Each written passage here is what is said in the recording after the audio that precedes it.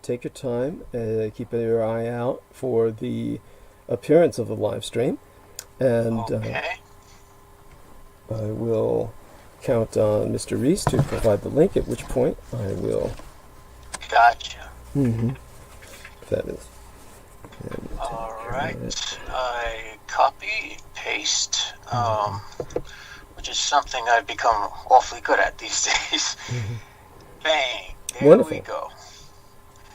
Okay. Hello, beautiful people. Welcome. Today is January 13th, 2021.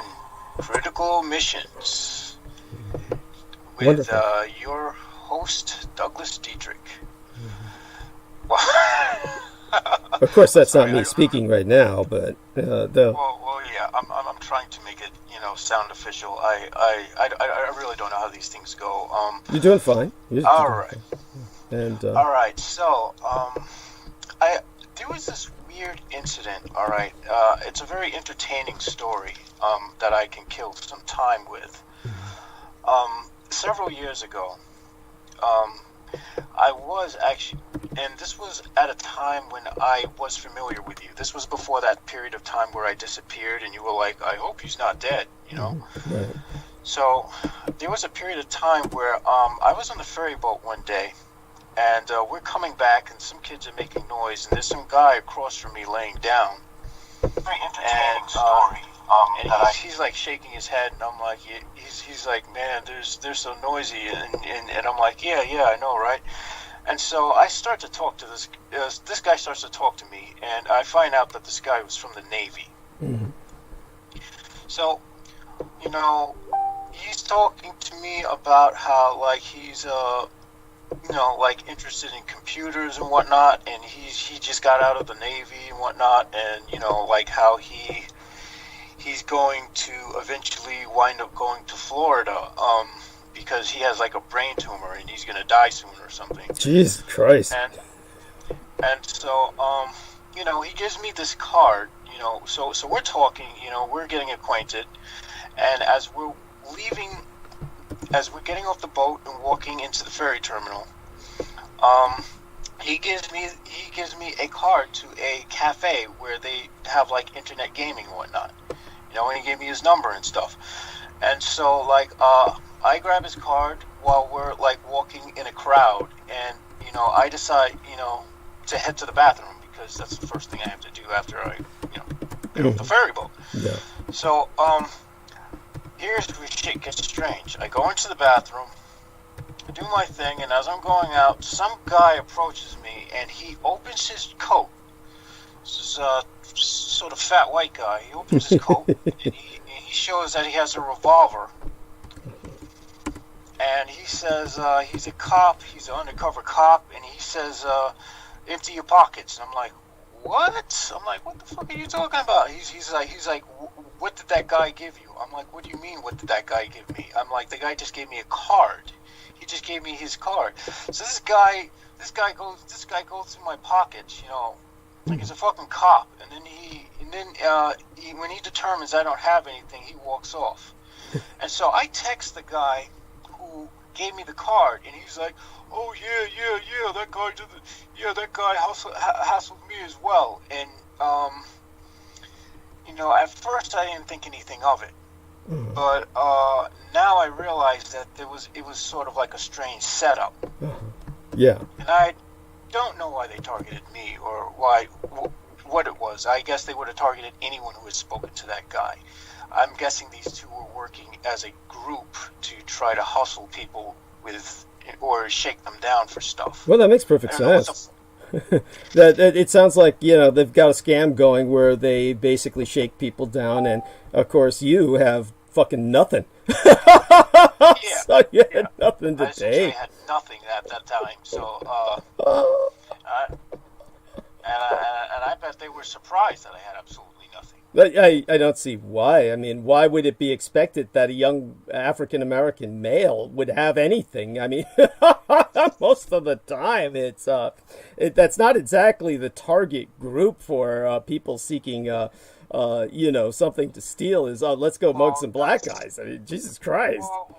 Well, that's exactly what made the whole thing weird. It's like, why the fuck, if of all the people they could shake down, there are people who have money, work, well, a shitload of money. So what was that about? What were they actually after? I don't have an answer for what that is. For what they were trying to do. I don't think the guy, looking back at it, the guy showed a badge, but I didn't catch his badge number. Right, of course not. I really don't think the guy was a cop. No, all. He wasn't and a cop. I'm fairly certain the gun was real. Joe, I'm sure that was real, yeah. And everyone else who saw it was like, what the fuck? They were like surprised, and I'm like... You mean he was doing this with other people around?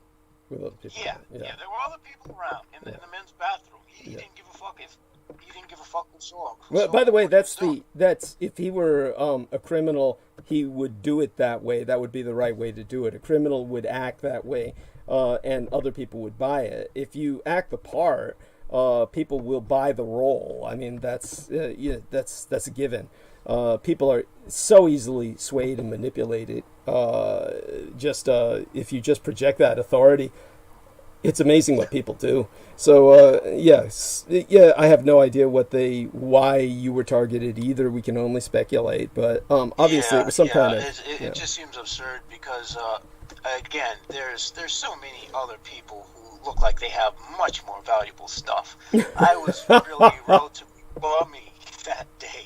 So it's like, why the fuck would you, mess with someone whose clothes is like ragged and torn and shit, I mean, I was really unkept that day. So it's like, what the fuck was that? I think they were just trying to fuck with me mentally or something.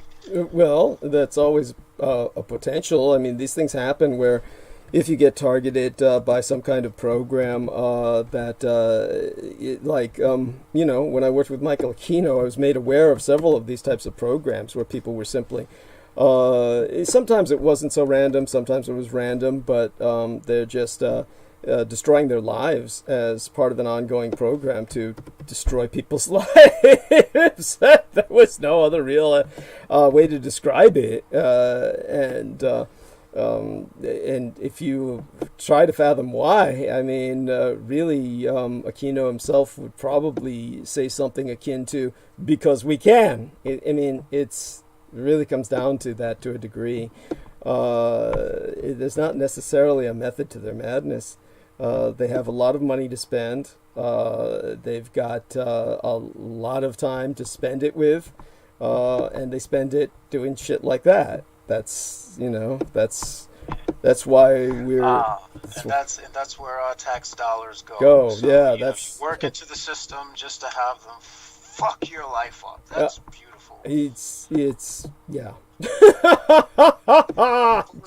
of course, everyone, for those who think I'm literally saying it's beautiful, I'm being sarcastic. Thank you. It's always good to qualify everything. It's unbelievable how people take things literally, which is a form of insanity in and of itself. So yeah, we always need to qualify what we say, unfortunately.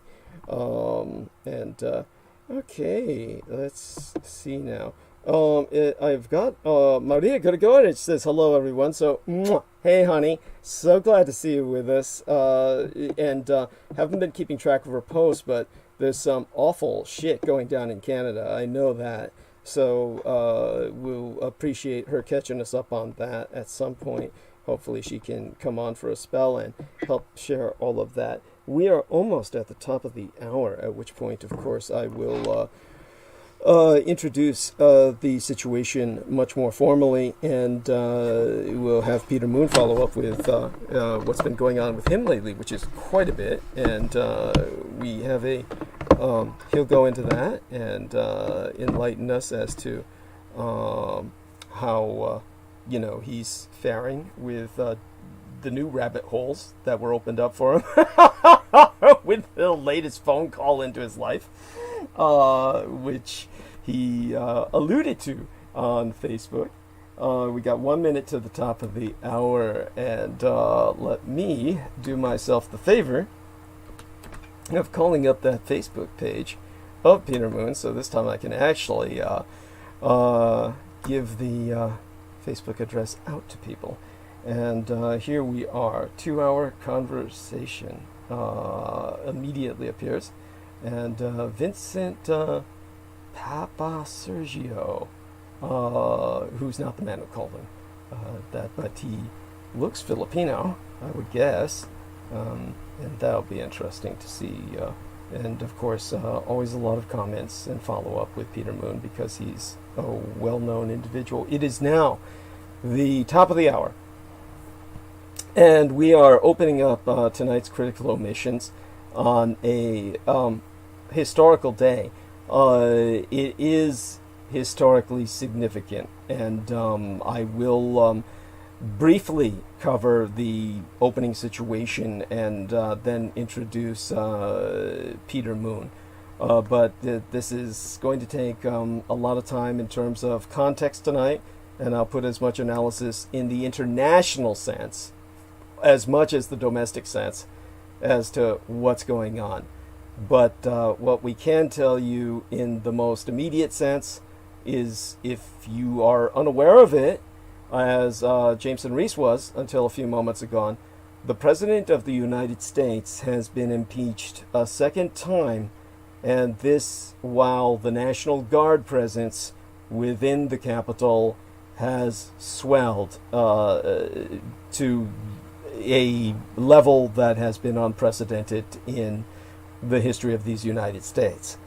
In a hurried and I'm certain what most people would interpret as a bombastic session of the House of Representatives, a vote to impeach President Donald John Trump has been passed. The vote marks the first time in American history that a president has been impeached twice.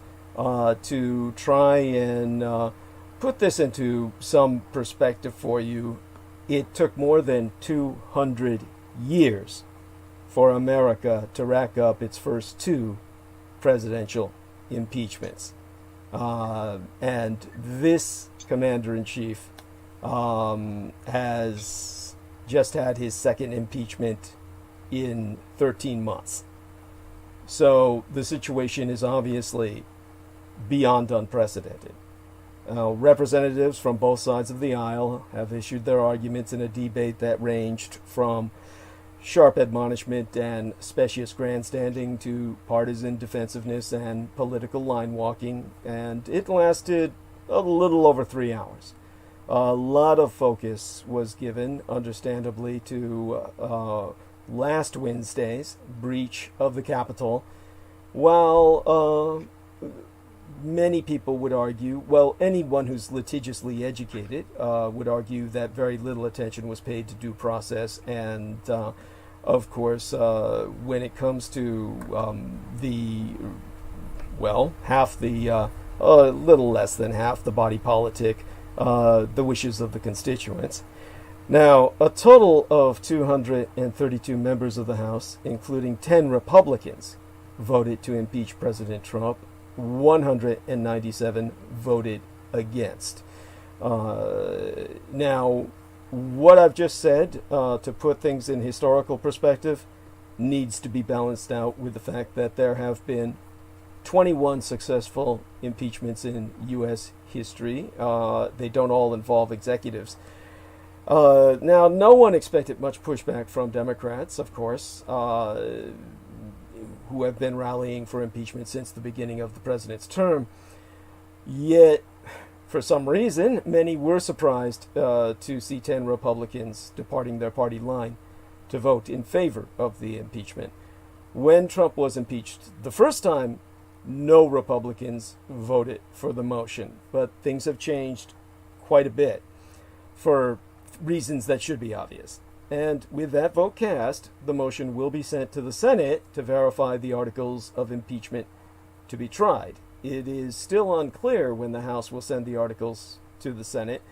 Some Washington insiders have posited that the House may wait to send the articles of impeachment until after President-elect Biden has been able to fully confirm his cabinet.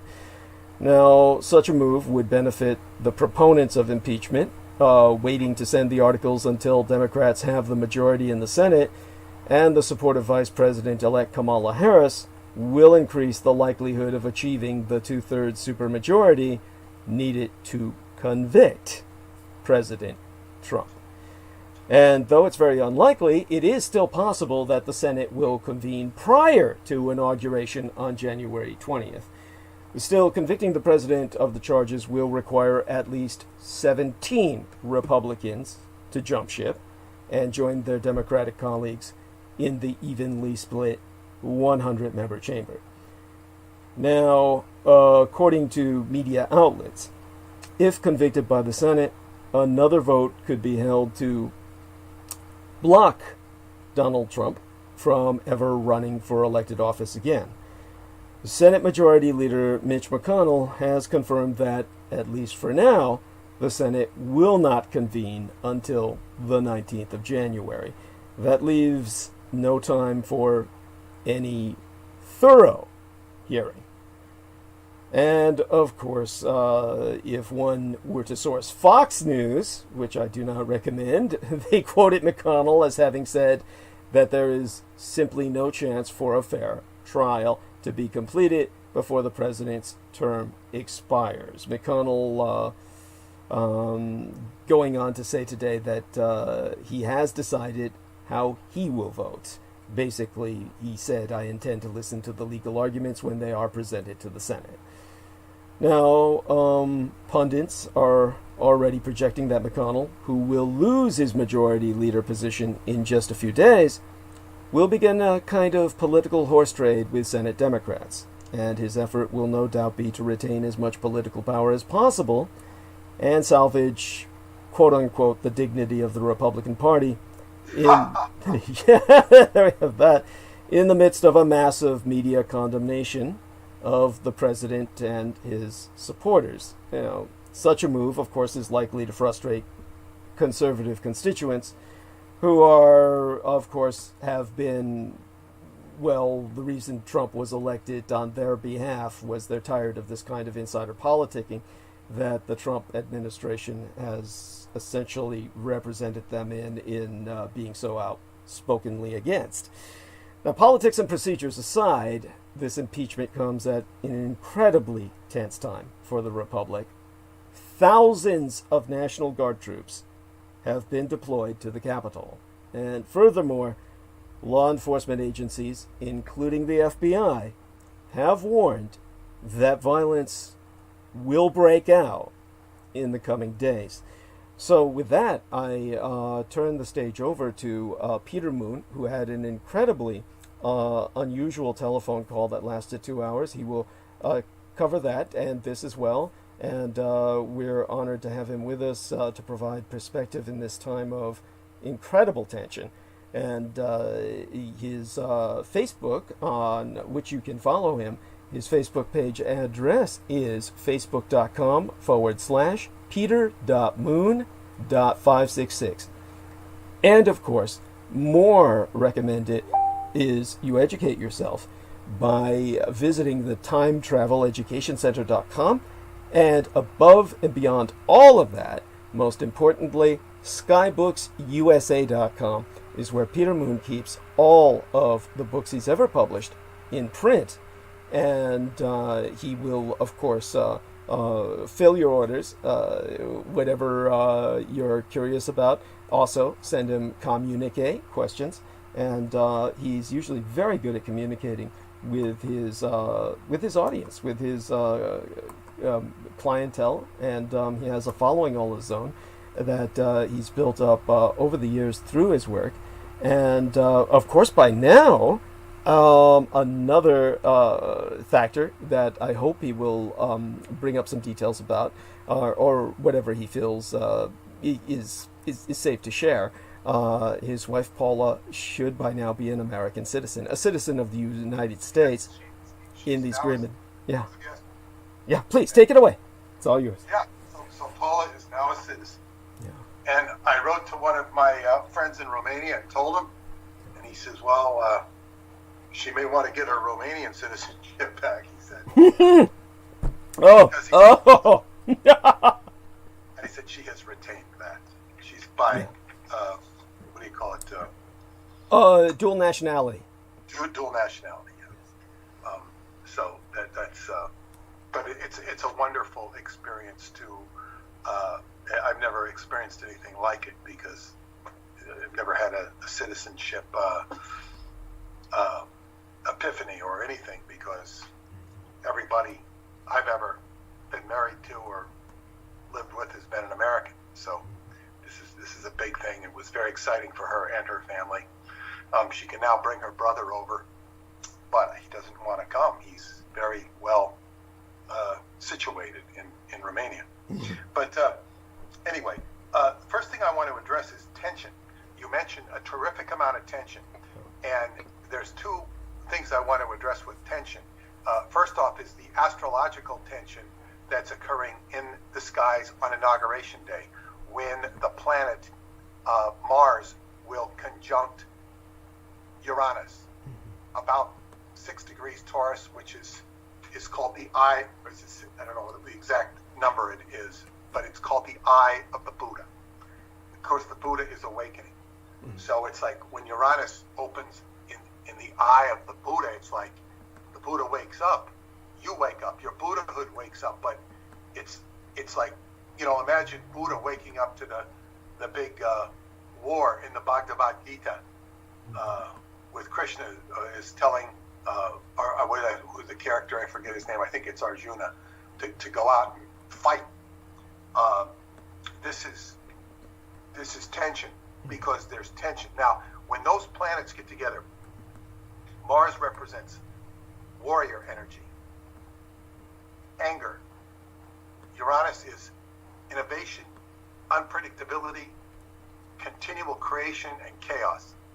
When those meet, you can expect a violent explosion. This could be an explosion like we saw on January 6th, where people are exploding their emotions, including the explosion of a gun going into that poor lady's, Ashley Babbitt's head or neck. It could be an explosion like the pipe bomb, only it could be worse. The building could be blown up, for all we know. And who the hell knows what's going to happen? And of course, we do know that there are agent provocateurs that could be within the constructs of the establishment on either side, left or right, who the hell knows? So there could be a big, whatever it's going to happen on that day, you can't predict it. Douglas had suggested possible assassinations. And all of this amounts to tension. And there is a principle in Qigong, and this is a very important one when you're working with your own body. Any tension in the body impedes the fluidity of the life force. Very important. This thing can be used in a lot of different ways. Any tension in the body impedes the fluidity of the life force. You can, figure out your own, where your body's blocked with qi or flowing energy by just using that principle. Well, if you apply this to what's going on in the world, there is a lot of tension that's blocking the life force. The Congress itself, irrespective of Trump, even before Trump was around, has been blocking the hell out of the life force of the American people. This is a governmental, structural, institutional problem that existed long before Trump, and hopefully will readjust itself in the coming months and years ahead. And it's going to take the energy of Uranus to upset the apple cart and work things out. Trump is a relatively minor player on the stage. And when I say relatively minor, he's just a passing fad in history, even if he comes back for 4 more years in the future. This is small amount of time to be spent. So these are things to look forward to. Also, Douglas asked me to mention that when this trial, he's pretty much covered it, when it goes to the Senate, it would have to be done pro forma ahead of time to be, all the senators agree that they're going to convict him, so they just go, okay, we're going to convict him. Is he guilty? Is he not guilty? Guilty. Boom, boom, boom. That's how fast it would have to be. And Mitch McConnell and other Republican colleagues would have to totally do an about face, which is, of course, possible. And this could be the surprise on Inauguration Day. That Trump is, they might delay inauguration by 5 hours so they can get rid of Trump and convict him. I don't think that's what's going to happen. But if they do, they're only inciting his supporters. This is the ones who are inciting riot right now are the Democrats. Biden himself is not. He might pour a little water on it. They're inciting rebellion by their opponents, in addition to whatever Trump contributed to it. So you have both sides fueling the fire. But now, to get to the events of today, for me, totally took my attention off of anything going on in the political arena. Save for the fact, well, first off, I have to say, there is a man, I mentioned him before on this program, Alex Studer. And Alex Studer had interviewed me on the radio at least twice. He was a native San Franciscan. He grew up in San Francisco, and he used to co-host a radio show, a podcast with Dr. True Ott, a former member of the Latter-day Saints who wrote a book exposing them for being basically a satanic organization. Not the rank and file, mind you, but because when he began to investigate Satanism that he uncovered in conjunction with a psychiatrist, the psychiatrist was written a letter and said, do not investigate satanical. The psychiatrist received a letter from, the Psychiatric Association saying, do not investigate satanic ritual abuse, because in no cases has it been found therapeutic. If you continue to investigate it, you'll lose your license. So when they did investigate it, it went up higher into the hierarchy of the Mormon Church. And when they reported, the higher they went to the Mormon Church, the more they were frowned on and cut off. So this is why he left the Mormon Church, who are very heavily tied to Freemasonry, one of Douglas's least favorite organizations. Now, Alex Studer. So I said something about Alex. Oh, I mentioned that I'd been working with, the phone call was from Dr. Truott, and I've been wanting to talk to him for like a decade. I never got answers back. I used to buy stuff from him in volume from he's a nutritionist, a doctor of nutrition. I used to do business with him. But he didn't answer my stuff. But I actually wanted to publish his book on the Latter-day Saints. And at this point, I'm glad I didn't. It's not that the book is not good. It's very good. The problem is, it might have attracted attention I didn't need, and might have been detrimental to what I'm trying to do. And my main job in life is not to expose the Latter-day Saints. There is a lot of, I guess what you'd say, synchronicity that I've had with the Latter-day Saints. And it all ties to Dr. David Anderson. That's just synchronicity. I don't mean to suggest that David is a part of the Latter-day Saints. But he lived very near Hill Cumorah, which is their most sacred site. Hill Cumorah is where Joseph Smith is said to have received the tablets from the angel Moroni, and so on and so forth. So anyway, Alex Studer was the co-host, and I mentioned Alex to him, and he said, Alex was murdered. Oh. Now, Alex, I had engaged, after he had me on, about Douglas Dietrich.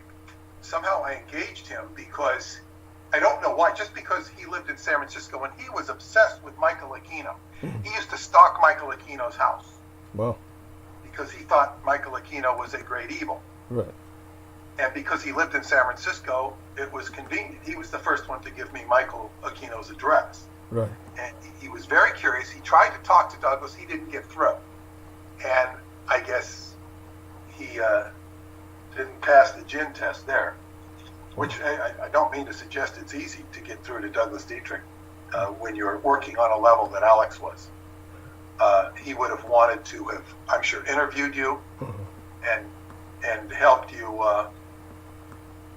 tear down the dam. I'm sure that was his intention. Right. So anyway, Alex interviewed people. He was known as a controversial. He stirred up a lot of controversy, but he was known to have a very good heart. It says, Alex Studer, musician, radio personality, dead at 51, known for his controversial beliefs and endless heart. Alex McGowan Studer was found Monday morning deceased. Now, if you go on this link on goldwater.com, it goes to a dead end. They don't say how he died. They say, but they do have an article about Alex before he died. And what True had told me was that Alex was, he was a musician, but he was facilitating some concert for, some famous singer. I want to say Christina Aguilera. I'm not sure it was her, but it was somebody who was close to that ballpark, if not in that ballpark. Mm-hmm. And he was on a scaffold about 3 stories high, and he fell off. And he went comatose for half an hour or something. Jesus. And when he went comatose, he came out of it. The EMTs wanted to take him to the hospital, but he refused, which was not a good idea. Oh. Perhaps he was afraid of what they might do to him at the hospital. But in any case, he came on the air with True the following day and became very insulting to the listeners, using very foul language, dropping the F-bomb, and it was completely inappropriate. I think he got, taken off the air, kicked out by the producer, and then the same thing happened at his job. He became kind of crazy, and it was a result of the accident. Right. Because this was not who he was. Now, this is what, let me find here this article about Alex. And if you could send me a link as well, I'd appreciate it, because I'm wondering I'm wondering if there was some kind of occult, almost like a barrier that prevented us from contacting each other while he was alive, that perhaps Aquino's forces at work, so to speak. Really, it bears actually taking into consideration. Aquino was involved, and I will explain, because the story becomes more horrific. Here, I just sent you a link to what I'm about to read. And of course, there is indeed an occult wall to get to Douglas Dietrich. I've talked about it myself. Yeah. I had, and this is before, I'd had minimal contact with him, but it was like the coldest day of the year. Yeah. My whole, water pipe burst over my electrical box, putting water into the electric box. Yes. I had to get a whole new electric box. It was nightmare in the coldest day of the year. And I called my girlfriend in the morning, after the middle of the night, and I said, gee, this might have to do with Dietrich. She says, I know, I didn't want to say anything. Not that Dietrich caused it, no. But the energies surrounding him. Aquino was alive and living then, and wreaking havoc. So and it was almost like I had to pass a test to get through this. Yes. And that was years before our friendship had developed. I hadn't even met you then, I don't think. Right. No, I hadn't even met you at that point, because I remember getting the electrical work done the day before I went to see Paula in Transylvania for the first time, when I went to go visit her. And so it was all tied together. Now, this is an article that appeared on June 11th, 2018, about 2.5 years ago. And this is says El Sobrante, California. El Sobrante is a town on the other side of San Francisco Bay, from San Francisco, nestled above or around Richmond. It's in Martinez. Martinez is a beautiful little town where there's a bridge that takes a long time to get over. But it says, a man who barricaded himself in his El Sobrante home for about 6 hours surrendered without a struggle Sunday night, a Contra Costa County sheriff's spokesman said. Alex Studer, 51, of El Sobrante, was arrested and booked into the Martinez detention facility on suspicion of making criminal threats, exhibiting a firearm, and obstruction, according to sheriff's spokesman Jimmy Lee. He is being held in lieu of $25,000 bail. The case began when the sheriff's office got a call around 4:20 p.m. about a person in the 3800 block of La Colina Road allegedly standing on the balcony with a rifle aimed at a neighbor's home, threatening the neighbor, Lee said. Deputies went to Studer's house and tried to communicate with him, but although he initially came out on the balcony, he then retreated into the residence, according to Lee. Members of the sheriff's office's hostage negotiation team tried to communicate with the suspect, who would only speak briefly and then hang up the phone, Lee said. As a precaution, deputies evacuated nearby residents. At 10:53, the negotiation team convinced Studer to surrender, and he did so without a struggle, according to Lee. Now, that is the end of the article. There might be some similar articles, but what you don't see appear is anything about his death, except for what I see on the Google search engine that says Alex Studer, musician, radio personality, dead. When you hit the link, it goes nowhere. Jesus. What I did find out from True is that he was found hung. He was hanged by the neck. They don't mention this. It was attributed to be a suicide, like Jeffrey Epstein, Right. or Tracy Twyman. Right. But it's the same thing. It was an occult killing. Right. And he said Aquino was working on him overtime. Right. He told me about this. And I don't remember all the details. I would like to connect you with True Ott. As much as I would like to connect you with him, I'm hesitant because I don't want there to be a discombobulation, if you know what I'm saying. Right. And I said that's no, what you call it, knock at either one of you. It's just like, whoa. I understand. He has done a lot to expose various different people, ranging from Sean Hannity to Barack Obama to all sorts of stuff. He has dug tirelessly to expose a lot. And this was like, and it is upsetting as it was to hear about Alex, this was not what kind of shook my world. And it has more to do with what shook his world. Because when he called me and picked up the phone, I heard this. I said, excuse me, I didn't hear you. And he says, you probably don't remember me. No, I said, I didn't hear who you were. I just don't hear what you said. He says, this is True Ott. I go, oh, God, yes, I remember you. Of course I remember you. Boy, do I remember him. I mean, we had very in-depth conversations besides my appearances, several appearances on his show, which was probably, 10 years ago. And I was put in touch with him by one of my readers of the Montauk Pulse who lived in Utah, and when I was investigating the Utah connection to Mormonism and Indians. Now, everybody, so in the course of his investigations, he came across a journalist, Warren Anderson, coincidentally had the same last name as David Anderson, who ended up being killed for his reporting on what is now known as Skinwalker Ranch, Whoa. which is owned by Bigelow.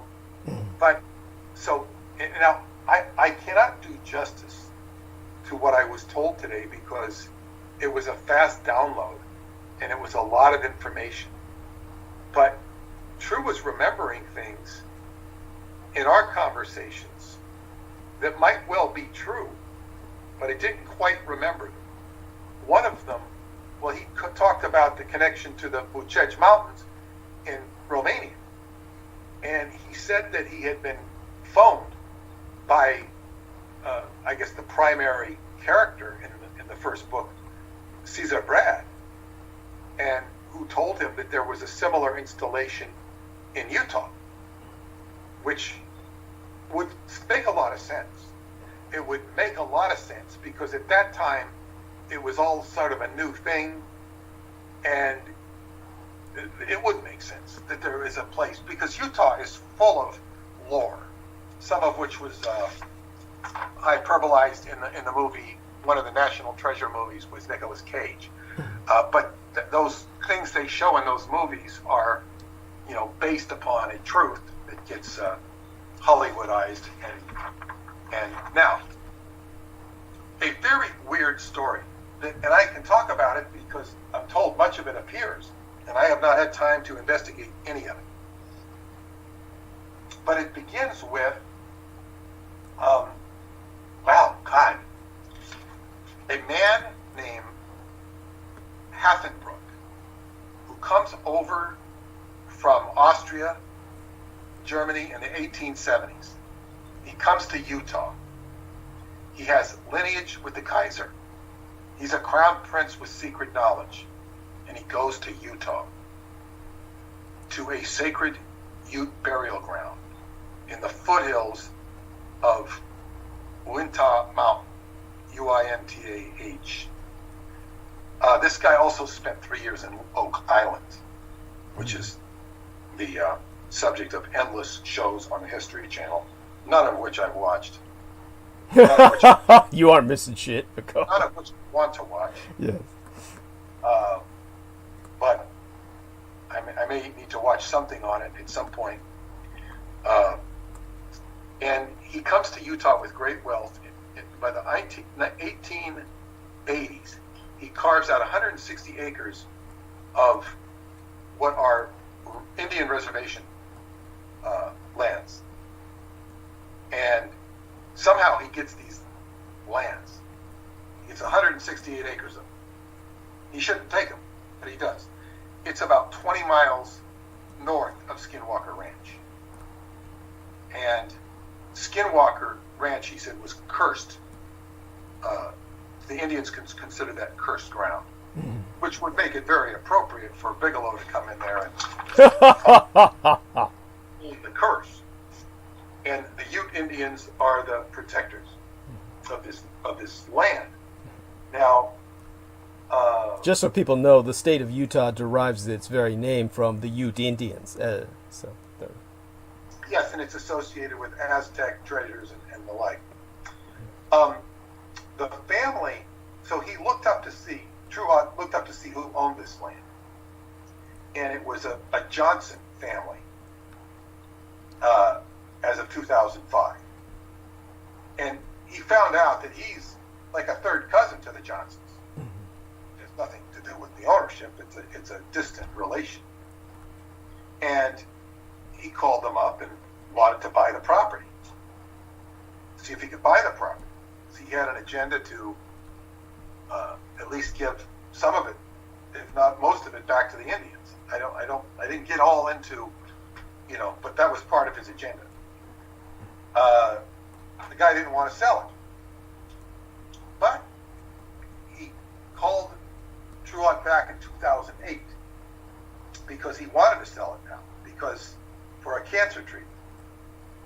The guy doesn't realize that owning that property could cause you some problems. I was about to say, it could give you cancer. As True was about to find out himself, and did find out. So True got to put together a team of 3 people to buy the land. Well, but before he did that, now keep in mind, True was at the highest levels of the Latter-day Saints Church. And in his book, he talks about how he gave he was staying at, they have this big pageant at Hill Cumorah, which is not far from Rochester, not from where the Dietrich family lives. Right. And they have the biggest outdoor pageant in the world every July at Il Camorra. There's a lot of grass, and he said it was always amazing that it never rained on the pageant. He went there several years, it never rained on the pageant. So they have all this equipment that they would bring up like in April. They'd start bringing it up in April because there was so much of it. Right. And it all had to be calibrated and coordinated. Wow. And there was this doctor, I think his name was Soderholm, that used to come up there and do all the work on it. Wow. And when Drew read the Montauk Project, he was very amazed because it talks about Brookhaven Labs, was where they used to do the research initially for what became Montauk Project. And he sees on these, he said, well, yeah, when I was up there at lunch break, up on the hill where the angel is and all this stuff, where the tablets were received, that's just where they keep it all. He saw labels on the equipment, Brookhaven Labs. And he says, well, wow, this all makes sense because it talks about weather control, the Montauk Project. He says, that equipment, you'd see all these storm clouds come to rain on the pageant, and they go around. They would never penetrate us. People are out there in costume, reenacting old wars that are in the Book of Mormon. And so he says, wow, this makes sense. Weather control. This doctor. So when I heard this story from Drew, I called up Preston, and I didn't feed Preston anything. And I said, did you ever hear of a Dr. Soderholm? He says, yeah. He worked at Brookhaven Labs, but he wasn't a doctor. They just called him a doctor. And I said, I told him the story, and he says, who do you think made the equipment? Meaning himself. Preston made the equipment. He knew all about it. So that was an astounding synchronicity. And that was, I don't know if it was before or after Preston and I went to Hill Camorra. Well, we went to see Dr. David Anderson, and then I said, I've always wanted to go to the place where they have the tablets. And it's Easter Sunday, and Preston, I'm driving down, and Preston says, I think you better turn off there. Like he knew the area. And he was right on the turnoff, because I would have missed it. And I was the one who wanted to go. There was nobody there on Easter Sunday. The place was completely closed up. They followed us back down, somehow surveilled us, and clandestinely, because when we got to Preston's house, which was under contract, he says, you want to see my house that I'm buying? I said, yeah. So we went and looked at it, and then when we got back, he said that the realtor called him and said the Mormon church was trying to buy it out, trying to break his contract. He had a signed contract. It was going through escrow. They tried to break it, but they couldn't do it. And he said he learned that it was an old Masonic temple. And most of the presidents of the United States had been to that at that time, in its heyday. It was now run down. So he bought an old Masonic temple. Cairo, New York, which they like to call Cairo because they like to disassociate themselves from anything associated with its actual legacy, including Preston Nichols. So that's just sort of a side story. So anyway, Truant and I had a lot of synchronicities, and of course when I discovered Douglas Dietrich, I was very interested. That's why I contacted his friend Alex, and but that never went anywhere. I just felt like the cutoff he had with Douglas, I had a cutoff with Truant. But anyway, so he acquired, so because he was at a high level of the Mormon church, which meant Freemasonry, when he was staying in Syracuse, while staying at that property, and that was a different time, and he was staying with a woman whose brother was a Jesuit, staying at the house, and the Jesuit was getting drunk on Christmas or something like this, and somehow True flashed him a Masonic sign, which is called the sign of the nail. Now, the nail, if you go to Mormon churches, at the top of the steeple, you'll see a nail. It's their secret symbol. What does nail mean? It's the nail that crucified Christ. It's a antichristic symbol. Interesting. Yeah. So he made the sign of the nail, and the Jesuits spilled out about how the Jesuits had come, this is like early on, like 1700s, I think it's 1600s, maybe even 1500s. The Jesuits were early travelers on the continent. They occupied the Baja California as well. They were before the Dominicans, who chased out the Jesuits. And he said that he told them the history that they had gone to they found in Ohio, a whole bunch of Native Americans that their religion was Judaism, and they had pharaonic headdresses. They looked like pharaohs. Oh. And that they wrote all this stuff up, and the information was hidden in a cave or somewhere, and it turned up. The Jesuit, somebody found it. I think it was called Solomon Spaulding was tied to this. I don't remember the whole story. And basically what happened was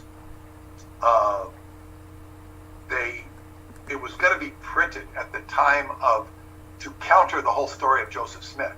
Mm-hmm. They were going to counter Joseph Smith. They took it to the publisher in Pittsburgh, nearby Pittsburgh. The publisher was a Catholic. He notified the archdiocese, and the Catholic Church came and took the manuscripts, said thank you for returning our property, because it was written by monks, and they took it, and the manuscript never got published. And because he was drunk and telling him a fellow nailman, he heard this story, and of course he had his own experiences with the Mormon Church, which he had to get out of because of their outrageous behavior. Right. But so very interesting man. But so he had a lot of interesting connections. One of them was a doctor in the Pentagon. He called and told him about this property near Skinwalker Ranch, and the guy in the Pentagon said, "Wow, interesting." He told him to secure the property with a limited liability company with protection, and to buy it. So he created his own LLC, the Bear Group LLC.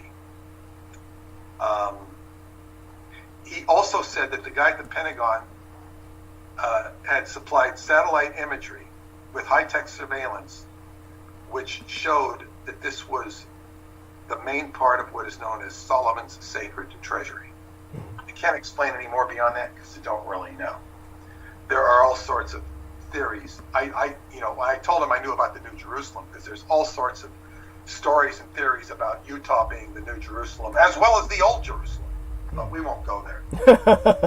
I cannot ground. I've talked to these people and I could not ground them into making a palatable piece of literature, even a newsletter, that will meet my requirements for sounding acceptable to an audience. Doesn't mean it's not true. It might have more to do with their ability to facilitate telling a story that makes sense to an objective listener. So that's the problem. Now, all of their stories could be true. Everybody's story could be true if you can make it make sense. That's the challenge. Right. So in any case,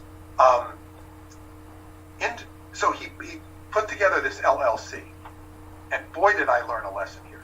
When you put together an LLC or anything, and you go and secure a title on this piece of property, you make sure that the person who's designated to secure the title actually does so. Better to go off and secure it yourself, and to get everything notarized, copied, etc. So he got a couple of partners there, because it cost about $400,000 to buy this 68 acres or whatever I said it was, 168 or whatever it was. 168 acres. It cost about $400,000, and he purchased it with a couple of partners. And one of the partners, I think I can describe him in one word, or where he was from, which might very well explain his behavior. He was from Arkansas. Yeah. And he was a driller. Uh-huh. He did oil drilling. And his contribution to this could be that he could drill, because there was obviously something beneath this ground. This saga has gone on for like 15 years or so. Basically, what he found out, there was three partners. There was him, the driller. The driller is now on TV. And from everything I've heard, he's a real son of a bitch. His name is Ollinger. And Ollinger, and I don't remember the name of the other person, but the other person reneged on his investment or maintenance or whatever it was. So that was taken over by a Dr. Eric Bremer from San Francisco, who had signed the collateral, co-signed it. So he became the owner, Dr. Bremer. And there's nothing bad to say about Dr. Bremer. He came in and became so basically this weird guy shows up on the scene through a radio show, and he's been extensively covered. Dan Nikoloff, Republic Broadcasting, which True Odd used to be on, and this weird guy shows up. His name is General Jeremiah Davis. Jeremiah Davis had a record as an impeccable fighter pilot in Vietnam. He actually they checked it out, he had a good reputation. That might be the more saner side of him.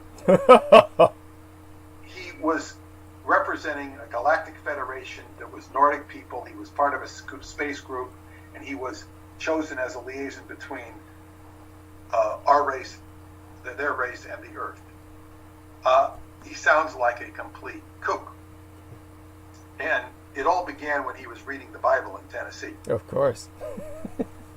And this light affected him, and so he's got a whole story out there. Now, but somehow I don't remember who he contacted, but if he contacted True Odd, or I think he did, he knows about the property, and he will show him a place where to drill. Yeah, so he's going to show them where to drill. And they go, and so he gets his two partners together, and he has to talk the guy from Arkansas, kind of tell him about it, because he's the more, but I think the guy from Arkansas had already tried to get out of the deal when he found out the other guy had reneged. And when he acted real funny. He said, well, this is a ripoff. He makes all these complaints. And Trutz says, look, if you want to get out of this, I've got plenty of people waiting in line to take your place. You get out of it? They go, well, no, I'll stay in it. And he sounds like, even before I hear what he does, he sounds like a real shithead. The way he behaves. And aside from the fact that he's from Arkansas, which we will not disparage, the Arkansas. So anyway, this Jeremiah Davis gives all his space talk. He tells them to drill. They drill, and there's nothing there. And the guy from Arkansas, now they all invested money to pay for the drilling, including the driller. But so the guy from San Francisco, the doctor, okay, well, it didn't work. The guy, True, says, it didn't work. The guy from Arkansas starts threatening to sue True because, you defrauded me, He said, I didn't defraud you, you idiot. This was a risk. We took it. You took the risk. Right. He says, if you don't want to be in this, we'll buy you out. We'll get somebody to buy you out. We'll leave it. He says, no. So he stays in, He's like, what kind of an idiot? This guy, how does he behave like this? So, I think the 2000, I think it goes on till 2007 to 2018. I think the doctor from San Francisco goes to look at the property. It's all overgrown. And I think they go on Labor Day of this year, and they find a major excavation done by the Arkansas guy, Ollinger. And it's totally being done behind their backs. Wow. So he calls them up and demands a conference with them.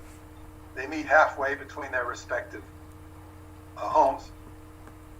And Ollinger, and by the way, True is he's a big man. He's taller than I am. Oh. He's big. He's a very gentle soul, very nice man. But he said he brought a gun with him. Now he is from Utah, where people carry guns. Right. That's true. Like some people carry sunglasses. Yes. Yes.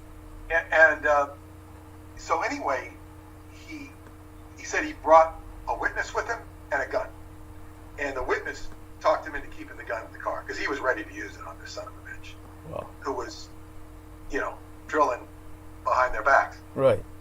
So the man, Ollinger, told this tear-jerking story that he got a call that from this space cadet, Jeremiah Davis.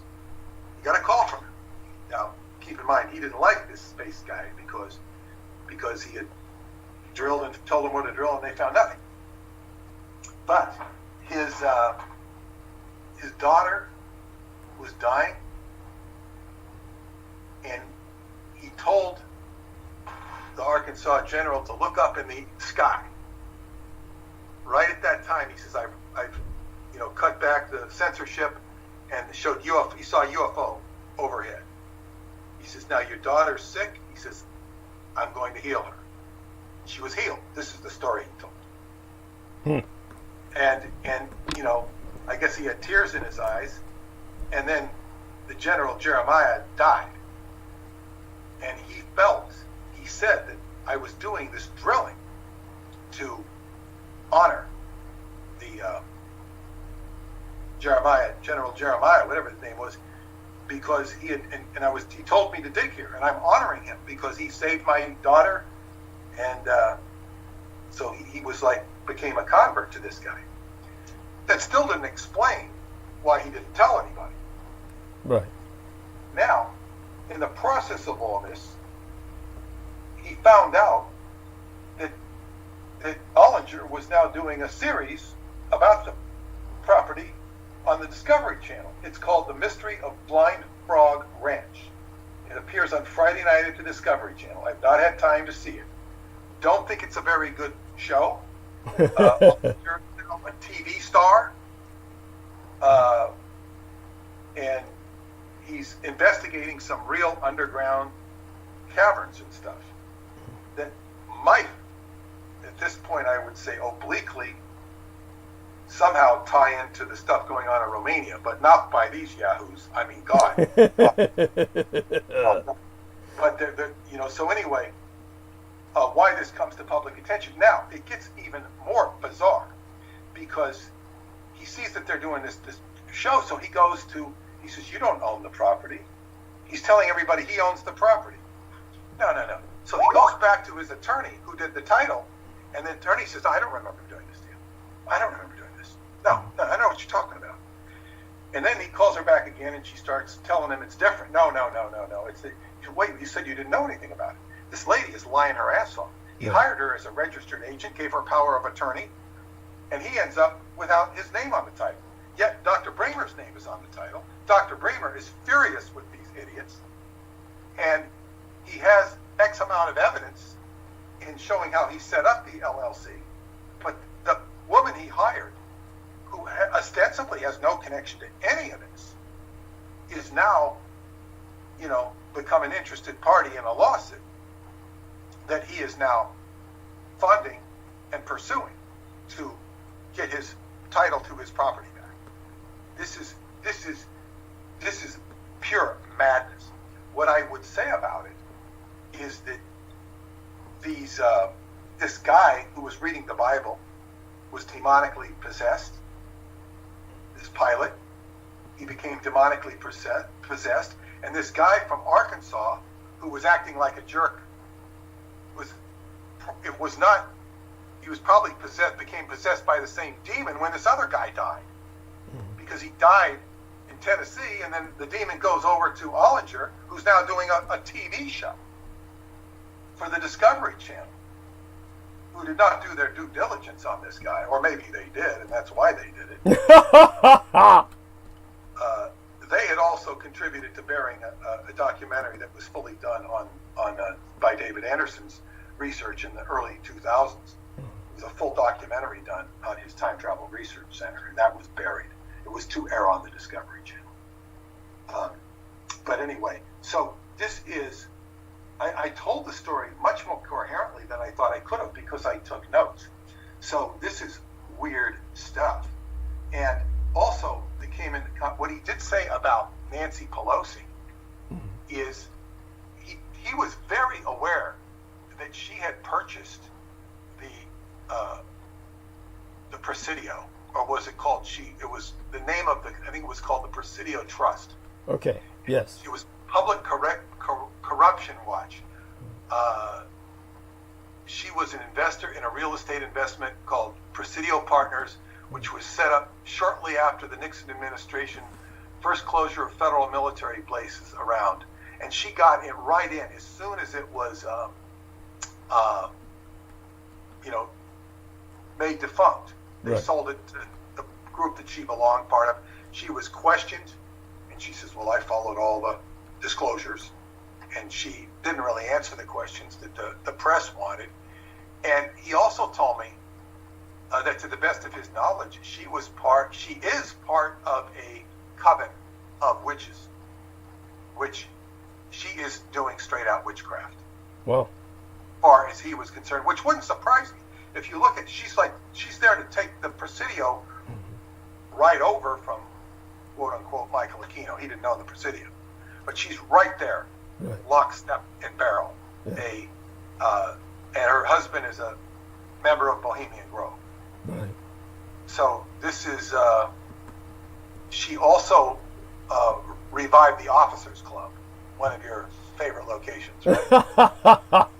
The Officers Club it's like the oldest building in California, I think. Actually, so that people understand this, the Officers Club was literally built by the conquistadors in 1776. So it's the oldest building essentially on the West Coast, and is still around. The oldest building that's still standing. So it's as old as anything on the East Coast, and there's very few things on the West Coast that you can say that about. So, but anyhow, please continue. Yeah.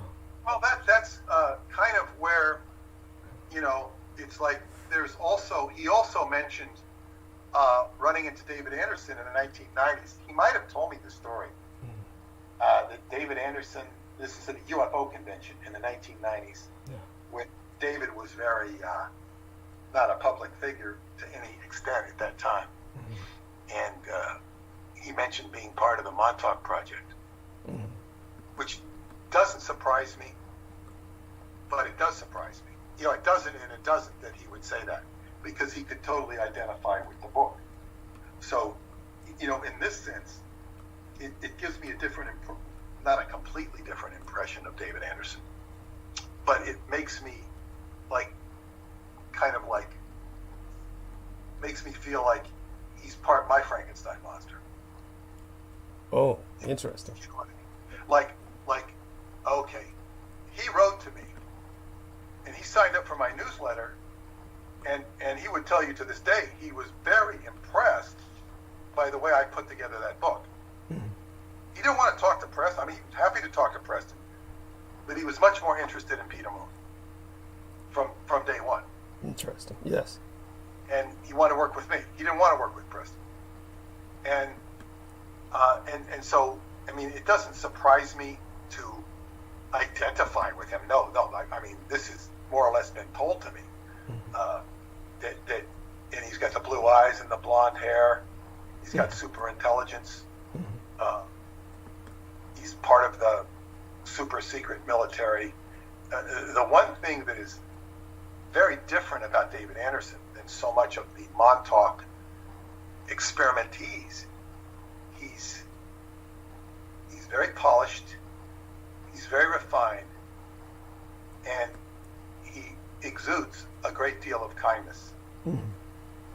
He can also be very distant, to the point where he's not somebody you want to build up a personal relationship with and count on him to, be there for you. He will be there at certain times.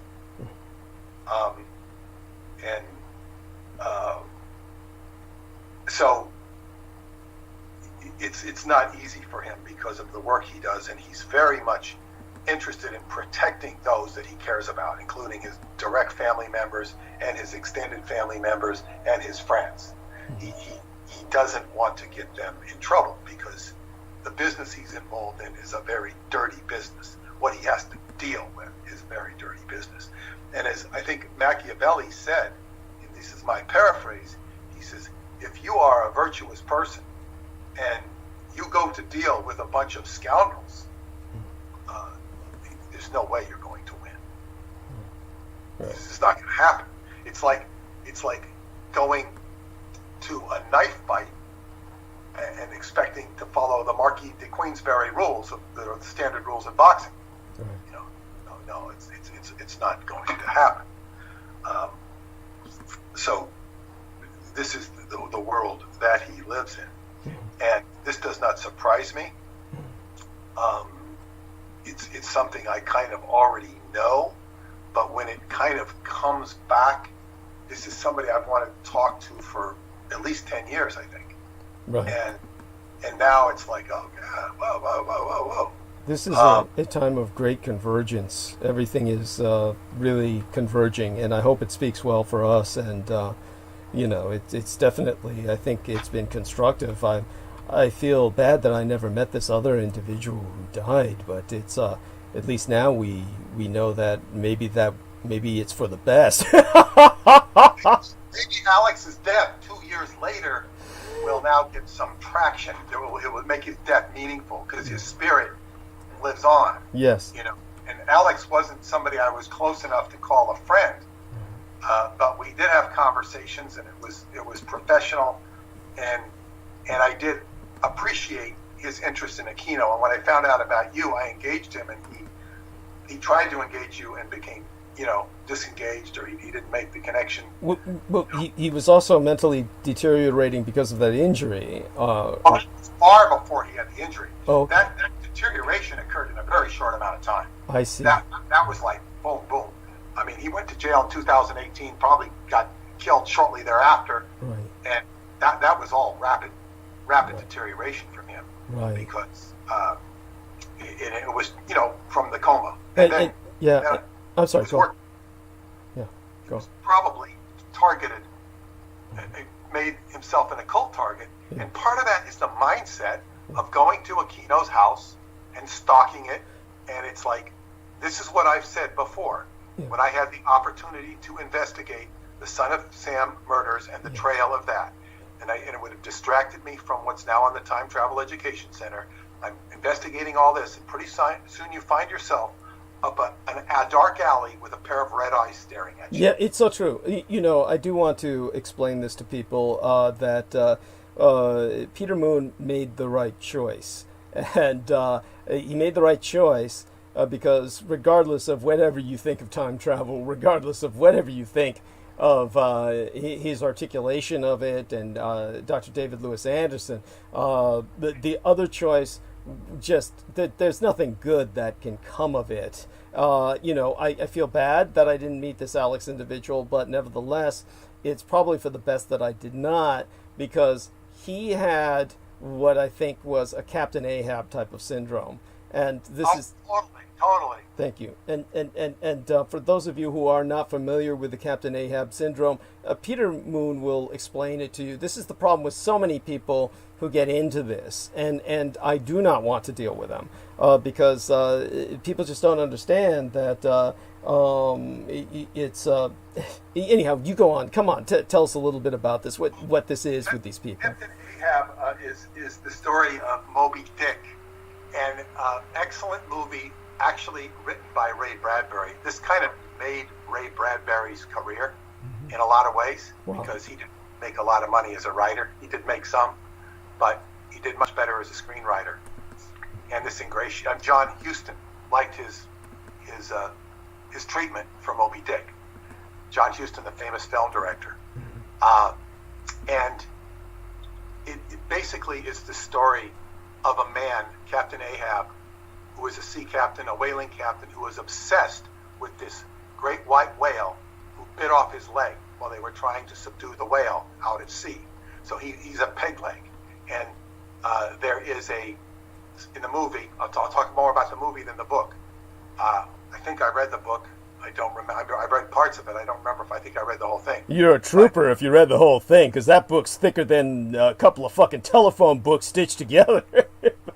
Well, it does feature a Montauk Indian, who Quiqui, his name is, and the main character, Ishmael, he joins the crew, and with Quiqui, the Montauk Indian or the Puspatuk Indian, whatever he is, Pequot Indian. Though the ship is called the Pequot, which is Indian name. Right. And anyway, they go aboard the ship and they learn whaling, and it's they're going out to get whale and to get whales, and they use it for New England uses it for oil and blubber and all sorts of wonderful things. Yeah, perfumery. The scrimshaw, which is used to make bodices and dresses and all sorts of stuff. So anyway. But Captain Ahab wants revenge on the white whale. And that's what he wants. And I've written in my book, Montauk book, that this was required TV for me. I did not have required TV. Right. My father didn't really watch TV. Right. But this was required watching. Moby Dick, because it was about the ocean. Captain's Courageous with Spencer Tracy. And what's that movie? The Last Summer, about surfing, because my father was a surfer. He grew up surfing. Well, I never knew that. But that makes sense. Movie, yeah. In San Diego. Yeah. And anyway, so this was one of the required movies. Right. And it made a great impression on me. But anyway, Captain Ahab is going after the white whale. Which he's personalized. It's important to emphasize that he's personalized this whale.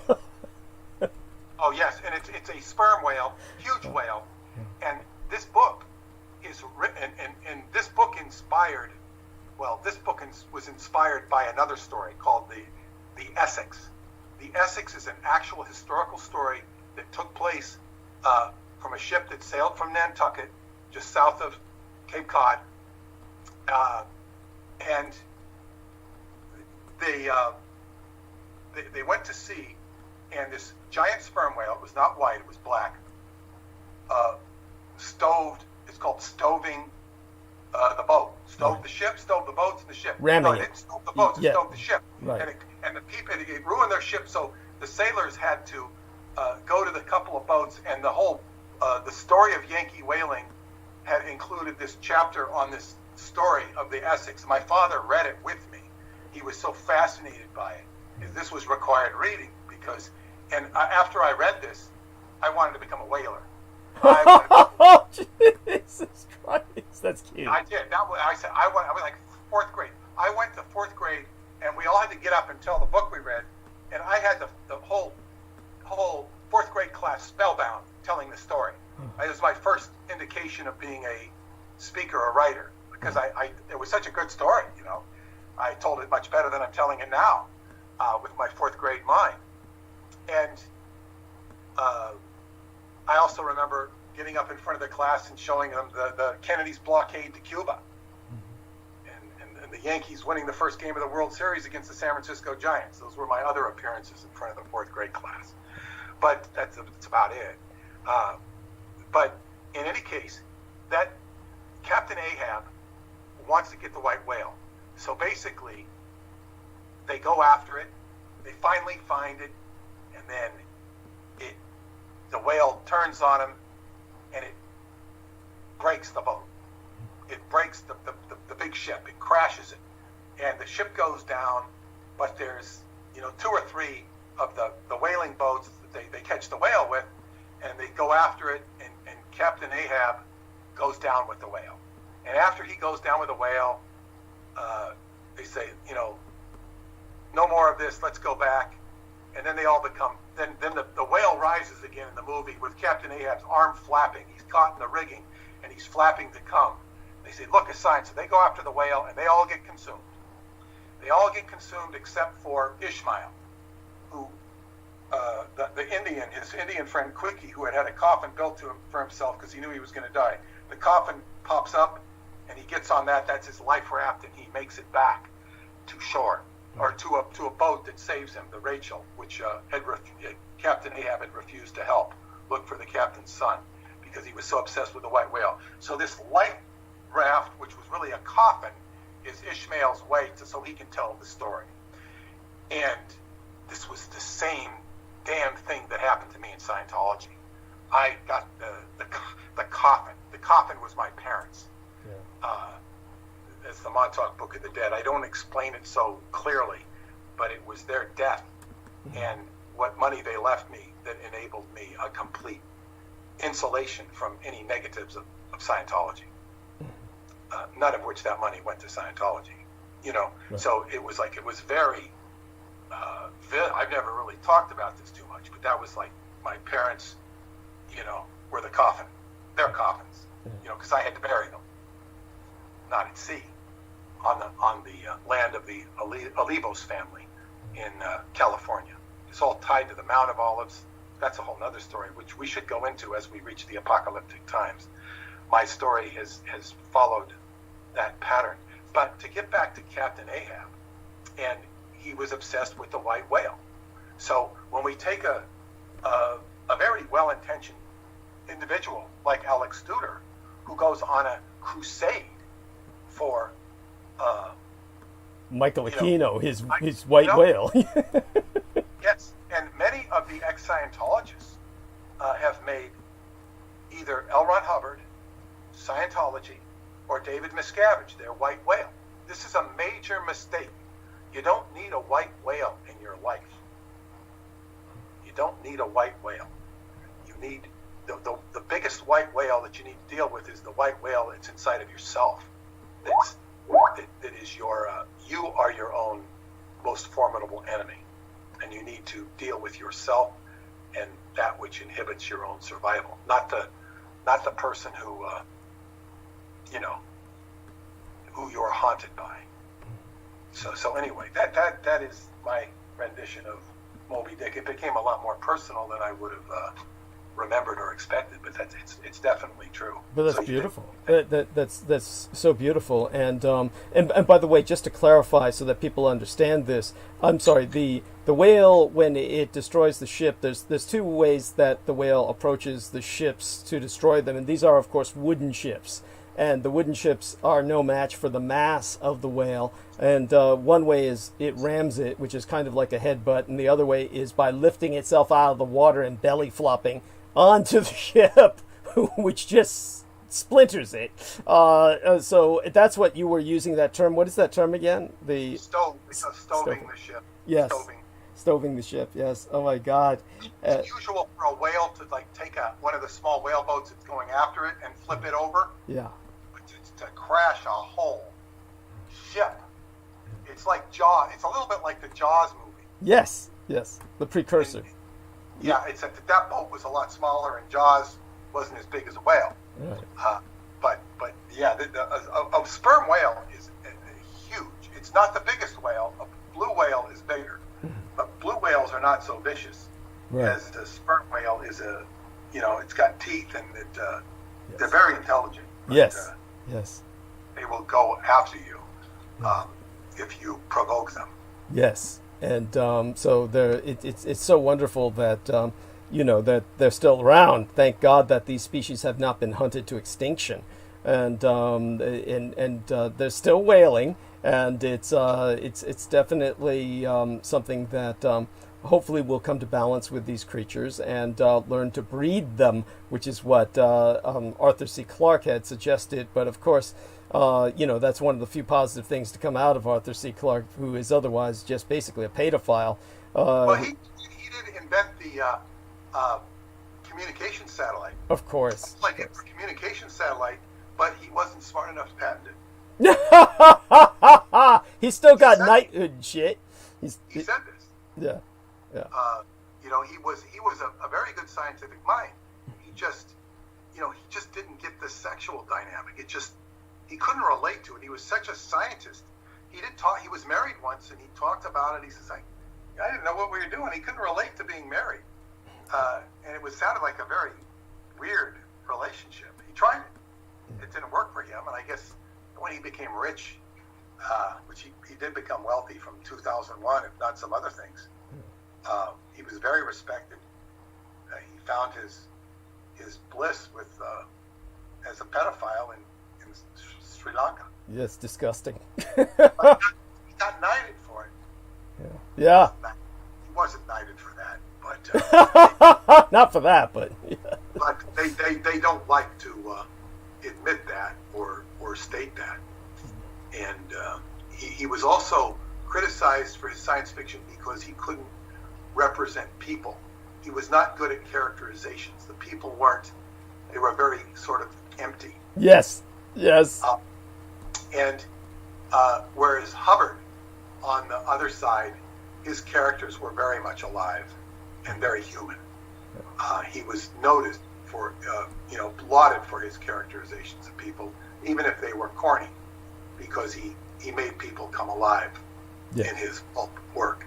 But it was one other thing I was going to say about the Moby Dick thing. Anyway, it's okay. Well, we'll remember it in time, and when you do remember it, we can bring it up on Sunday. That's definitely. I'm glad you brought up what you did, and please go on with that. What else comes to mind? I mean, certainly. Well, I hope to. I mean, we had to. I had to. Drew had to go off with me because he had to go to a podcast. So we hope to continue this dialogue because he's still in the midst of this lawsuit. Now, the other thing I would say about his lawsuit, when you get involved with anything that belongs to Indians, this is what can happen. Yes. So you don't want to be buying their property. Thank you. Yes, it's not a good idea. After all, we all saw the movie Poltergeist, and look what happened to them. It actually makes you wonder why anyone would want to buy Native American property. Well, it seems to me he had a purpose that was laudable, because if you buy the property and give it back to the Indians, some of it or whatever, and you serve some humanitarian purpose, that's laudable. And I would imagine he wasn't thinking about it, and it's probably actually a good thing that he did what he did, because it's bringing this story to the surface. And if he didn't do it, this Ollinger guy wouldn't be doing his TV show, which brings it further to the surface. So the problem is, when you start, like the medicine man told me, when you go into the casino business, you find out that the Chinese own you. You're partners with the Chinese because they know the casino business backwards and forwards. He's talking about the Hong Kong Chinese, I guess, but who've been in the casino business longer than anybody. So they'll come in and break your casino if you don't hire them for protection. So in any case, this is what happens when you go to do business with the Native Americans. You find out that they're doing business with you, or you're doing business on their ground rules. And if you do not understand that, the same thing applies in Romania. You're doing business with the Solomonari. If you don't recognize and understand that, do not, expect a lot of surprises. And this is, these are the rules. It's not, you're not an owner, you are a steward. This is what I saw something or heard something today about power. When you engage in power, you are a conduit. You let, like an electric pole, you are a conduit to let current flow through you. You are not the power. When you start saying, I own this and I own that, you are in trouble. You are a current for power. This applies in the martial arts too, when these incredible martial artists can have current go through their body, the force, and boom, boom, boom. They can knock people down without punching them. It's a current. That's on a physical level. But when you get into when you become a president, a congressman, you are a steward of power for the government, for the people.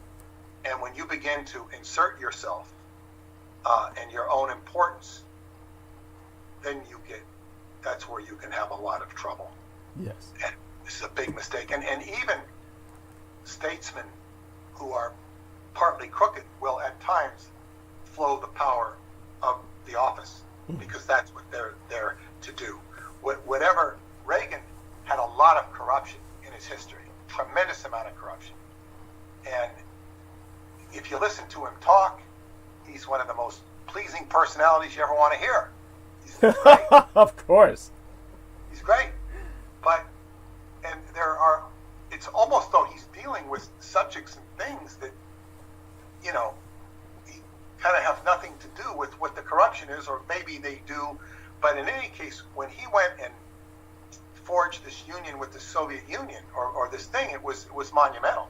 He was changing the dynamics of the world, and which led to Gorbachev going to the Presidio and being all involved with Nancy Pelosi as well. That's right.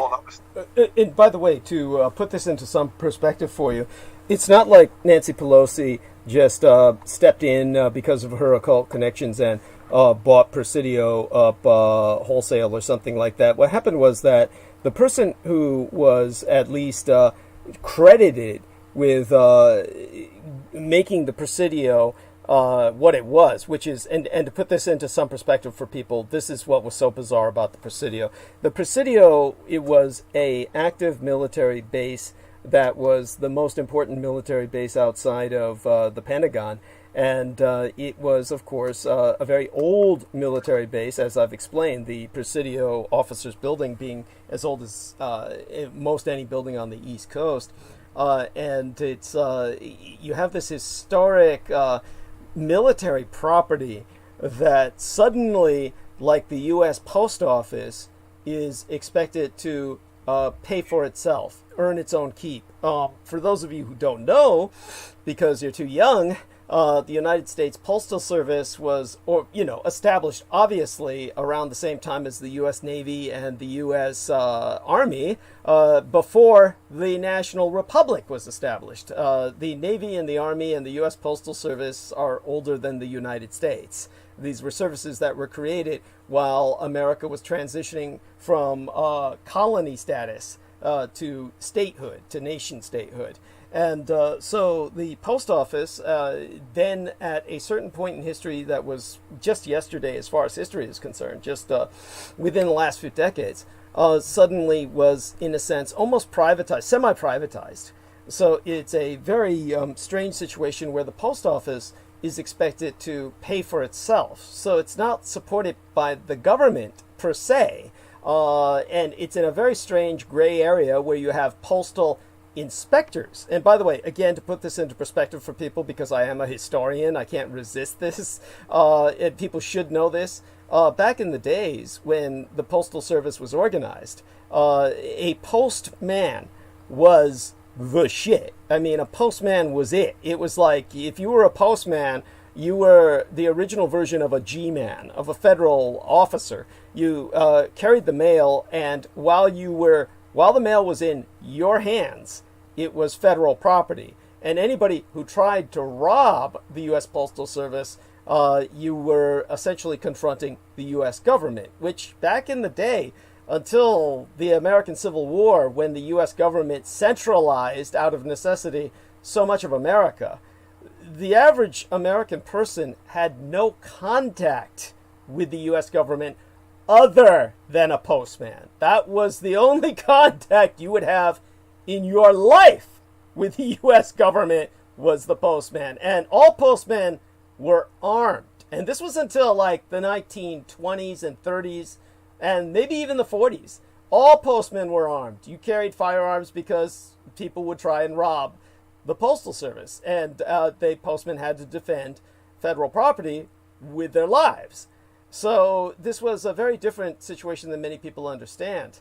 And then nowadays, they still have postal inspectors who are armed, and they're federal agents, and they have federal powers of authority, these were supposed to be the guys who were going to catch Ted Kaczynski, but obviously weren't worth shit because they spend all day just using their sniffer dogs who are trained to sniff money so they can rip money out of envelopes and take it home. This is really all they fucking do. I'm not kidding. This is all they fucking do is steal money from the mail. They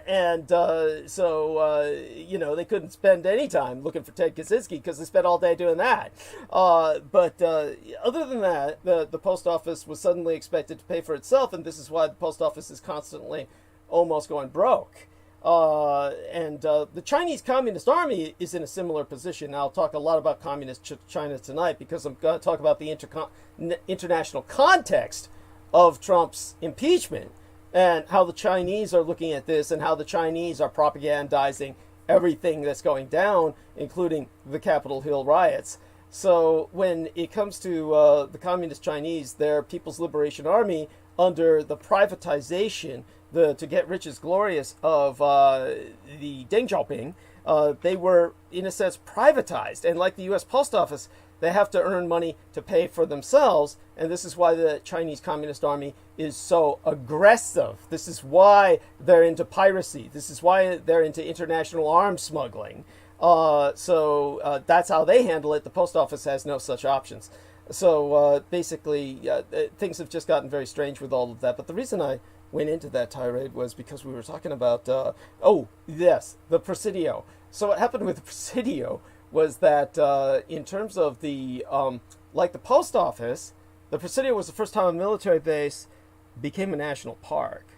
And you have something similar as a precedent with Alcatraz Island. Alcatraz Island was a military prison at one point where they kept Native American Indians who were all considered the enemy, and none of them were U.S. citizens until around fucking World War II or some shit. And of course, you can look this up and verify it for yourself. Harry Truman launched the last campaign to exterminate the American Indians. He called it the destruction of Indian nations. You can look that up.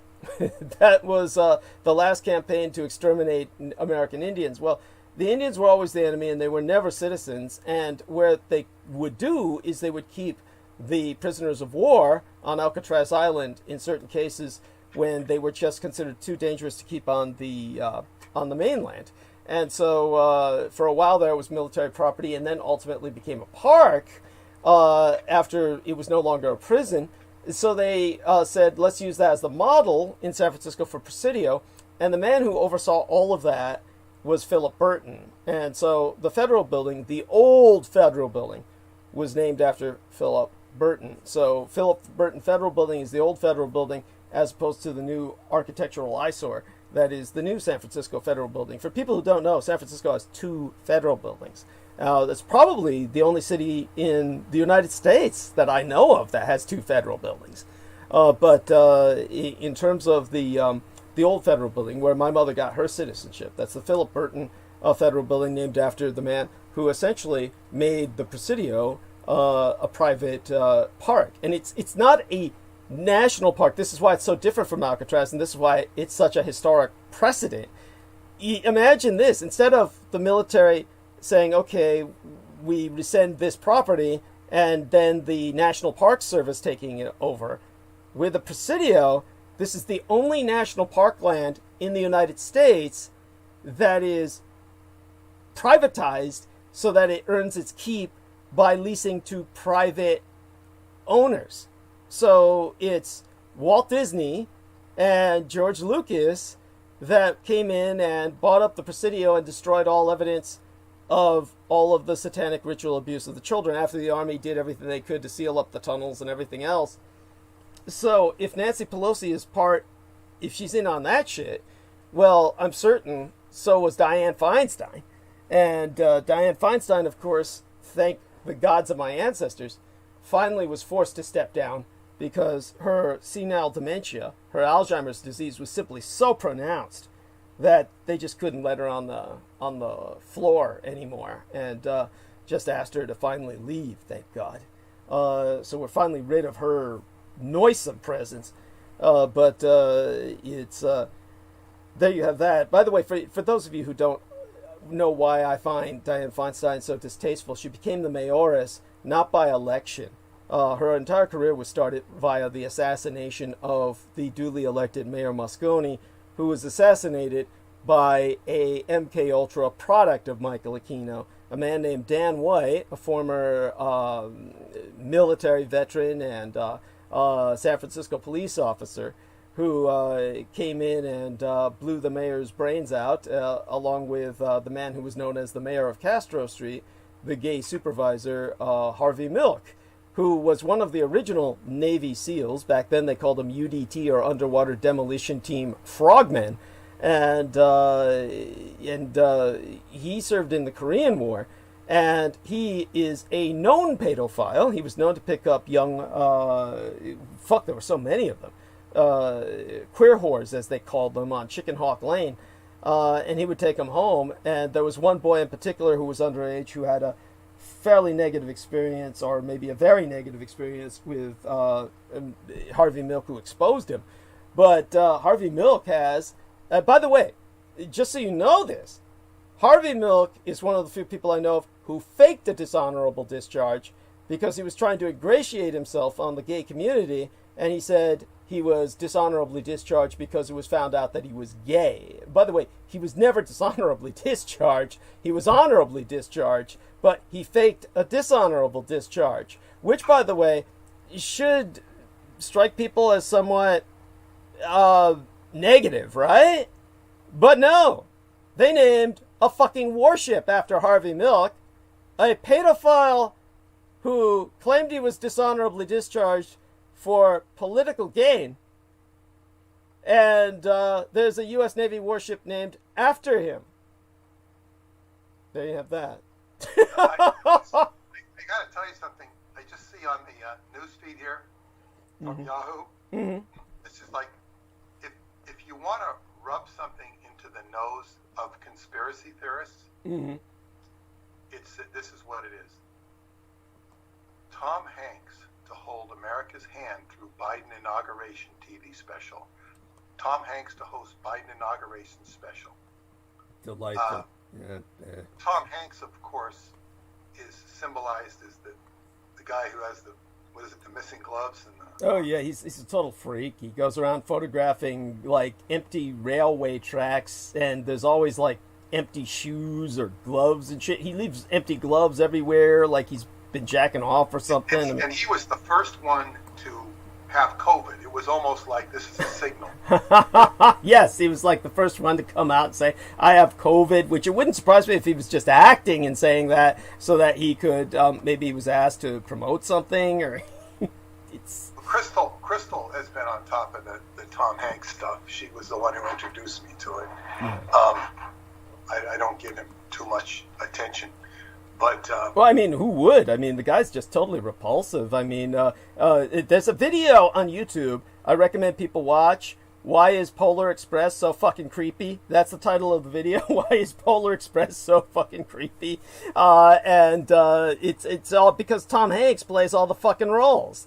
And there's no females in Polar Express because of that. Which, by the way, if you don't know, Peter, Polar Express is a child story about a train that goes to the North Pole, because it's where Santa Claus lives. So Polar Express is this. They made a horrible cartoon of it in which Tom Hanks played everybody, every role, except for maybe the child, because he couldn't do the child's voice, but I think he does that too. So if you can imagine that, of course it's creepy, but there you go with that. And so more creep factor for people. And it's aside from all of that, what do you make of the fact that I should have brought this up to open our show with tonight? It is Byzantine Orthodox Christian New Year's Eve Day by the Julian calendar. Of course, the Julian calendar was the original calendar of the Roman Empire. You can't say the West because people really don't understand this, but the Roman Empire was not fucking Western, okay? The Roman Empire covered both Asia and Africa, as well as the southern part of Europe, and because it encompassed the Mediterranean, it was one of the original one world universal empires. It didn't consider itself Western in any sense of the fucking word. If anything, it would be more of a centrist position in terms of how it identified itself, like the Asians as the, in a sense, the center of the world. The West, of course, is what developed out of the collapse of the Roman Empire. If the Roman Empire had never collapsed, there would be no Western world. So the West tends to co-opt the concept of Rome, but the East does as well, for what it's worth. And by the Julian calendar, which is still used by astronomers, because it actually keeps far more accurate time with long-distance calendrical calculations. The Julian calendar, of course, was superseded in the West by the Gregorian calendar established by Pope Gregory. That's why it's named after him. And so the Gregorian calendar, Christmas was over, and then we had the Byzantine Orthodox Christian calendar that gave us the Christmas just last week. And that's why I had another Christmas gift through the intervention of my lovely son and, of course, his sugar daddy. And New Year's Day is tomorrow. So I've got a lot to cover tonight, and then I'll be celebrating a quiet New Year's with the family, so to speak. But definitely want everyone to appreciate this fact that it is, by the Julian calendar, the much older calendar of the East, it's celebrated in Russia and the Romania and the Byzantine Orthodox Christian nations like Bulgaria and Serbia. It is now New Year's Day. But the Romanians have the same New Year's Day as we do. Oh, I understand what you're saying, but I'm certain that everyone has a respect for the Romanian Orthodox Church maintaining the Julian calendar, and they're aware of it, that they have that Christmas as well at the same time as the Serbs and the Russians. I don't think they celebrate it at all at the same time. They might have extra masses or something, but they celebrate at the same time as we do. Well, I know what you mean. I'm talking about those people who... I'll ask Paula. She will know. Yeah, Paula will know. More details about that. So she's certainly not plugged into it mentally at all. But they, their holiday, they have their own holidays and whatnot. But yeah, their Christmas and New Year's are the same as the Gregorian calendar. When in terms of, and keep in mind, the country is, very subscribed to the Orthodox Church. But right. They follow these holidays. Yeah, to put this into some perspective for people, the Romanians are definitely part of the Eastern Byzantium culture complex that's dominated by the Slavs, but the Romanians are not Slavic, and therefore they have a very Western orientation, because a lot of people don't realize that along with the Western Romance languages of Espanol and Italian and, of course, German's not really a Romance language, it's Germanic, but it's heavily influenced by Latin. But the Romance languages are France, the French language, Espanol, and Italian, and then Romanian. So Romanian is a Romance language that is also descended from Latin, like that of the West. So of all of the cultures of the East, Romania is the most westernized. So like the Japanese, who understand and have an acknowledgement of the Asian Lunar New Year, which is much more heavily celebrated in Vietnam and China, and to extent Korea, but really Vietnam and China maintain the Sino-Viet New Year cultural celebrations. Japan had that same lunar calendar for thousands of years, but essentially celebrates New Year on the Western Gregorian calendrical date. So the same with the Romanians are similar to the Japanese in that regard, in that both of them have become so anchored in the Western economy that they've really taken on a lot of that Western acknowledgement of just the convention of the calendar system. So does that... I have something aside from the calendar to mention. Yeah. And this is relevant to whatever you're talking on politics. I don't know how relevant, but I studied the 25th Amendment for the first time yesterday. And the 25th Amendment is an amendment whereby if the president becomes disabled, the vice president and his cabinet or executive officers can basically declare the president disabled and go on about carrying out the vice president carries out the function of the president. The president then, when he becomes able, can write a letter to the vice president and say, I'm now able to take back over my job. I'm now able. At which point the vice president recedes. Unless, of course, the vice president and the cabinet or his executive officers wish to dispute this. And then it goes to Congress. And they can, so the vice president, per the 25th Amendment, can literally chuck the president out of office if he has the backing of the cabinet. And then if it extends beyond the initial disability, the backing of the Congress. So what's very interesting, this creates a loophole. So if you were the president and you had a vice, and back in the early days before this was an amendment, the vice president was the one who got the second most votes. So he could be your adversary. You don't want that amendment when you have a situation like that. That doesn't happen anymore.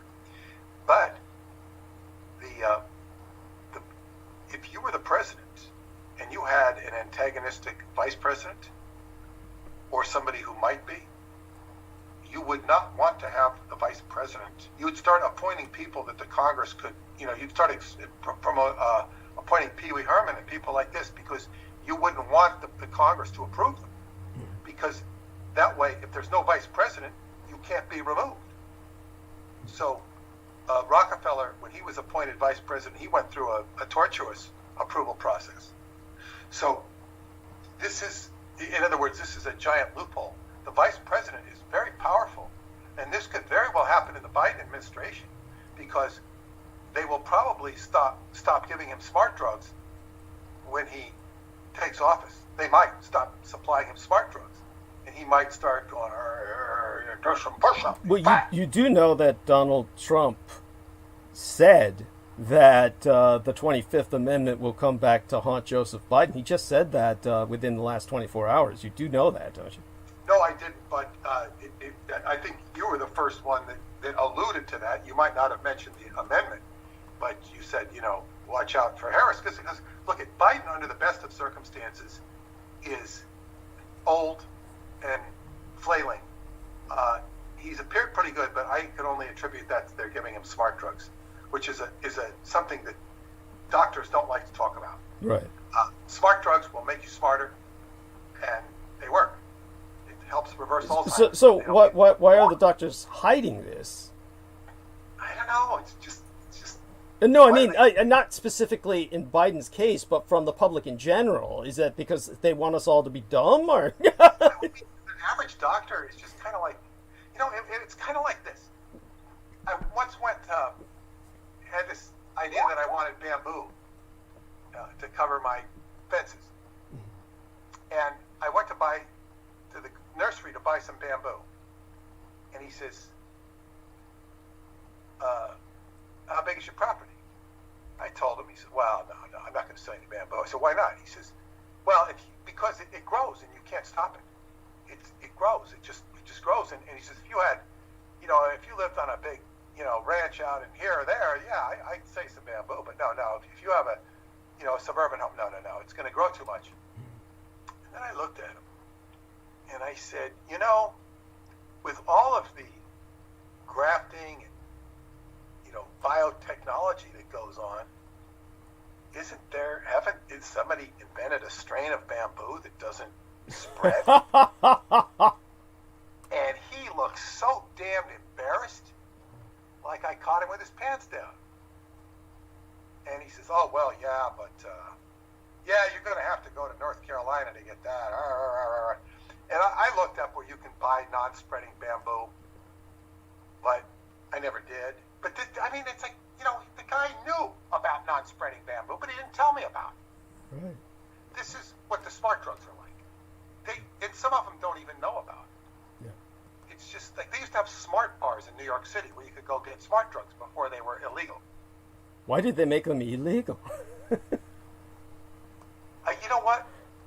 They don't want people to be smart. There you go. Yes. And it's kind of like a silent programming. It's more like it's a frequency. Don't do that. We don't do this. And it's like Joe Namath, the football player who's shilling for, Medicare. You see him on TV all the time. Joe Namath was a Super Bowl champion, and he was a football player, and he explained once, and Dennis told me this, that Dennis Marshall, he got knocked around so bad and he had problems, with alcohol, and he was like in a stupor. He was like, but by the way, to contextualize this for our fans out there who lack the sports gene, in the days before modern medical science, all football players, to one degree or another, were like the man that Joe Namath that is being described by Mr. Moon right now, because they all got battered around, and in those days there were none of the sophisticated painkillers. All they had was alcohol, and so the majority of players became alcoholic. So please go on. I just want to. Well, anyway, he got hurt from all the knocks, and his head was damaged, and so basically he found a doctor, or a doctor found him, and they started giving him oxygen therapy. Right. And he started getting oxygen into his brain. He began to recover. Mm-hmm. Joe Namath was a very intelligent football player. Right. And he's a very intelligent guy. If you hear him speak, he can break down and analyze things. But he was. In other words, he said, if you get oxygen into the brain, you can recover, and this is what's needed. And they had asked him if he, tried to introduce this into the NFL. He's one of the most famous football players who ever lived.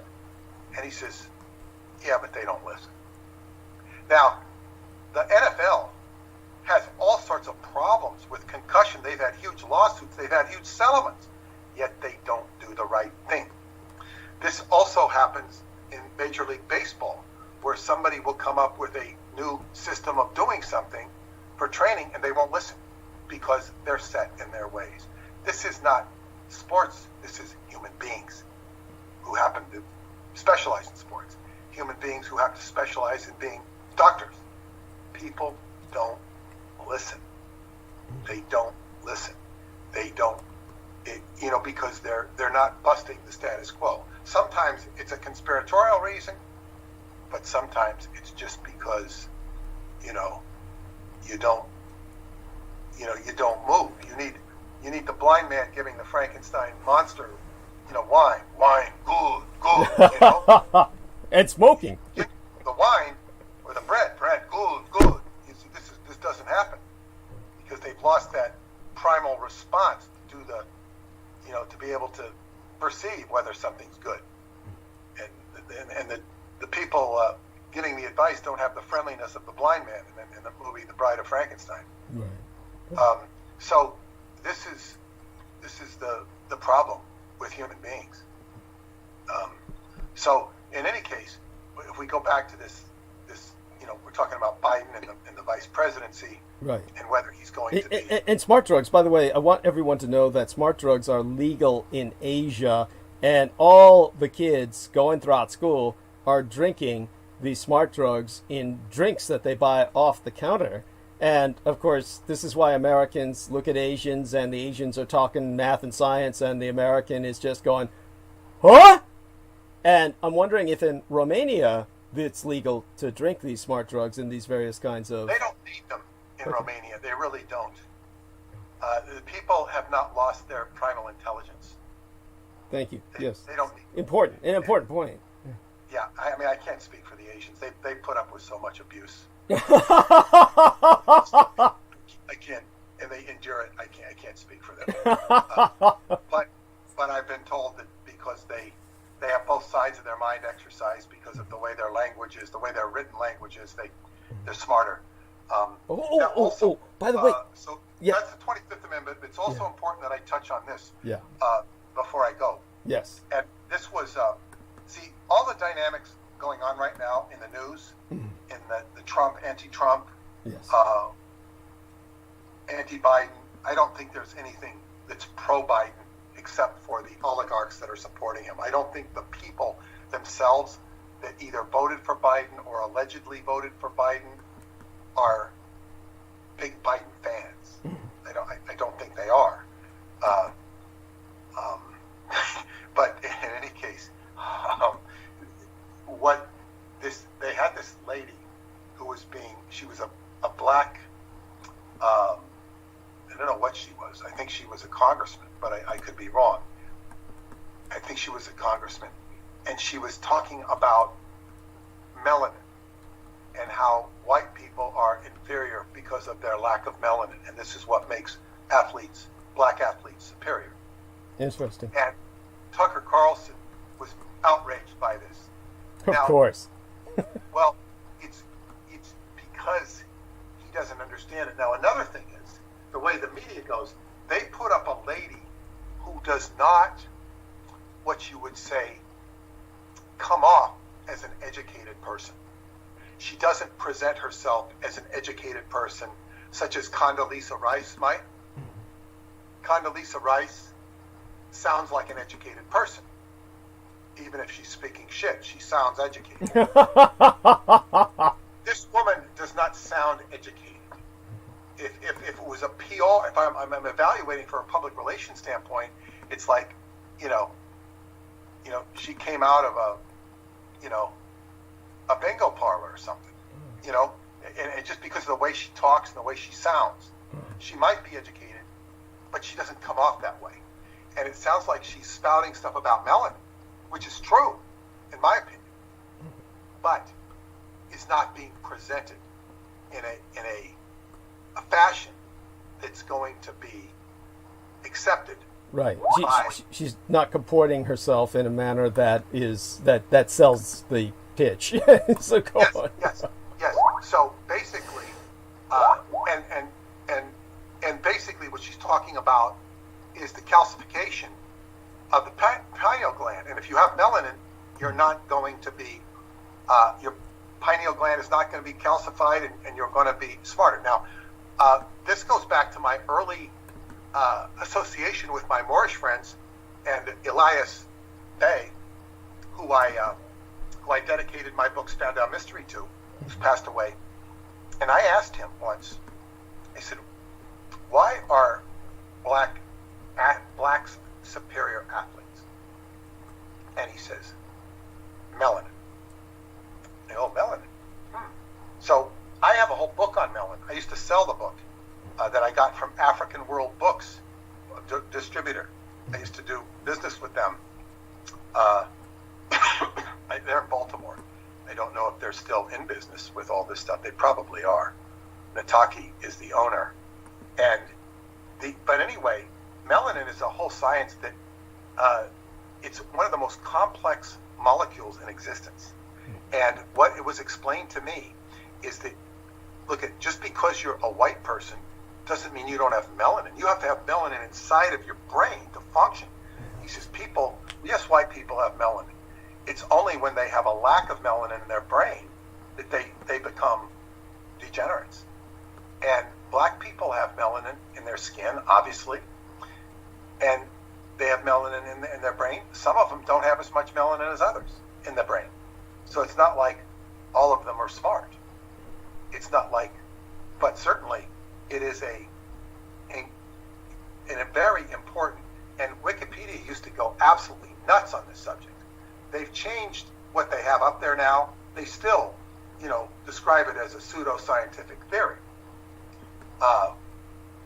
But there is a lot about melanin that hasn't been studied. There's books on it that are not recognized. And of course, because they used to have books in Alabama schools that would show the shape of a black person and their foreheads, and they'd say they don't have as much brain space, therefore they're inferior. That's right. That was the old shape of the skull approach, almost a phrenological approach. Yes, and so you you have a whole degeneracy of white people. And as I've talked about this before, my Montauk Book of the Living goes into the whole problem with melanated, lack of melanation was a disease called leprosy in the Bible. And they had to kick the people out of Egypt that had leprosy because they didn't have enough melanin in their skin. And this is historical. It's not the same leprosy. Leprosy was later changed to a different disease. They called it leprosy. The Greeks, it's a Greek word for spotted, like a leopard. Okay. Because the skin was spotted like Michael Jackson had the white spots. Right. And that was, and the more white spots he got, the crazier he became. So there is a relationship. But as I say, it doesn't mean you can't have melanin inside of you and have your brain working. So what I'm saying is, by the way, the condition you're talking about is now called vertigo, where the white spotting on the skin. Well, yeah, but I think that's just one branch of it. Okay, thank you. This all ties to porphyria. It ties to all sorts of stuff. Mm-hmm. But so when you have this black woman who's giving what I consider to be some interesting straight dope that's not well qualified and not well presented, it's almost like they picked her instead of picking some, scientist who's black. Mm-hmm. And maybe it would have been better if they picked a man, because in our culture, even though we have women's rights, men are still considered more acceptable and boring. Right. And that should be that way. But but they don't. They're trying to present it to the audience in such a way that it will be ridiculed and stir up the hatred of what you call, I don't know what you call them, but Hillary called them the deplorables. Right. I agree. By the way, I want you to thank personally Aaron Tice for me. I do agree with Aaron Tice in terms of the email that he sent you. And I will give a shout out to Dennis Marshall when I do the solicitation concerning the donation he made. Deeply appreciated, and I'll give the amount when I give him the shout out. And I'll be presenting the shout out later, but I wanted to ask you about it first while you were still with us. First off, about Aaron Tice, you can relate to the audience what Aaron Tice said, and I will expand upon that throughout the narrative tonight. Yes, Biden it was not nearly facing up to communist China the way Donald Trump was, though of course I'll qualify the nuances of Donald Trump's own rationale for why he was doing what he was doing, but nevertheless it worked out best for Taiwan. And right now what they're doing is they're laying as many pipe bombs in terms of diplomacy for Mr. Biden when he comes into office, but it's certainly good for my true homeland and heartland that Donald Trump is doing this, and Biden will be forced to follow. He'll be forced to follow Trump's lead in this regard, and the only way Biden is in a hot spot because if 1/10 of the stories are true about his involvements in China, he's like tied to the Chinese. It's like it's a very weird situation for him to be in. He's been doing business with the Chinese, and now he's got to go into bed with the Taiwanese. Mm-hmm. He's going to be one compromised individual, and I would say he's such a politician that he might be able to slick his way around it. Well, it's honestly, Donald Trump and everybody else, the Bush dynasty, they all have bank accounts in China. This was exposed in the case of Donald Trump simply by his tax returns. He has he has to have them because he has businesses. Yes, in China. yes, very much so. That wasn't a conflict. I mean, he was. If you're doing businesses in China, if you have a hot dog stand in Romania, you have a bank in Romania to put it into. Yes, I'll put it into that context. I mean, that's in terms of, as did the Bush dynasty, etc. I mean, all of these people have their own private businesses that they're involved with, and China was it. I mean, that was the only place where everything was being produced. So, of course, everybody had accounts there, because you have to have an account there to do business. And but aside from all of that, my point is that Biden, of course, has been forced to become a China hawk now. And I'll put that into what context that I can. And but before you left, I wanted to, and I'll give her a formal shout out later. But this wonderful young lady named Debbie Hewins wanted to know if I had ever spoken about twinning, and yes, I have in some depth, and I'll happily do so again in the future. But I just want to bring up that subject while we still had your presence, and maybe you could say a little bit to her about twinning, which is, of course, basically cloning. And twinning was applied by Joseph Mengele in his study of twins, which led, of course, to the cloning technique.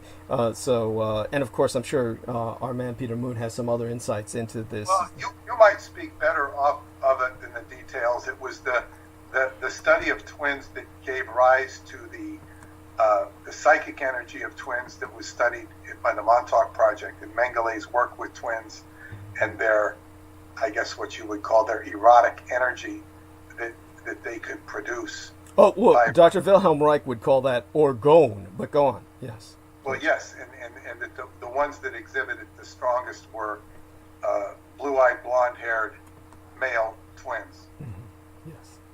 So that, that's, I didn't pursue any of it beyond that. Just that, and it was, there's a whole other thing about, twins is, you might speak better on it. It gets very esoteric into virgin births and stuff. That's a whole other show, right. Which I can't reproduce right now. The one thing while we're on the subject of Taiwan, though, before I go, yes, I had relayed to you that I had received an email from my Romanian publisher telling me that Radu Cinemar's next book would be coming in a few months. Mm-hmm. Give me just the amount of time to finish Roswell and the Rising Sun. Or the Roswell Deception, rather. And which is nearing its end. But, so that was good news. Right after that, I got an email from this woman in Taiwan who wanted to contact my Romanian publisher, but she tried to. I had given her, but she did not hear back from him. So she wrote to me again right after I received his email. I was able to relay her message to him, and she got it. So they're now in contact, and they're both very happy to be in contact with each other, connecting Taiwan with Romania, because she has to go to him for the Chinese language rights to Radu Cinemar's books. But I told her that I was very interested in speaking to somebody from Taiwan because I'm working with a man who was born in Taiwan, and I told her very abstractly about the Artilect, very succinctly, mm-hmm. and that it was 4 books away from what I'm doing now. Mm-hmm. She calls herself an author, an explorer, a researcher. Mm-hmm. She wants to do these books, and I sent her my newsletter, given an overview of Roswell, the Roswell situation, as you've described to me and as I put in the newsletter. She was very interested. She was aware of the Manchuria biocidals and stuff that took place. She was aware of something else. She's very interested. So I now have somebody in Taiwan that I'm trying to turn into a friend.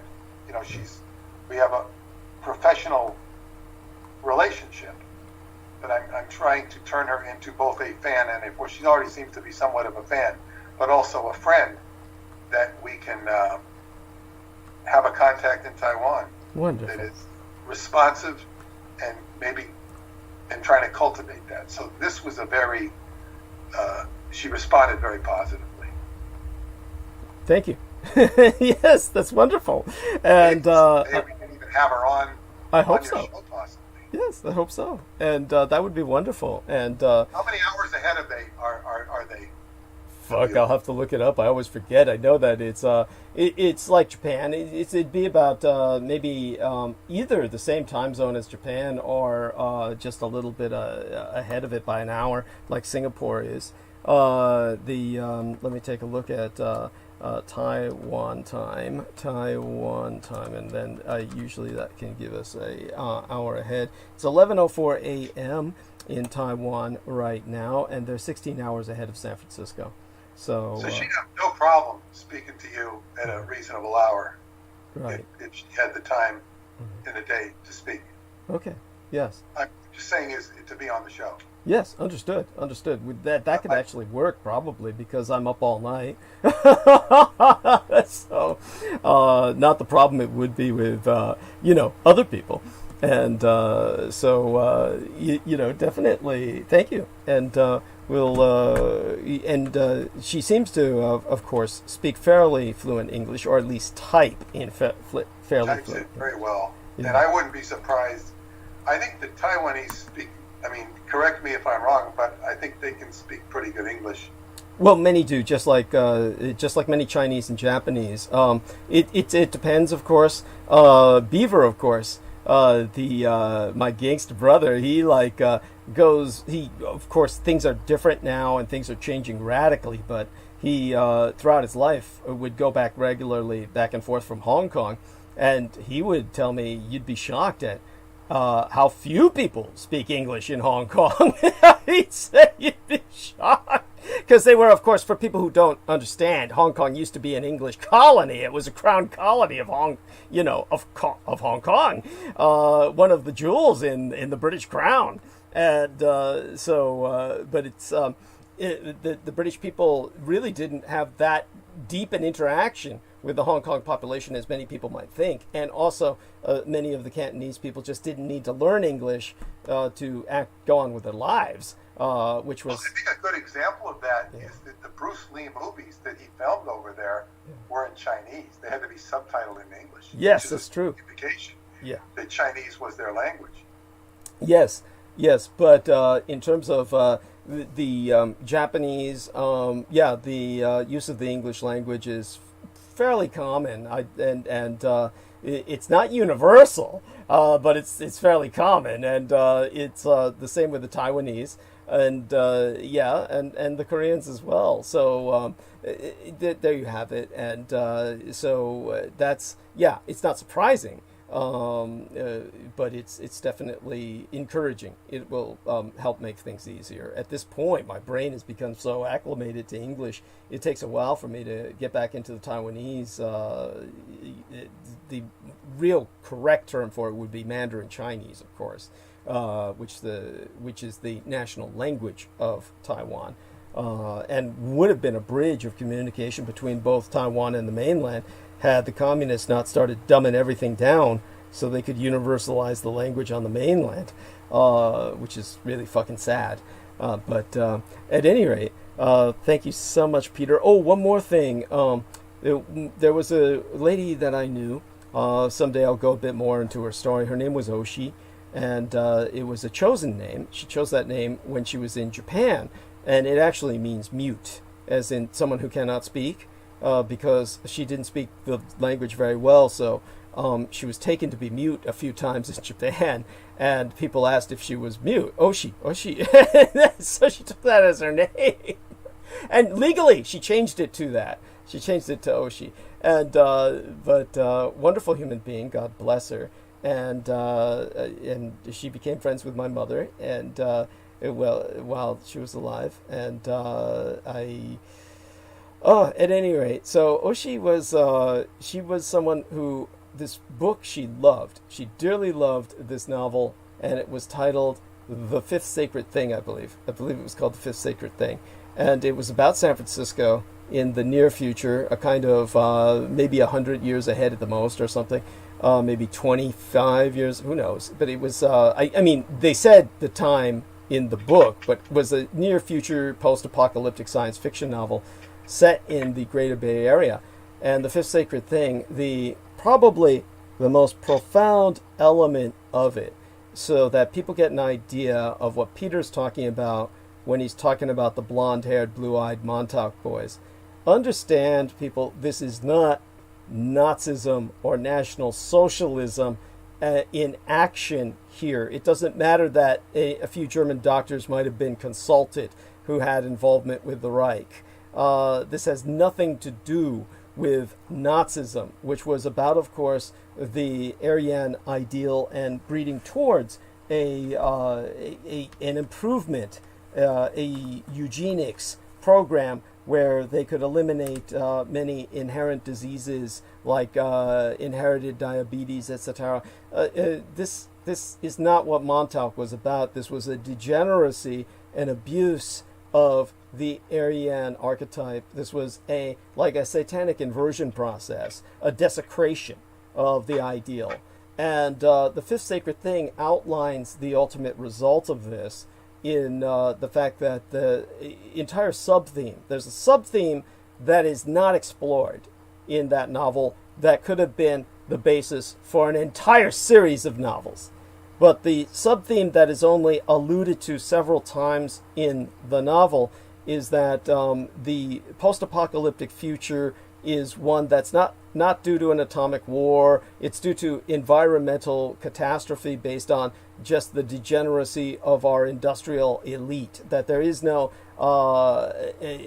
attempts to reverse global warming. The ultimate results are a disaster, and the elite is still in charge. They're still in power in Southern California. So Southern California is trying to invade the more utopian Northern California of San Francisco and the Greater Bay Area within the conceit of the novel. But Southern California represents the Hollywood elite.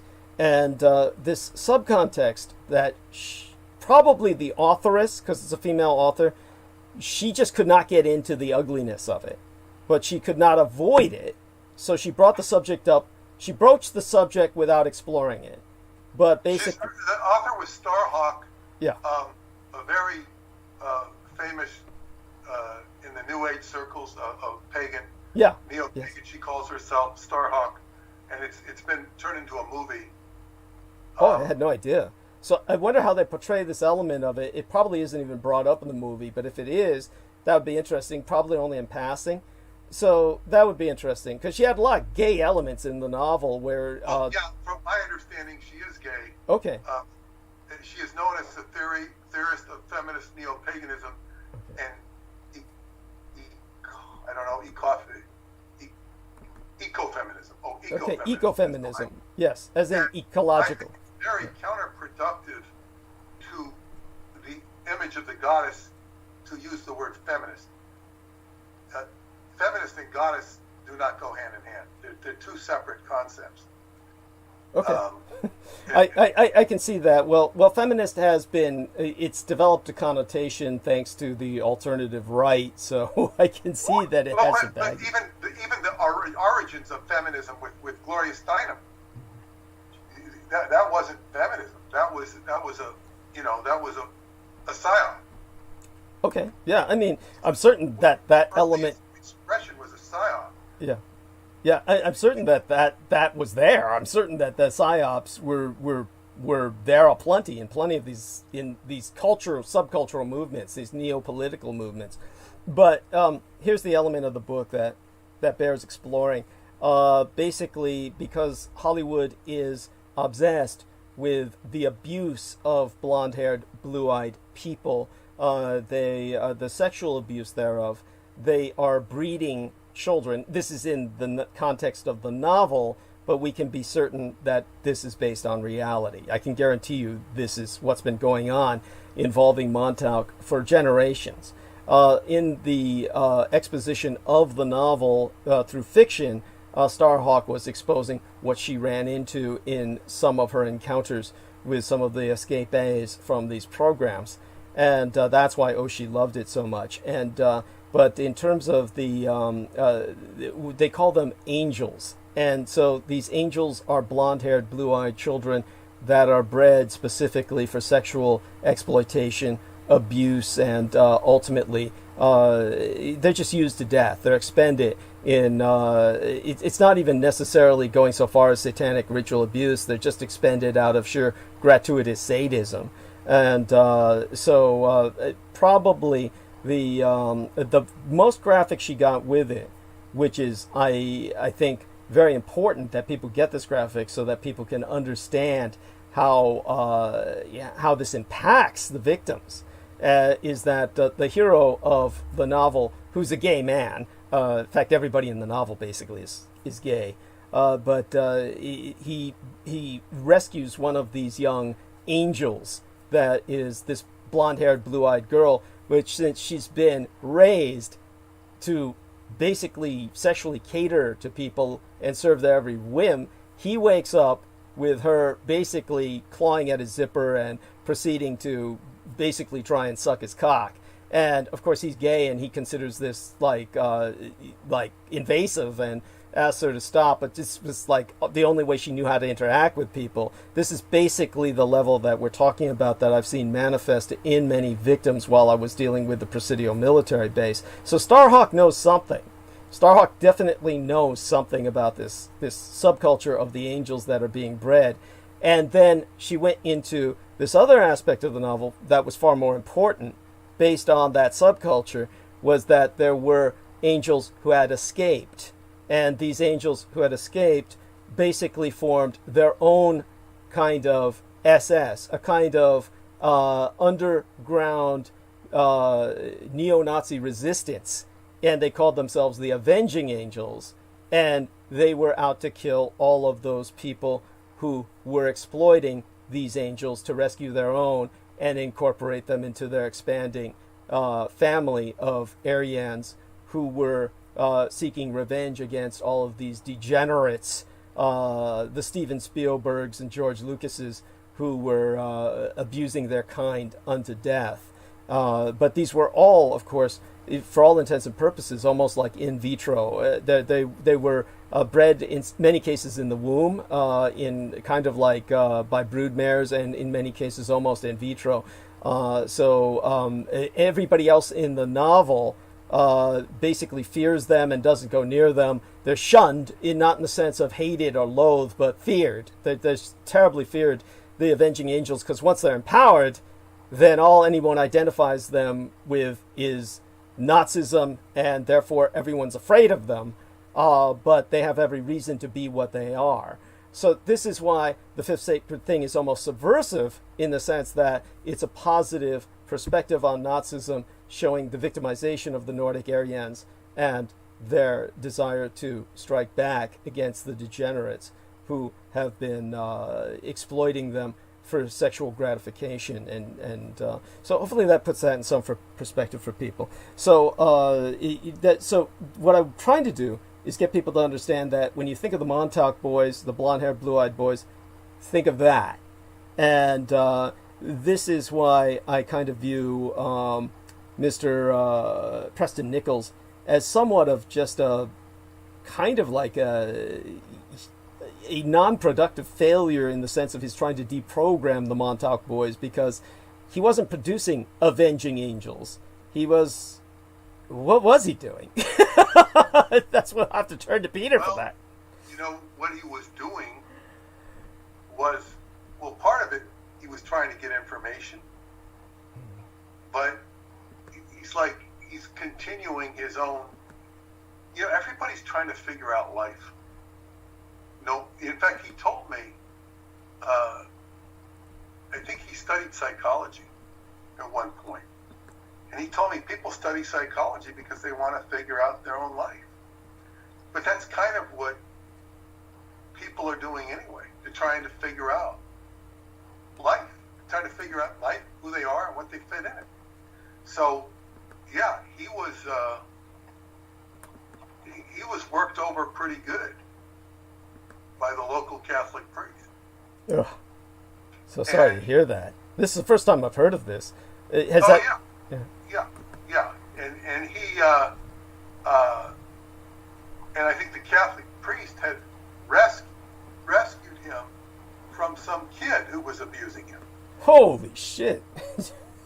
And they got the kid out of the neighborhood because the parents found out about it and told their local priest.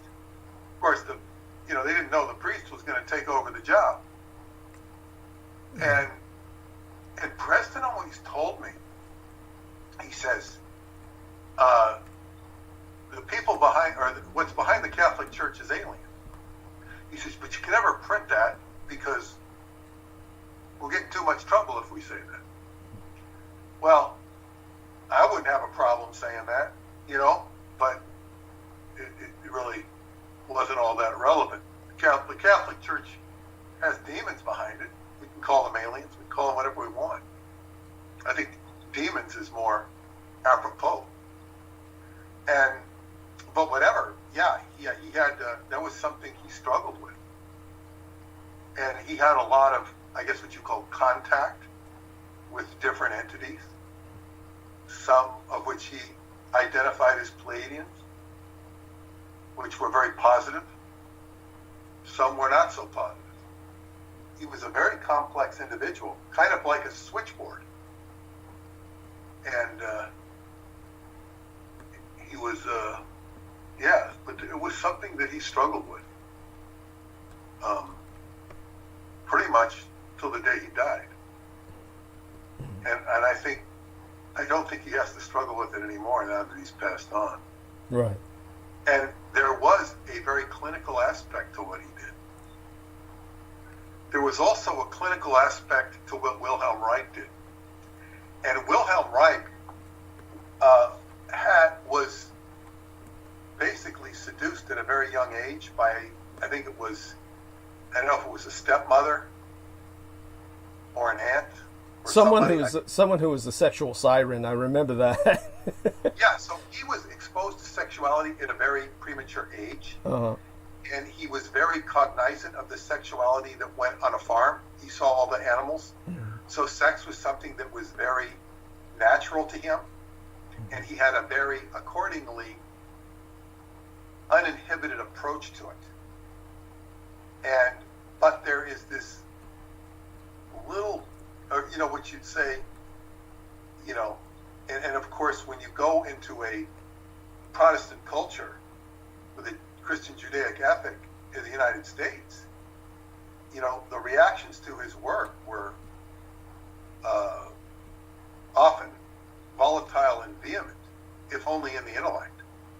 I did remember checking out a book at the local library once, and the woman saw that the book was Wilhelm Reich, and she goes, "Oh, Wilhelm Reich." She says, "He was a friend of mine." She's an older lady. She says, "Yeah, he used to always have dinner with him. He was a very interesting man, very opinionated. She used to have dinner with him, like he had a regular guy aspect." Well. But he was a genius. But he was, as they say, Freud was working with cocaine and psychology. Right. And his opinions were very paid attention to. If they were disagreed with, and while they were disagreed with, at the same time they were revered as somebody to quarrel with. Jung was more balanced.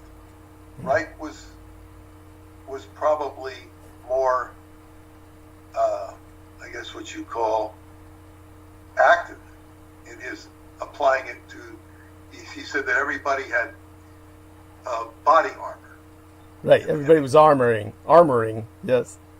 Yes, and so you have your defense mechanisms is locked up in your body armor, and it also includes your people can be incredibly sexually repressed, like that what is it, that doctor you said you had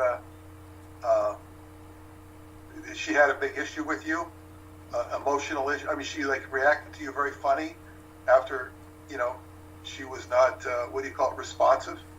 It was that. Are we talking about the psychiatrist I made it pass at? I think so. Yeah. And in other words, her reaction to you was a little overdone. I guess, yeah, you could say that. I mean, it was nothing. That is indicative of people. Okay. Yeah. It was. She was putting up a defense mechanism. Yes, she was. And it's unnecessary. And people have tremendous. I mean, sometimes you want to send a clear signal out to somebody, and that's fine. But sometimes it's overdone. Yes. And just a reaction when even there's no signal being sent in the first place. Right. Yes. I've walked into groups of lesbians not realizing where I was. And it seems like these walls going up, you know. Okay, you know, it doesn't have to be this way, you know. I don't get upset if a bunch of lesbians come into my place, you know. Well, most men don't. They want to watch, but go on. No, I mean, not. You know, they might not. They don't have to. Many lesbians are not attractive. I understand. I get it. Yeah, I was just making a quip. And I've spoken to groups of lesbians before, you know, but they're expecting me. You know what I'm saying? It's not in the same context. You know, I'm not going in there unsuspecting. And you know, you can have dialogues with them, and you're having, you know, it's just talking to people. You know, so it doesn't have to be an issue. But yeah, so all this armor was stuff that was part of the exploration of the Montauk psychology. On top of the fact that Montauk itself is a very sexually oriented culture.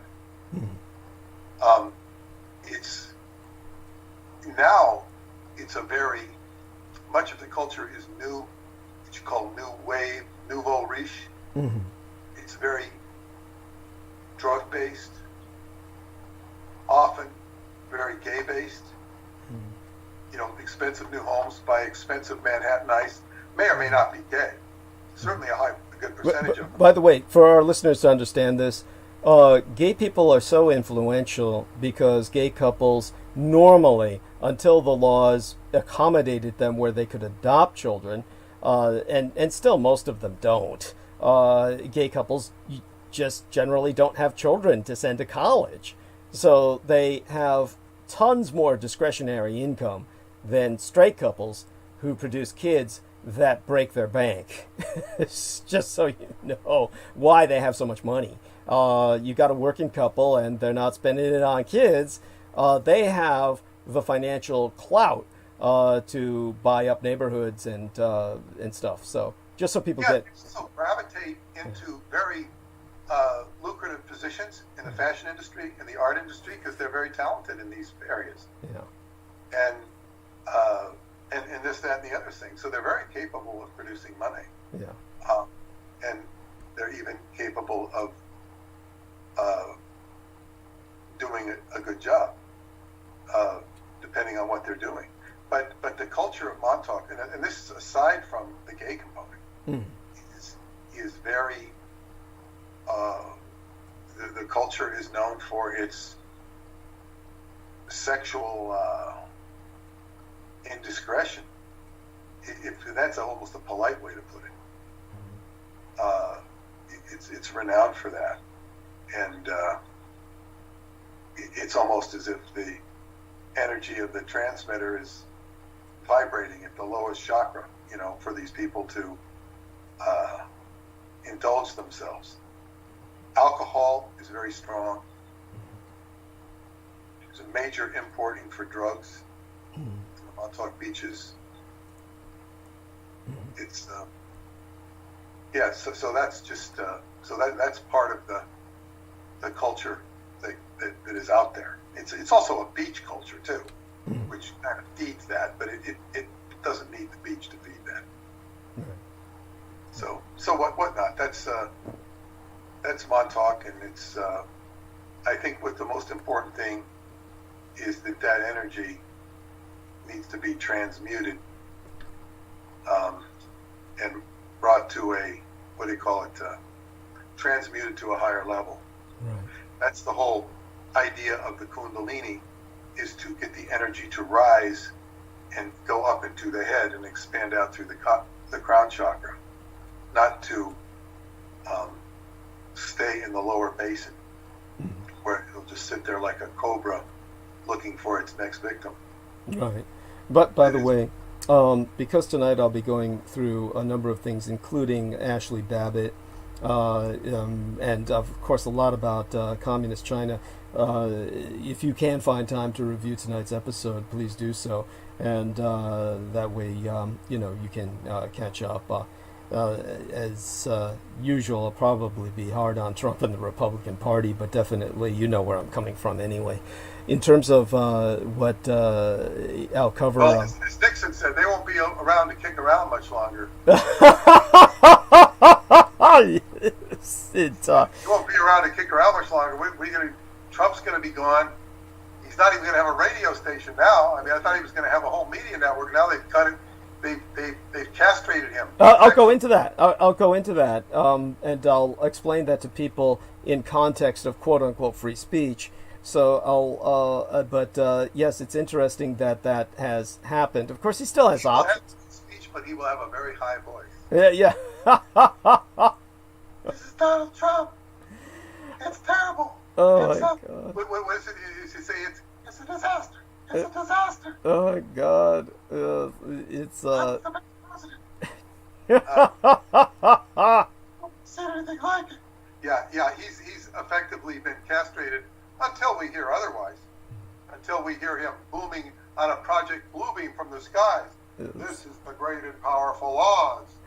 You know, if he can pull that off, if he can get the people in the Pentagon to superimpose his likeness over the skies, that would really be something. Well, I'm definitely going to also bring up Q. I'll try and cover all of that tonight. I've just got to kind of pull everything together. It is so much. People have no idea just how much I have to go over tonight. It may stretch into Sunday that I'll have to catch up with all of it. But honest to God, it's probably more to cover tonight than I've ever really had to in a long time. This is a very important historic day today. By the way, I do want you to qualify that you have a, when you speak of we're kind of in end times and your experience with the Mount of Olives, excuse me, just let people understand that we're not speaking about this as an end of all things. It's simply the end of the world as we know it, which may not be a bad thing, but is obviously going to be stressful. Maybe you can give us some further context there.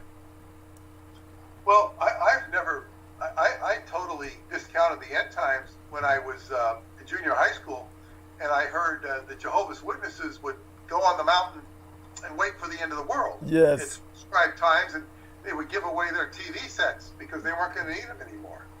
And I always thought, what are they going to do when, they go up to the hill and then the end of the world, well, is it all, they only give up their TV set? They give up something. It just struck me as, disconnected from reality.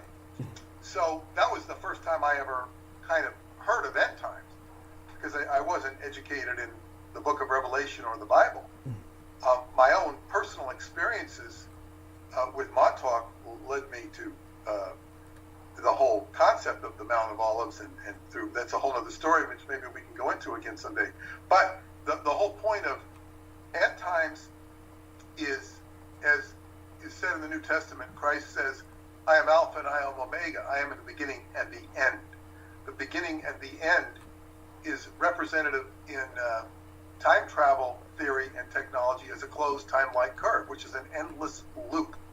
And Einstein explained, this is my paraphrase, if you were to take a straight line and start drawing it, and you had no limitations, you come around in a big circle. You come around in a big circle. That's what life is a big circle. It is a big loop. And of course, it kind of is like a Zen koan. In other words, it's a Zen riddle that is kind of precipitates enlightenment. But life is full of beginnings and endings. And so the first day of school, you have a feeling it's the first day of school, and you have the last day of school. The last day of school is followed by another first day of school 3 months later. It's a continuous loop. And of course, we also know these as the seasons. So, when we talk about end times, when Armageddon happens, and people will sometimes write to me or ask me, when is it all going to happen? And I always explain to them, it's not going to all happen. It's not going to be like, the Super Bowl where everybody gets excited. They have a big halftime show, they have a game, and everybody cheers, and then they go home and recover. whether it's a party they're watching on TV or they went to the actual game. The game's over. It's not like that. Well, it's a game. So what happens in life is you have certain crises, you have certain climaxes, crescendos, and that's and the whole idea of an apocalypse or an Armageddon is where everything kind of culminates at once, and you have it could be a glorious experience, it could be a great confrontation or showdown with an opponent, with evil, and then if those people were alive that remembered the Joe Frazier Muhammad Ali fight in 1971, March 8th, I was in the Scientology communications course, so I didn't get to hear it. I got to come out at the break and hear who won. But it was exciting. It was like very exciting because you had two undefeated champions. And then, okay, big deal. Then one of them loses, which was Muhammad Ali in that case. Life goes on. Life goes on. They pick up the pieces. They have another fight, you know, and another one. And life goes on. So it's like, you know, the end times is more like a culmination. Everybody gets excited to go see the final episode of what was that TV show, Game of Thrones. And it's all exciting. And then, you know, there's sort of a letdown. And people aren't happy with the ending. Or maybe, say in The Lord of the Rings, they can't do a sequel. They can't do a sequel to Lord of the Rings because it's never, they can't do it. It won't work. It'll degrade the product. Right. They won't be afraid to do that, but I understand what you're saying in respect to the product, but if someone has no respect for the product, they could conceivably do it, but yeah. They've even tried. They've explained why they can't do it. Yeah. Because they can redo it, but they can't.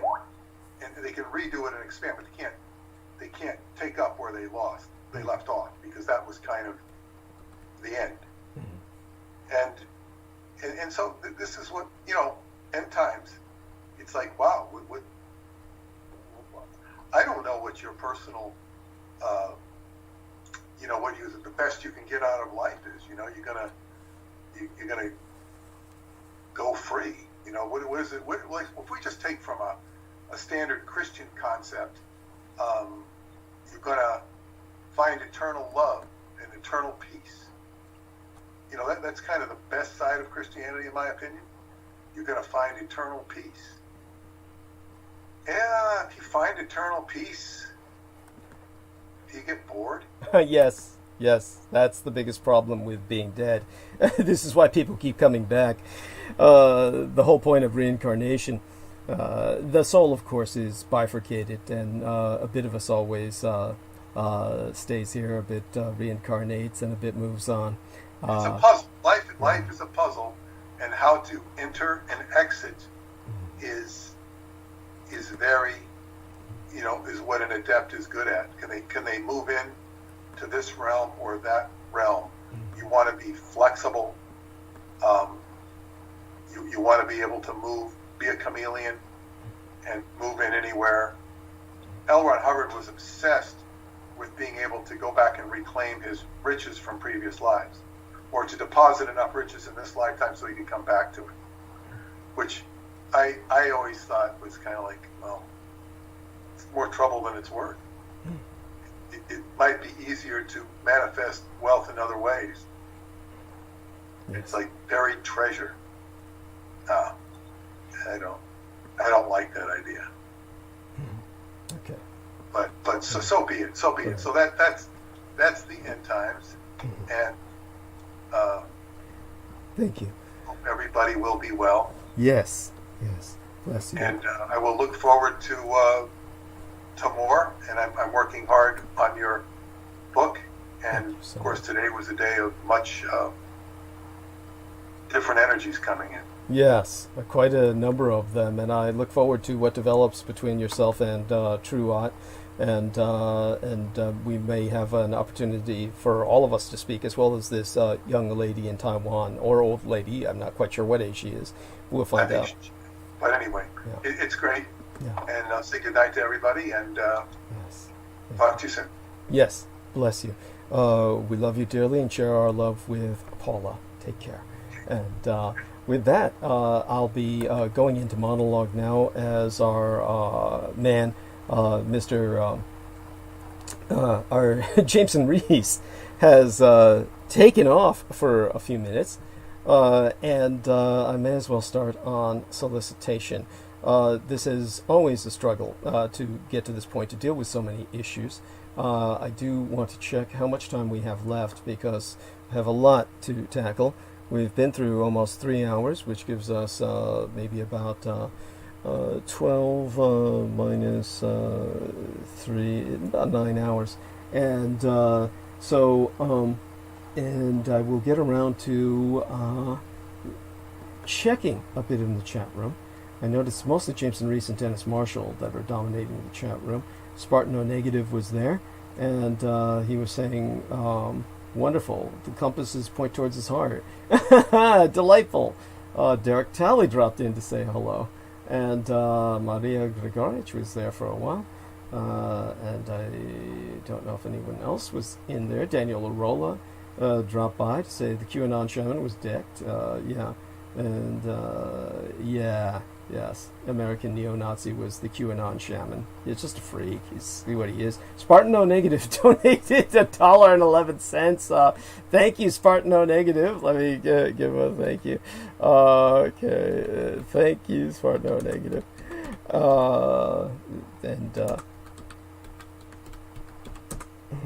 Okay, and thank you everyone for your patience while I go through these various conniptions and convulsions. So I guess that's as far as it went so far tonight with the participation. And okay, and thank you everyone for putting it up, folks. Oh, our man Jameson Reese is back. And okay, Jameson, thank you so much. I definitely appreciate your coming back. And now I have to, how would I say it? I have to decide whether I'll go into solicitation or not, or take advantage of you to refresh myself a bit. But I think I'm pretty refreshed. I think I've got everything I need around me, and I will just proceed into solicitation and then into monologue for tonight. And we've got a lot to cover, as Jameson Reese is well aware of.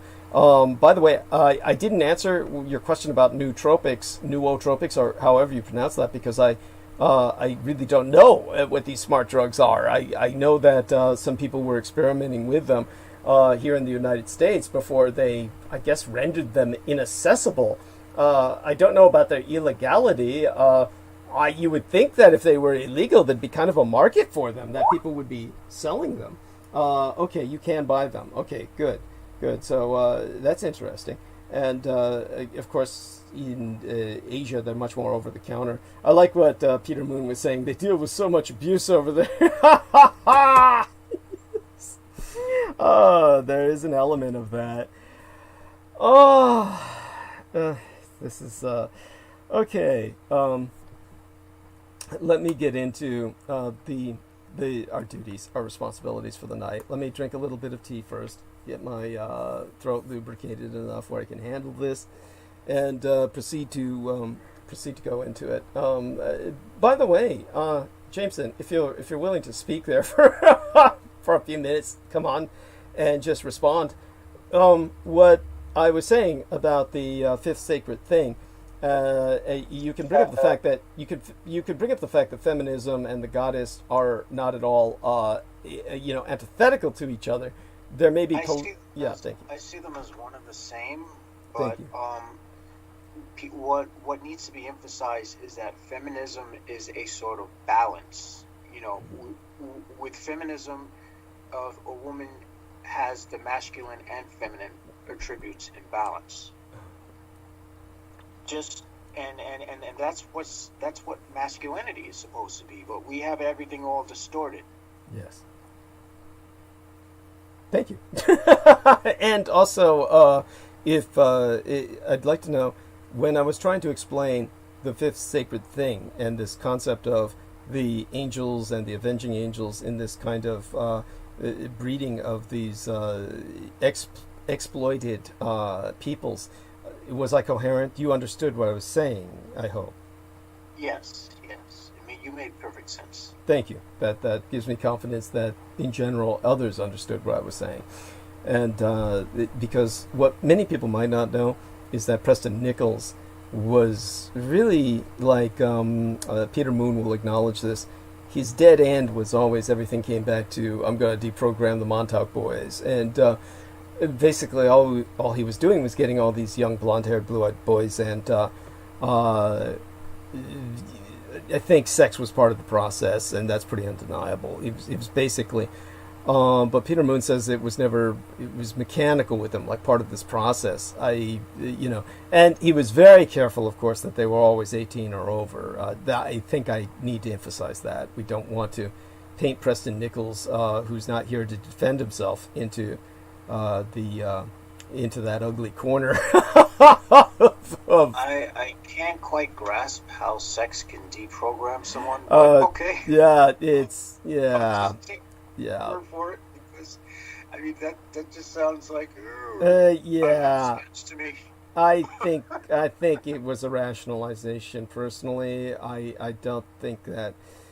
Anyhow, it was Peter had described this one time. One of these beautiful blonde-haired, blue-eyed boys was left with him, and then he called up Peter later on, very upset, and they apparently just put him through the ringer. Preston and some other guy. Ouch, So I try not to think of such things, but these were people. Like the sort of fetish for them. Yeah, this was like legal age. I do need to emphasize that they were legal age, but all right. That being said, and now that I got that out of the way, all right then, let's get started.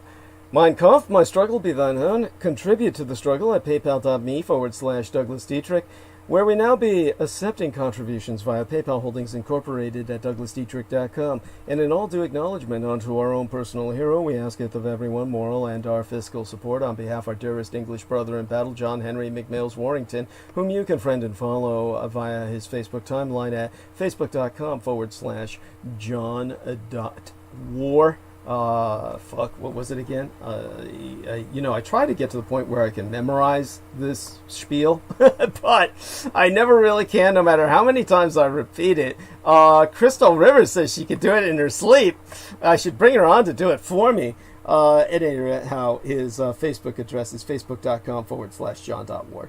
And his YouTube channel, the Maggot channel, you can subscribe to it, youtube.com/C/Magator, which would be spelled MAGGOTAUR, he being the property manager thereof, who also serves as Team Thrax, Dietrich's Our Dragon's ultimate post-episodic producer, and our final productions archivist at douglasdietrich.com. For word no for he, nigh all videographic works of the internationally recognized renegade military historian would have been lost, so if financial aid no be prohibitive per budgetary constraints, electronically relay monetary assistance via PayPal, where you can donate to the Maggot Man, aka John Warrington, by clicking send on your PayPal account page and then entering his email address, John_War@hotmail.com, and you can PayPal him at paypal.me/Magator, which be spelled MAGGOTAUR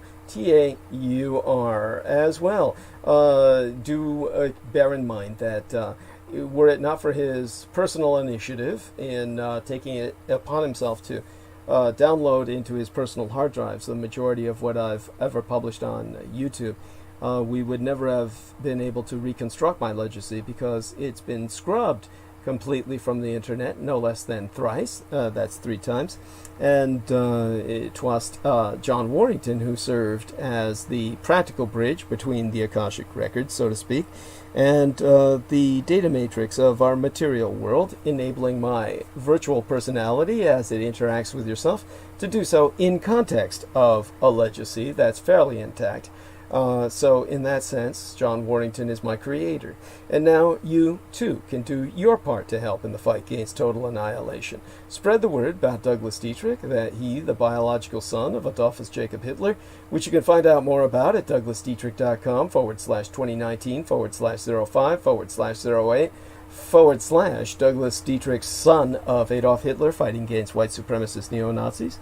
Confer while there. A footnote on mine bio sire on the homepage of showsdd.com, which you reach by pressing the yellow donate button at douglasdietrich.com, and you'll find out thereupon the meaning of my biological father's full name, and that's the name what made the man.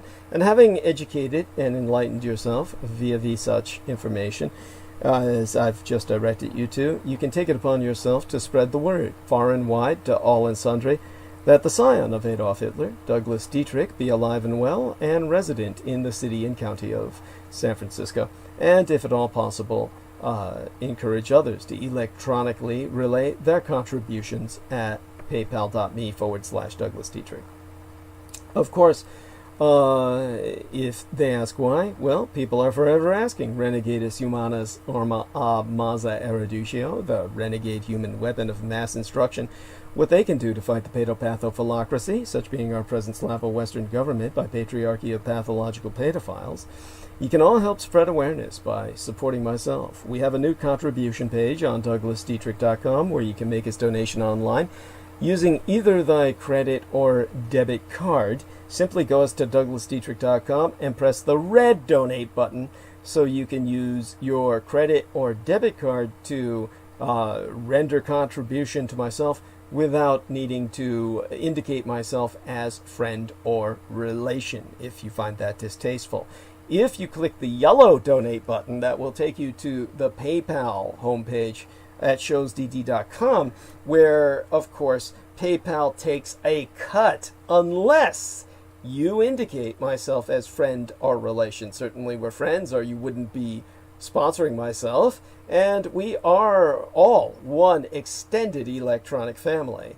So there should be no harm to one's morals in indicating myself as friend or relation to preempt the middleman from taking their pound of flesh from your contribution, which I presume you would want to go to myself in its entirety. And all that aside, all sponsors will be granted exclusive electronic access to both my videographic and audio recorded archives through to this year, from the 2011th year in our Lord, the very year mine own late and sainted matriarch, the Grandma Dame Diana Lin Zujin Takabayashi Hideko Sujin Lin Dietrich was murdered, assassinated in the immediately aftermath Sanjuichi Senseme, the 3/11 terror attack against the Fukushima Daiichi, or Big One cluster of nuclear power plant facilities on site the 7,000 Isles of the Greater Japanese Empire, when 'twas deemed by much Native American cosmological reckoning that the first rays of the dawning of the Sixth World broke upon us, and magics could again be worked conjointly with Mother Earth to redeem the folk upon her. They're not on YouTube anymore, whereon the intra-global crisis analyst Douglas Dwayne Dietrich long ago established his high-profile visibility platform per rationale of personal security by way of public promotion. Only on contribution will the membership be processed within 48 through 72 hours, between 2 out of 3 days. For full access to all mine archives, you do this, of course, yourself, by rewarding yourself after making your contributions, however you make them, by going to douglasdietrich.com, pressing the yellow donate button, which takes you to the homepage of showsdd.com, where you can register and log in to the archives on your own, and therefore access them thereafter. And of course, this means all those videos become available unto yourself that John Warrington saved, aside those on the Maggot Douglas Dietrich channel and the YouTube channel named Taboo Bros 2, spelled TABOO space BROS space Roman numeral 2, as managed by mixed martial arts maestro Daniel Arola, whom you can visit at facebook.com/Daniel.Arola.3 of Damage, or DAMAG, Daniel Arola Martial Arts Group Incorporated, Cali Combatives. Optionally mail either checks or money orders, never cash, to the personal residential address of the Mr. Douglas Dietrich, which itself be listed on douglasdietrich.com/donate-2. The most important thing being that people regularly donate what they can within their means. Foremost among Axis Daddy D's donors, aside his mistress and manageress, Selina Khan, and his former web mistress, Lena Shea, whose channel on YouTube you can subscribe to at Lena Crane channel on YouTube. Be our most beloved greater British brother in battle, the Team Thrax, Dietrich's or Dragon's heavyweight lifting keeper of the spirits, and YouTube Bizarre HD channel managing mixologist, George Edward Knight, whom you can friend at facebook.com/george.e.knight.7, and subscribe to his YouTube channel at youtube.com/user/bizarrehd, which itself be spelled Bizarehd. He being mine own personal hero who has substantially delivered towards my salvation from the streets, and whose self-produced videos entitled How the United States Won World War I and Why We Are Still Legally at War with the Third Reich both be factually substantiated per mine own expositions. You will also find trailered there the Thousand Year Realm-In-Exile, subtitled The Third Reich's Flügelrad and Hannibal Technology. Indeed, the last Dietrich Gulves, the son of Dietrich's, or son of a dragon's, Anglo-corrupted as Dracula's expositions, via YouTube would not be possible sans generous benefactions from my listeners on a monthly basis.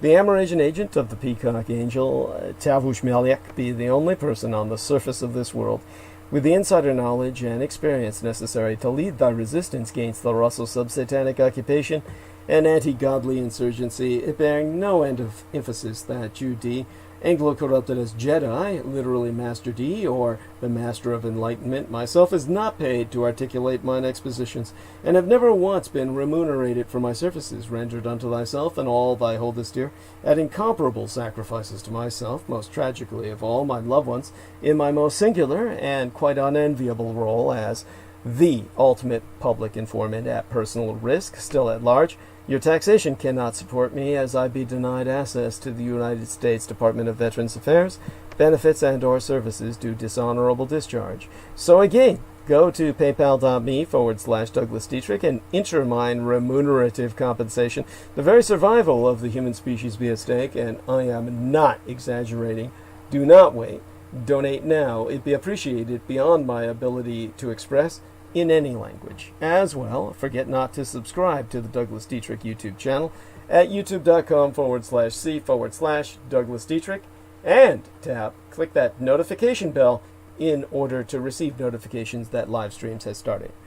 Even if ye be subscribed, you will only receive notifications if you select all in notifications. To reemphasize, subscribe to the Douglas Dietrich YouTube channel at youtube.com/C/Douglas Dietrich, and tune in thereafter every Sunday and Wednesday night at 8 p.m. Eastern Standard Time. That would be 5 p.m. Pacific Standard Time. Again, on Wednesdays and Sundays.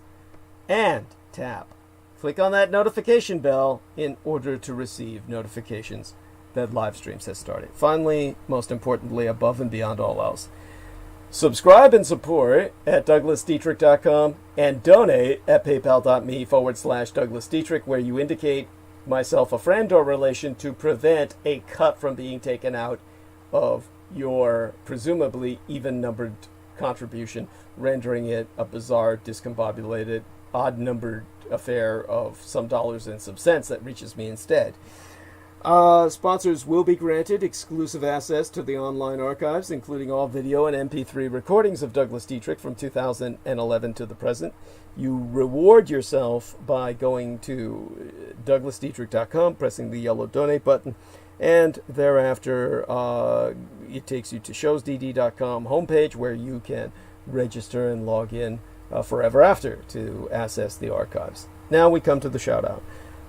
My first primary shout out is to Dennis Marshall, a wonderful human being and a fellow Californian who donated to the GoFundMe campaign, where we like to get donations just to rationalize its existence. And I do need new equipment. I'm not even using a microphone anymore. I no longer even have a microphone that will interface with the laptop. I have the microphone, and thank God it interfaces with my PC, but I can't produce from my PC because my PC is so old it doesn't have the RAM, the random access memory, to hold the program of OBS, Online Broadcasting Service, or system, with which I produce. So I have to produce from my laptop, which can't interface with the microphone anymore because the laptop, so the Windows 7 that was downloaded into it to be compatible with the old Revolution radio system is basically so fucked it can't interpret the instrument as valid concerning the microphone anymore when it's plugged into its jack. So there we have all that. So obviously I need upgrade and I need new equipment yesterday. And everything I'm operating is held together by rubber bands and paper clips and shoestrings laced around it. But somehow we make do. But the man who's helping towards the ultimate end is Dennis Marshall, having donated 56 United States dollars, God bless him, fellow Californian in my golden state. And shout out as well, aside from the wonderful Dennis Marshall with his constant insights in the chat room, we have Debbie Hewins. And Debbie Hewins is this wonderful young lady, shout out unto she, who asked about twinning, which I've gone into in the past and will happily go into at some point again in the future. Just remember that don't be frightened by the concept of clones. We've always had clones. They're called twins. Identical twins are clones that occur naturally.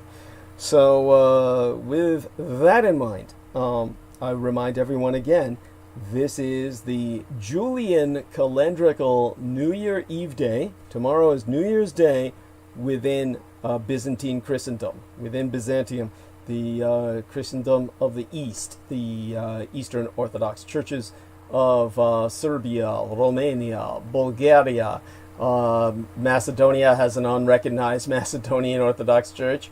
Russia is kind of in a heretical position, having been excommunicated by the Exarchate in Constantinople within Istanbul, where a kind of Vatican city-state affair, a micro-statelet, unrecognized micro-statelet, is holds sway over Byzantium in the sense of the Pope over the Western Church, but far more, how would I say it, far less invasive. It would be like if the Civil War had truly been about states' rights and the South had won the Civil War and we were in a much less federalized and far more confederated amalgam of states in loose union, a confederacy. That is how the Eastern churches operate. They have national churches that then answer to an exarchate only out of respect and not out of direct hierarchical order. Of course, there's also Mount Athos in Greece, which is kind of like Tibet. The Greeks are also Byzantine Orthodox. I always forget to include them. My apologies. And Mount Athos is like Tibet, where there's nobody lives there but monks. Of course, they take in people who are hopeless and helpless and homeless, which led to them taking in bands of roving pirates over the years, which forced Russia and other nations to invade them to get the pirates out that the monks were providing succor and shelter to.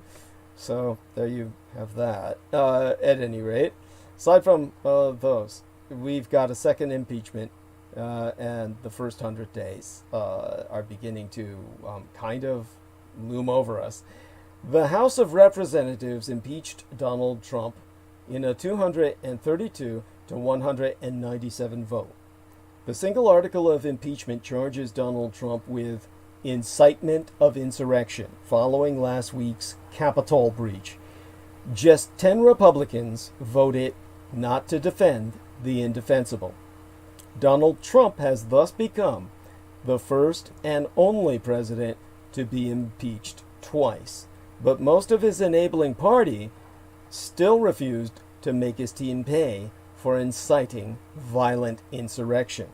The few Republican cult House members who did vote to impeach braved personal abuse and attacks from colleagues, and they risk losing top party posts and stirring primary campaigns the next time they seek re-election. The House debate before today's vote was a festival of hypocrisy, false moral equivalence, and open lying, as Trump's cultists denied reality itself in his defense.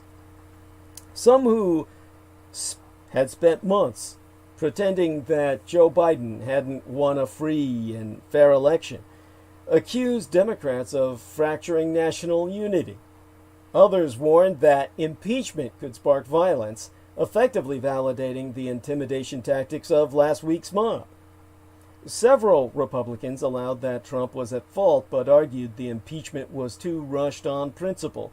More painted the process as the act of left-wing Trump haters, desperate to cancel him in a fit of political correctness. Now Trump's fate is in the hands of the Senate, and more directly in those of another longtime enabler, Mitch McConnell.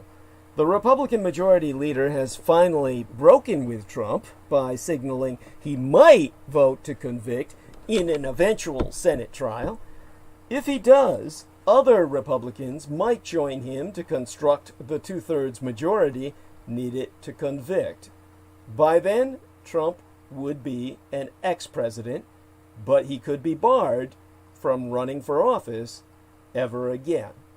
It's a long shot, but today's unique second impeachment vote already ensures that for as long as the American Republic survives, Trump's name will be accompanied by a historic stain.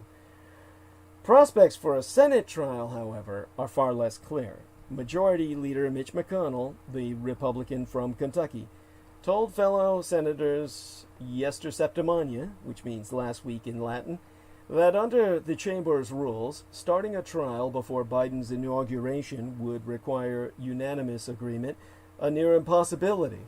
Senator Charles E. Schumer, the Democrat from New York, who will become majority leader on the 20th of this month, is exploring whether to use emergency powers to reconvene the Senate to allow us for a trial to begin immediately after the impeachment article is sent to the Senate.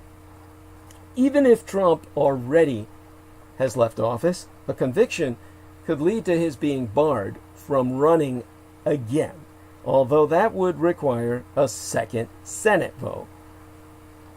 It took more than 200 years for America to rack up its first two presidential impeachments. Now the most lawless commander-in-chief ever is leading the American empire towards its second presidential impeachment in just 13 months. Today, the United States House of Representatives voted to hand Donald Trump the dubious historical distinction of being the first American president to be impeached twice. The charge that he committed a constitutional transgression of high crimes and misdemeanors is simple and damning, and will pass 1 week after he incited a violent insurrection at the Capitol of our 100 states in union and our territories of American empire. This article of impeachment reads, in part, I'm merely extracting a paragraph therefrom, the most important by my judgment. Wherefore, Donald John Trump, by such conduct, has demonstrated that he will remain a threat to national security, democracy, and the Constitution if allowed to remain in office, and has acted in a manner grossly incompatible with self-governance and the rule of law Donald John Trump thus warrants impeachment and trial, removal from office, and disqualification to hold and enjoy any office of honor, trust, or profit under these United States. Now, Trump still has a hold on the Republican Party's fervent grassroots supporters, so conventional wisdom suggests he need not worry about being convicted in a Senate trial, which requires a 2/3 majority, but the political winds may be shifting. In a stunning maneuver, Mitch McConnell, the hardline Senate Majority Leader who enabled Trump's wrecking ball presidency, has made it known that he is glad Trump will be impeached. Some Republican senators might see that as a signal to vote freely to convict, though viral footage of frenzied MAGA supporters haranguing Republican lawmakers at airports reflects the risk of such a decision to one's very life and physical safety. There is a palpable sense of history unfolding behind the high iron fences now ringing the Capitol in eloquent witness to a democracy under siege. But as the last week's unprecedented events does show, no one knows how America's internal battle will end. Now, before I express the fact that what we have now is more dangerous than the Capitol riot, just going to check in on what the lovely Crystal River has sent myself. There we are. When the Civil War starts, I'm dressing like this. Delightful! A Southern Belle from Gone with the Wind. Love you, Crystal. And she is now a daughter of the South, residing in the grand old Republic of Texas. Once a dark corner of the Confederacy, Texas could in and of itself secede and join OPEC, the oil-producing exportation cartel of nations, to redefine the geopolitics of our time. At any rate, what I'm alluding to is the fact that we are now contending with something more dangerous than the Capitol riot. Most House Republicans did what the rioters wanted. The most dangerous thing that happened today occurred after the mob dispersed. Now, January 6th, the same day as today, a Wednesday, but 7 days agone, of this 2021st year of our Lord, will surely live in infamy. The day the United States Capitol was stormed by a mob, forcing legislators to evacuate in a rush and leaving no less than half a dozen dead, including 2 police officers, as I understand it. The most dangerous part of that day for the American empire as a whole, however, was not what happened when the insurrectionists fought their way into the Capitol in the afternoon, but what happened just a few hours later on the floor.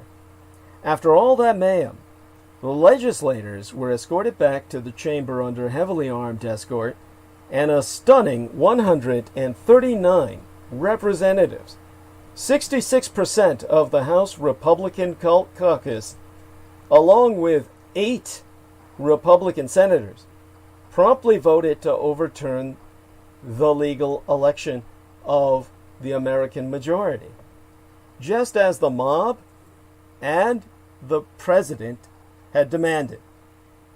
Unlike the insurrectionists, they were polite and proper about it. But the danger they pose to our democracy is much greater than that posed by the members of the mob, who can be identified and caught, and who will face serious legal consequences for their acts. Donald Trump's ignominious departure from office, whether he be impeached and removed, resigns, or simply skulks away in disrepute, will leave us to solve the problem of the politicians who worked hard to convince millions that the election had been stolen, and then voted to steal it themselves. Throughout Trump's presidency, many of his critics have conflated the ridiculous and the incompetent with the unserious. Too many are now repeating the same pattern, this time conflating the procedural and the polite with the legitimate and the responsible, and worse, with the harmless. Those who raised the alarm before were treated as hysterical, as was myself. Dismissing our warnings allowed the attempt to proceed with more ease. Many Americans did not take as Trump's attempts to steal the election in the months leading up to the 6th of January seriously enough, probably because many of those attempts were indeed ridiculous and incompetent. The press conference on alleged fraud at Four Seasons Total Landscaping, lawsuits so sloppy that judges couldn't throw them out fast enough, and tweets with enough punctuation and grammatical mistakes to try the patience of even the kindest elementary school teacher. That mix of the serious and the absurd has characterized every step of Trump's response to his defeat, the clownishness oft times hiding the gravity of the underlying reality. In the months leading up to the 6th of January, the president attempted to coerce and threaten many elected officials and politicians into supporting his effort to overturn our election, including his own vice president, Republican senators, state election officials, and governors. His close allies openly voiced options such as staging a military takeover, suspending our Constitution, firing civil servants who wouldn't go along, and executing the supposed traitors who refused to help the president steal our election. But the most important, most dangerous part of all of this was Trump's successful attempt to convince millions of his cultists that he'd won and was being cheated out of his win, and the fact that so many leaders of the Republican Party at all levels have gone along. That claim is somewhat akin to a charge of child abuse. The very accusation is also a demand for immediate action to stop, to cease the abuse. The mob that gathered last Wednesday took that accusation seriously and acted to stop the steal. The storming of the Capitol also included many ridiculous elements. Supercilly costumery, worn together with tactical combat gear, a grinning man making off with the stolen lectern of Nancy Pelosi. But, like the effort preceding it in the months before, it was also deadly serious. The mob was beaten back only by the deployment of lethal force, when some of its members were just steps away from legislators. The president, meanwhile, watched it all unfold on television, resisting all calls to bring in the National Guard. But the polite facade of what happened just a little later on the floor of the House, as it considered throwing out the results of our election, should not mask the seriousness of the threat this entire effort poses to our democracy. There is a great desire to blame Trump himself, who is certainly very much to blame, and move on, sans recognizing and responding to the dire reality that the entire Republican Russo-collaborationist Red insurgency enlisted in Trump's attempt to steal our election. The 139 representatives and 8 senators who voted to reject the results of a democratic election were certainly well-mannered. Speakers wore formal clothes such as ties and suits rather than the outlandish cosplay of the mob. The legislators adhered to time limits rather than putting their feet on desks while hamming it up for selfies. But this veneer of respectability makes what happened on the floor all the more dangerous by making it harder to recognize as a violation of democracy. The legislators were there to count the votes certified by the states after months of review by election officials. and after endless court challenges were all rebuffed, and instead they voted to throw them out. They did this after months of lying to the public, saying that the election had been stolen. They crossed every line a democracy should hold dear. To my knowledge, not a single one of them has yet apologized or recanted for their participation in what even some Republican senators are openly calling the big lie. Of course, I will say it now. They should all be killed. In public, they should be executed. I can say this because all the right-wing, white trash sons of bitches, those pieces of shit, and the cunts who sleep with them say that about our Democrats. This will lead to war, and there can be only one victor because the loser will be exterminated. I, of course, am of a higher grade than any fucking white Republican or any colored Republican, so they will simply be deported in the case of Democratic victory.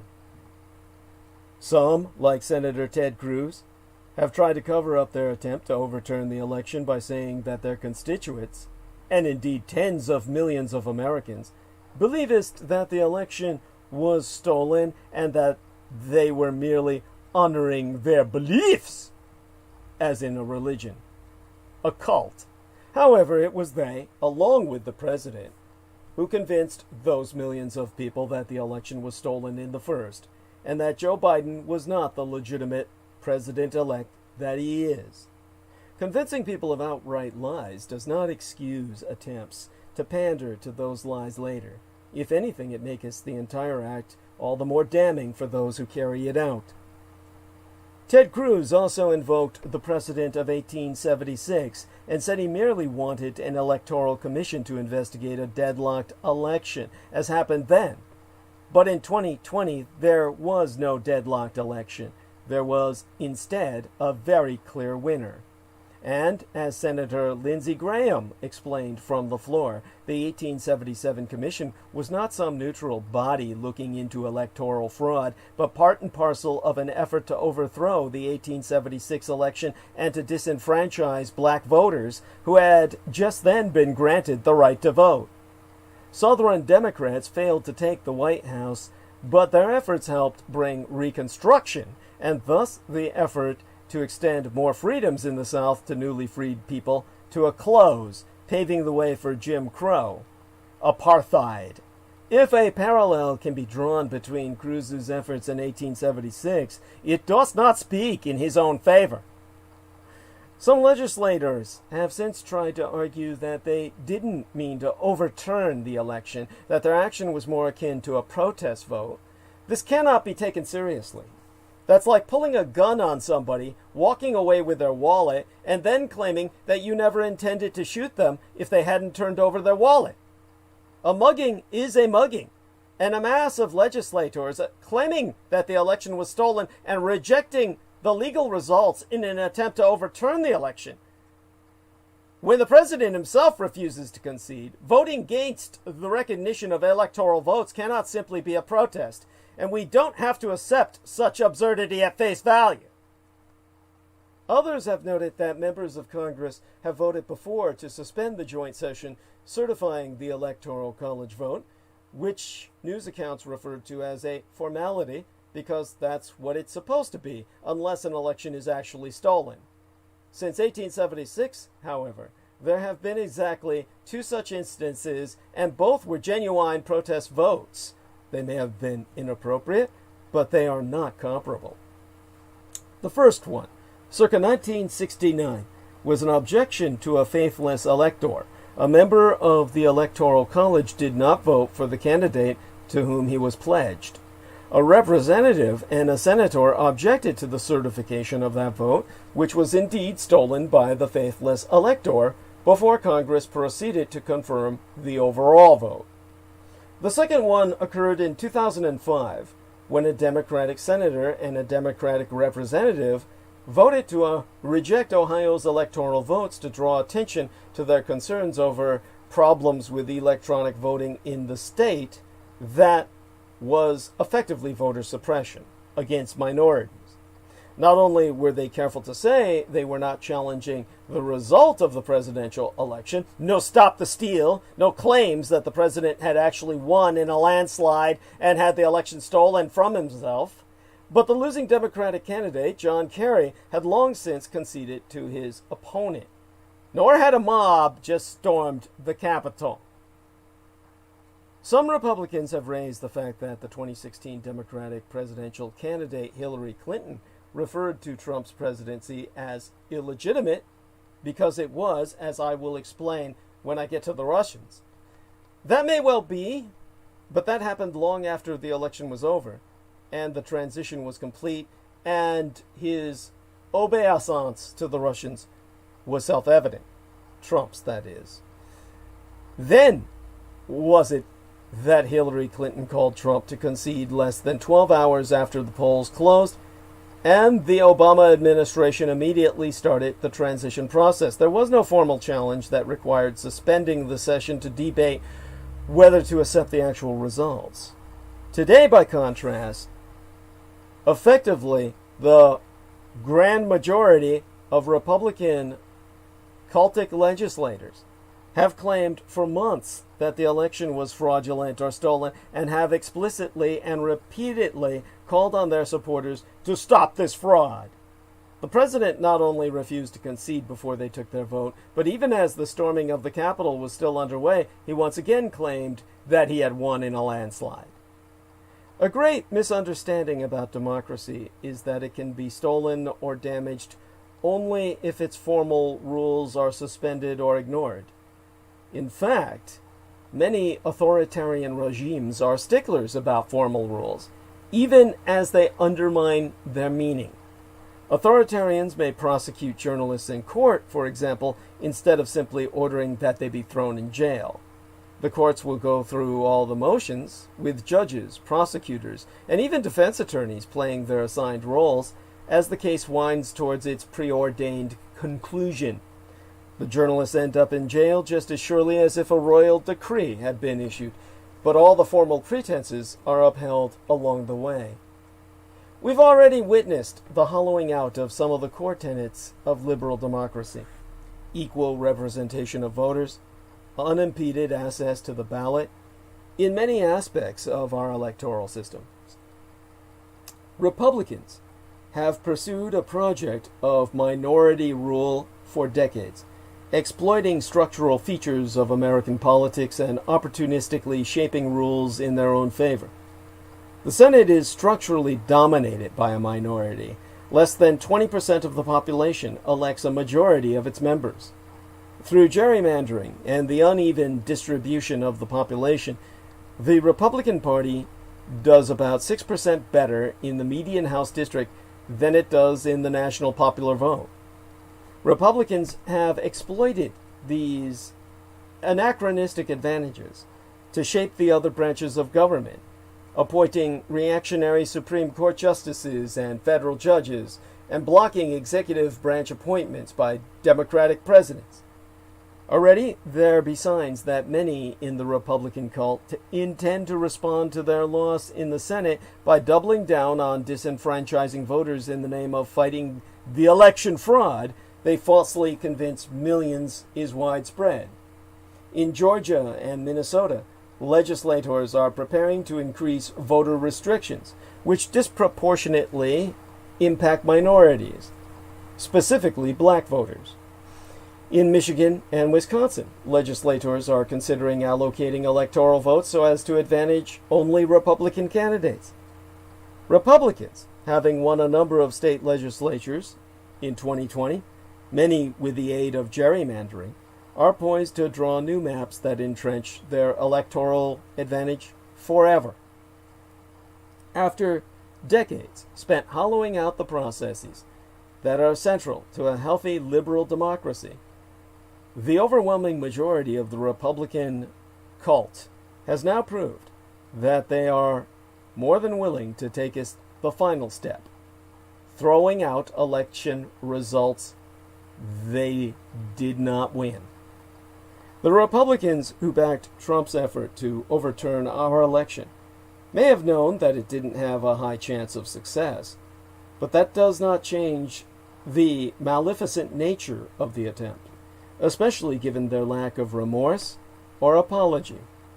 Unless they be convinced that it was a mistake, unless they pay such a high political price for it that neither they nor anyone else thinks of trying such again, they are guaranteed to seize the next available opportunity to do the same. If a future election comes down to one state instead of three, if a future presidential candidate abuses lawsuits and coercion more competently, or if a few election officials succumb to threats more easily, they'll be in the game. A line must be drawn. Republicans must die. That line must be drawn with blood, as their own Thomas Jefferson would be wont to say. The increasing entrenchment of minority rule and democratic backsliding in almost every level of government was terrible enough. But now we've moved past even that. Throwing out an election isn't like disagreeing on tax policy, for which the original American Revolution was incited upon. Taxation sans representation. We are paying the taxes for these white Republicans who seek to disenfranchise us and throw away our elected representatives. We are not represented, but we are taxed. Therefore, it is we Democrats who must rebel, and Republicans must die. It's not something to move on from or forget. If no line is drawn in blood, the attempt will definitively be repeated, quite likely without the mob, by the polite legislators in suits and ties, insisting that they want fair elections as they vote to gut what remains of our democracy. If anything, the unruly mob on the 6th of January may have been, well, it may have made it a bit harder for them by exposing the true nature of the entire attempt. Republican representatives are already openly lamenting how the mob and the illegal breach of the Capitol destroyed 2 months of debate and work on election theft that was supposed to play out in the House and the Senate, by which to steal our legal vote. All of this is happening right in front of our eyes. And Trump, now on his way out, is perhaps the least of our problems. The bad news is that what comes next will not be easy or pleasant.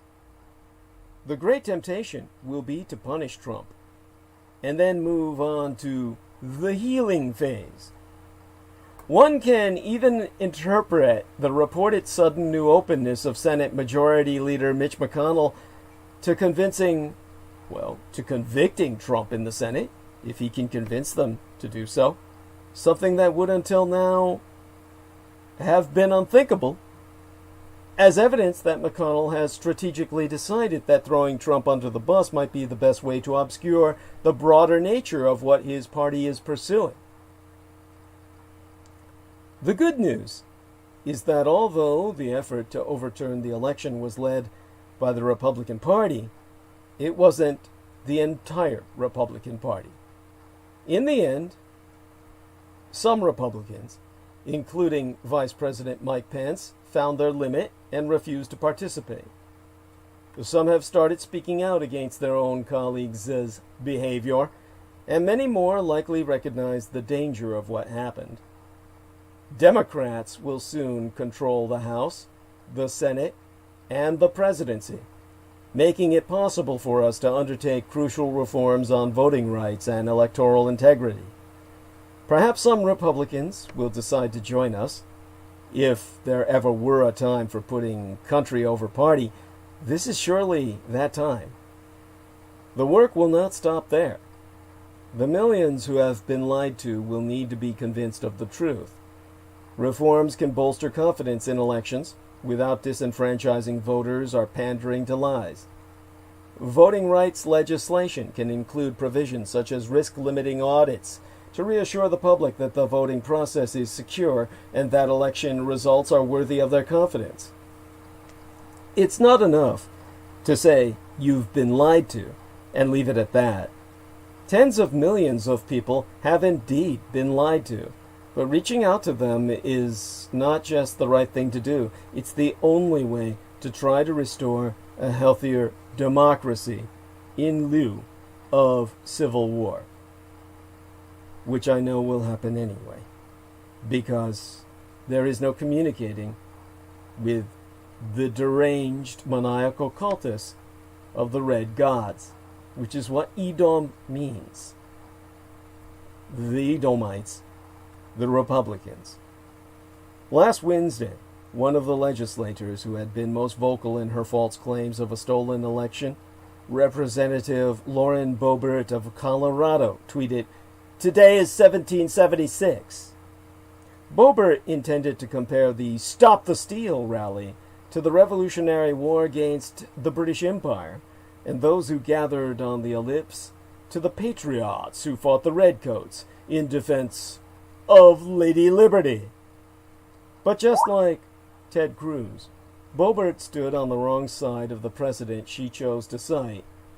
This is indeed a fight in defense of democracy, and we cannot afford to lose it. And we are doing this, conducting this struggle in the time of the virus, the age of the coronavirus. The United States Centers for Disease Control and Prevention has announced it will require a negative COVID-19 test from all air passengers entering these United States starting January 26th. This measure is intended to curb rising coronavirus numbers, which seem to be setting new records every day. The United States, but yesterday, or the day before by now, recorded more than 4,300 coronavirus deaths, a new daily high. Things are so bad in Ontario, Canada. The province is under a stay-at-home order, and officials have warned of a total collapse of healthcare systems. The Japanese Empire has increased its state of emergency to 7 more regions, and Ireland now has the world's highest COVID-19 rate. How did that happen? Irish health officials say the seasonality of the virus plus holiday gatherings have led to inconceivable numbers of cases and deaths. And in Ireland, an Irish report has concluded that no less than 9,000 identified children died in church-run institutes for unwed mothers. This landmark report out of Ireland reveals that thousands of mothers and babies died in church-run institutions known as mother and baby homes between 1922, the year before my late and sainted Cyrus, my mother, was born, and 1998, which is but yesterday in history. Such homes were places where unwed women and girls were sent, always against their will, to deliver their children in secret. In all, around 56,000 people that we know of, usually as young as 12 years of age, were sent to these 18 institutions as investigated in this report. 1 in 7 of some 57,000 children born in these institutions never survived long enough to leave. Irish Prime Minister Taoiseach Michael Martin said the report opens a window onto a deeply misogynistic culture in Ireland over several decades. and said he is planning an official state apology to survivors. Now, I was the first to expose this story in 2015. Half a decade agone by now. 6 years ago. In which I brought up the fact that these Roman Catholic nurseries of death were but a human trafficking operation on a scale that is simply unprecedented. It was all brought to our attention. The truth did out when 800 babies buried in a septic tank in Ireland near a home for unmarried mothers run by nuns in Tuam, County Galway, was sundered open. That was when the Republic of Ireland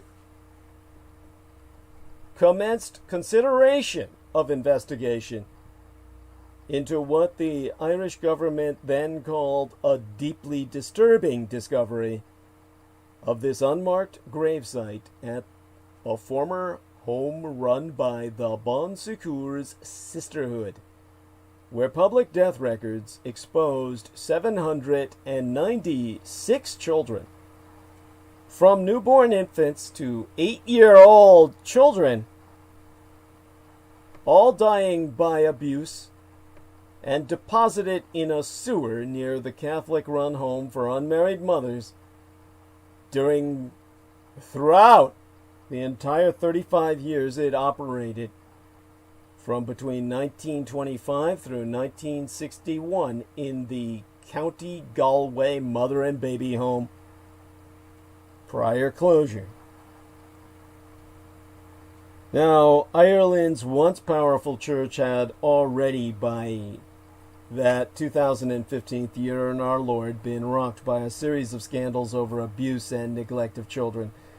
The Roman Catholic Church ran many of Ireland's social services throughout le 20e siècle, de notre Seigneur, the 20th century of our Lord, including mother and baby homes where tens of thousands of unwed pregnant women, all of them rape victims, were sent to give birth against their will. If you can imagine that. Irish men are pure shit. Of course, my father was Irish, the man who raised and guided me, at least a quarter or a fourth Irish or half. But you know what I mean. Not all of them are like that, but certainly enough of them towards where, well, you can only say they deserve a lot of what they've suffered over the centuries. Unfortunately, their women suffered with them. Unmarried mothers and their children were seen as a stain on Ireland's image as a devout Catholic nation. They were also a problem for their fathers, particularly powerful figures such as priests and wealthy married men. So thousands of these unmarried pregnant rape victims, labeled at the time as fallen women, were sentenced to the homes to deliver the rapist babies. These women were then ostracized by the conservative Catholic Society of Ireland and were all forced to hand over their offspring for adoption. Like the Madeleine laundries, where single women and girls were sent, the mother and baby homes were run by nuns but received state funding. They acted as adoption agencies and in such capacity were overseen by the Irish state, which renders the Irish state autogenocidal. In other words, exterminatory or mass murderous of their own. St. Mary's, run by the Bon Secours sisters, was but one of several such mother and baby homes in the early 20th century of Ireland. Health issues and problems associated with the homes have long been documented. As far back as 1944, a government inspection report of the Tuam home described some of the children as fragile, pot-bellied, and emaciated, meaning that they were like Ethiopian children in the middle of a famine. The recently discovered death records, well, they were recent when I exposed this story 6 years ago, for St. Mary's convey that nigh 800 children died from malnutrition and infectious diseases such as measles and tuberculosis. Conservative Catholic doctrine at the time denied children of unmarried parents baptism and therefore burial in consecrated lands. In other words, if you were born out of wedlock, you were considered damned. You would burn in hell for all eternity for being conceived by parents out of wedlock and did not deserve to be buried in consecrated land, so therefore they dumped you in a sewer, where they assumed you would remain through all eternity. The local research historianist, Catherine Corliss, who made the grisly discovery of the 800 babies in the cistern of the sewer, says her study of death records for the St. Mary's home in Tuam of County Galway suggests the bodies were disposed of in the sewage tank on the grounds, and that some of the dead were as young as 3 months old. The home was knocked down many years ago to make its way for new housing. You can imagine living on those haunted grounds, hearing the babies wail throughout the fucking night, which I hear the residents hear. But the area around the unmarked mass grave has always been maintained by locals who knew the story. That septic tank, full to the brim with the bones of 800 babies, was actually discovered in 1975 by the locals when concrete slabs covering the tank broke up.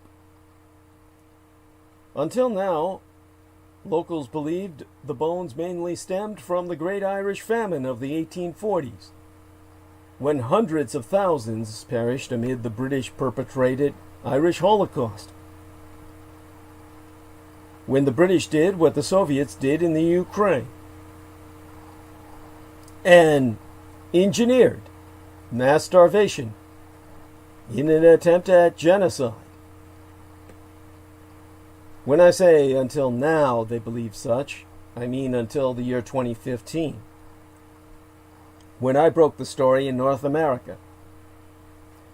A junior Irish government minister then called for inquiry to be established, and the issue was discussed at Cabinet. Ireland's Roman Catholic Church told the order of nuns who ran the former home that it must cooperate with any inquiry into the body disposal site. The Archbishop of Tuam, Michael Neary, said he would meet with the leaders of the Bon Secours sisters to assist with the memorial. Archbishop Neary stated that while it did not have any involvement in the running of the home itself, his diocese was horrified and saddened to learn of the scale of the number of children toileted at the church-run home. He was quoted as saying, "I can only begin to imagine the huge emotional wrench which the mothers suffered in giving up their babies for adoption or by witnessing their death. The pain and brokenness which they endured is beyond our capacity to understand. Regardless of the time lapse involved, this is a matter of great public concern which ought to be acted upon urgently." When I myself have attempted to contact the Bon Secours Order over the years, they have always given me the same response: not available for comment. Meanwhile, at that time, half a decade ago, Archbishop of Dublin, Diarmuid Martin, said that if a public inquiry into the mother of baby homes and all like facilities throughout Ireland was not established, then a social history project was necessary. And Archbishop Marston supported excavating what might be unmarked graves at all such sites. A fundraising committee was then formed, and memorials have since been built or will be built with all the names and ages of the children displayed. And that development was yet another damning disclosure of a church-run institution in Ireland, following almost countless revelations of abuse and neglect at Catholic-run schools or institutions in preceding decades. This was a human trafficking operation of the grossest magnitude. And that's what brings us back to Human Trafficking Awareness Day, which was, of course, the 11th of this month, when I was on, but 72 hours ago. And I will ask everyone, now, my man Jameson Reese, who's back with us, thank you, Jameson, for informing me that you're back, has already done this, but I want everyone to emulate his example and share my post on Facebook about human trafficking. And I've had to expand and revise it to include any number of links that, because I've been involved with this kind of phenomenon all of my life, I kind of take for granted that when I bring up societies like Polaris, that people know where to look. That's my fault. I take it on myself in that miscommunication. I should have provided links in that column that I wrote for everything. And it turns out, of course, people who looked up Polaris found a sports product company or a sporting products manufacturer. So that's not the Polaris that I meant. So Polaris can now be located at Polaris Project. So all of this I will return to, but the important thing to know is that there are many organizations that combat human trafficking. These are the places to turn to when you need to bring the attention of a case, perhaps your own, for help. And that's why the most important part of that column is at the bottom. You have to read the column or at least scan through it or skip to the fucking bottom, where you will get the majority of these links. And remember that this is still valid to talk about this today, because this is, the entire month is dedicated towards human trafficking awareness. Indeed, the actual title for this month would be, oh my God, how did I write it on the promotional banner for tonight? It's the, aside from the fact that it's Byzantine Orthodox Julian calendrical New Year's Eve day, this live stream is taking place during the month of Postmodern Slavery and Human Trafficking Awareness and Prevention. Yes, this is Postmodern Slavery and Human Trafficking Awareness and Prevention Month, by presidential decree, though the phrasing may be a little different depending on who's saying it or how much patience that they have. But the entire month culminates, of course, in Freedom Day on the 1st of February, I believe, where we enter into Black History Month, and people, of course, honor and respect the legacy of the victims of chattel slavery and the transatlantic slave trade.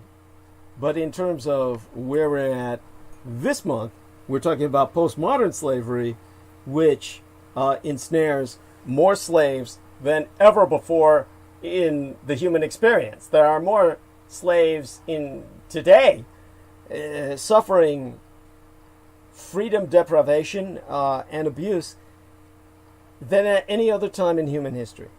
1 out of every 200 people on earth is a slave. Anyhow, to raise awareness of this fact so that we can combat this phenomenon, which will be the dividing issue of the future Cold War, those who have statewide learned to exploit this slavery as a state support mechanism, and those who will struggle against it.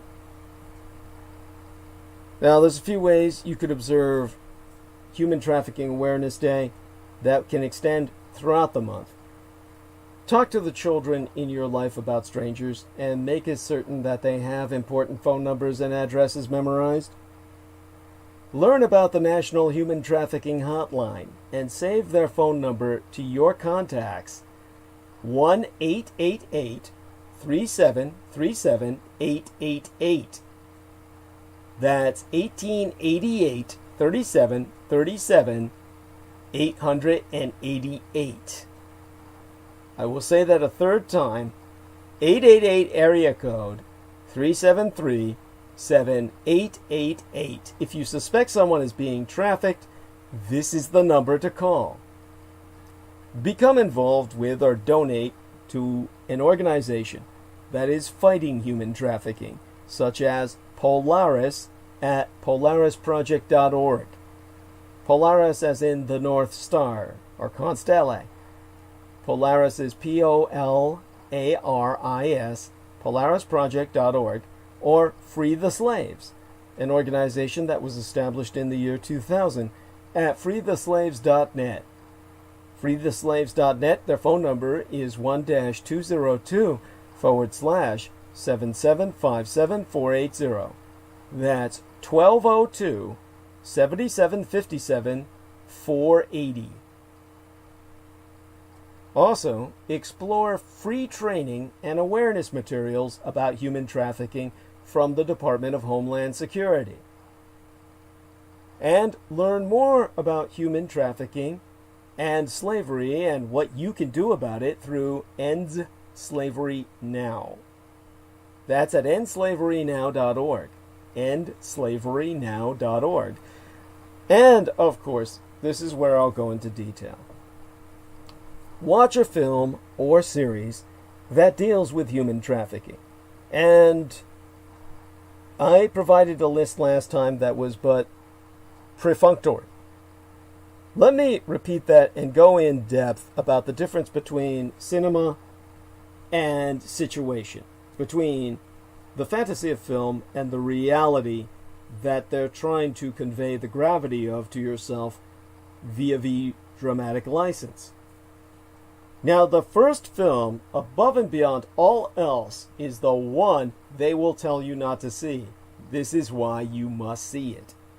It's titled Eden, like the Garden of Eden, E-D-E-N, and it was released in 2012. Eden is the film to review about human trafficking. It stars an Asian Pacific Islander actress who is conveying the experience of a real Korean girl, well, young lady, who I had on my program once or twice before she became all scared of my program being too political. Of course, the whole world is political. She wound up speaking before the United Nations despite a gang-stalking campaign against her. And that film is, of all the films, realistic enough where I'm not going to touch it with a review. There's no point in reviewing it. That's the real thing. That's the one you need to watch. It's so real, there's an entire campaign funded by human traffickers to discredit it. Eden, released in 2012. Watch it. That's required viewing. Next after that would be Lilya Forever. Lilya spelled Lilya, and then a space, the numeric 4 dash ever, as in 4 dash ever, you know, the way you would write it stylistically. Lilya Forever was released in 2002, 10 years before Eden in 2012. An excellent film. I may go into reviewing a little bit about that. Another film would be Trade, released in 2007. Trade. Some of these titles are so generic, it's impossible to find them without the release dates, and you have to add human trafficking or sexual slavery after them in order to even locate them on the net. Eden, for instance, what are you going to get if you look up Eden, right? You're not going to get the film unless you write Eden film 2012. Eden human trafficking. Eden sex slave. Do that with Trade as well. Here's one you can find pretty readily by its title, The Pink Room, produced in 2011, or released that year, the year my late and sainted Cyrus died, my mother. By the way, Trade was released in 2007, the year my late and sainted sire, my father, George Joseph Henry Dietrich, died. So Trade was released the year my father died. The Pink Room was released the year my mother died, 2007 and 2011, respectively. For that reason alone, you should watch them both back to back. My parents died 5 years apart in the exact same month of March, which was my sister's birth month. My sister was born in the month of March. I always forget which day her birthday was because she became a Jehovah's Witness and refused to celebrate birthdays anymore. Then I promptly forgot about it, whatever her birthday was. Nature of the beast. And then my parents both died in the month of March, in my sister's birth month, 5 years apart, practically to the day as well. Dad in 2007, mother in 2011, 5 years later. At any rate, there is a TV miniseries that ran throughout 2005 called Human Trafficking. So if you look up that TV miniseries, Human Trafficking, that's been collected on DVDs. That should be something you should stream somewhere, or can stream somewhere. Check that out. And then there is a Christian documentary released the year my mother died, 2011, titled Nefarious, subtitled Merchant of Souls. That's how you find it. You won't find it by the word nefarious. You look that up and you'll get pictures of Donald Trump or something. So subtitle it, Merchant of Souls, 2011 release, a Christian documentary. Might go a little bit into reviewing that for you. And then there's the film, well, there's 3 films in the franchise, the trilogy series. I think there's only 3 of those in the series, called Taken. Of course, Taken's pretty easy to find. The first film was released in 2008. And this is the mother of all human trafficking films in the case of recognition that I will review so that you understand what's different between that and the reality of human trafficking, okay? Taken is a franchise. There's at least a trilogy. There's at least 3 of them. And it made the character Liam Nielsen, a household word. So let me think of some of these other films about human trafficking that bear some description. This is about 10 that I can think of. Now, the trafficking of people for sex and labor is a global issue. And it's those 2 main general categories that slaves fall into. Slavery itself in the postmodern world is fueled by desperation, conflict, inequality, and greed. Learning more about human trafficking feels simply overwhelming for many people. Because while there be countless books and articles, it's the movies that provide a more engaging way to find out more about this heart-wrenching topic. So there's 10 films that stand out to myself, a mix of documentaries and fictionalized stories that are beyond my simply outright recommending as required viewing. They center on human trafficking, and they need a little explanation.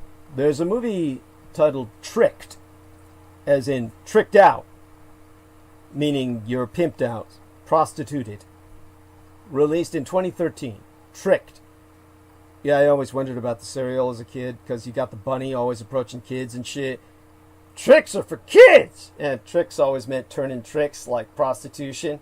It was like, I grew up streetwise, so since I grew up surrounded by prostitutes, and sex was everywhere with the adult arcades in the Tenderloin, sex was our major industry.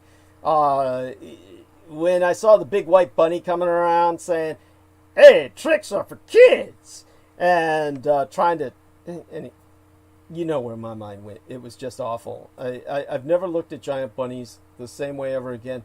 Giant bunnies are fucking chomo, child molester as far as I'm concerned. Anyhow, Tricked, released 2013, is a documentary film that takes the viewer to big cities like Chicago, Las Vegas, and New York City. And people like police officers, pimps, and people forced into the sex trade paint a picture of the situation. Now, what's being done about it? Well, Tricked follows a Denver Vice Squad as they rescue survivors and track down traffickers. In spite of their work, the problem persists. Budget cuts and a legal system that doesn't keep traffickers off the streets at all complicates things. So Tricked is rated TVMA, meaning for mature audience. It has a 71% rating on Rotten Tomatoes, for what that's worth. Then there's The Stormmakers, released in 2014, that focuses on Cambodia's industry. Properly, their name is Kampuchea. And they're looking for a big bully in the neighborhood to back them up against the nation they hate, Vietnam. So they're a strong ally of communist China today. But in the year 2014, this documentary was released focusing on Cambodia's industry, and it pulls back the bamboo curtain. They don't use the term Iron Curtain for the Asian communists. Remember that the last Leninists of the world are Laos, Cambodia, Vietnam, and I believe that Laos and Kampuchea are now free of communism, while Vietnam is still diehard communist. But anyhow, they pull back the bamboo curtain on the storm makers. That's human traffickers.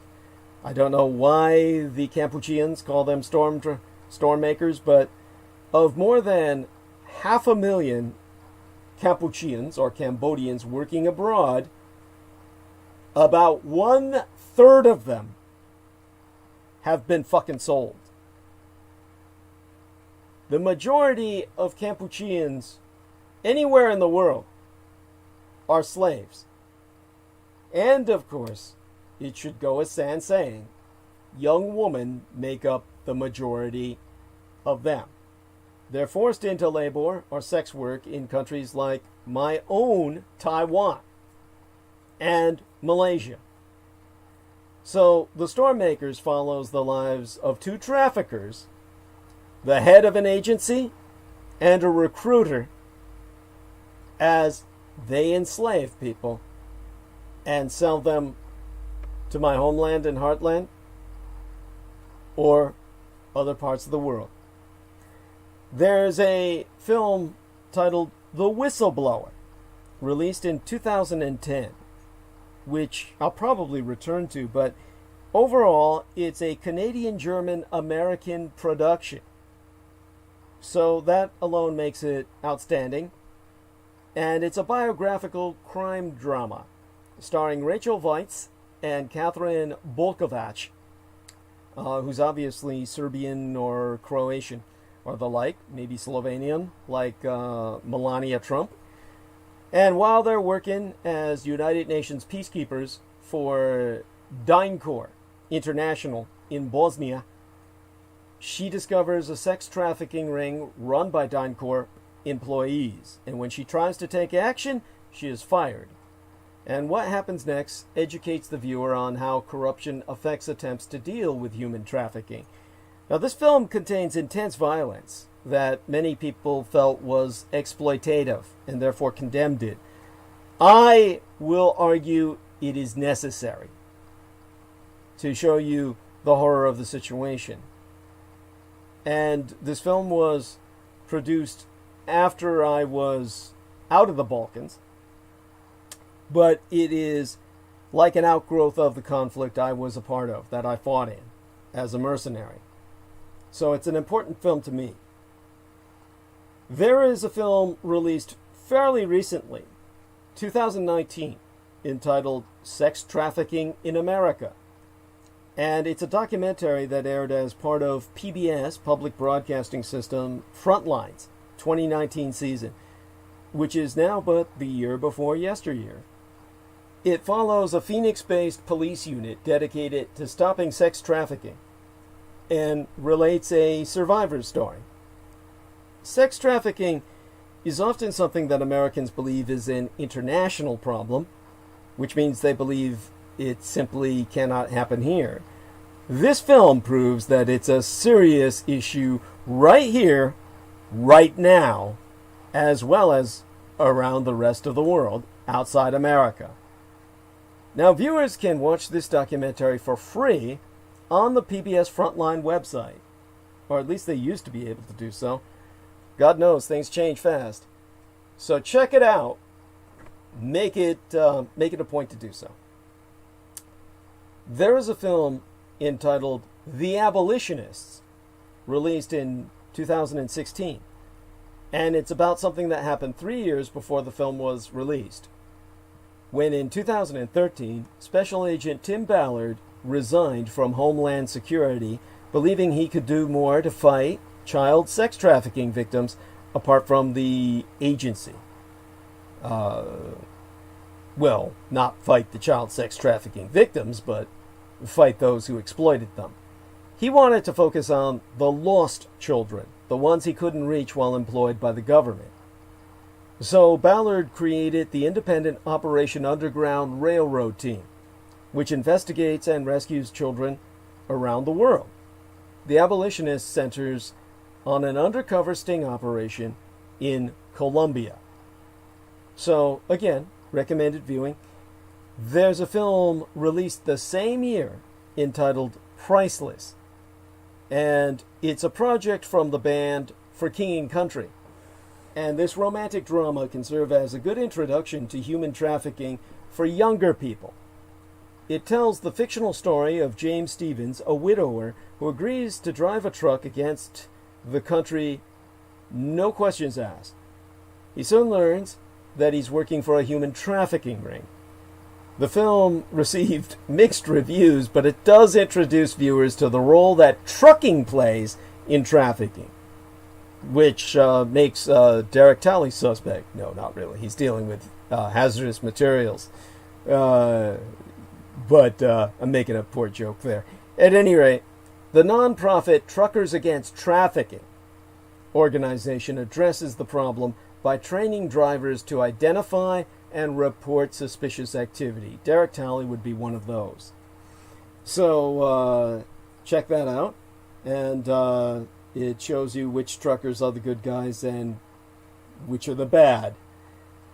There was a film released the year after that, 2017, entitled I Am Jane Doe. And this Netflix documentary focuses on the legal suits brought against Backpage.com, which was a classified ad website notorious for sex trafficking. And it followed the mothers of victims who sued, their attorneys, and groups who pushed back on attempts to hold Backpage accountable. Congress held a private screening of this film, and in 2018, the year after its release, the FBI seized Backpage. Now again, in the year my late and sainted mother died, 2011, a film was released entitled Girl Model. And this documentary explores the disturbing relationship between Siberia and Japan. In the Japanese market, young girls from Siberia are very popular. White, Russian, Siberians. Scouts bring them to Tokyo, where they're manipulated and exploited. Though not legally human trafficking, the practices of the modeling industry, and modeling agents are right on the doorstep thereof. Now, the film fails to dig into the possible forced sex work that is so obviously happening, but it does show how the agents groom their potential victims. By the way, getting a message from Maria Grigorich here. She says, totally different subject, but look at what they did to a synagogue in Montreal today. Yeah, they put swastikas all over it. Well, there you go. Congregation share Hashomayim vandalized with swastikas. Awful.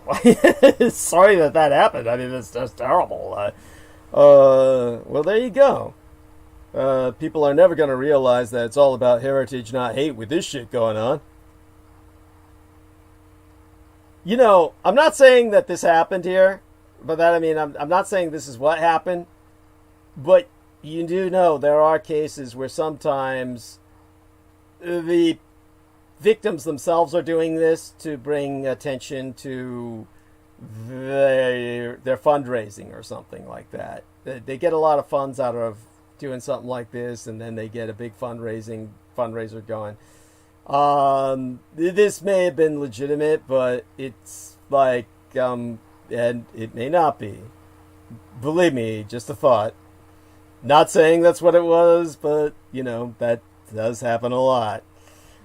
At any rate, returning back to I guess maybe one of, the last few films I can think of, there was a film released in 2004 that was entitled Born into Brothels.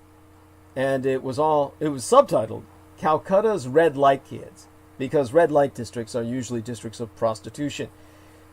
When documentary photographer Zana Brishki went to Calcutta, she made the sex workers there a deal. In exchange for portraits, photographic portraiture, she would teach their kids some photography skills, and they could document their lives. And many of the photographs, as well as the children's stories and relationships with the filmmakers, appear in this film. If you can imagine being born into a house of prostitution, it won the Academy Award for Best Documentary Feature the next year after its release, circa 2005. And, yeah, there we are. Maria Michaela Grigorich confirms what I was saying. She says, yes, exactly. It happened with mosques a couple of months ago. It was a Muslim who was doing the burglaries. Well, there you go. He would know how to get inside, right? Yes. Thank you, honey. Mwah. Appreciate that. And, okay. Finally, there is a film that was released not too long ago, 6 years ago by now, the same year that I broke the story on the sewer bin full of baby bones, 800 dead babies flushed down the toilet, back in 2015. That same year, a film was released entitled The Chosen Ones. And this drama centers on the relationship between Sophia and Ulysses, two teenagers in love. There's more to the story. Ulysses is in charge of grooming his girlfriend for his family's prostitution ring. And things get complicated when he realizes he actually cares about her. Now, The Chosen Ones was shortlisted for an Academy Award. And it digs into the causes and effects of forced sex labor in Mexico. So, important for understanding the market south of the border. Let's get into everyone's favorite, Taken, with some facts versus fiction here. Now, Taken number 3 of the trilogy was released and raking in the box office profits way back circa 2014. So I think this is a good time to revisit the premise of the Taken series, because all the spoilers I'm going to give you don't mean a shit at this point in time. I'm not going to ruin the movie for you. If you haven't seen it by now, tough shit. You'll see. I'm sure I'm sure you'll enjoy it anyway. Now, but the question here is, how well did Taken actually represent the reality of sex trafficking? Of course, I'll tell you straight up front, not well at all. Now, if you haven't seen Taken, Taken 2, or Taken 3, you're going to hear spoilers now. Here's a description of the premise. In the original Taken, released the year after my father died, 2008, a wealthy 17-year-old white girl on vacation with a friend in Paris meets a handsome young man. And this young Adonis offers to share a cab from the airport. He turns out to be part of an Albanian gang and tells his fellow gang members where she's staying. She's violently kidnapped, kept in a drug-induced stupor, and sold as a permanent sex slave at a very fancy auction. Her father, who just so happens to be a retired CIA agent, and who was on the phone with her during the kidnapping, conveniently, employs his considerable skills to find his daughter, brutalizing and torturing his way through Europe. So let's talk about some of these details. First, she's a wealthy white girl, okay? Traffickers prey on the vulnerable, and most often the vulnerable are socioeconomically disadvantaged and therefore not white. They come as almost exclusively from minority populations, are in some way disenfranchised, i.e. homeless, runaway, in foster care, etc., and or have mental or physical disabilities. This is why they're exploitable. They are oftentimes, in one way or another, developmentally disabled or even physically disabled, which a lot of kinks groove off on, believe it or not. Now, the girl in the movie has none of these vulnerabilities. Now, of course, yes, sex trafficking can, theoretically, happen to anyone. Given the right circumstances, traffickers will take advantage of whomever they can. All I'm saying is, the movie already, there at that point, does not represent the typical scenario. The film is flashy and intense.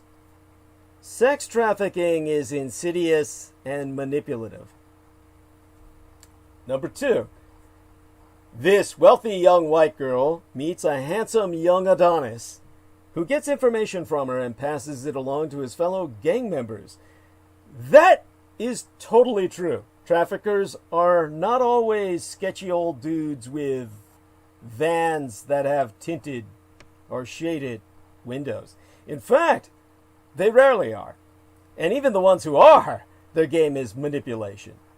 Traffickers' knowest young women are more likely to talk to handsome, charming young men. They know how to appeal to a person's particular insecurities and vulnerabilities.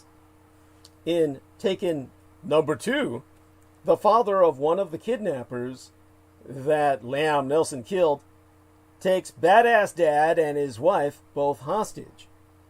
In Taken number 3, the wife is actually murdered and badass dad is framed for it.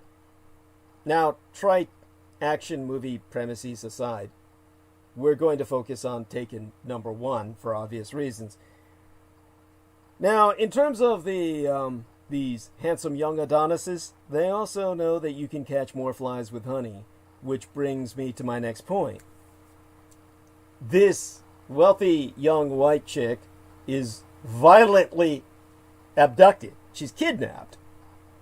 This is really quite rare First of all, kidnapping is a crime of its own, and it attracts a lot of attention.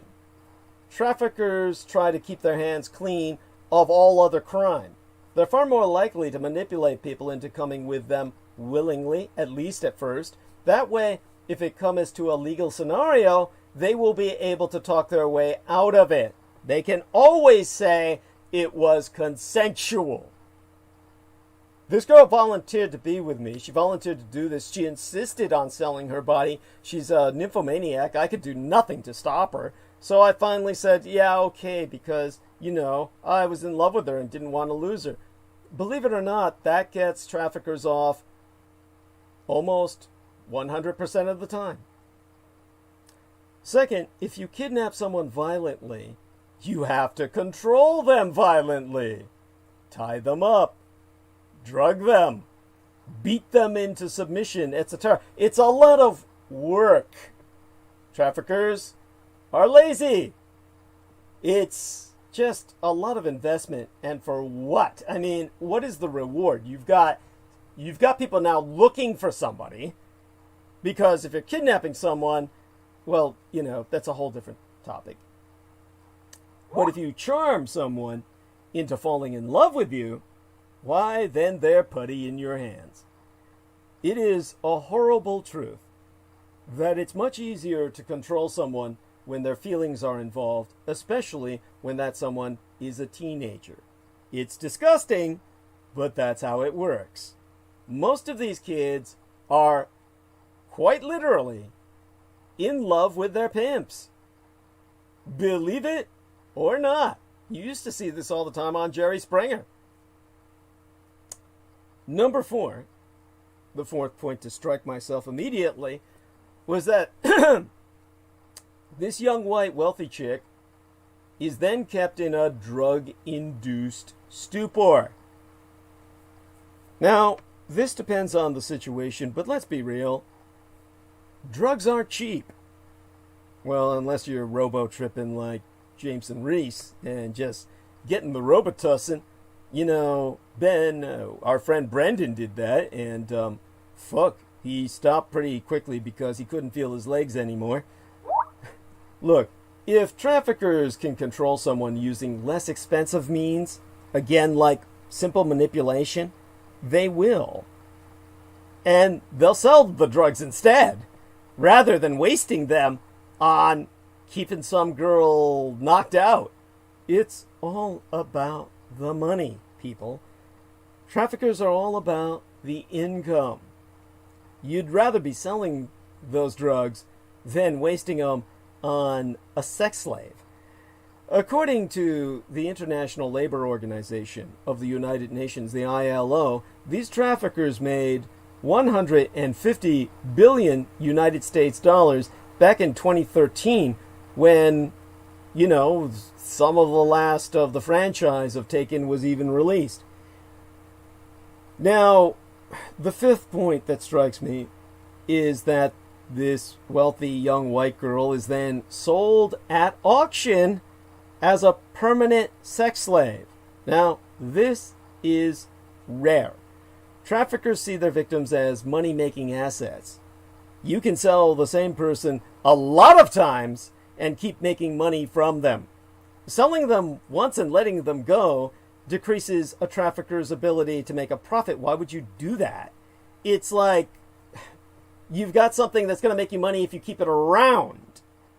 And this just is like, somebody's got to be paying an awful lot. So this does happen, but someone's got to be paying a lot. I made a purchase of the young lady who became my surrogate son in later years.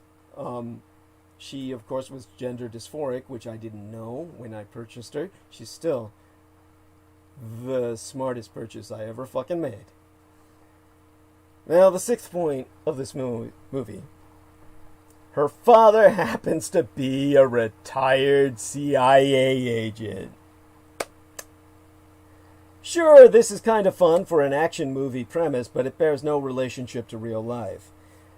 More importantly, I want to address a subtle danger here.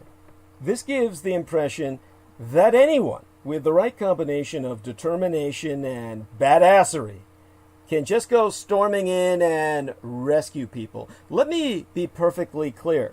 That is extremely dangerous. Not only for the one doing the storming, but also for the people under that trafficker's control.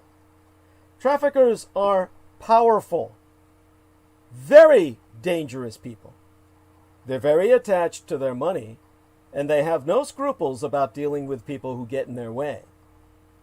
It's best to gather information and give it to authorities who know how to handle it safely. This is not the time or the place to be an action hero. Myself and the underworld network I'm connected with, my gang brothers, have conducted multiple extractions in our career where police are too corrupt to intervene, where the police themselves are the traffickers, as has been the case in Mexico and a number of places that we hit. This is something you leave to professionals who you can buy, and our operations cost millions of dollars. No, I don't get most of the profits, if any, because I owe the gang so much. Not morally, but actually financially. Yeah, I've blown on sex and drugs and hookers in the past that basically I'm working off debt. Yeah, none of us is happy about that, but such is life. At any rate, trust me, what we do requires an entire organization and a team that, where the police have failed or will not act, we've intervened. That's not something any of you out there are likely able to afford. And that's also something you don't ever want to try yourself. It's one of those don't do this at home kids. The bottom line is this. Taken is a cool action movie that bears little or no resemblance to the everyday reality of sex trafficking. It's given a lot of people the wrong impressions. And as fun as it is that Liam Neeson gets to be an action hero now, those wrong impressions are pretty damaging to actual anti-trafficking efforts. It's important to separate fact from fiction and approach the problem in a realistic and meaningful way. Because life isn't Hollywood. And none of you are action heroes. And let me see. If you'd like more facts about sex trafficking, I'll provide them through sources that will be good places to go for more information. By the way, I want to thank, of course, the people who wish to remain anonymous, who have asked me questions about sex trafficking in film. And one of them is followed up right now by saying, what about the brutality? Yes, depending on the disposition of their traffickers, sex trafficking victims can be brutally beaten. If you want to learn more about that, by the way, as a forewarning, if you're able to find anything, because I think Google has scrubbed its fucking sites where you can't find shit now. I mean, seriously, you used to be able to look up car accidents or people who have suffered from grievous injuries, and you'd be on Google and you'd instantly be, you have to use Reddit. Thank you, Jameson Reese. Go through Reddit. This is difficult subject matter. Google the term gorilla pimp. Then you're going to... So Reddit has all the gore, horrific shit. Google the term gorilla pimp on Reddit. Anyhow, in terms of movies and myths about human trafficking going beyond Taken, Hollywood loves a good bad guy. And from ruthless mobsters to drug kingpins to serial killers, evil characters are oftentimes plucked from real-world events. As human trafficking has garnered more attention, it was inevitable that the issue would hit the big screen. Traffickers, after all, are your quintessential villains. They enslave and exploit human beings for profit. and today a growing number of films portray a hero taking down a human trafficking ring. Now, the entire Taken series, the franchise which I've just gone over, in which Liam Neeson plays an ex-CIA operative with a very particular set of skills, is arguably the best-known example. In the first installment that I've been concentrating on, Neeson has 96 hours to rescue his daughter from an Albanian sex trafficking ring in Paris that abducts young girls, drugs them, and sells them to Middle Eastern sheikhs. He succeeds, of course, in supporting cast obliterating fashion.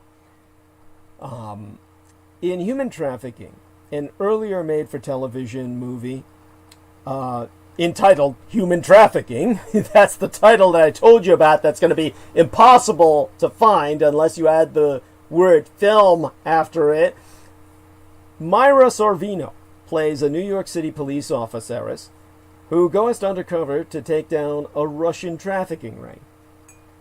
And in the film entitled The Whistleblower, which again you have to put the film sex slave movie after it or something of that sort, that sort of tag, that is based on a true story in which Rachel Weisz plays an American working as a United Nations peacekeeper in post-war Bosnia and Herzegovina who uncovers a trafficking operation.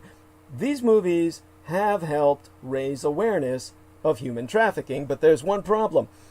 As my own personal and professional experiences have taught myself, Taken, The Whistleblower, and Human Trafficking propagate and reinforce several critical misunderstandings about human trafficking.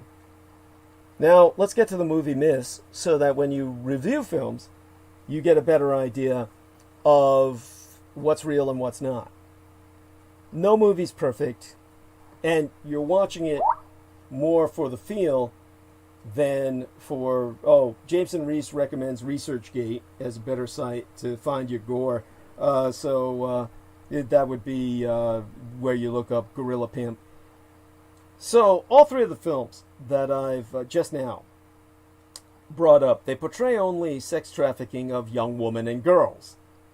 The movies depict Americans as heroes and the evil others, the alien races, Albanians, Arabs, Russians, as the villains. The Whistleblower offers a more nuanced picture with both an American hero and some Americans involved in the exploitation. Finally, in true Hollywood fashion, rescue represents the end of the story. A viewer might leave these movies unaware that there is more than trafficking for sex, that labor trafficking also exists, and that it occurs in numerous industries, from agriculture and manufacturing to restaurants, and, yes, hair salons. Now, viewers might not know that men, women, boys, girls, and yes, specifically transgendered individuals are all targets of human trafficking. Now, viewers might also be misled into thinking that the problem is a foreign one with all these films, leaving them unaware of the role that Americans play in human trafficking.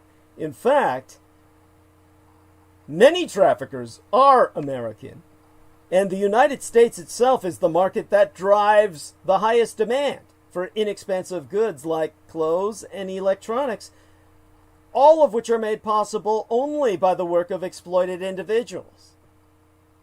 There is sweat of slaves on all the clothing that you wear and all the electronics that you use.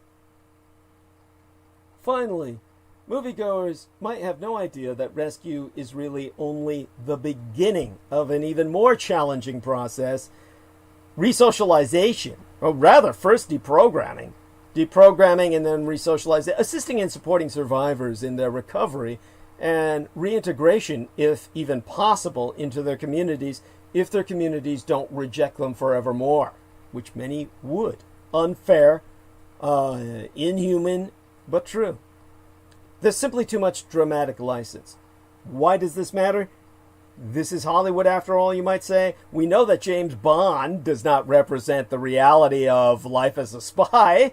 Despite the more battered world-weary spin Daniel Craig had given him more recently to my memory, when last time I watched a spy film.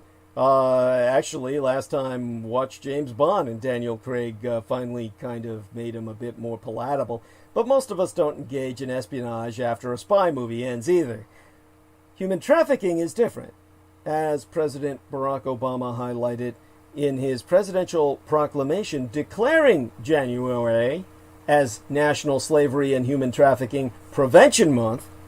Every sector of society must play a role in combating this problem because every sector benefits therefrom, or it wouldn't exist.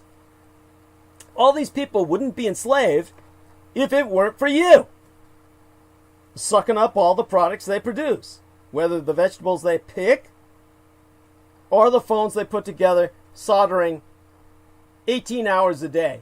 Well, probably more than that, and sleeping a few hours. The president then echoed what many scholars and advocates like myself have always emphasized. A comprehensive, multi-sector response is needed to prevent human trafficking. This effort requires that people know not just that human trafficking exists, but exactly what it even is. As with other violent crime, only a fraction of the population has any personal experience with human trafficking.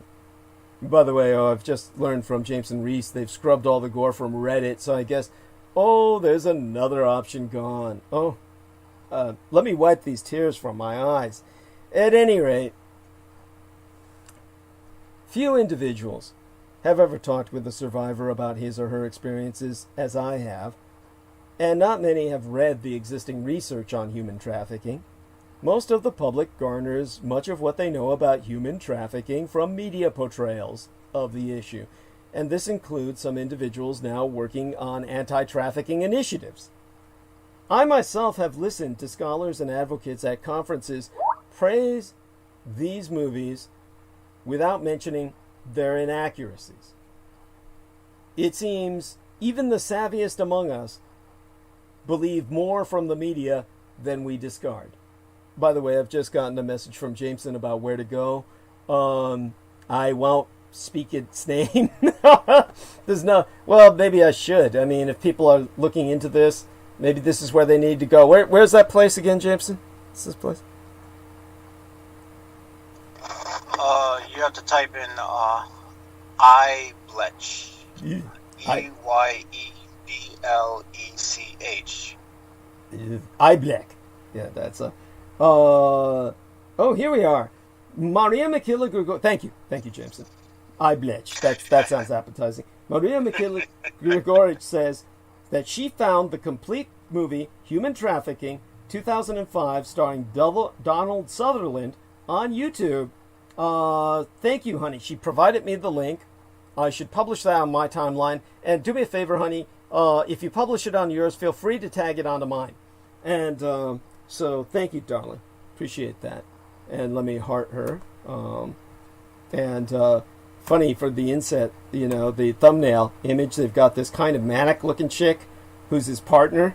That's like his police partner. And so it's like, why they chose that image for the thumbnail is beyond me. But whatever. It serves its purpose, right? You want to get to the film. Now, in terms of the... Maria Mikhaila Grigorich says, okay, I will. Thank you, honey. Love you. And let me give her a smiley face there. All right. In terms of impact on responses, if popular portrayals of human trafficking shape what advocates and the general population understand about this issue, then they will also shape what people advocate for.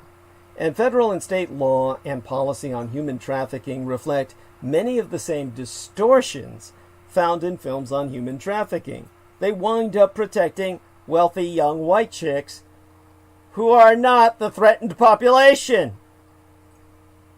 Now, beginning with the Trafficking Victims Protection Act of 2000, Anno Domini, and continuing with dozens of laws adopted at the federal and state level since then, the law on human trafficking has centered primarily on criminal law, reflecting this rescue narrative. Such law enforcement is, of course, necessary, but it's not sufficient. Other critical components, prevention and services for survivors, above all, have received much less in the way of resources.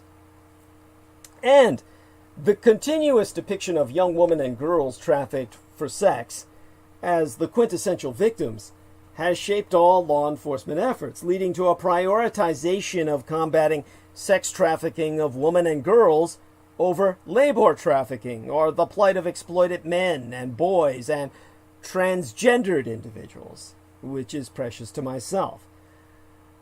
Now, when media portrayals show only sex trafficking of women and girls, the risk is that labor trafficking and other vulnerable and exploited individuals do not receive the attention that they need, because they're the ones providing us everything we use. Maybe there's a subconscious desire not to rescue them because we wouldn't get what we need anymore.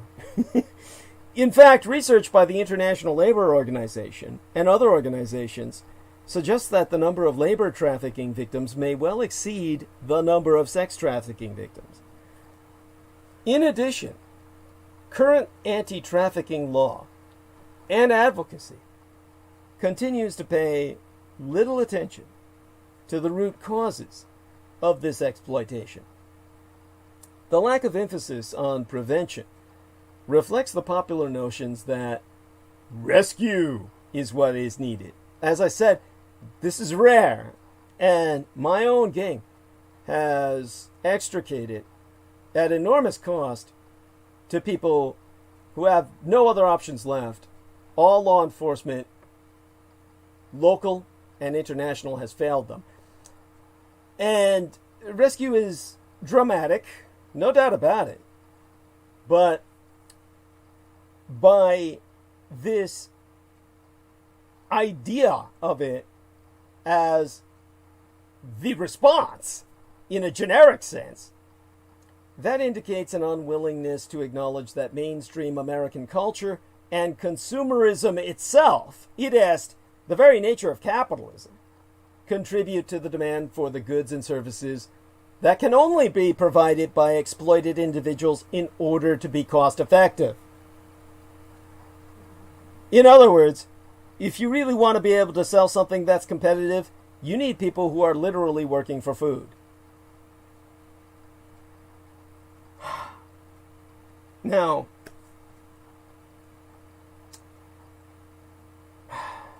I'm sorry, I'm having a lot of flashback right now because of the Chinese people that we rescued from some of the labor factories where they were kept until they were willing to sell their eyes and their organs. Some of the people we rescued had sold their eyes, and their Jewish masters still would not release them. And yes, they were Jewish. We're talking about Hilfniger, as my gang brothers always called it. Hilfinger and Levi Strauss were the companies, Jewish-owned, that ran slave factories exploiting Chinese from the mainland on the islands of Saipan and the Marianas. Maria Michaela Gregor says, hugs. Thank you, honey. God bless you. And I certainly need them. Now, let me try and get that out of my mind right now. And in contrast to Hollywood portrayals, the reality is that all the food you eat and all the clothes you wear are produced by trafficked labor. Now, you might ask, what can we do? Well, of course, Hollywood is not going to stop making action movies. But we can do a better job of calling attention to the disconnect between cinematic portrayals of human trafficking and the reality of the problem. The desire to keep celebrities engaged in particular social issues is understandable given the attention they can bring to an issue, but it should not mean remaining silent in the face of inaccurate or unbalanced portrayals. Ultimately, it is critical that policymakers and advocates have access to and rely upon evidence-based research and survivor perspectives on human trafficking so that they can develop responses that are likely to make a difference. Now, I have been involved with human trafficking of people willing to come into America and therefore were not enslaved. They're coming here for opportunities. I've been involved in the trafficking of young girls who were as consensual adults willing to partake in prostitution. This is very different, and it is, by my estimate, moral and even socially necessary. Your entire economy exists only because of brilliant Asian minds brought into the United States. Now, ultimately, it is critical that policymakers and advocates have access to and rely on my experiences, as well as those of victims and others that are not glamorous, not sex bunnies, but rather little brown people picking vegetables in the field from the moment the sun rises to the moment that it sets. Only then can we develop responses that are likely to make a difference. As I've said before, when people ask, will slavery ever end? What can be done about it? On a truly decisive level, at the worldwide level, the global level. And as I've said before, well, it requires a form of conscientious capitalism, social capitalism. That would mean corporatism in the sense not that the corporations control society, but that the state controls the corporations, and therefore the state itself forbids the enslavement of humanity. It's called fascism. Fascism is what can stop this. Basically, if you really want a way to eradicate slavery for good, it will take the fascist level of political will and considerable reach, the blitzkrieg and invasion of other nations if necessary. First, dedicated investigators would need to identify each level in the often completely murky and intentionally blacked out supply chains of commodities in order to determine where labor abuses are taking place, the equivalent of an espionage network. And then independent certification processes would need to be designed for each commodity so that customers could make educated choices about the products that they are buying and the slavery or labor abuses implicated with each of those purchases. That you know that they should have chocolate bars that say this was not grown in an area that uses slave labor or does not come from a country that uses child labor to harvest the cocoa seeds that make your chocolate, etc. Finally, industries would need to invest in the communities whose low-cost labor is being exploited to make these products. Doing so would help mitigate the vulnerability of being trafficked and exploited. Yes, if a neighboring nation that is not as advanced is doing this, if invading the nation is what it takes, then do it. Now, consumers would have to pay slightly more for certain goods, and multinational corporations would have to accept slightly lower profits. That's what stops all of this right now. You don't want to pay more. The corporations don't want to make less. Oh, good. I've been told something magnificent. The movie Eden with Jamie Chung and Beau Bridges. Yes, she found it on YouTube as well. The sound quality isn't great, but it is the complete movie. Oh, honey, thank you so much. Tag that to my timeline, please. And I deeply appreciate that. You're an angel. What a honey. Thank you so much. And yes, please, by all means, tag that on my timeline as well. That young lady who is the character in that film, I had her on my program. Not the actress who plays her, but the actual real-life person who was trafficked in the manner exposed by that film. Then she got all scared and said, "Oh, you're too political. Oh," and she winds up speaking in front of the United Nations, and that gave Maria, what's her name? Michelle Carmela Saldana. I'm sorry, it's like Maria Michaela Gregorius. It's Michelle Carmela Saldana. Was kind of upset with that. They were friends once, and then they parted ways. At any rate. So Jamie Chung does excellent in that role. She's Chinese, of course, whereas the real-life victim was Korean. But there we have that. And let me refresh myself. Yeah. All right. Let me check. Thank you so much, honey. There we are. And, okay. At any rate, all I can say is that a freer and fairer labor environment will, in the end, promote greater productivity. That will potentially offset all of those expenses that I've just articulated. So, all of this is what fascism can do for you. This is why they hate fascism so much, is because both capitalism and communism are reliant on slave labor. Communism is based on the gulaggery, and the slave labor is what they use in communist China, which we'll have to get into tonight. Holy shit, how much time has passed that I dedicated to this subject, all in good cause, of course, but let me see now. Live stream, fuck, 5 hours, holy shit. We've got 6, 7 hours left. Still might not be enough time.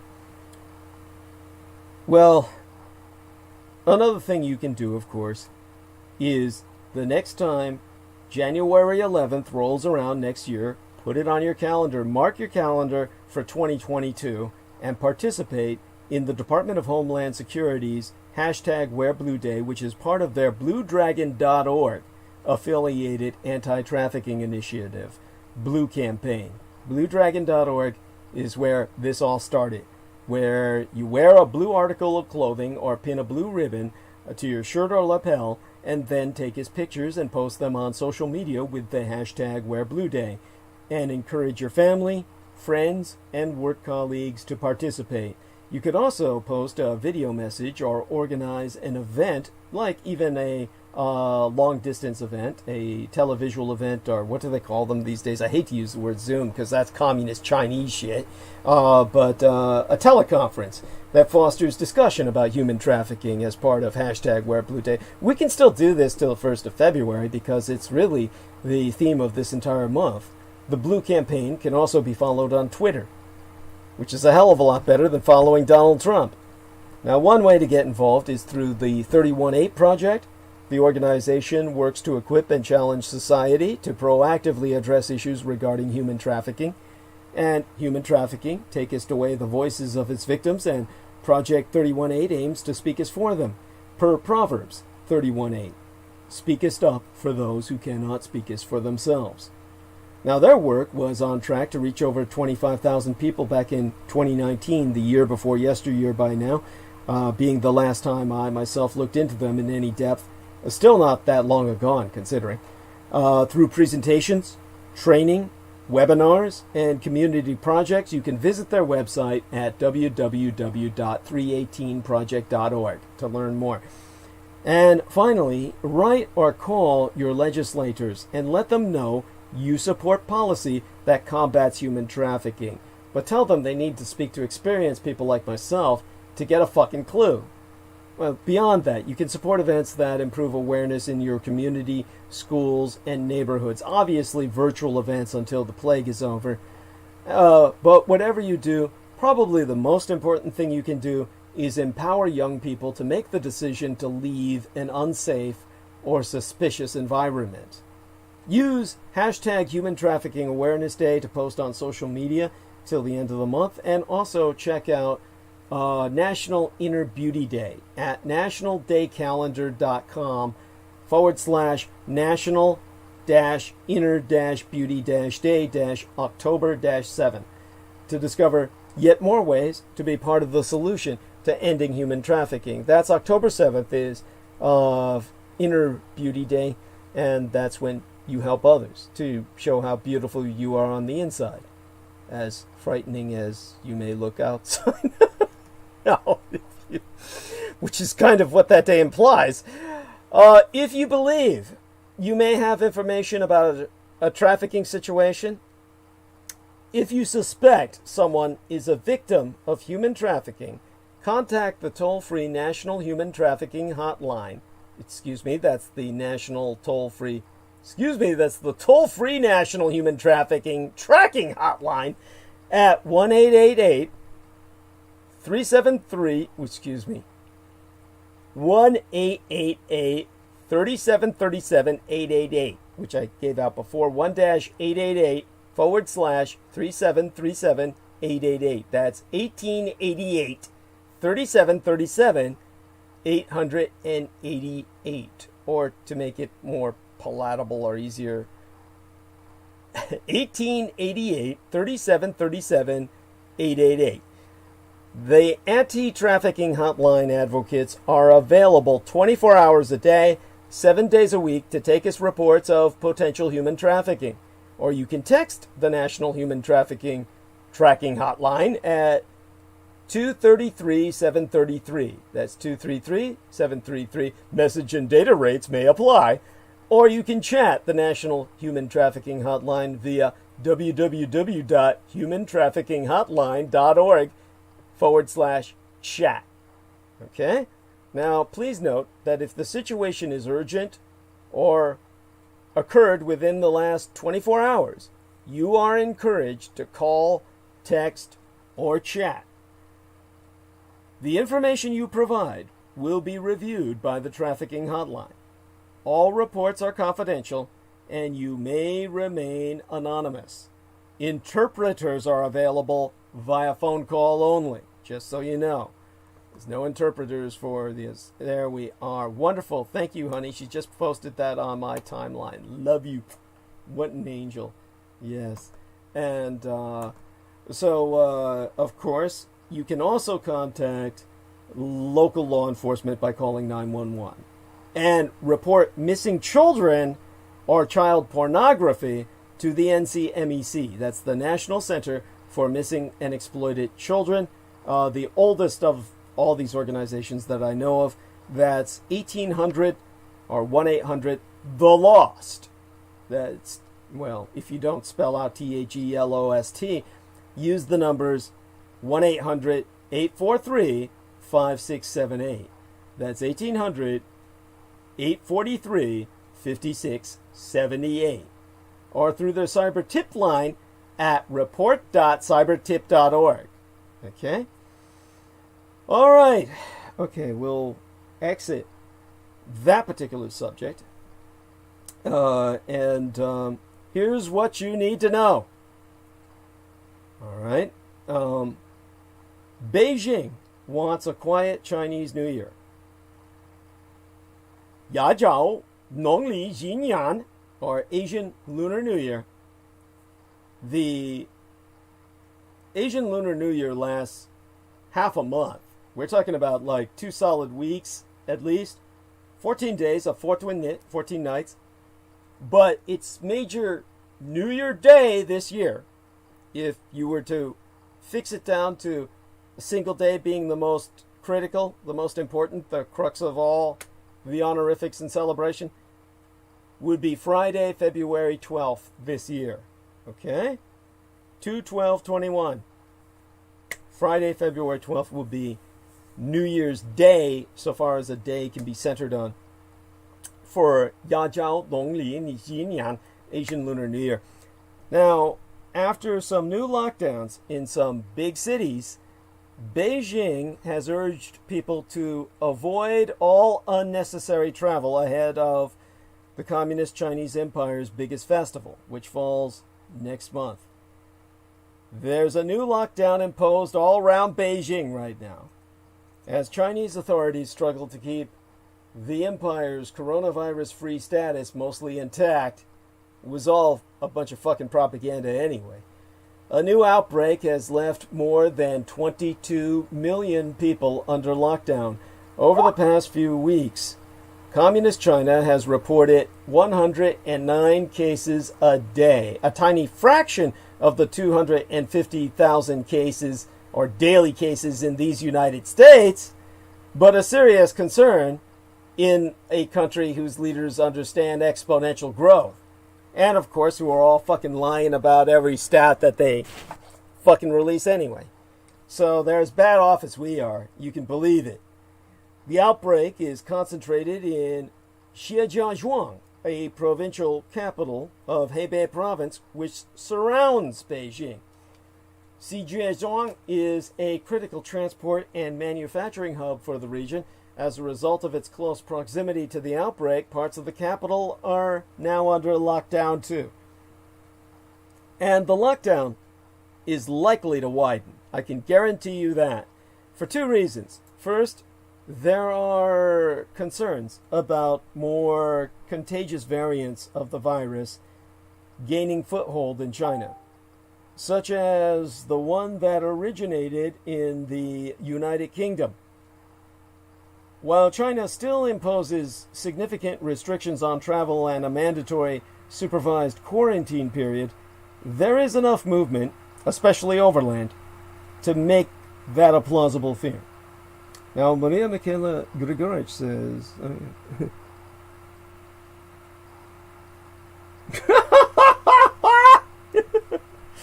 Oh, thank you, Maria. I appreciate that. Oh my God! Oh my God! Well, there you go. Thank you, honey. I appreciate you're taking care of that. Oh my God! Dennis Marshall, understand that whatever number is registered as watching right now, that no way reflects the reality. Because what happens is they're talking about people who are online at any given moment and it's aggregated. But as soon as it uploads and publishes, you see the number increase by orders of magnitude to hundreds of people. And yeah. Oh my God.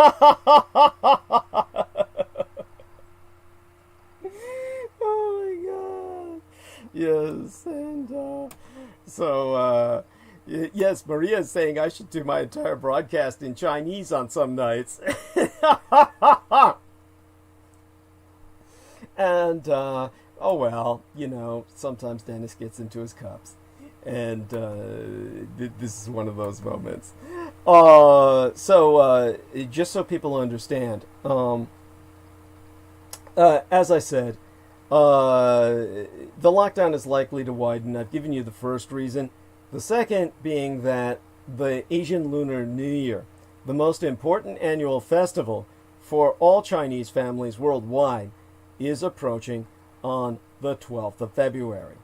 Yesteryear, the coronavirus erupted just before this holiday, making certain people don't have to spend another festival week in lockdown by crushing the outbreak now is critical, both for China's own public relations and for the benefit of the domestic economy. The Lunar New Year is a big spending week, but we've got another blow.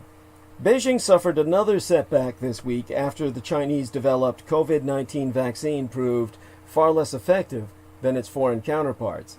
The vaccine was already lagging behind in trials, in part because Communist China's relative coronavirus success left it with a smaller pool of data to draw on because they were hiding all their stats from themselves so it couldn't be leaked to the public, forcing Red China to outsource to countries such as fucking Brazil, believe it or not, but at a 50.2% efficacy, the final product is only just over the standard for deployment. Earlier results claimed higher efficacy, but the Brazilian trial authorities downgraded the results when applying better standards. Oh my God, who'd have thought? What would you expect by a country run by Jair Bolsonaro, the Trump of the tropics, to produce other than substandard shit? How is it that China is subcontracting out to fucking Brazil? Oh my fucking God. Chinese state media, of course, is trying to spin the failure as a success, but it is a big hit for Beijing as vaccine diplomacy heats up and countries without homegrown efforts seek to inoculate their populations. Red China has already promised tens of millions of doses to Belt and Road countries along their developmental infrastructure outreach program, but elites in those countries are now likely to seek more effective American or European vaccines. Oh, it's likely that China will try to develop a second vaccine employing techniques that were so successful in these United States, and possibly by reverse engineering other countries' technologies, or, basically by stealing intellectual property. By that point, it will hopefully be less needed. I say that out of humanitarian earnestness. But in America, that's the Chinese phrase right now. Their big catchphrase in communist China right now, with all the blowback from everything fucking up over an annus horribilis, or actually anni horribili, a horrible few years that they've had. I can't understand how that motherfucker's still in power, Xi Jinping, except the fact that he has total control. Without that, that fucker would have been swept out the door by now and under the rug. Motherfucker doesn't even like being compared to Winnie the Pooh. He's outlawed all Winnie the Pooh products and paraphernalia in Red China because people say he looks like Winnie the Pooh. Believe that shit? Man, talk about an insecure son of a bitch. The fuckers run China into the ground. But his big catchphrase is, "But in America," where, of course, you see, Chinese state media is still focused on all the dysfunction revealed by the assault on the United States Capitol last week.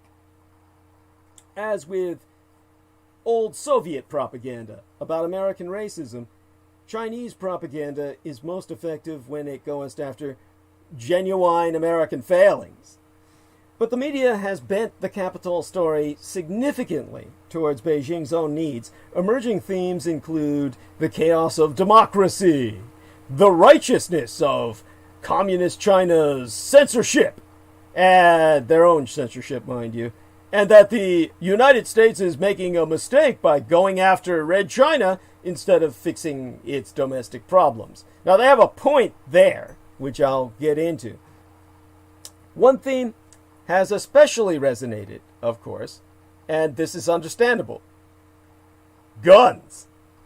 Like the rest of the world, the Red Chinese public views the American attitude towards firearms with abject horror.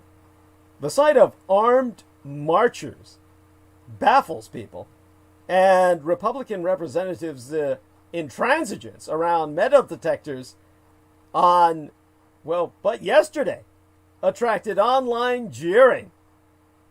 In Red China, the issue has tragic salience in the death of Yiran Fan, who was a talented postdoctoral student, a PhD, in Chicago, who was killed on the 9th of January, but days agone this month, during a gun rampage.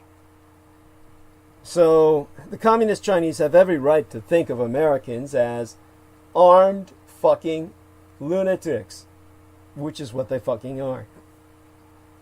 But, hey, Trump's grip on the Republican cult is weakening, and some House Republicans are finally, all too little, all too late, turning against Donald Trump.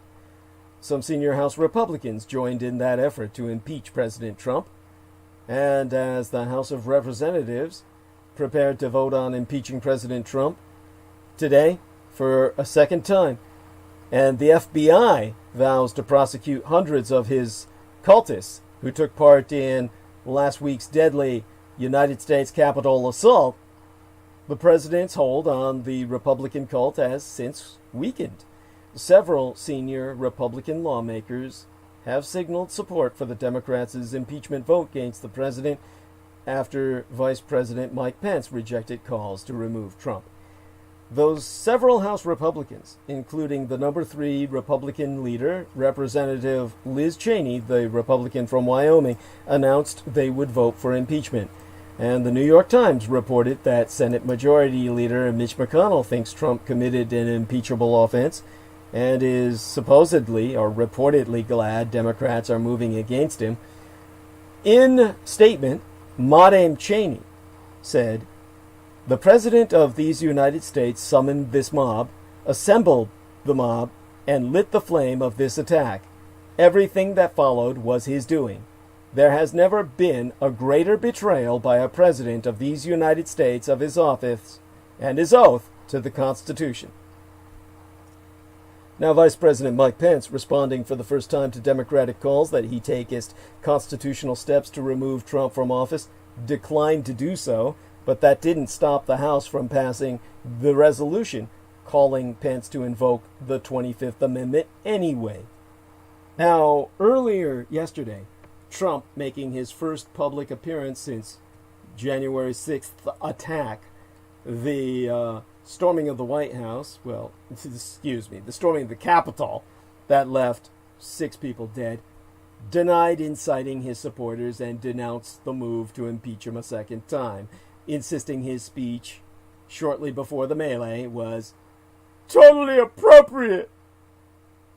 Now that riot happened because the Senate of Republicans, the Republican-dominated Senate, that anachronistic body that needs to be dismantled, acquitted Donald Trump. The impeachment trial then was a missed chance to stop the president's abusive behavior. There was a terrible paradox in the images of Republican members of Congress driven into safe rooms by insurrectionists whom President Trump had whipped into a killer frenzy. These same lawmakers refused to hold him accountable, knowingly unleashing the storm that swept over themselves, their Democratic colleagues, and the nation on Wednesday this week last. Impeachment manager Jerrold Nadler, the Democrat from New York, the House Judiciary Committee chairman, had warned them. President Trump has made clear in word and deed that he will persist in such conduct if he is not removed from power. He poses a continuing threat to our nation, to the integrity of our elections, and to our democratic order. He must not remain in power one moment longer. Well, this impeachment is different. In 2019, Democrats voted to make a statement. In 2021, it could actually work. Maybe the second time's the charm. This afternoon, Donald Trump, the third president in American history to be impeached, became the first to be impeached twice. The House of Representatives voted 232 to 197 to impeach Trump for inciting the attempted coup d'etat on the 6th of January and for attempting to overturn Joseph Biden's legal election as our president. The matter now goes to the Senate, where a trial is unlikely before Biden's January 20th inauguration. No president has ever been convicted and removed. Almost exactly a year ago, the nation found itself in a position that was very similar and yet completely different. The Democratic-led House had impeached Donald Trump, but the final result was a foregone conclusion. The Senate, led by Republicans, would quickly bury it and acquit the president. The votes would come almost entirely along party lines, and Trump would remain president. No matter what happens now, Trump will leave the presidency by January 20th. But the circumstances of his departure and his future in politics are up in the air because we don't yet know what will happen in the Senate. It is not clear where Senate Majority Leader Mitch McConnell even stands, nor how he might manage his caucus. It is not clear if Republican senators will even or ever break with Trump. It's not clear when a Senate trial will even begin. And it's not clear who will defend Trump in a Senate trial or how the trial will even run. The cause of all this uncertainty is a tectonic shift in the Republican Party itself. Not as large as one might hope or expect, given what occurred on January 6th, but still enough to shake up impeachment. Now, last autumn, only a few members of Congress in both chambers crossed party lines. 3 House Democrats voted against impeachment, and 1 almost immediately became a Republican. 1 former Republican representative voted to impeach, but he'd already had to leave the party over his criticism of President Trump. In the Senate, only Republican Senator Mitt Romney broke ranks. Today, however, 10 House Republicans voted to impeach. Most prominently, Liz Cheney of Wyoming, the number 3 Republican in the caucus, has been an outspoken advocate of the move. Meanwhile, Minority Leader Kevin McCarthy, who took part in attempts to overturn the election on January 6th, opposed impeachment but he didn't whip his members' votes and warned Republicans not to attack colleagues who support impeachment for fear it could put their lives in danger. Now, these Republican votes made the impeachment the most bipartisan in history, but they did not change the outcome. The real action will be in the Senate. Once again, the odds that Trump will be convicted seem long, but this time Republicans are much more open to the question. Conviction requires a 2/3 vote. If Trump were convicted, it is likely he would also be barred from holding office in the future, which would require only a majority of the Senate in a second vote. Now, yesterday evening, the New York Times reported that McConnell has concluded that President Trump committed impeachable offenses and believes that Democrats' move to impeach him will make it easier to purge Mr. Trump from the party. Other outlets matched that reporting. Axios says McConnell is in fact leaning toward conviction. His wife, former Department of Transportation Secretary Elaine Chao, resigned from the administration after the attempted coup d'etat. And in a letter to colleagues today, however, McConnell said he had not made a decision about how to vote. So parsing these reports is difficult. Such stories don't get out without McConnell and the people around him wanting them out for whatever reason. The powerful Republican leader is sending a message, but it isn't clear what he's signaling or to whom. McConnell's support for conviction would be essential to any effort to convict. While the past month has already shown the cracks in his normally rock-solid control, the 17 Republicans needed to convict will not break ranks without his go-ahead, but his support might encourage senators who have long disliked or even loathed Trump privately to turn on him publicly. Don't hold your breath, of course. There's a gap the size of the Red River Gorge between McConnell world releasing trial balloons and the senator publicly stating his support for removal, much less actively encouraging colleagues to join him. But senators who turn on Trump might find themselves pushing on an open door. While Trump's loyal supporters are furious over the second impeachment, the White House itself seems paralyzed. The president, rendered practically speechless by the suspension of his Twitter account, has said almost nothing. and there's been no media blitz by what's left of the rest of his administration. The Washington Post reports that the White House counsel is not preparing for impeachment and that the president's legislative affairs team is not contacting lawmakers. This leaves the president effectively defenseless. If a trial occurs after Inauguration Day, it isn't clear who would defend Trump. He has reportedly considered hiring Rudy Giuliani, whose efforts on Trump's behalf have so far been disastrous.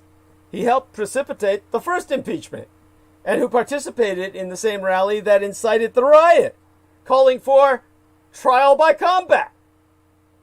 The reasons this impeachment is so different are plain enough. First, Trump already lost his re-election campaign, which neuters his threat to Republican office holders. Back then, they were terrified that getting crosswise with the president could doom their careers. And though this hardly represented courage, they were probably right, given how Trump had torpedoed other Republican critics. To be sure, Trump has promised to campaign against Republican officials who did not back his attempt to overturn the election, but his invincibility was already punctured and has been sapped further by last week's disaster.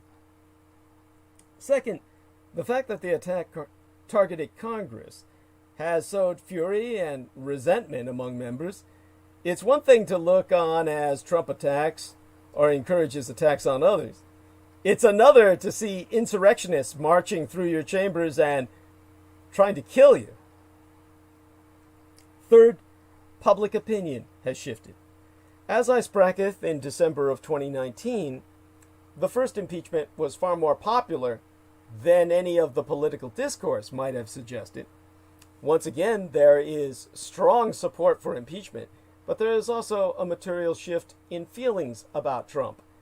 For 4 years, the president's approval rating was one of the stranger indicators in American politics. Trump was, and is, wildly unpopular, but he was also enduringly popular with a strong minority of the public, which meant that while his approval rating was always low, it had a floor. Many observers wondered what could ever break that floor. Well, January 6th may finally have done that.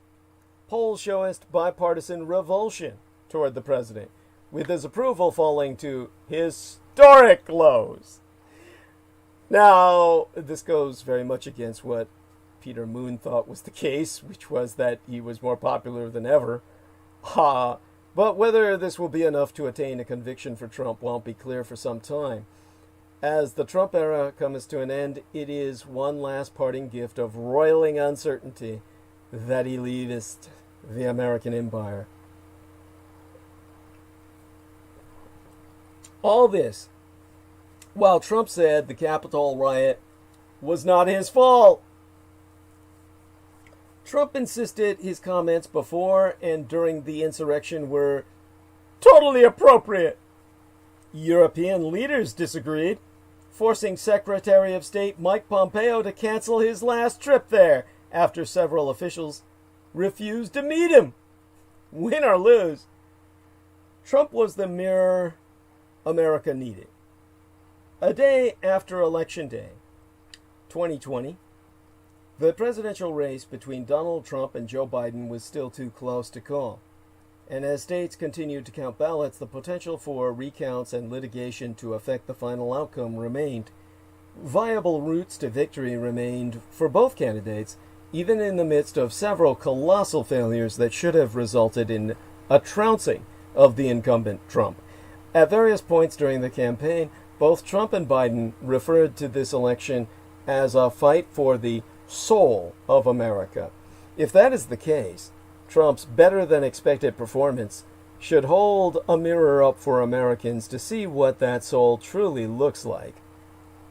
After downplaying the COVID-19 pandemic that has taken more than 300,000 American lives by now, Trump still has rock-solid support, even after contracting the illness himself. In the past 4 years, he has openly fawned vicious dictators such as Russian President Vladimir Putin, Turkish President Recep Tayyip Erdogan, and North Korean Supreme Leader Kim Jong-un. He inappropriately deployed the military on American citizens during a moment of social unrest. He has failed to denounce white supremacy, separated immigrant parents from their children, consistently deployed racist rhetoric, and banned residents of 7 Muslim-majority countries from entering the United States. None of this seems to have eroded his base. Even voters of color, exit polls showing that Trump's support from black and Latino or Hispanic voters was actually up from 2016. Meanwhile, California's raging wildfires highlight Trump's decision to withdraw the United States from the Paris Climate Accord. His lack of transparency and demonization of the press can only be considered acceptable under an authoritarian regime. He regularly flaunts undemocratic values, and his narcissism seemingly knows no bounds. He has converted press briefings into a stage for his personal political reality show. In spite of all this, during his term in office, Trump still retained the backing of roughly half the electorate. To be clear, most Americans recognize the danger Trump poses to democracy. He lost the popular vote in 2016, and all signs point to the same outcome for 2020. Indeed, we've since surpassed it. Now, more voters than not understand the pain and suffering his quest to make America great has caused for women, immigrants, people of color, the poor, and yes, the working class. Still, outsized support that Trump has continued to receive exposes America's soul for what it is. Trump's racist rhetoric isn't novel or unique. He isn't the only multi-billionaire that dodges millions of dollars in taxes. And, tragically, immigrants of color have always been treated worse than their white Western European counterparts. With that in mind, historians will not reference the day Trump took office when writing about the erosion of democratic traditions. Trump isn't the cause. He be but reflection of past policymakers, values, and practices. Trump's now all too predictable behavior will continue. In line with his values, he falsely declared victory in the middle of the night, essentially inviting violence, political and legal turmoil, and a horrible expectation that he won't leave office peacefully if he lost now and even after a potential second term. Now, these undemocratic pronouncements should not surprise us, nor should the seemingly undiminished support for those pronouncements. After all, this is the man who said at a 2016 rally, "I could stand in the middle of Fifth Avenue and shoot somebody and I wouldn't lose voters." America has proved him right. Biden's victory, meanwhile, was made possible by America's cities, populated by people of color. Trump has referred to these black and brown neighborhoods as places infested by crime and rodents. They are not. These communities are places that elevate integrity, hope, hard work, and determination. Values that the American empire will be built upon after we deport the majority of whites. If this election is about the soul of America, then even voting Donald Trump out of office is not enough. The president's sustained support demonstrates that the mirror we hold up to America's soul should force us to reflect on the beliefs, the systems, and the political practices that elected him. Biden's support is enough evidence to say that America isn't Trump, but Trump still represents the worst part of America's soul, the white part. Confronting that awful, evil whiteness means confronting the nation's racism, xenophobia, and classism. That and those brown house niggers we call Cubans who think they're actually fighting communism on American soil.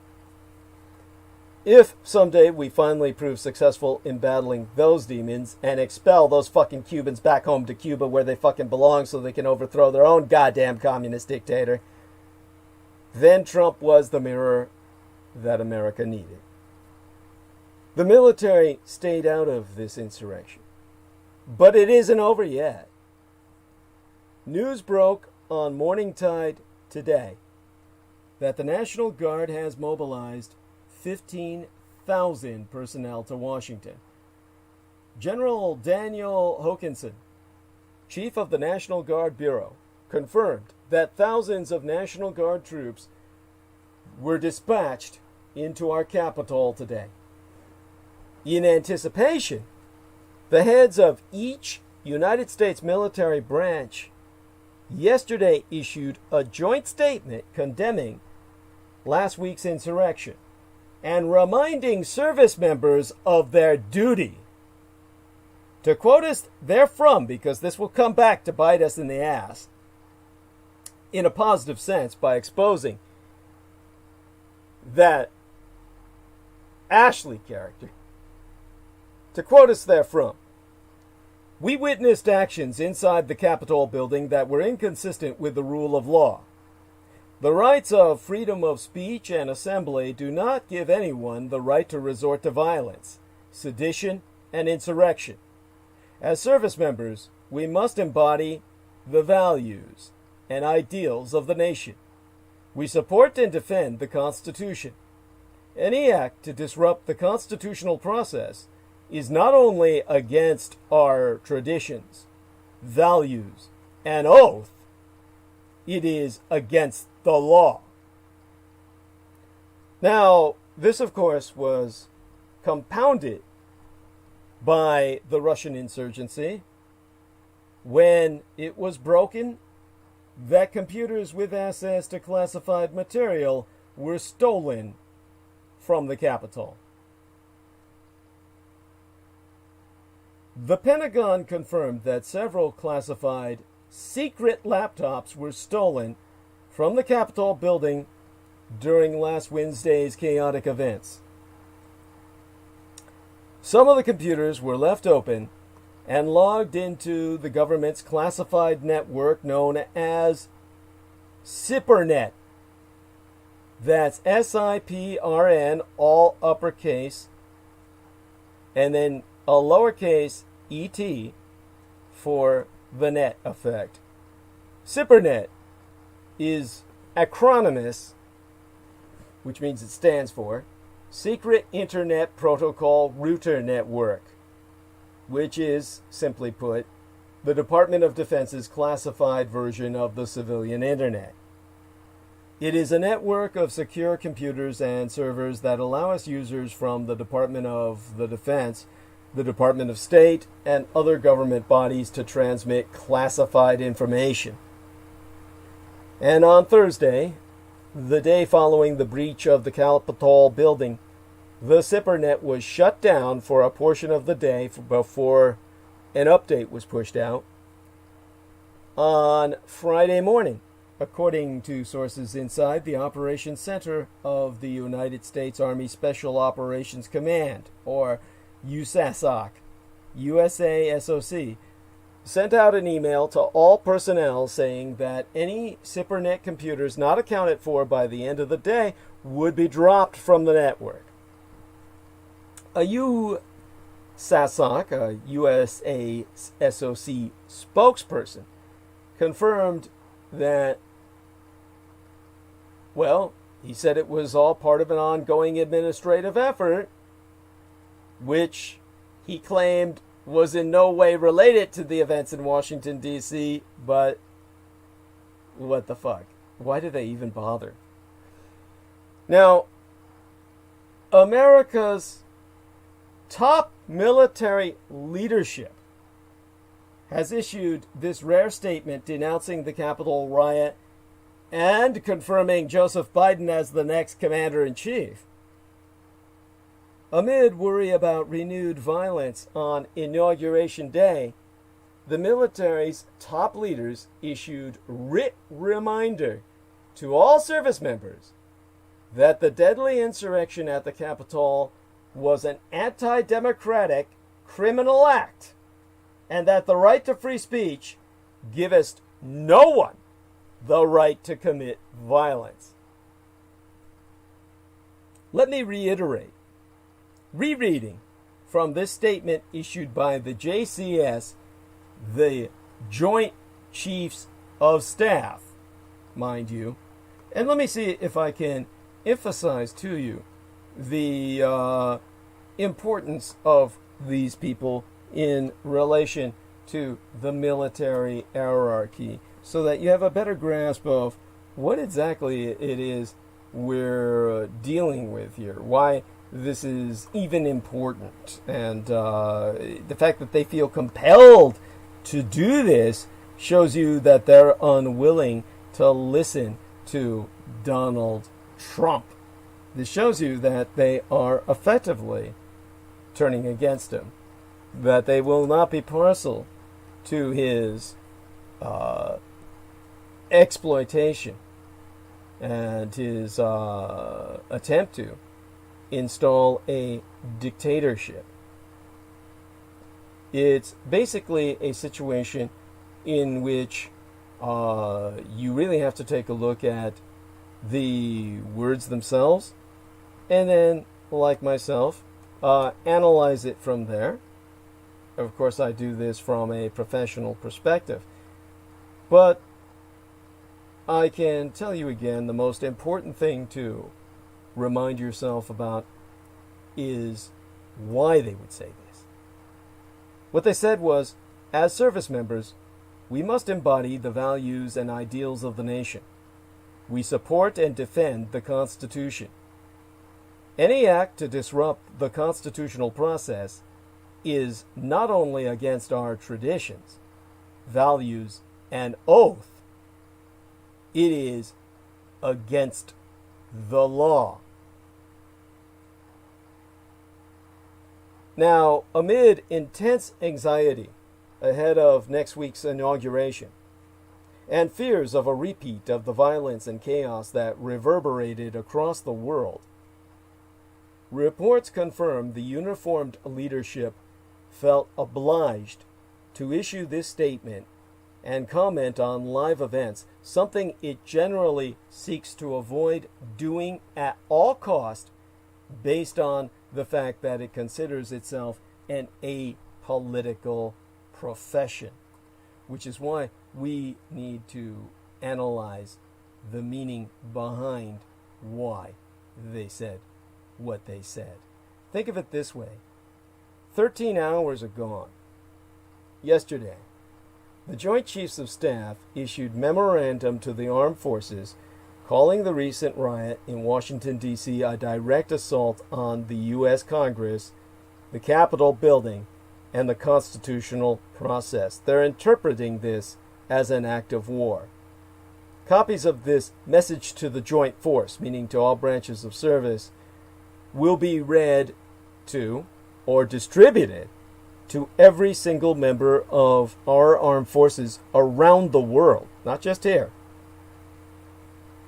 The message continues by restating that the U.S. Armed Forces will remain fully committed to protecting and defending the Constitution of these United States against all enemies, both foreign and domestic. This is a restatement of part of the oath that both officers who are commissioned and enlisted personnel who are not commissioned takest when they enter military service. This means Trump is recognized now as that domestic enemy, and foreign in the sense that he serves a foreign nation. This is a very rare move that is intended to quell the extremist views on both the left and the right, but primarily, hell, I'll say exclusively the right, that dominates the American military. Now,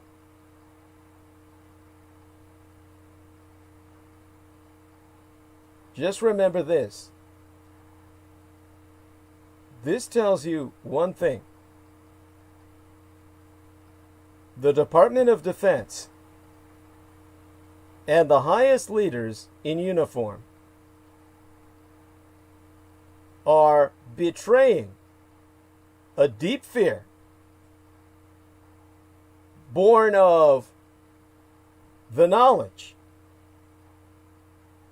of the deranged madman in the White House that President Trump will order a military nuclear strike on some foreign country as pretext to remain in office. However, under the Constitution, President Trump's powers expire at high noon on the 20th of January. There is no asterisk after that saying, unless war happens or we nuke someone. There is no provision at all for any president to retain his authority because of war or national emergency. Even in the midst of a civil war, Abraham Lincoln had to run for re-election in 1864, while almost half the country was in a state of what was deemed to be open insurrection. So bear in mind, this is the military message to Donald fucking Trump, that we will not support you in your attempt to remain president by exploiting us in commencement of a war to maintain yourself in office. This situation has been made even more tense by the determination of Democrats to oust Donald Trump before he completes his term, even though he has but days to go. Today, the House impeached him for the second time. They and others concur Mr. Trump incited what many have termed insurrection, most obviously during his speech to supporters in Washington, D.C. shortly before hundreds of people stormed into the Capitol.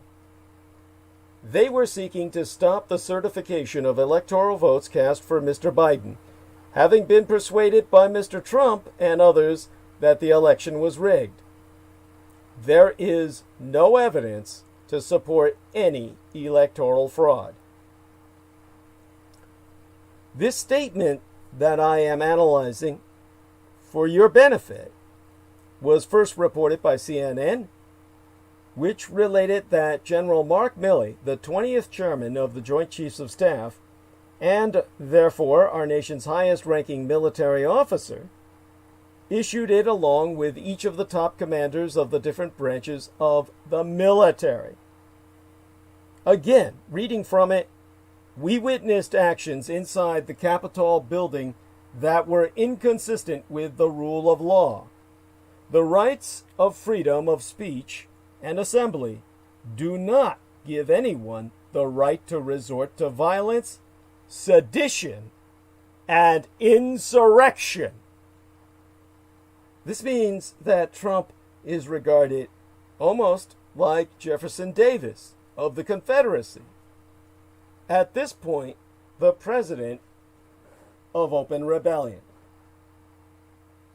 Now, this statement came as the House was due to vote on a measure calling for Mr. Trump to be removed from office through the 25th Amendment of the Constitution.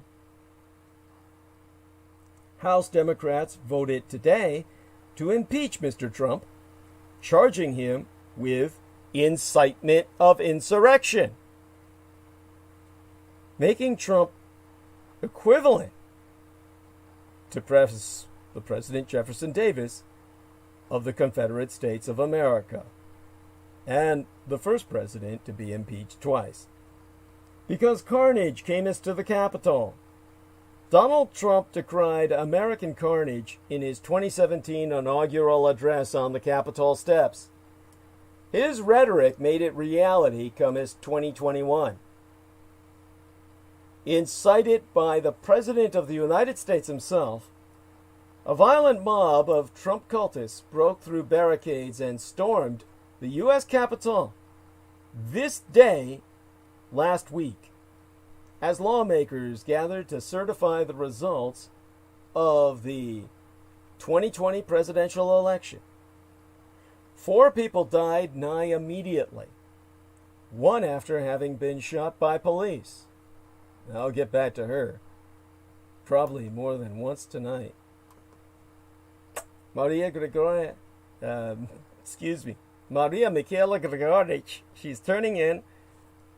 She says goodnight. Love you. Love you too, honey. And so glad that she's with us. She helped so much in the opening of tonight's show. And hopefully she'll be with us with our next transmission as well to continue with her escapades and help. Honestly, can't understand how I get along without Team Dietrich. Now, in terms of this January the 6th event, which will bear addressing even in my next transmission, more than likely, across the nation's capital, several explosive devices were identified and defused. Legislators donned gas masks and hid under furniture, fearful of being attacked by roving gangs marauding through office buildings on Capitol Hill. You've seen the footage, but in late October, I myself warned that Election Day violence was more than likely. Thankfully, most of the country was spared that day. I also predicted that the dangers will only grow should Trump lose, and that the only way to avoid violence was if the president tones down his rhetoric and, should he lose, gracefully concede defeat.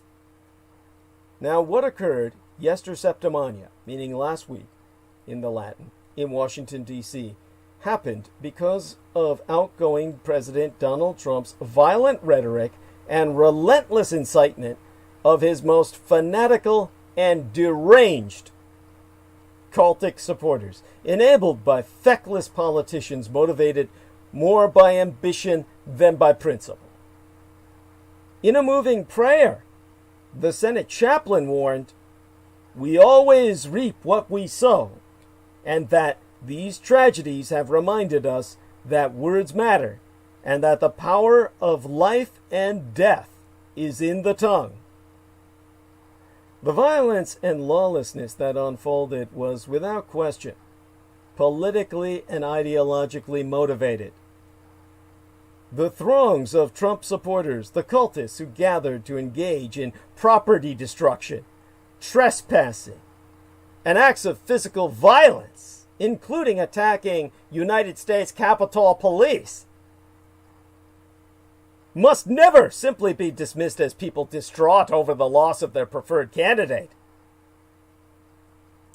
Some have labeled it a terrorist incident, although that specific label doesn't fit this event neatly because it does not appear intended to create a broader psychological effect and because of its links to the president himself, making it more akin to pro-government violence. Indeed, I keep thinking of it as week's events have also been labeled a coup d'etat and an insurrection, in part because of the central role Trump himself has played in fomenting the unrest. Among the violent mob were conspiracy theorists, anti-government extremists, and white supremacists. Within hours of the storming of the Capitol, white supremacists were using images from what took place and turning them into propaganda online. Now, such public boasting will hopefully, prayerfully come back to haunt them, as it will provide evidence of their crimes, should the government decide to prosecute them, which we must insist the government do. That brings us to the elephants in the room, a pun on the Republican mascot. Trump failed because key Republicans backed down and the military stayed out. Yet critical questions remain.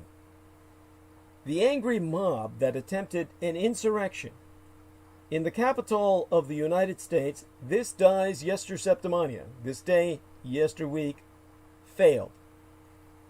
Congress, presided over by Vice President Mike Pence, reconvened to fulfill its constitutional duty to formalize President-elect Joe Biden's victory. To be sure, the insurrectionists succeeded in a number of things. First, they breached the defenses of the Capitol building and put the lives of legislators and staff at physical risk. Second, they created scenes of chaos that will stain the United States' reputation for the rest of human history. Third, they underscored once again that outgoing President Donald Trump is the least capable leader in a crisis that Americans have had in their historical experience, certainly our lifetimes. The spectacle of a president unwilling to denounce those physically attacking another branch of government is the gravest failure of a failed presidency, precisely because what was required of Trump at that moment was so easy. Fourth, the insurrectionists wrecked the political careers of numerous Republicans hoping to challenge Biden in 2024, most prominently, I suspect, of Trump himself. But the mob failed in its larger goal of thwarting the constitutional order and handing the presidency back to Donald Trump. Or perhaps one should say that they will fail, since there is still a mopping up that needs to be completed. I will explain that later in Arc of Narrative. First, all those who stepped beyond their right to peaceful protest by crossing police barriers and entering the Capitol building need to be held accountable in courts of law. Second, those who went further still and prepared explosive devices and other violent mayhem that was thwarted must likewise face justice. Third, whatever conspiracies fomented the insurrection need to be uncovered and prosecuted to the fullest extent of the law. Fourth, any attempt to replicate Wednesday this week last's chaos, the Wednesday of yester septimania, elsewhere in the country, needs to be nipped in the bud with a decisive and preemptive response by law enforcement. A first strike, a surgical strike if necessary, a surgical first strike which kills them before they kill others. Lethal deployment of force. Law by execution if necessary. And finally, every single Republican must denounce both the criminal actions of the insurrectionists and what drove them. The massive and baseless allegations promoted by Trump and his misguided enablers about the legitimacy of the November elections. Of course, all the Republicans must be killed. Fuck it. We've got to face reality here. These people will kill you otherwise. They'll enslave you for eternity. Because this was the closest the United States has ever come in modern times, postmodern times, to a violent takeover of political power. Critical questions remain. Two of the most pressing. Why was the protection of the Capitol building and the joint session of Congress so inadequate after Trump had been telegraphing a confrontation for so many weeks? Why was the United States Defense Department so slow in mobilizing National Guard units to back up the beleaguered Capitol Police? And if so, why? The insurrectionists acted with impunity in the name of President Donald Trump. This we must confront. They just thought they could get away with it. How the fuck is that? This, I've got to take a breath for. Because it's so outrageously offensive. Ask yourself why the rioters thought they could get away with it. Trump told supporters that loyalty to his cause is more important than fidelity to the law. And they took his message to heart. Delivering accountability for all of those who stormed the U.S. Capitol on January 6th will be challenging. But catching some of them will be very easy because they made it so. One of the things about last week's attempted coup d'etat that continues to boggle the mind is the almost naive impunity many rioters displayed. They stormed into the seat of the American government unashamed, unabashed, and many of them undisguised, albeit perhaps costumed. There may have been, at that moment, no place in America with a higher concentration of photojournalists and reporters who could and would record what happened. Despite their disdain for the press, that was a feature and not a bug for all of the rioters. Many of them wore no masks, not only because they adhere to a political movement that derides the pandemic as a hoax, but also because they were not afraid to be known. They posted videos of themselves and selfies on social media, boasting of what they were doing. One posed for a photograph with his feet up on the desk of Nancy Pelosi, if you remember, an iconic moment.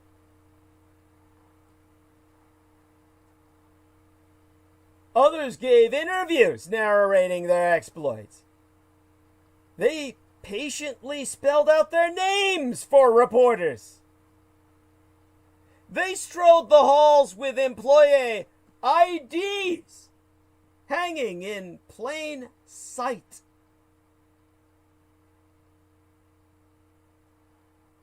A man cheesed for the cameras while lugging a huge lectern, Nancy Pelosi's own, out of the building. Another called the FBI to chat about it all. Having fomented their insurrection openly on the internet, the participants returned to its embrace as memes. Lectern guy, Confederate flag guy, horns guy, fur pelt guy, Mr. Wang hanging out from his zipper guy, pissing on the floor. There has been a great deal of commentary about the white impunity on display during this attempted coup d'etat. Not only is it difficult to imagine law enforcement taking such a relaxed posture about the demonstration ahead of time with a largely non-white crowd, it's also hard to imagine officers reacting so placidly to the actual assault. One need only look at how authorities handled Black Lives Matter protesters in Lafayette Square over the summer to see the difference. Beyond that, Donald Trump's movement has been built on a foundation of racial grievance, bigotry, and white identity politics. Race doesn't explain everything about the riot, of course. First, the underreaction by authorities has an ideological valence. Police actually simply saw the mob sympathetically because the police themselves were politically aligned with its agenda. All the rioters chanted pro-police slogans and brandished Blue Lives Matter paraphernalia, even as they overran police barriers. Worse yet, on-duty officers welcomed rioters in and took selfies with them, while off-duty officers all the force that was not on duty were part of the mob itself.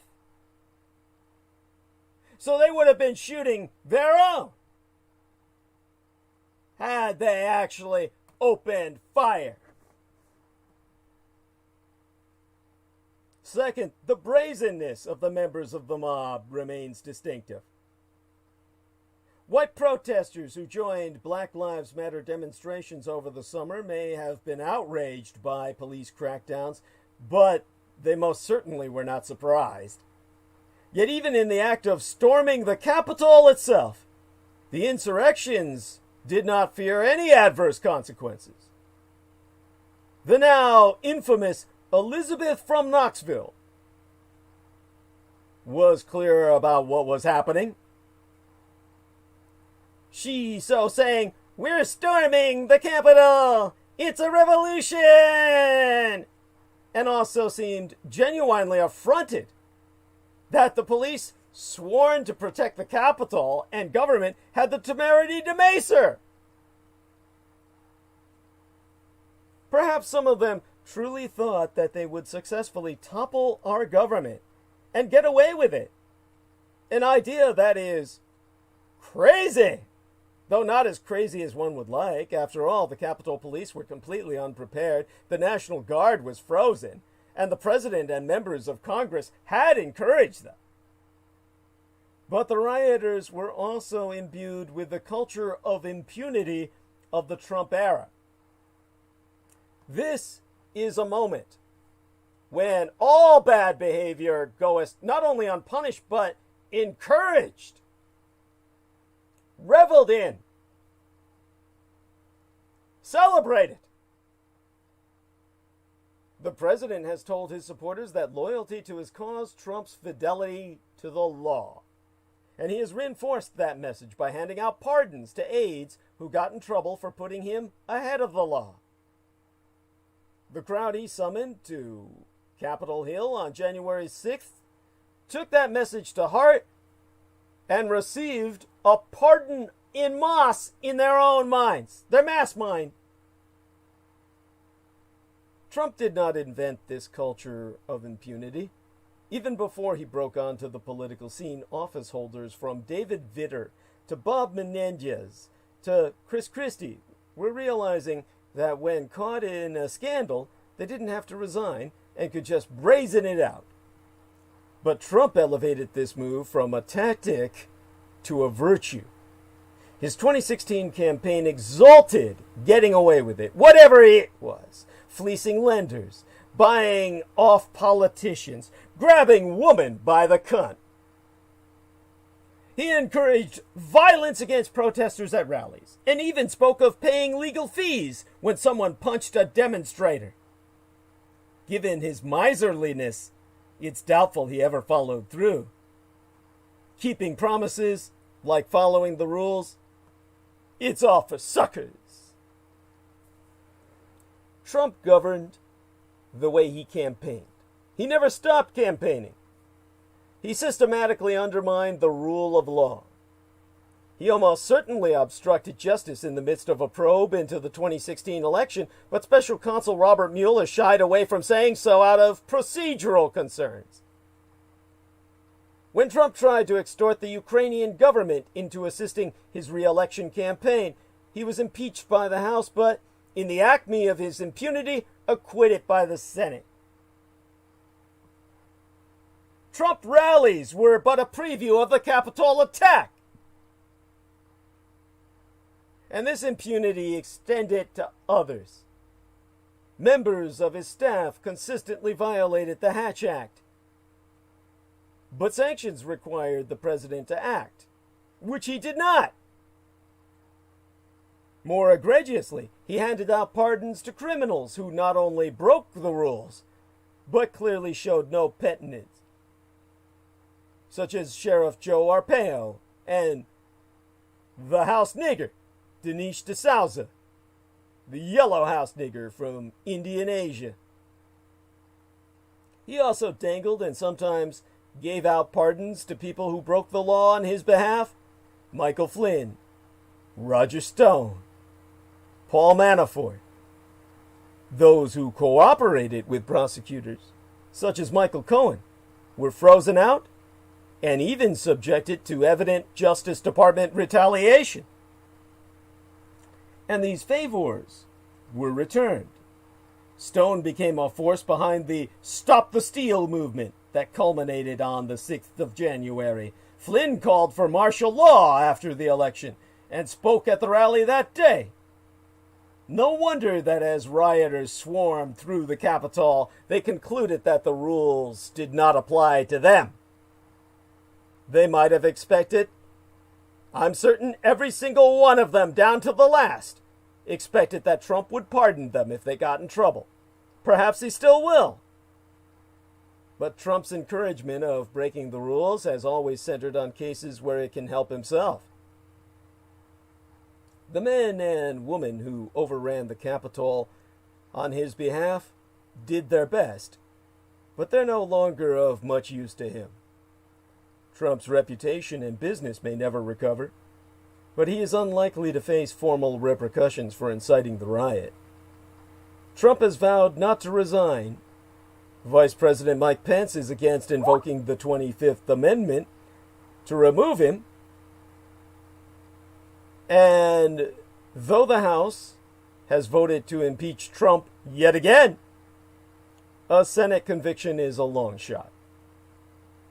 So are criminal prosecutions after he leaves office. Even though he's a criminal, prosecutions would incite the public at a time Joe Biden's trying to heal. Many of the rioters, however, will have to face justice. Trump may operate with impunity, but it turns out that the rules still apply to them.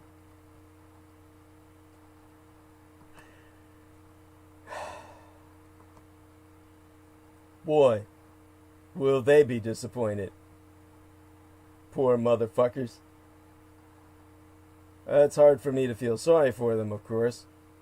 Well, actually, I don't feel sorry for them at all. And I'll pursue them later in Arc of Narrative. Well, by the way, Jameson Reese says he needs to go to sleep because he has an appointment tomorrow. By that time, maybe Derek Talley will be coming home. So let's give a shout out to Derek Talley that he let me know when he does come home so that we can bring him in to replace our man Jameson Reese. So does that make sense, Jameson? You can send a message to Derek telling him when you're going to go to sleep and ask him if he'll be home by that point. Thank you. Good. All right then. Back to business. What of these people who thought that they were immune to law and that Trump would mass pardon them? They wore Viking horns and animal pelts and conspiracy theory paraphernalia. They carried Confederate flags, photographs searing their angry faces into history. Law enforcement is still unraveling the specifics of who did what during the attack on our United States Capitol. Dozens are facing charges, with hundreds more to follow. But more broadly speaking, what do we know about last week's insurrectionists? They're a paradox because they're thugs and they're privileged. They're privileged thugs. The thugs that stormed the Capitol just joined a long list of others. Because now we know who the real thugs are. And they're not just the ones who stormed the U.S. Capitol on January 6th. President Trump publicly condoned the use of the term thug when he referenced BLM, or Black Lives Matter activists, whose disdain for the more recent negligent and unwarranted police shootings of black people led them to protest. Despite seeking some redress and accountability from law enforcement, Trump and his administration have ignored and politicized their calls for police reform.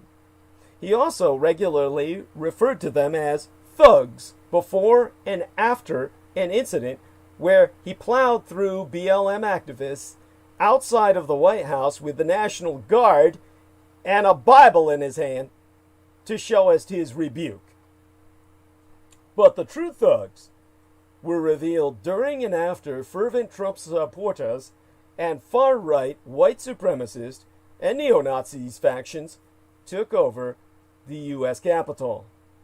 The thugs on that day were not just the rebellious, lawless, Confederate flag-toting Trump supporters turned domestic terrorists who took over the building. They were directed by the leading thugs, Donald John Trump and his coadjutors, Donald Trump Jr. and Rudy Giuliani, to wreak havoc on our democracy. The 4-year trance of Trump's misinformation about stolen elections, the denial of COVID-19 as a public health threat, among other unrelated online conspiracy theories, led his cultists to storm the heart of official national business, vandalize memorials, ransack private offices, position pipe bombs near both DNC or Democratic National Committee and RNC, Republican National Committee headquarters, and attempt to break into the congressional chamber with force, leaving 5 people dead at that time, 1 to die later, and when it was all over. But on this same day that went down, other individuals joined the list of thugs, like a U.S. Capitol police officer who was recorded taking selfies with insurgents, and another video which showed a soft breach of the security gate, allowing hundreds of protesters to walk into federal property. The day following the incident, the Capitol police chief and 2 security officers resigned in response to the criticism of their lax handling of this coup d'etat and the double standard treatment when confronting peaceful BLM protesters. The day of visuals of this uncontrolled mob were the highest level of contemporary thuggery done by Americans, with one exception. Because they were not black, Latino, or Native American, there were no visible arrests, riot gear, dogs, or batons until the District of Columbia police stepped in to curb the melee and make its arrests. Trump's thugs were destroying and trespassing on Capitol property, our property. They were not fighting for the inalienable right to vote, to walk safely in their community without being profiled by neighbors and the police, or have full accessibility to the rights of citizenship mandated by the U.S. Constitution. The decision by some Capitol police officers to be less confrontational before groups of angry, predominantly white mobsters that were trying to break into the nation's most important building with members of Congress inside showed the persistent irony of equitable treatment in these United States. Angry black Americans have been attacked, bullied, lynched, and killed by police for simply exercising their civil rights, like attempting to vote, enter a public school building, or ride on a public bus, starting after slavery's abolition. The activities that America and the world witnessed did not happen in a vacuum or overnight. Trump's thugs reacted to the cumulative buildup of rhetoric from a long list of more powerful thugs who have leaned heavily into Trump's divisive and racist rhetoric over the last 4 years.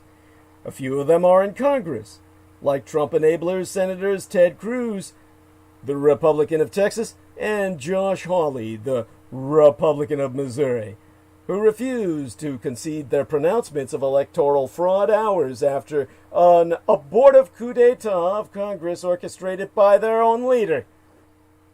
There are Senators Mitch McConnell, the Republican of Kentucky, Lindsey Graham, the Republican of South Carolina, Roy Blunt, a Republican of Missouri, and other Republican leaders who sided oft-times with Trump's insatiable appetite for power and lack of empathy for America's more vulnerable populations, especially people of color.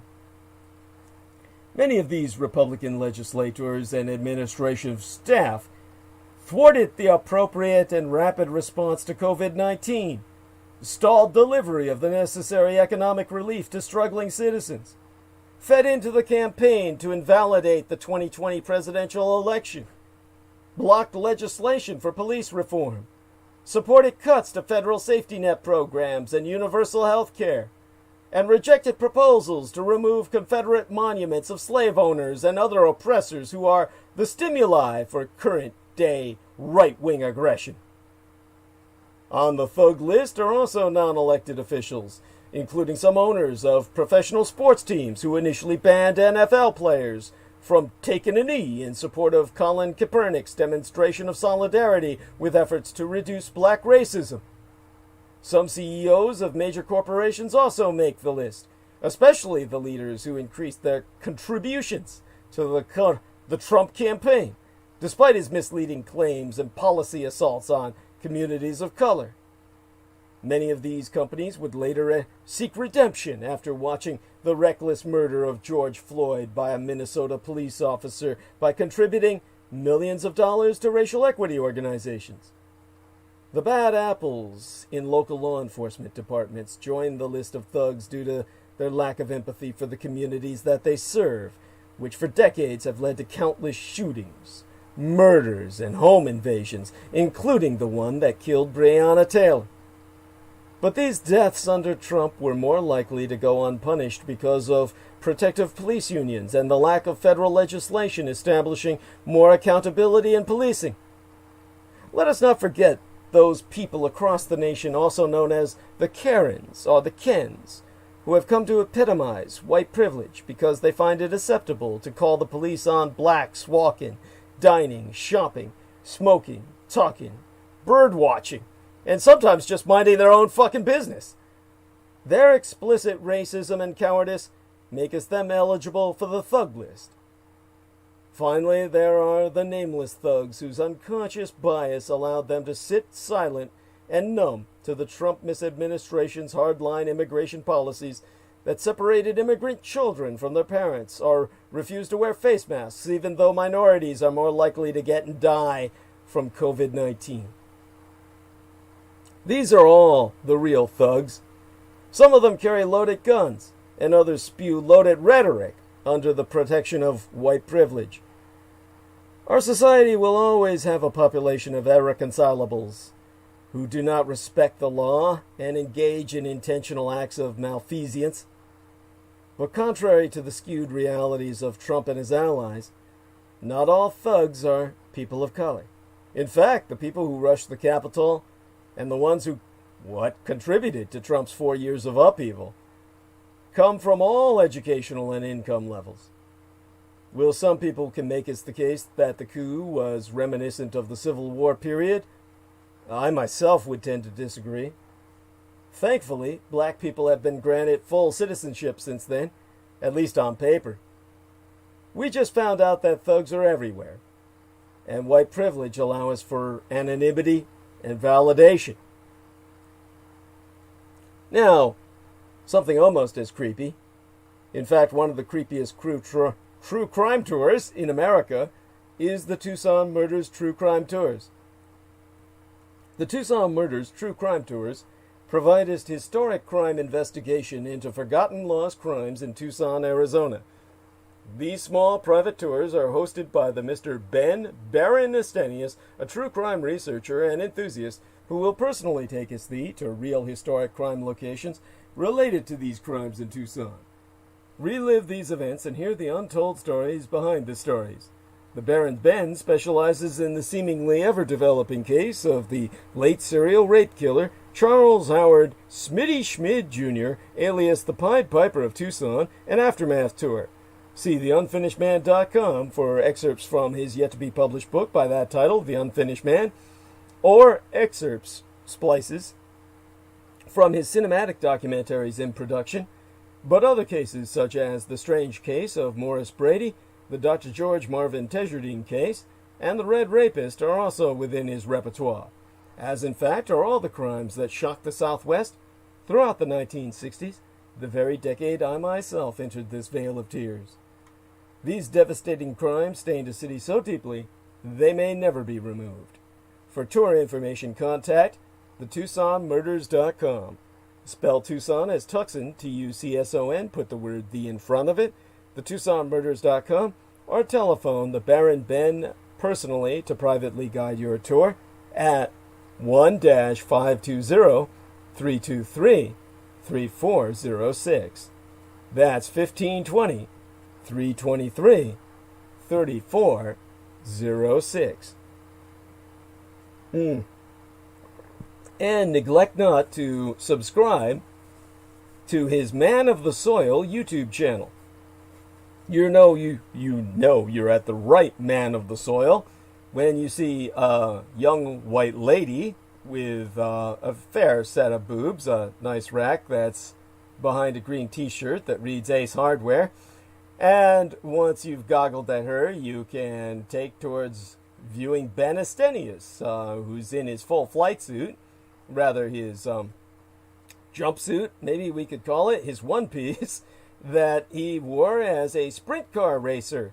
And he even has his own trading card from that sport, from his days of participation. And he's taken his sprint car across the smoothest ride you can imagine on AstroTurf, which he recommends as the lawn you never have to water or mow. And, of course, he's then regaling you with aerial drone footage, the prize of his YouTube channel, where the Man of the Soil organization brings in the men in brown from across that border down south, where the ball, not the ball, but the wall has never been built. And therefore, we can still bring the help we need to provide yourself the greatest show on dirt in order to renovate your yard, which you spend all day staring at now that you're stuck home 24 hours a day in quarantine. So anyone who lives in the state of Arizona, probably anywhere within the Four Corners region, can access the services of the Man of the Soil. Make certain to contact him to redo your yard with the men in brown in performing the greatest show on dirt that no white man can do, because they'll die within hours of heat stroke or sunstroke. All right. Now, let me get back on topic after checking our live link. Okay, got less than 6 hours left. And Maria Grigorich said good night. Lex Lars says good morning, DD. Good morning, Lex Lars. Glad to see you here. And, okay, there we are. And, glad Our Lady, Maria Gregorich, handled things so well earlier. And at any rate, another look. Let me take a look here at what we've got. This is interesting. Okay, move this up here. Taking a look around the internet for a moment. Oh, yes. Tonight's thumbnail in live stream is myself celebrating the Byzantine Christian Orthodox New Year over at the estate, one of the estates where my son lives with Sugar Daddy, his husband, and I can only spend a short amount of time in the sun, and for it causes a kind of sun sickness in me. Shouldn't be any surprise to anybody who knows my background. Alright. Let me rehydrate myself some more.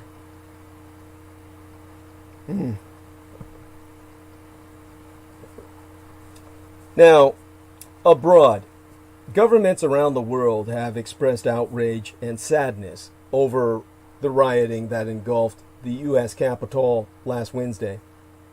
Allies looking on in horror, while adversaries trolled the United States in official media releases. Russia most openly enjoying the show and claiming vindication. The events in Washington happened on Russia's Byzantine Orthodox Christmas holiday. That was while I was showing you myself humping that dear young lady, while we both were bearing our blue for Human Trafficking Awareness Month. And, of course, that was 2 weeks ago by now, or 1 week ago. I think it was the 7th. Yeah, the 7th. 1 week ago. Fuck, feels like it's harder for me to keep track of time these days during the holidays than it is at other times. At any rate, this prompted suggestions at home and abroad in these United States that the chaos was an unexpected gift to Russian President Vladimir Putin. A popular meme showed the Russian leader's smiling face superimposed onto that of the thieving 36-year-old terror demonstrator Adam Johnson carrying off Pelosi's lectern from the Capitol building. Now, in the Washington insurrection, there be echoes of post-Soviet uprisings in Moscow circa 1993, Eastern Ukraine circa 2014, and now the U.S. Capitol. There have been a similar dress code and display of banners backing seemingly lost causes. For anyone who has observed political turmoil across the wreckage of the former Soviet Union over the past 3 decades as I have, the mob that stormed the Capitol in Washington on Wednesday last week looked shockingly familiar, down to the dress code and embrace of banners trumpeting these seemingly lost causes for the sake of propagandizing the indefensible. In fervor and style, the mob resembled the ragtag bands that seized control of the Parliament building in Moscow in 1993, clamoring for the revival of the Soviet Union.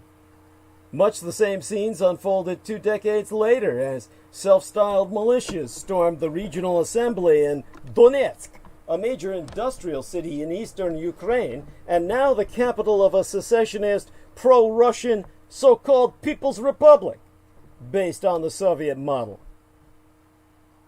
Everybody, in every case, wore ersatz military gear, camouflage jackets, old boots, black wool hats, and bandanas were much in evidence back then, as were the flags of the long dead, we all assumed, safely buried causes. In Donetsk, these included not just the red flag with the hammer and sickle of the defunct Soviet Union and the black, yellow, white tricolor of the long-gone Tsarist Empire, but at times also the emblem of an even more distant failed venture, the Confederate States of America. None of the Ruskies knew much or really cared about the Confederacy, but they did know it was hated by the kind of people they hated, which is you.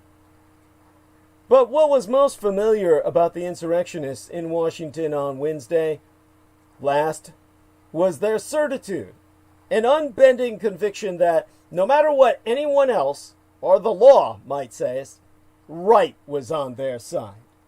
A cabal of elitist traitors had grabbed what was rightfully theirs, whether the country had grown up in, whether it was the country they'd grown up in, their economic and physical security, or simply their sense of how society should be ordered, was threatened enough where they felt they could set things aright by taking action even in the most preposterous manner.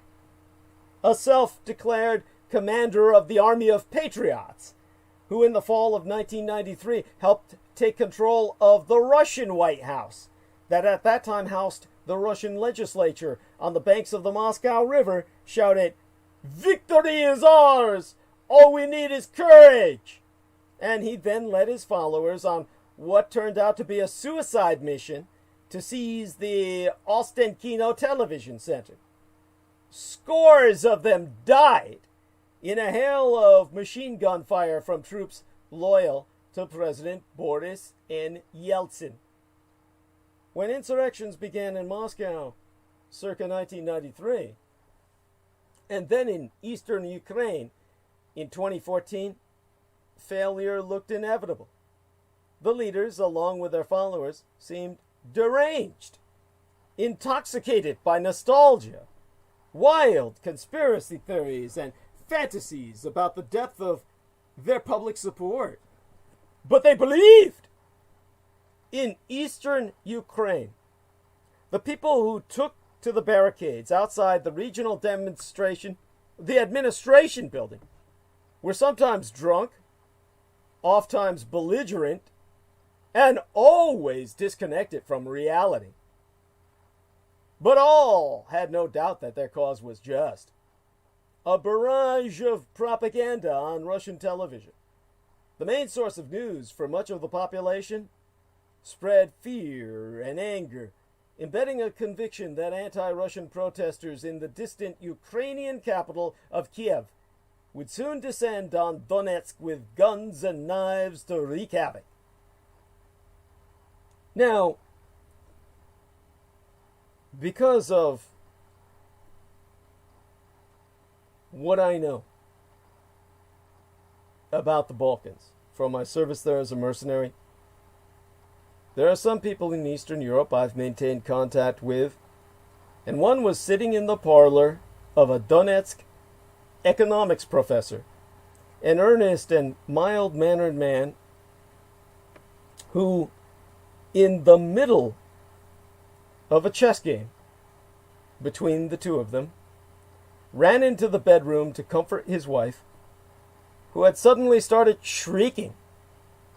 She had been watching Russian television while doing the ironing, and, terrified by blood-curdling reports of Ukrainian fascists on the march, was certain that they're coming to slit our throats. And that couple, both nearing retirement age, rushed off to join the barricades. The war that followed, prompted by Russian propaganda, has now dragged on for 6 long years.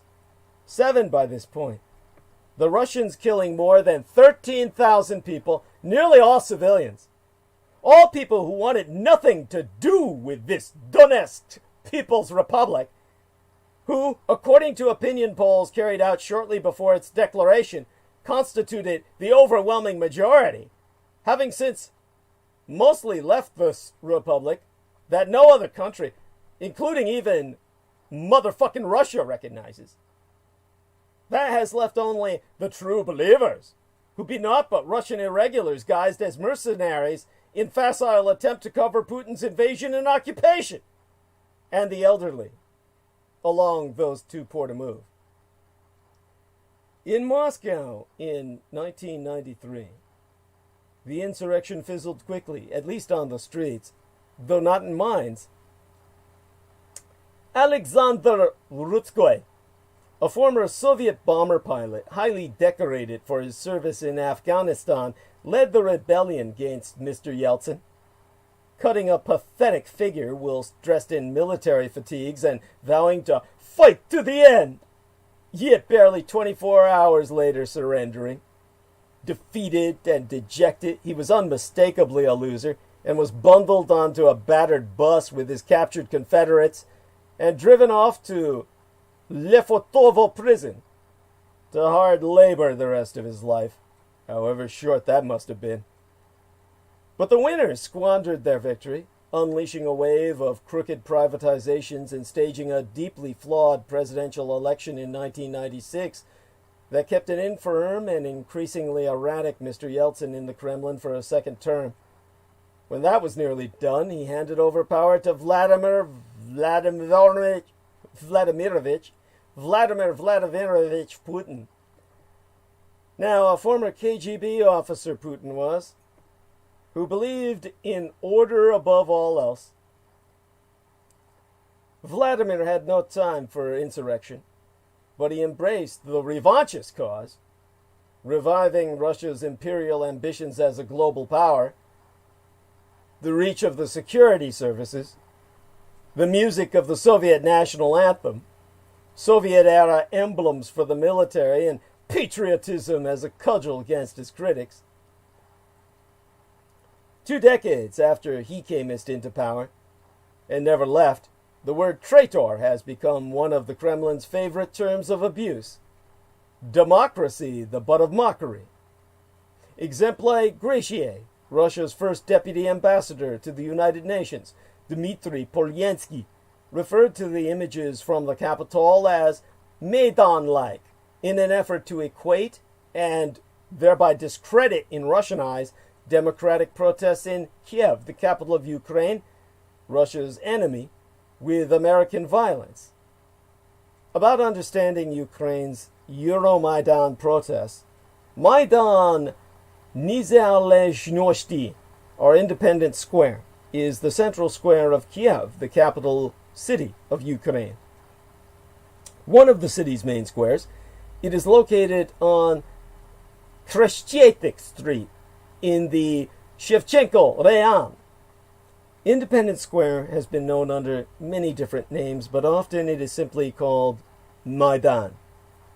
And the very word Maidan has become as synonymous with the Ukrainian way to defend personal and civil freedoms against governmental tyranny and despotism as triggered by pro-Moscow President Viktor Yanukovych's refusal to sign an agreement to forge closer ties with Europe.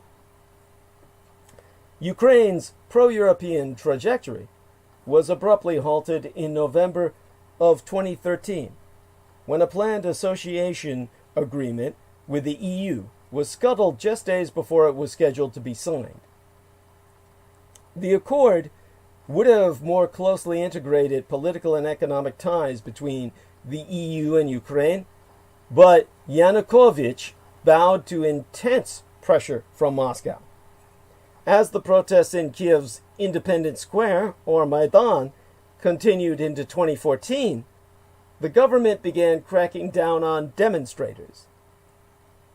The dozens of people who lost their lives during the Maidan massacre became as known as the Heavenly Hundred. A stretch of the street where many of them were killed now bears that name. And of course the Russians hate them. So they tried to say the storming of our capital was an Euromaidan, in disambiguation from Euromaidan. And commenting on that tumult in Washington, Konstantin Kosachev, the head of Foreign Affairs Committee in Russia's Federation Council of Russia's Upper House and a Putin loyalist, argued via a Facebook post, and not for the first time at that, against placing America as the model among global democracies, himself so positing that the divisions in American society were so deep that neither Republicans nor Democrats would accept the results of unsuccessful election bids going forward. He saw scoffing at American democracy as limping on both feet, and clearly gloating in his assertion that the celebration of democracy is over. America no longer forges that path, and consequently has lost its right to define it, much less force it onto others. Russia's foreign ministry also focused on Thursday on the split in the U.S. electorate, whilst bristling again over past U.S. criticism of Russia's own fake elections. Ministry of Foreign Affairs spokeswoman Maria Zakharova stating in comments to journalists that it's an internal issue for the USA, but again, we would point out that the electoral system in the U.S. is archaic and doesn't meet modern democratic standards, creates the possibility for various violations, and the American media has become an instrument of political infighting. Now, that's all thanks to the fucking Russians, mind you, but she's completely right. We gotta get rid of the Electoral College and the Senate. And what's archaic is the Republican gerrymandering and voter suppression. So ultimately, we've got to get rid of them too. In its coverage, Russian state media promoted assertions by President Donald Trump himself, which have been repeatedly discredited, of election rigging by thousands of alleged dead soul voters through mail-in voting. Now, the Russian press has also generally supported Trump's claims of a deep state conspiracy aimed at thwarting Trump's efforts to improve relations with Moscow following evidence of Russian interference in the 2016 U.S. presidential elections. Still, commentators greeted the latest events in Washington with "what about" style comparisons. When you say "what about you?" What about you? Drawn from the U.S. response to democratic uprisings in neighboring former Soviet republics like Belarus and Ukraine, and White Russia on the frontier land, where the Kremlin argues the United States has sought to overthrow Moscow-friendly governments by cheering on protesters. Well, they don't need any fucking help there. Nobody wants you, Moscow, running their fucking nation. Look what you did to us. On Facebook, I read the Russian. Sergei Markov, a former lawmaker and Kremlin loyalist, prattled that, "Most of all, what amazes is the awful out-of-control hypocrisy. The same politicians, experts, and media who only recently justified the seizure of government buildings in Ukraine, Belarus, and the street riots against Trump by supporters of Black Lives Matter and Antifa, now are categorically condemning the storming of the Congress." Now, Markov made no mention of newly passed laws in Russia that have restricted all freedom of assembly. Well, you see there, you assemble, you go to jail. Actually, what they really do is just fucking shoot you. But, there you go. That's life in the Great White North. Now, let me take a look at what Daniel Arola wrote here. Put a ha-ha on that. Now, no fly list compilation. MAGA Trump supporters freak out in airports where they are banned for flying. Oh, shit. Did they really do that? Yep. Holy shit. Oh, that's so cool. Holy shit. Oh, we're finally getting somewhere. Anyhow, nice work, Mr. Putin. Yeah, Jameson Reese says, it's beyond awesome. It's fucking hilarious. Thank you, Jameson. Anyhow, I'm saying nice work, Mr. Putin, sarcastically, of course, but it's mission accomplished for that son of a bitch. According to a United States intelligence community report, Russia's primary objective in interfering in the 2016 election in support of Trump against Democrat Hillary Clinton was to, quote-unquote, undermine public faith in the U.S. democratic process. 4 years on, there have been 2 impeachments and an insurrection against the United States legislature. Millions believe Trump's lies that he was illegally ejected from power and doubt our true President Biden's legitimacy. Conspiracy theorists have seats in Congress. There are serious questions about whether one of the country's great political parties is now an anti-democratic enemy on American soil, a legitimate insurgency. The Russo collaborationist Red Republicans. The COVID-19 pandemic exposed weaknesses in a federal system that grants vast power to the states. We've got to have another civil war to put those fuckers down. And America's self-appointed role as an exceptional nation and beacon of democracy is in the gutter. Most of the disorienting events of the last few years can be blamed directly on Putin's puppet president, Trump, and his particular skill at tearing at the social, racial, and political divides that are just below our nation's surface. So the ex-KGB man in the Kremlin hardly deserves all the credit, but revanchist revisionist Russia and red expansionist China and other autocratic nations are gaining much from Washington's agony. They're already using it to promote their own closed and totalitarian societies as models of comparative order and efficiency. and to beat back brave local voices calling for democracy and human rights.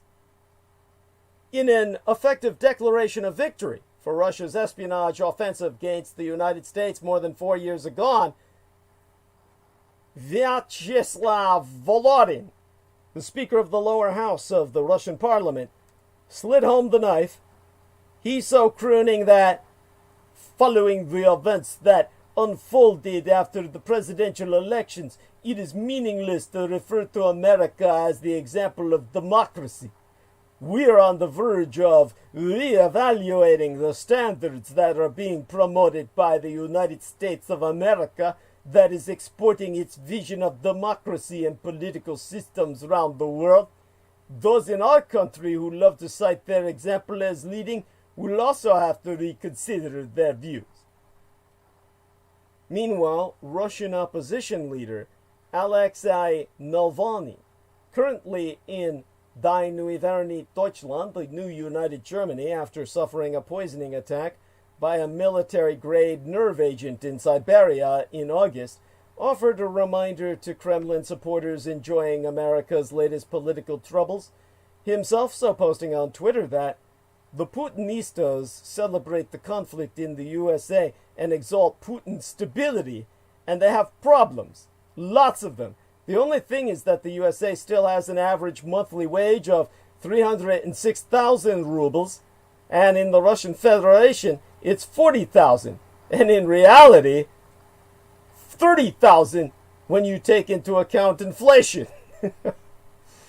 Now, more liberal Russian voices also reminded everyone to imagine if events similar to this week's political drama in Washington had played out in Moscow. Via Facebook, liberal politician Dmitry Gudkov attested that to imagine the Kremlin backing down to Parliament and the courts would be a Christmas fairy tale. We have no alternate centers of power. After President-elect Joe Biden's victory was formalized by Congress early Thursday, Russian journalist Alexei Venediktov took to Twitter to confirm that the system of checks and balances in the United States has held. Meanwhile, Communist China's state media predictably mocked comments that House Speaker Nancy Pelosi had made about protests in Hong Kong, calling the scene in Washington, D.C. a beautiful sight to behold. U.S. efforts to promote democracy and calls for order, already damaged by 4 years of Trump's embrace of autocrats, have suffered yet another blow. The complete abdication of U.S. leadership is now perhaps more glaring than at any point in recent memory, laid bare for all to see. Social media companies have stepped up efforts to fight conspiracy theories, but too often they have been playing defense, addressing problems only after they became too big to ignore. Twitter temporarily froze Trump's account, and Facebook and YouTube removed a video he posted. It was all too little too late. The president is already back online and may incite again, although it appears that this morning he was banned indefinitely from Facebook. Yesterday was the result of 4 years of violent rhetoric, demonization, and delegitimization of political opponents, and a relentless effort to bring bizarre conspiracy theories into the mainstream. Traditional media, including some programs on Fox News, have provided Trump with a platform for lies and to exploit, rather than correct, efforts to delegitimize our political system. This gains ratings and rallies supporters, and contributes to violence. Conspiratorial thinking is no longer fringe. It has entered the mainstream, and it has done so with deadly consequences. The lackluster police response has come under intense scrutiny, as it should. Despite years of planning for terrorist attacks and other dangers, the Capitol Police seemed shocked and unprepared for the assault. In one video circulating online, a police officer obviously removes the barricade to let the screaming mob stream onto the Capitol grounds. The storming of the Capitol was far from a spontaneous act, and law enforcement had weeks to prepare for last Wednesday's events. Yet this was more than a simple tactical mistake that can be easily fixed. Rather, it reflects how security agencies all too often downplay the threat from anti-government extremists and white supremacist voices, despite increased recognition of the danger they pose. Security agencies have focused far too much more on jihadists than anti-government and white supremacist extremists, despite the growing danger of the latter groups. Trump's obsession with Antifa has added to the confusion, leading to a focus on far more minor dangers over the deeper threat we saw last Wednesday. Those who invaded the Capitol did so with impunity.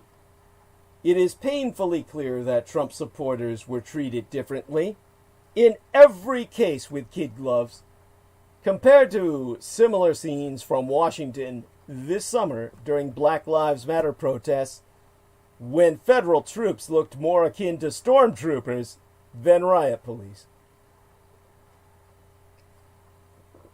The storming of the Capitol should be a turning point. Social media companies, television programs, and politicians alike need to take more responsibility to push back against fringe movements rather than stoking their rage. Already we are seeing conservative media figures and pro-Trump politicians trying to blame Antifa for the violence and otherwise denying reality. This attempt to shift blame must be nipped in the bud. If it isn't, Yester Septimania's violence may prove a harbinger rather than an outlier, which, of course, is what I guarantee it sadly will be. Honestly, I have to take a breath to basically even say what I'm about to say, because it is so upsetting to myself. The fact that this is just where it begins. That this is not a conclusion, but rather the beginning. It's what I hate to say, because it's like telling somebody they're going to die of cancer. Because what we've got going right now is something that will lead to the death of the Republic as we know it. We're just going to have to live with that fact. We're going to have to understand that we've got too much invested to surrender to these bastards, and we cannot allow them to control our future based on their desire to put us all back into slavery yet again.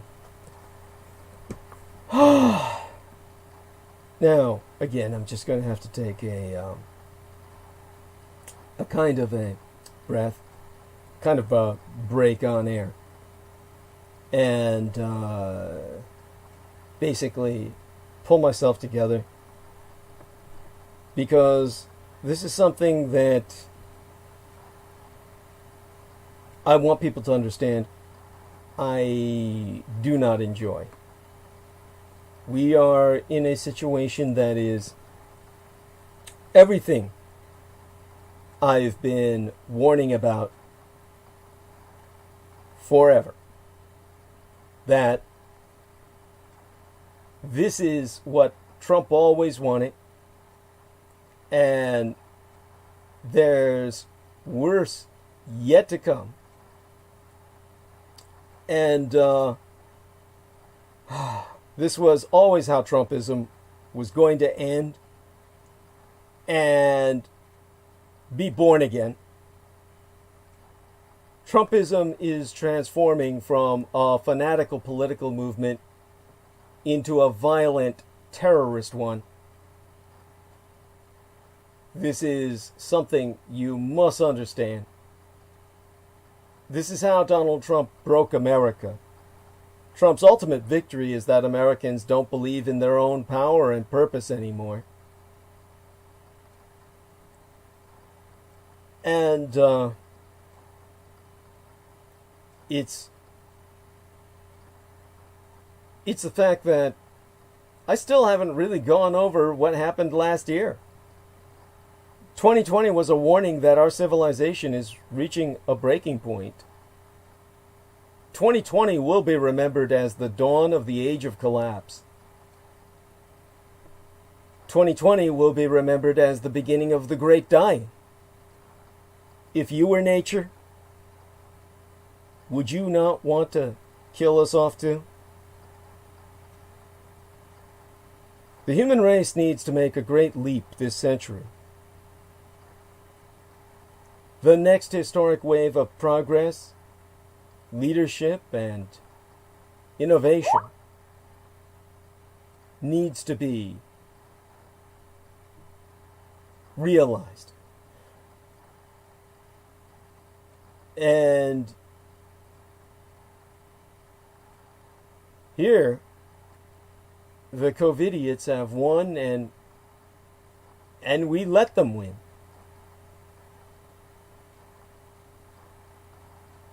In other words, those that deny the fact that there is a plague have essentially run the rest of us into mass graves.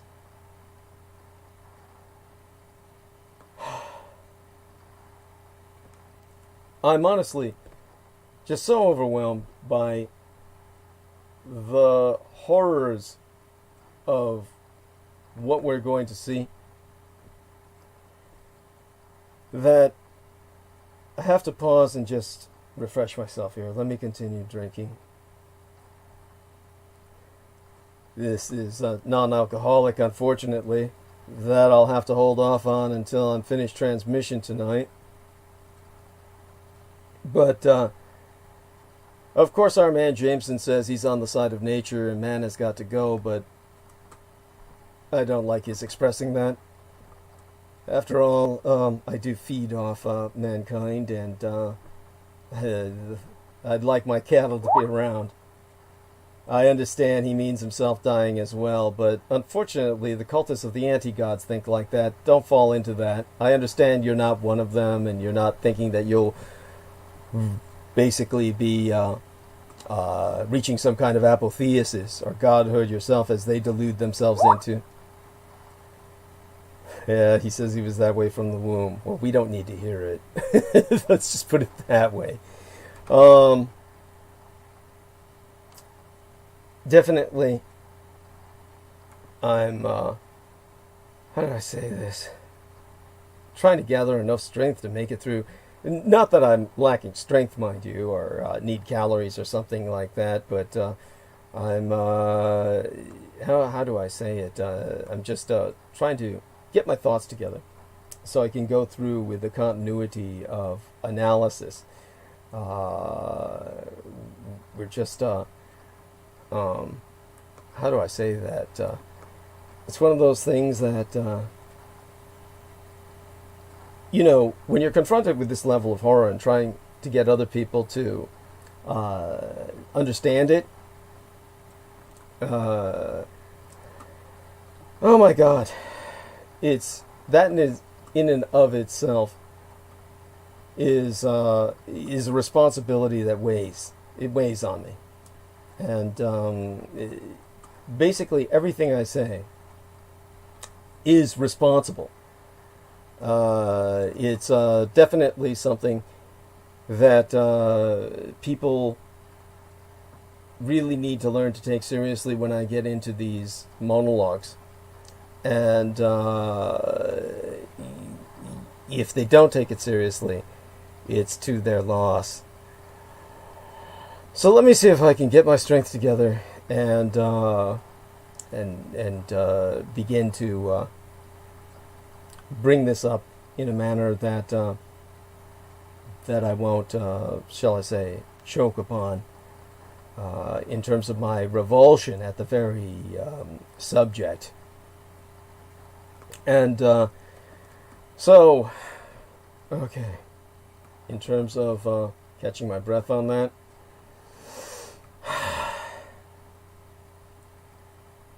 all right,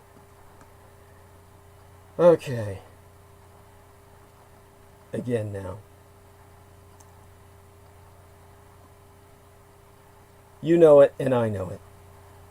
This is how Trumpism was always going to end, where it's escalating abuses, explosive rage, mounting resentment, growing fanaticism. Its violence was always going to erupt like a volcano. This was always Americanism as an ideology. And Americanism always ends in an eruption of violence. There are only three kinds of people in America that didn't know it. One, CNN analysts and New York Times pundits who spent the last 4 years in a bizarre, willful haze of staggeringly foolish denial. Two, DC insiders who did the same thing. And three, the political opposition, the Democrats, whose job it was to not let things reach this point. Which point is that? The point of a genuine Americanist collapse. That's what Trumpism is transforming into, is Americanism. There is now a madman in the White House who is totally off the fucking rails. He still has more than a week to do, well, anything and everything he can get away with. We joke that he might nuke Belgium, which Jameson and I agree would be a plus. But we all know it's not really that much of a joke. America is now at the point of a full-blown Americanist collapse. Americanism being an ideology, not a cultural identity. There is an Americanist in the White House leading an Americanist coup, which reached the point of violently storming the Capitol. I've explained how all this happened. As you probably already knew if you were a thoughtful and sane individual, through a toxic cocktail of denial, complicity, and silence, all of which added up to a society in the throes of appeasement. White liberals denied it would get this bad. Intellectuals literally laughed at my warnings that it would. The opposition failed catastrophically to heed them, instead relying on the usual coterie of clueless insiders who've never lived through such a thing and are still in shock that it could happen here. What planet are these fools on? It's been happening here for the last 4 years. But this last week has simply been the culmination of a pattern we all learned, or should have learned, in high school textbooks, and then again in college. Scapegoating, hate, dehumanization, camps, paper checking, raids, bans, purges, family separations, aka genocide attempts, secret police beating and gassing people. What was the final explosive step in this sequence? A paroxysm of violence. A coup d'etat. What is that sequence which is so predictable called? Americanism. That is the name of this inevitable event. This is what Donald Trump always wanted. All the worst is yet to come. This is how societies descend into terrorism and civil war, when fanatics and anarchists give up on politics, the nihilists. If you don't like the term Americanism, which is simply what this is, you call Islamic fanaticism Islamicism or Islamism, in which you disambiguate between the religion and the ideology of the militants. Americanism would then be the legitimate term. But if you simply cannot stand for that, the real term of the cultists of the anti-gods is nihilism. Last Wednesday, this day today, last week, was the day that armed nihilists stormed the U.S. Capitol, broke the doors and windows, entered the House chamber where there was an armed standoff. All that, by the way, was abetted and incited by the president and his key political allies. Is that a sentence or two you thought you'd never hear? This is the coup d'etat I warned you about. And don't receive that message in the manner of horn tooting. Many others did, aside myself. And if you're halfway thoughtful, you saw it coming just as much as we did. Still, I want to place some of those warnings in a little context so I can explain what this coup d'etat means, what happens next, that this is something that is going to go on and will continue into the next decade. But perhaps I'll do that in conclusion next transmission if necessary, because I feel obligated. We should return to the point of the foreign world and how it accounts for us. By all accounts, the plans of white nationalists to descend on Washington, D.C. on January 6th were no closely guarded secret. Yet the country, including police in the District of Columbia, seemed completely unprepared to deal with the violence. And as I said, there are video clips providing evidence proving police officers either allowing people through barricades without resistance and even actively directing them to move forward, with at least one police officer posing for a selfie with one of the intruders and another helping a woman walk down a flight of stairs. Some off-duty police officers and members of the military were, by all evidence, part of this mob, flashing their badges as they stormed the building, if you can believe that. So certain were so many of the rioters that the police would be on their side that they were taken aback by any officers who stood firm in their duty. One woman who was part of the mob crying, "This is not America! They're shooting at us! They're supposed to shoot BLM, but they're shooting the Patriots!" And all across the country, many observers were shocked into disbelieving denialism. But not in Black America, which is used to two systems of policing.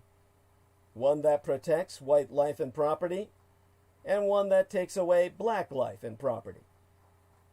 Like many other institutions and systems, policing in these United States has its roots in the period of enslavement, when slave patrols controlled and prevented enslaved persons from escaping, and the Reconstruction era and beyond, when black codes limited the physical and economic mobility of black Americans.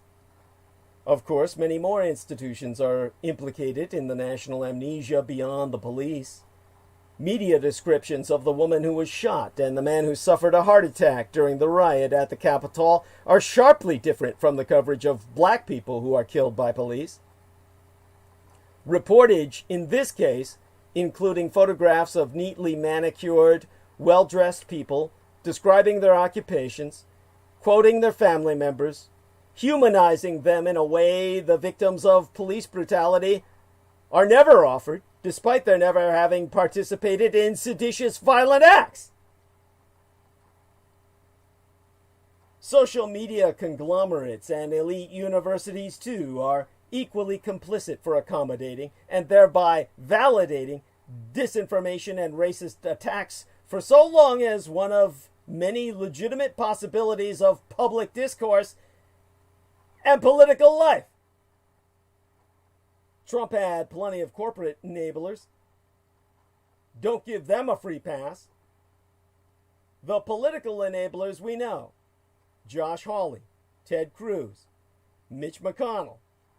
But there were plenty of corporate enablers too, donating money and lending their reputations to put and keep Trump in the White House. Rousing a rabble to riot inside the Capitol was just the climax. We can pray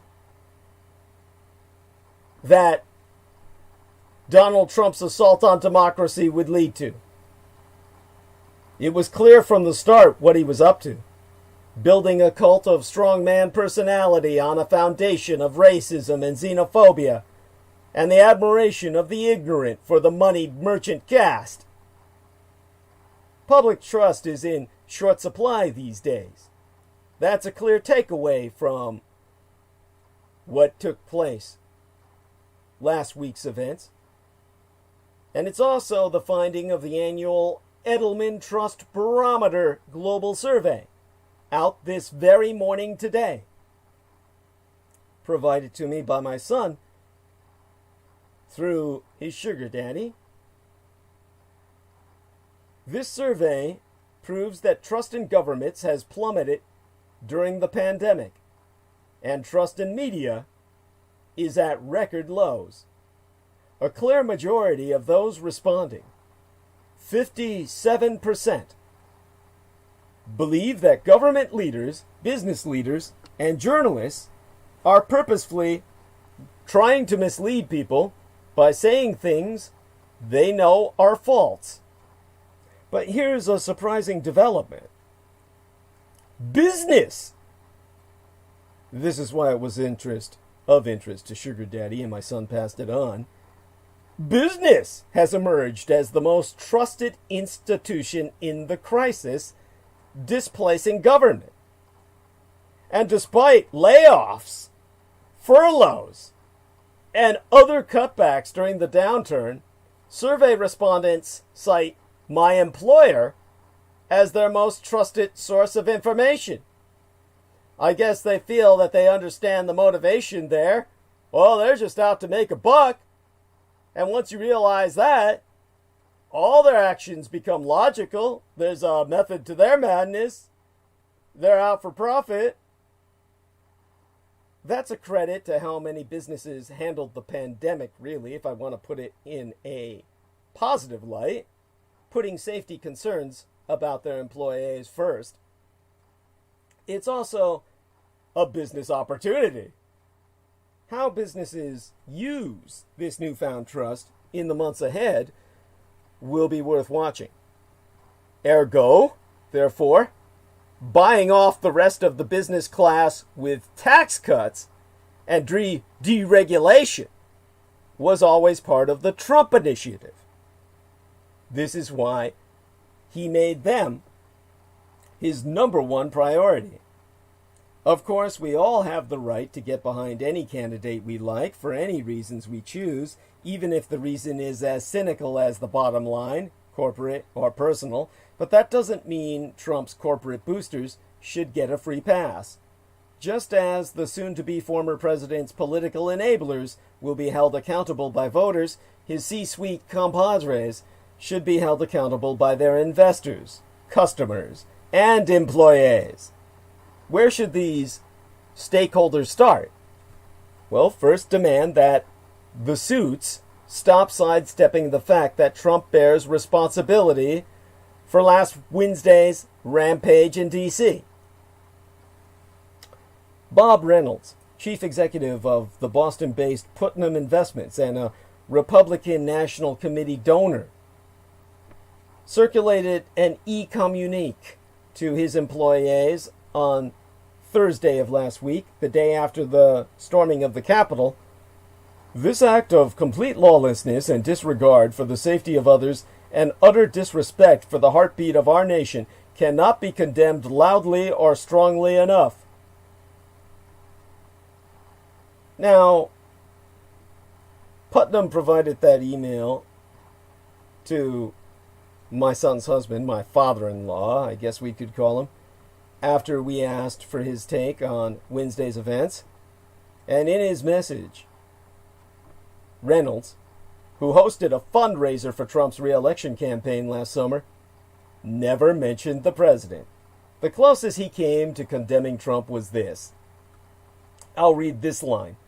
A cornerstone of our republic is the orderly transfer of power from one presidential administration to the next, which must always be maintained to ensure the ongoing health and vitality of our system of government.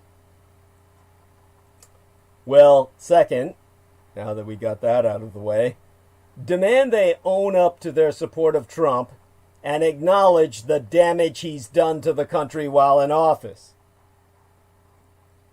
Jim Davis, founder of the Brighton-based sneaker company New Balance, donated $396,500 to Trump Victory in September 2016, according to federal campaign finance records. The Political Action Committee, the PAC, is a joint fundraising group for the Trump campaign and the Republican National Committee. Yet, in a statement relayed Thursday by his spokesman, George Reagan, Davis said that while he has been a strong supporter of the Republican Party as a whole, he didn't back Trump himself and has never met him.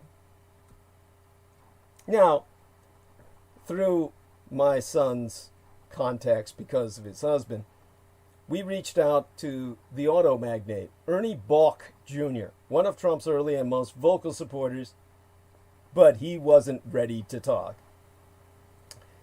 So third, don't let the Republican Party off the hook. The party cowered as Trump desecrated the presidency. David Tomasi, a Republican lobbyist who is a Massachusetts native with long-standing ties in that state, raised money for Trump, and he's insisted that I have absolutely zero support for President Trump. I don't care what the costs are to my business.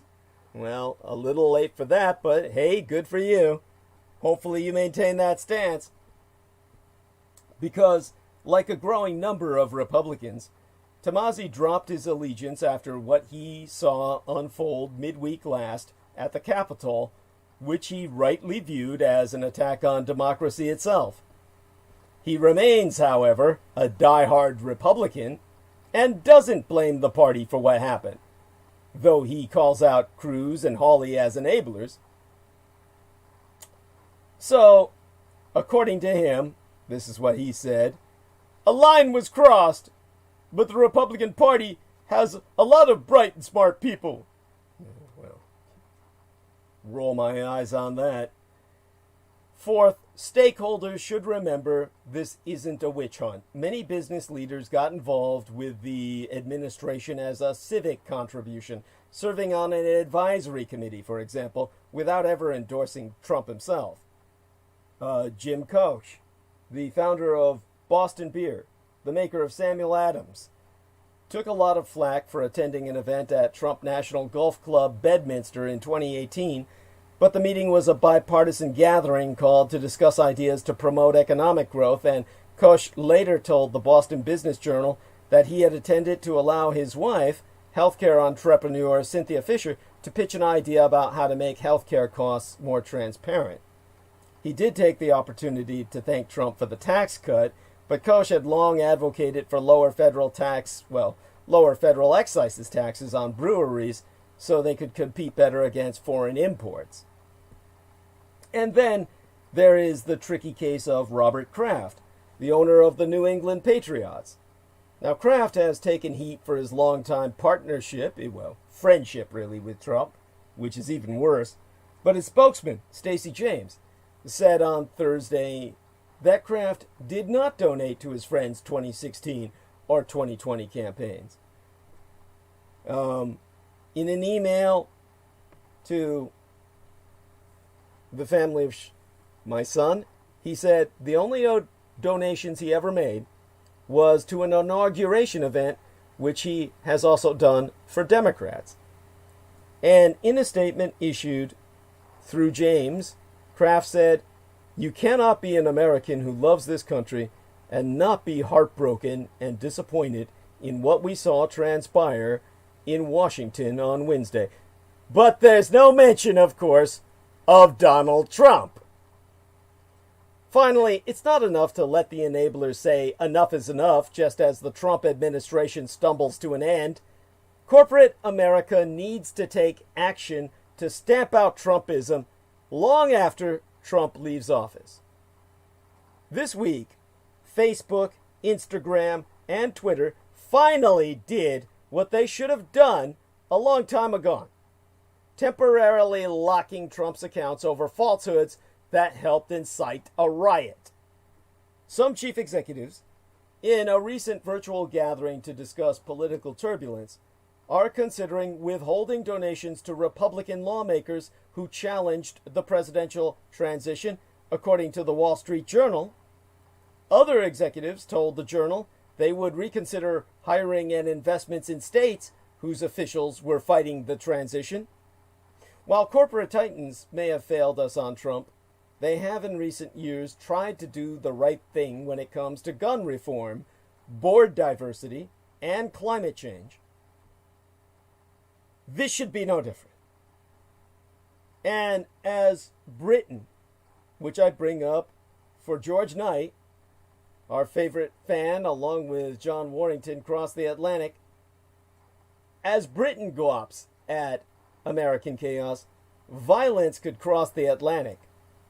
The United Kingdom cannot afford complacency in a politically poisoned Anglosphere, meaning the English-speaking world. Ever since a reality TV personality was elected president of these United States, British political journalists have gotten into the habit of staying up all night to gawk. Elections, by-elections, Twitter storms, impeachment proceedings. Thanks to the time difference, Brits wake up and predict what might happen across the pond and then fight sleep to watch events unfold. After days of being glued to live coverage on CNN, they joke that the election of Sleepy Joe Biden might finally afford them a good night's sleep. It's soap opera. It's journalistic junk food. It's all-consuming and at once unfamiliar. It wasn't always that way, of course. Britain's addiction to the West Wing is relatively new, a product of the digital revolution that occurred alongside the George W. Bush administration. They stopped to look and, like looking at a train wreck that just keeps crashing in new and unusual ways, they never turned away. Couldn't turn away. But the 24/7 flow of information back and forth that keeps them so agog has become a vector for poison running into the veins of British politicians. There were few restful dreams in Westminster Wednesday night, this week last, as a horde of flag-bearing pro-Trump rioters stormed the U.S. Capitol building.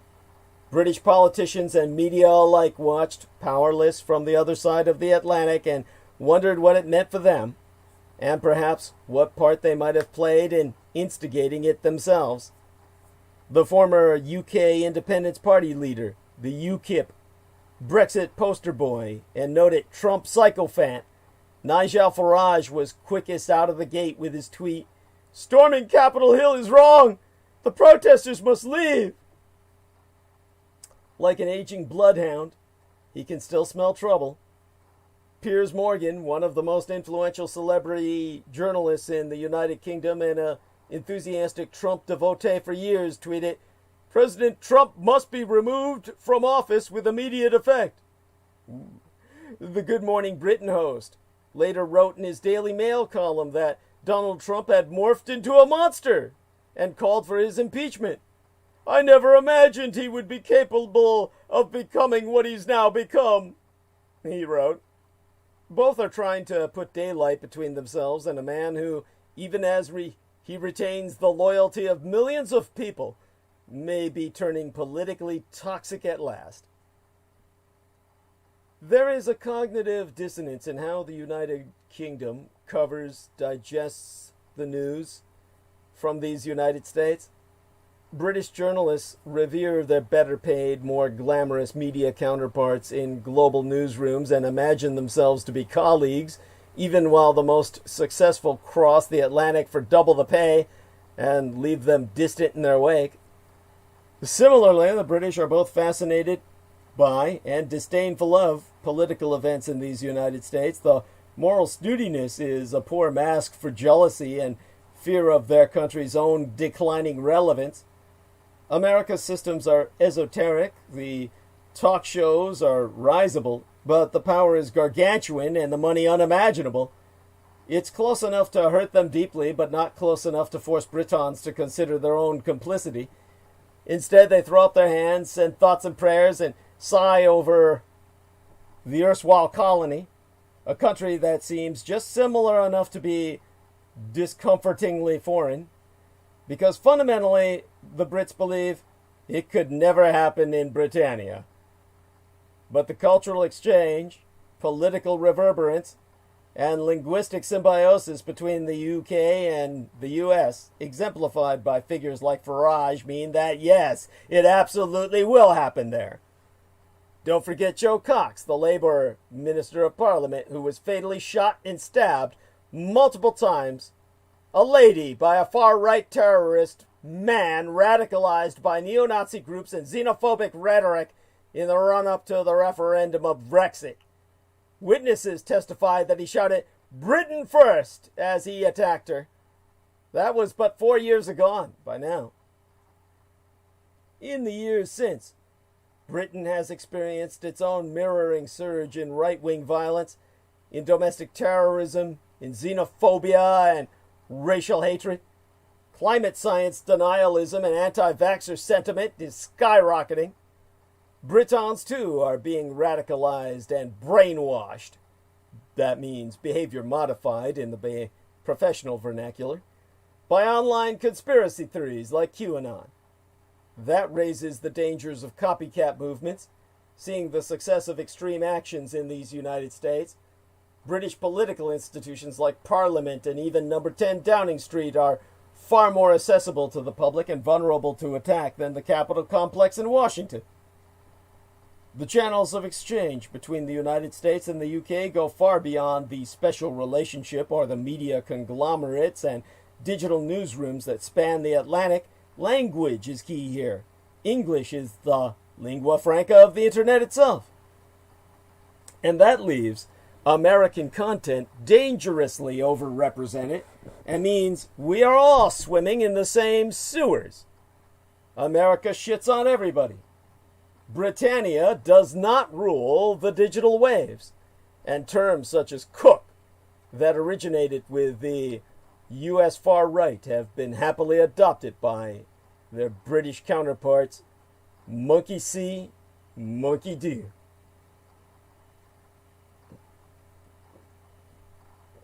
Even in journalism, figures like climate science denier James Delingpole, the editor of Breitbart UK, have moved from being relatively conventional British conservatives to imitating their more extreme American counterparts. Milo Yiannopoulos, the racist provocateur, who fell from grace after praising pedophilia, got his start blogging on the most traditionally conservative of all British outlets, the Daily Telegraph.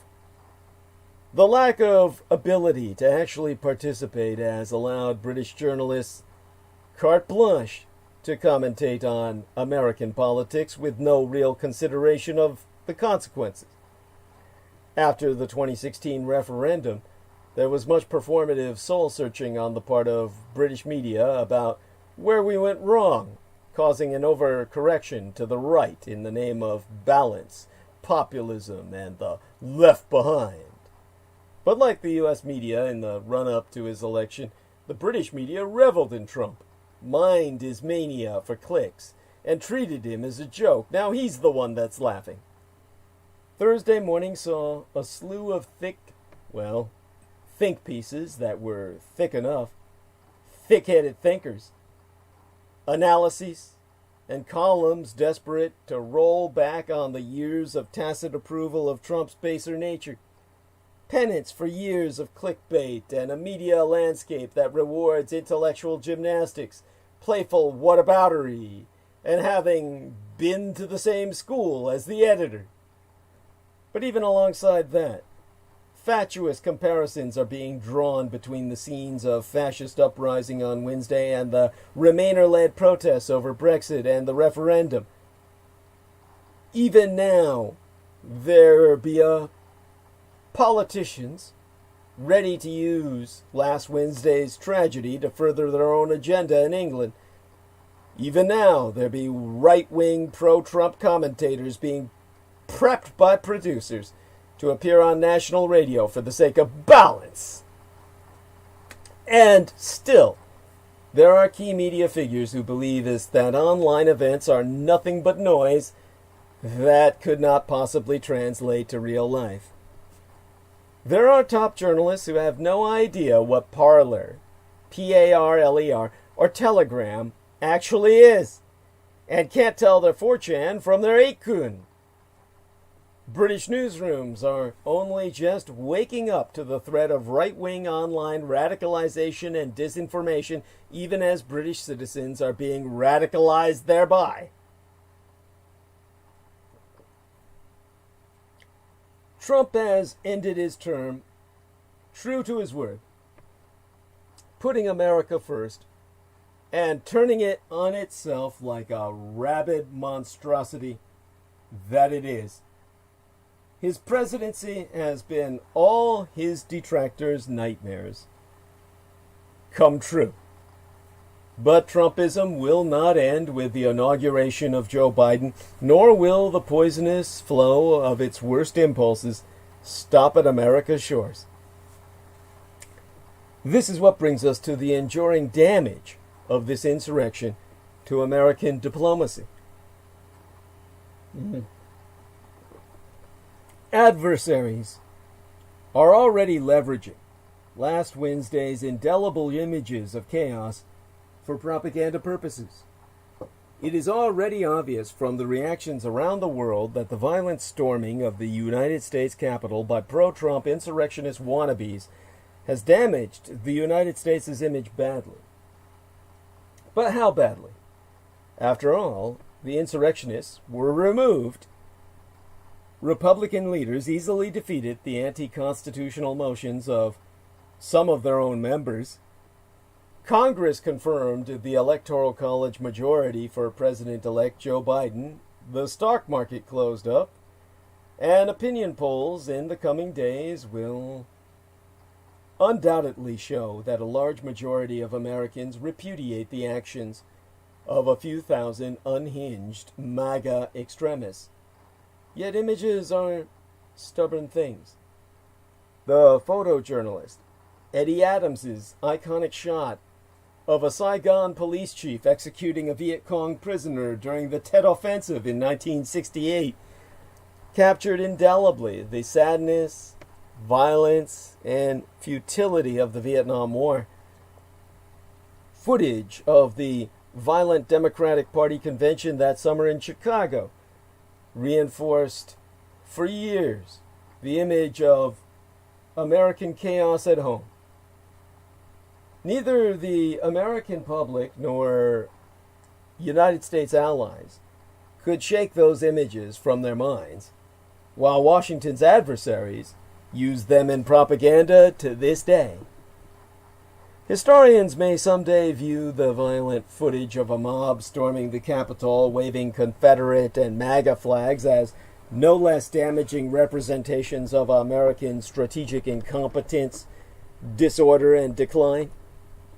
No U.S. ally will de-align because of what happened, and Biden has an unprecedented opportunity to draw together NATO and Asian allies around the common challenges posed by communist Chinese and revisionist Russian coercive revanchism. But as much as allied leaders welcome Biden's leadership, they will also face nagging questions from their own publics and officials about Washington's reliability. The fact that a mob of deadbeats overwhelmed the Capitol Police will reinforce impressions of incompetence already planted by the Trump administration's inept response to the COVID-19 pandemic. Allies who rely on treaties with these United States for their security, well, they know us now that nothing is automatic, that the decision whether to defend them ultimately rests with the U.S. Commander-in-Chief, and that only 4 years ago, Americans elected a president who just incited a mob to overturn the results of a legal election. Invoking the 25th Amendment to remove Trump from office has merit, but how chilling that must be for allies who know where their security in a crisis ultimately rests.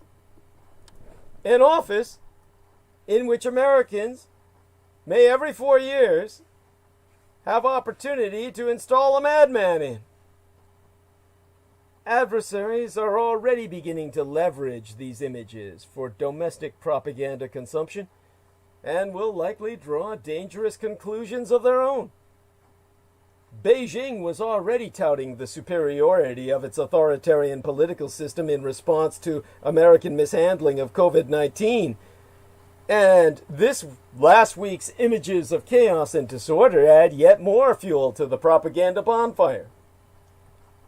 There is also, well, what happened last week is also good for communist Chinese dictator Xi Jinping personally, as he prepares to assume a norm-busting third term as the leader of the Chinese Communist Party at its 20th Party Congress in 2022.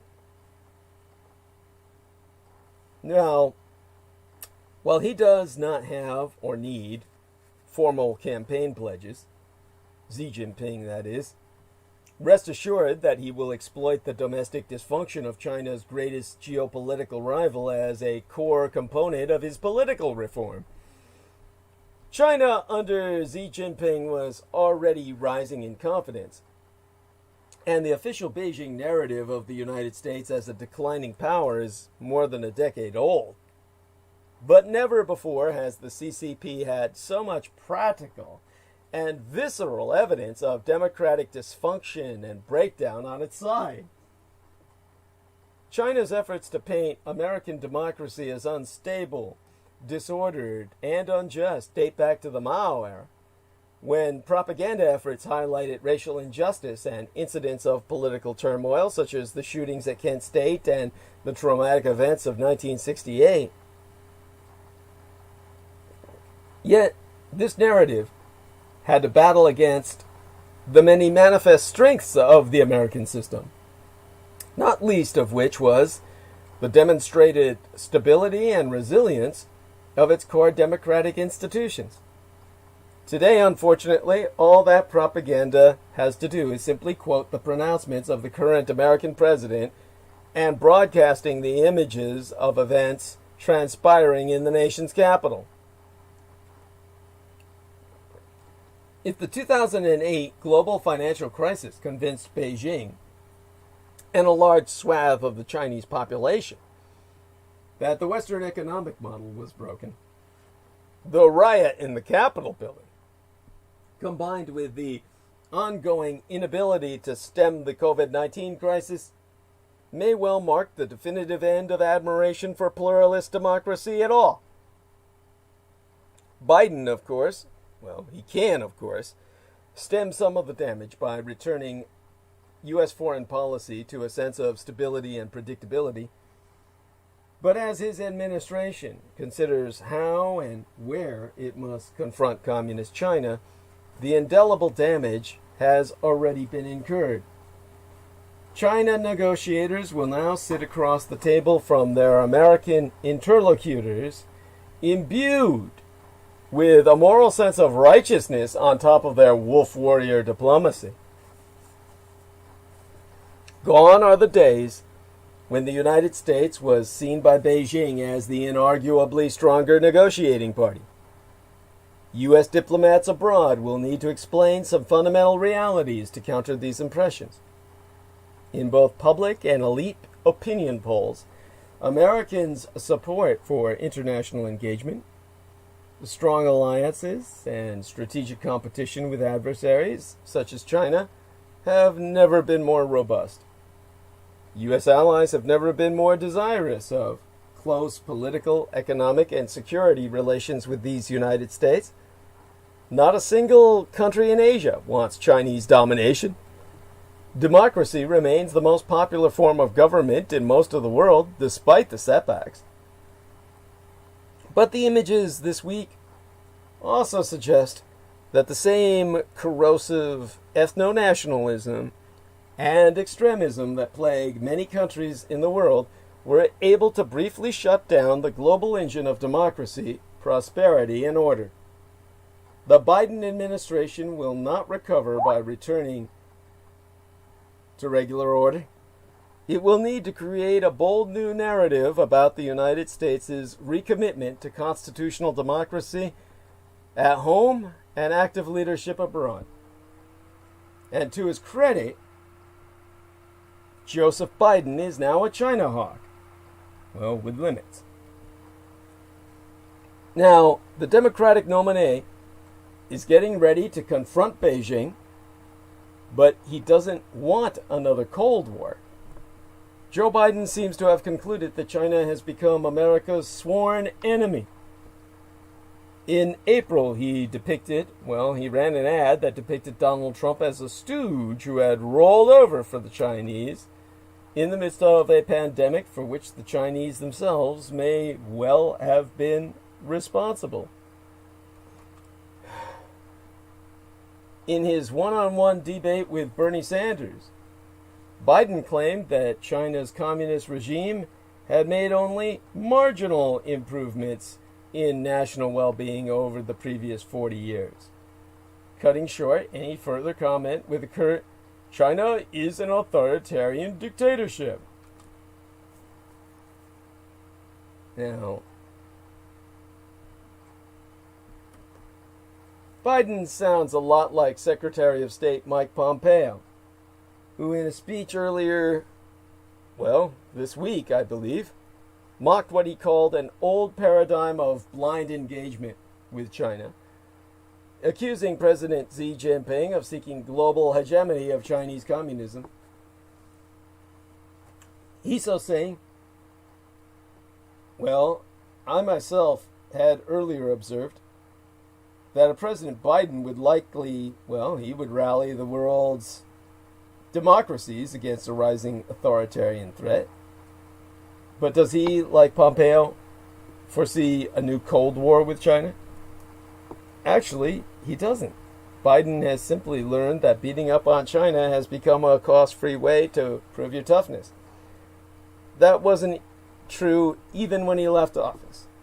His new bellicosity demonstrates how very quickly the consensus on China has shifted both in the broad public and among policymakers.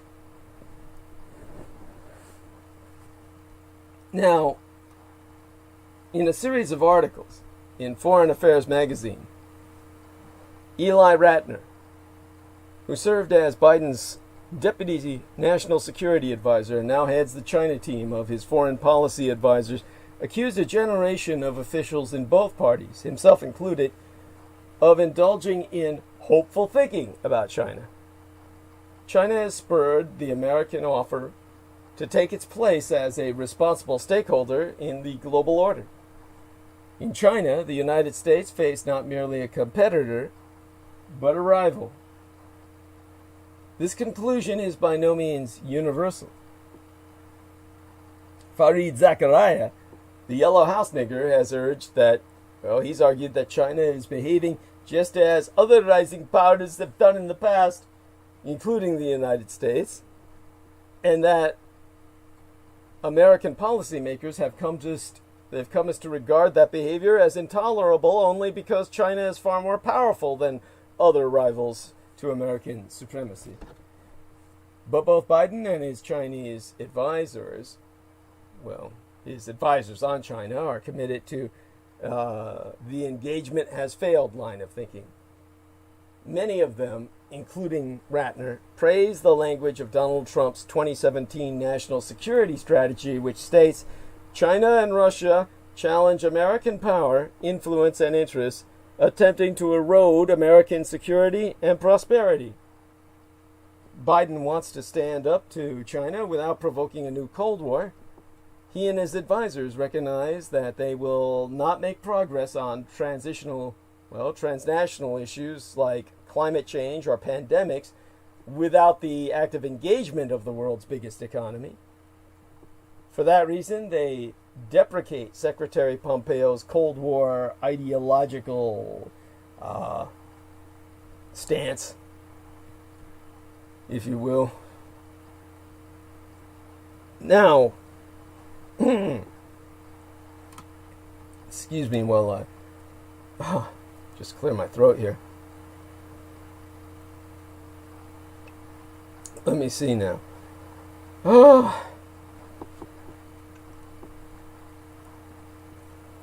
Now, as I said, Washington will need to limit its vulnerability to China by replacing global supply chains of sensitive products with domestic ones, even as the two countries remain intricately linked in the world's economy. Biden's China policy would begin with domestic renewal. Biden insists that the United States can outcompete China if it makes strategic investments in infrastructure, research and development, healthcare, education, and training. That may be another example of hopeful thinking. China's growth rate, though slowing, remains about triple that of the United States. Several years ago, China became the world's largest economy as mentioned by purchasing power parity. Within a few years, it is almost bound to be the largest by any measure. But this may be the wrong metric. In a world governed by rules, supremacy is ultimately determined by whomever holds the pen. Perhaps as Graham Allison concludes in the book entitled Destined for War, published in 2017, that power, too, will likely pass on, it will pass to China. But that is hardly a tolerable conclusion for those who, like Biden, believe this devoutly, that in the liberal world order, fashioned largely by Washington after World War II, that order was built on alliances, with the alliance of Western democracies at its core. And it is the institutions and networks what provide the counterweight to communist China. In an article but yesteryear, Julian Smith, who preceded Ratner as Biden's deputy national security advisor, and Tori Tausig, observed that Germany, France, and other European states, long more trusting of China than these United States, have been deeply disturbed by China's cyber espionage into their economies, its repression of the Caucasian Uyghurs in Xinjiang, Uyghur, and its crackdown in Hong Kong.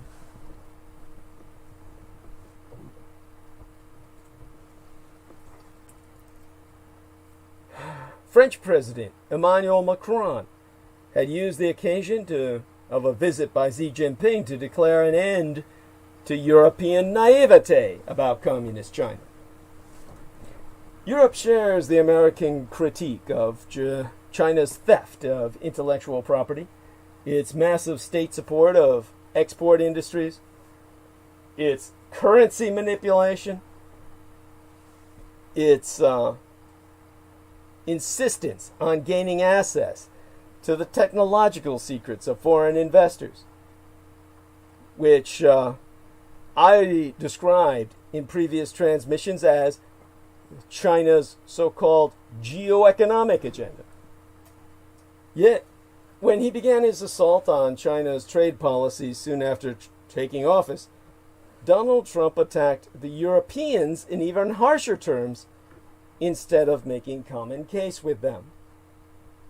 This was, assuming that Trump actually cared about the opportunity, a wasted opportunity. What would have been obvious to almost any president save Trump is that Western democracies are bound together not only by their geoeconomic interests but by their values, and that communist China threatens those values. Biden is eager to join the contest, and he would do so from within a revitalized liberal order. He has called on the free world, a favorite phrase, to come together to compete with communist China's efforts to proliferate its model of high-tech authoritarianism, which I think is a descriptive term, but not really the descriptive term for the character he's painted. Now, relations with China would rank near the top of the agenda of the Summit of Democracies that Biden plans to convene. That would be a matter of pragmatic calculations as well as ideological solidarity. As Julianne Smith notes, Australia did not suffer from serious consequences by saying they would not take Huawei, China's 5G giant, and Japan has been dealing with communist China from the beginning of time. Or China as a whole. She didn't say communist in this sentence. She may include all the dynasties in the statement she's making. Now the world's the major democracies, would also have the credibility to decry China's growing repression in Hong Kong, in Xinjiang, and at home, even if they could do very little to change it. Now, Biden will not lose his party's left by standing up to China on human rights, or even on trade. He may, however, do so by seeking to block China's regional expansion in the South China Seas and elsewhere. Jeffrey Prescott, one of the 4 or 5 figures, along with Smith, who serve on the inner circle of Biden's outside foreign policy advisors, said, "We are a Pacific power." Let me give Jameson a 1 up here. Jesus. Okay.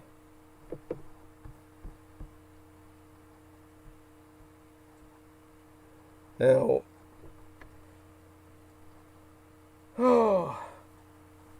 Prescott says the United States will need to bolster its advanced radar technology and missile defense capacity to deal with threats from North Korea as well as China.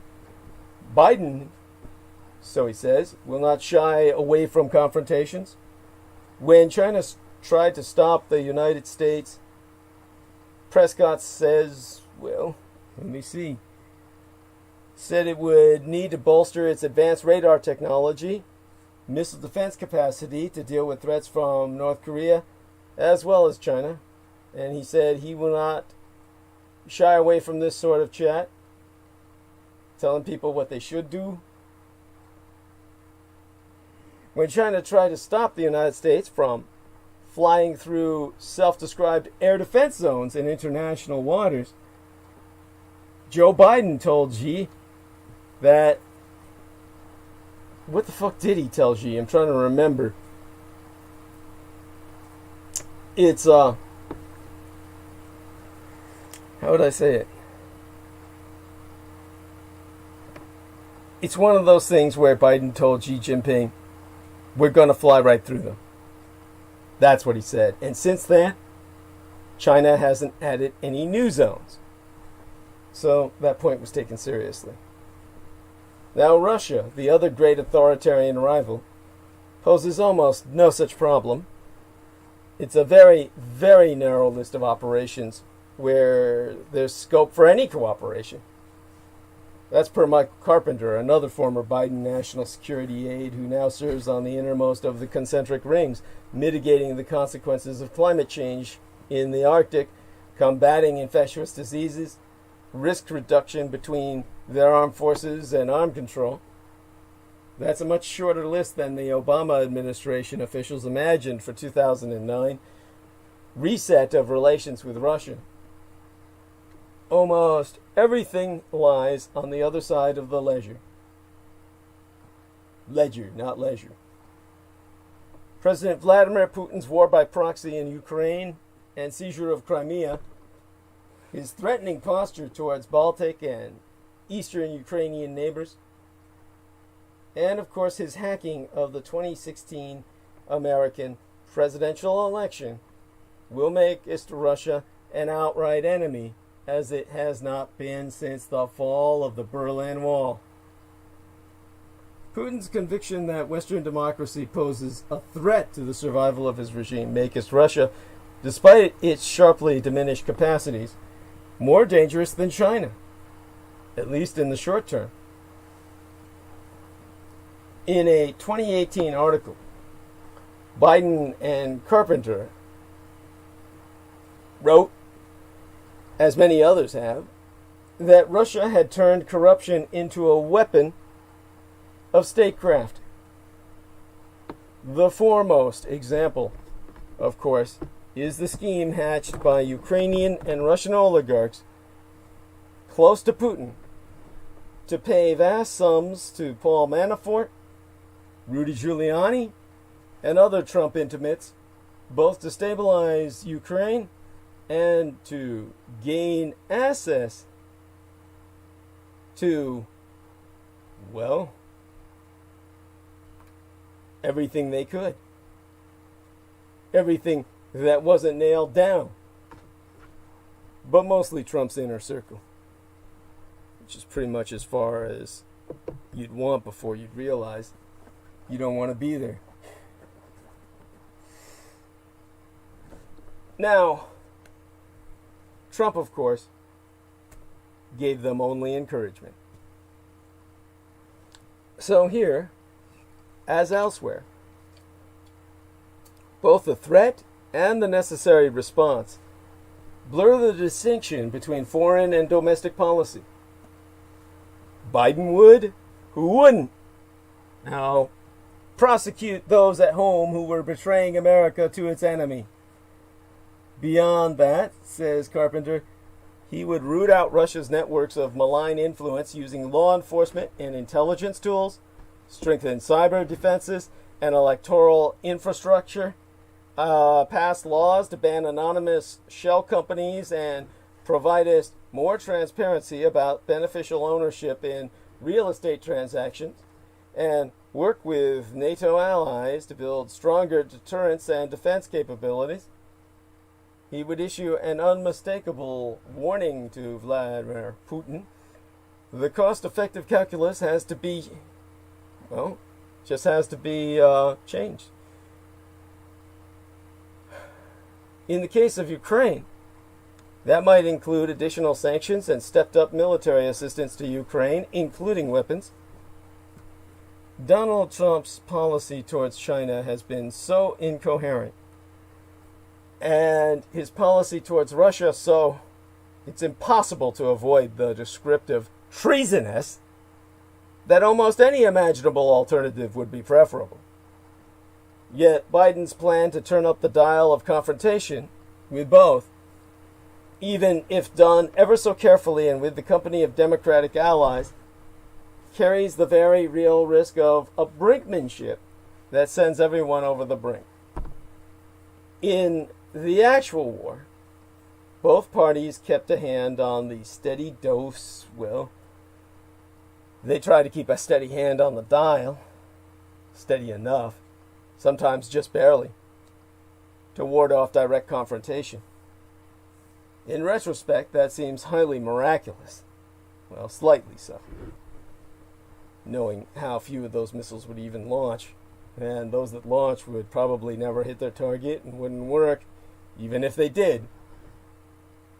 Doesn't mean the city would survive if they actually hit the city target, because the impact of the missile itself would do almost as much damage as the goddamn bomb. But nevertheless, in retrospect, that seems slightly, I can't come up with another word, miraculous is best. A President Biden would need to strike a delicate balance between prudence and nerve in his time as president. So, we're all present at the destruction, where Trump's final act is, well, accelerated the onset of a post-American world.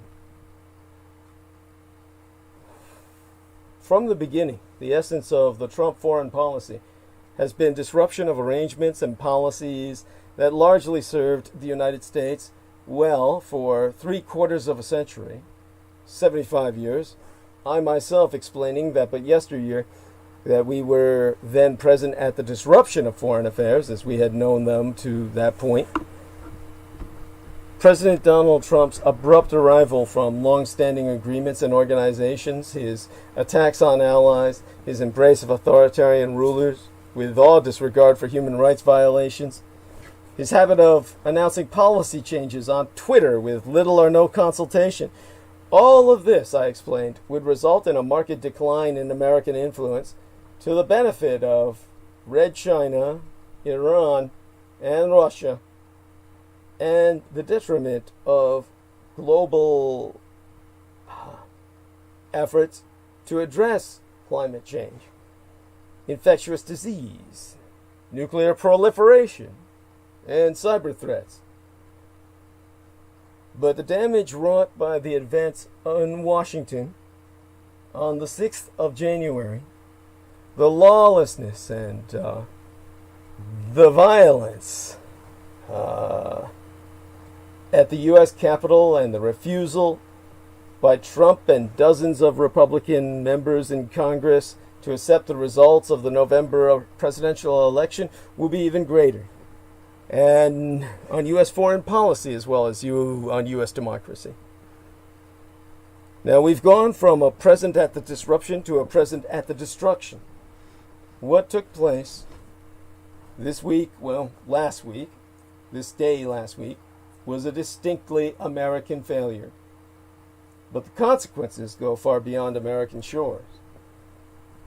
A post-American world, one no longer defined by American primacy, is coming sooner than generally expected, less because of the inevitable rise of others than because of what the United States has done to itself.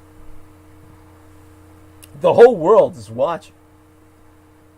The world has long paid close attention to events in these United States, the civil rights movement and the Vietnam War protests in the 1950s and 1960s respectively, Watergate, the 2008 financial crisis, and over the past 4 years, Charlottesville, the killing of George Floyd, U.S. failures in confronting the COVID-19 pandemic, but the siege and occupation of the Capitol on January 6th were something distinct.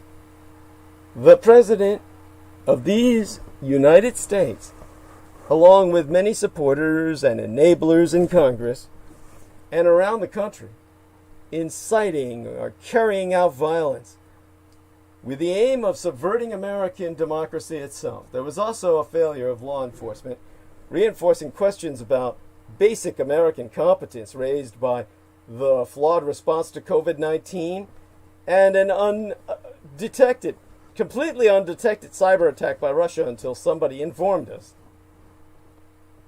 The images reinforced the sense among fellow democracies that something is seriously wrong in and with these United States. How was it, they asked, that so many Americans could vote for a leader who had, even before last week, attacked independent judicial and media institutions, refused to set a strong example in the face of a highly lethal pandemic, and violated many of his country's oldest political norms? Their fear being that even after Trump leaves office, he will remain on the political scene, influencing American politics and dominating the Republican Party for some time to come. The restoration of more traditional American behavior under Joe Biden and Kamala Harris could, from the advantage of most recent allies, prove only a limited and temporary release. Their fear is that even after Trump leaves office, he will remain on the political scene. As a result, allies have little choice but to question their decision to entrust their security to our United States. There were already doubts on this front as a result of some actions taken during the Obama administration and even more under Trump, attacking allies, cozying up to dictators, acting unilaterally, irrationally, unpredictably. Now, such doubts mean a greater tendency by other countries to ignore American entreaties and to take policy matters into their own hands, be it by assuaging powerful neighbors or by building up and using their own military strength. Now, signs of this are already evident in the Middle East, Europe, and Asia, the Saudi war in Yemen, Turkey's involvement in the Middle East, Europe, and Asia, militarily intervening everywhere and militarizing every situation. And, of course, Turkey's involvement in Syria and their complete and total commitment to the waging of the war in support of Azerbaijan in Nagorno-Karabakh. The European Union's investment treaty with Communist China. The Regional Comprehensive Economic Partnership trade bloc in Asia, the RCEP or RCEP. The result will be a world that is more violent, less open politically and economically, and in which the United States retains significant but no longer dominant influence or power. The violence at the Capitol will in particular weaken the United States' ability to advocate for democracy and the rule of law. Imagine the shouts of hypocrisy the next time Washington lectures or sanctions another government for its behavior. Authoritarian regimes such as Communist China's are already gloating, arguing that the scenes last week prove both the superiority of their own model and the hypocrisy of American officials when they criticize the crackdown in Hong Kong or repression in Xinjiang. Similarly, arguments against the spread of nuclear weapons on the grounds that other countries are not sufficiently stable or responsible ring hollow when the commander-in-chief of the world's preeminent nuclear power appears to lack those very attributes. Now, is this going to produce a self-aware America? As with individuals, the reputations of countries are easier to tear down than to build.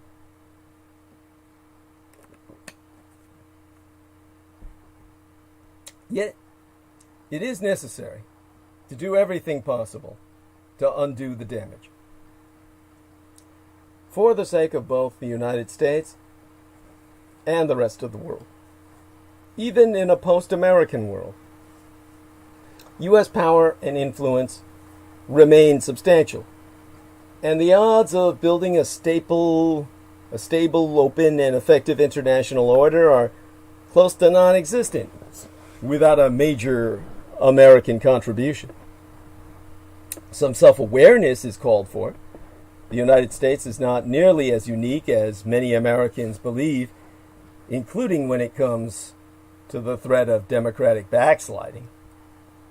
What has happened should put an end to the notion of American exceptionalism, of an eternal shining city on a hill. The incoming Biden administration would be wise to put on hold announced plans to convene a meeting of the world's democracies with these United States' until the United States' own house is in better order. That will require taking some straightforward immediate steps, such as launching a body like the 911 Commission to investigate how the Capitol was left so vulnerable to so well-known a threat, and put forward recommendations for fixing security shortfalls, including those stemming from the patchwork governance of the nation's capital.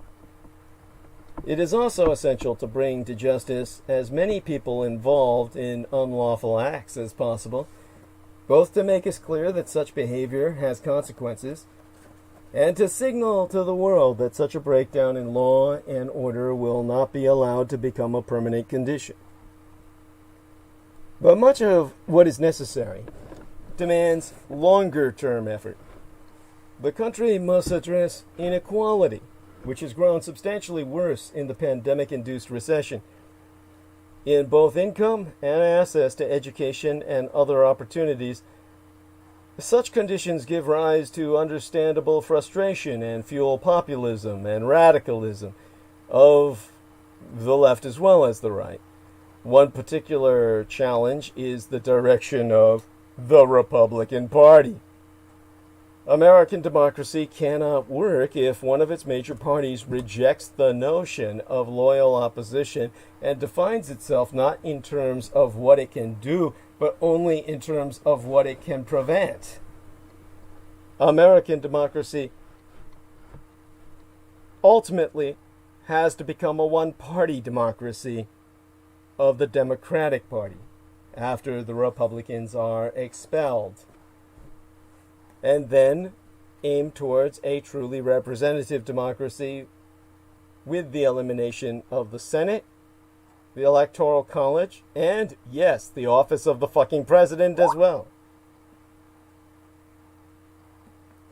Okay, Jameson Reese will be drifting off now. He has an appointment tomorrow. Thank you, Jameson.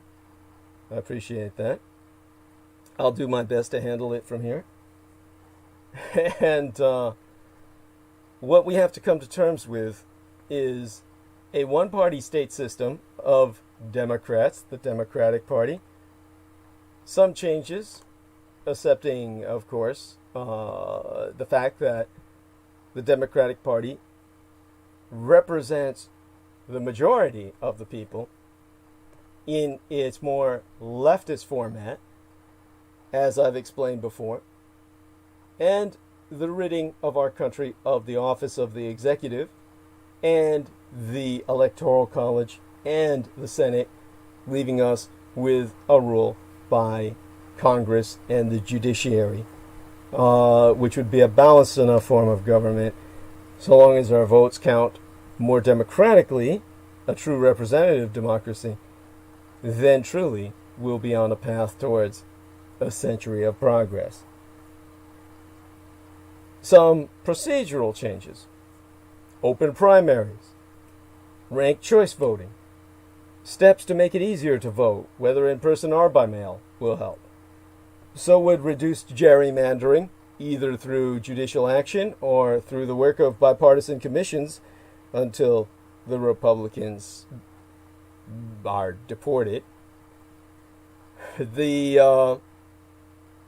All this to redraw congressional districts to eliminate Republican gerrymandering.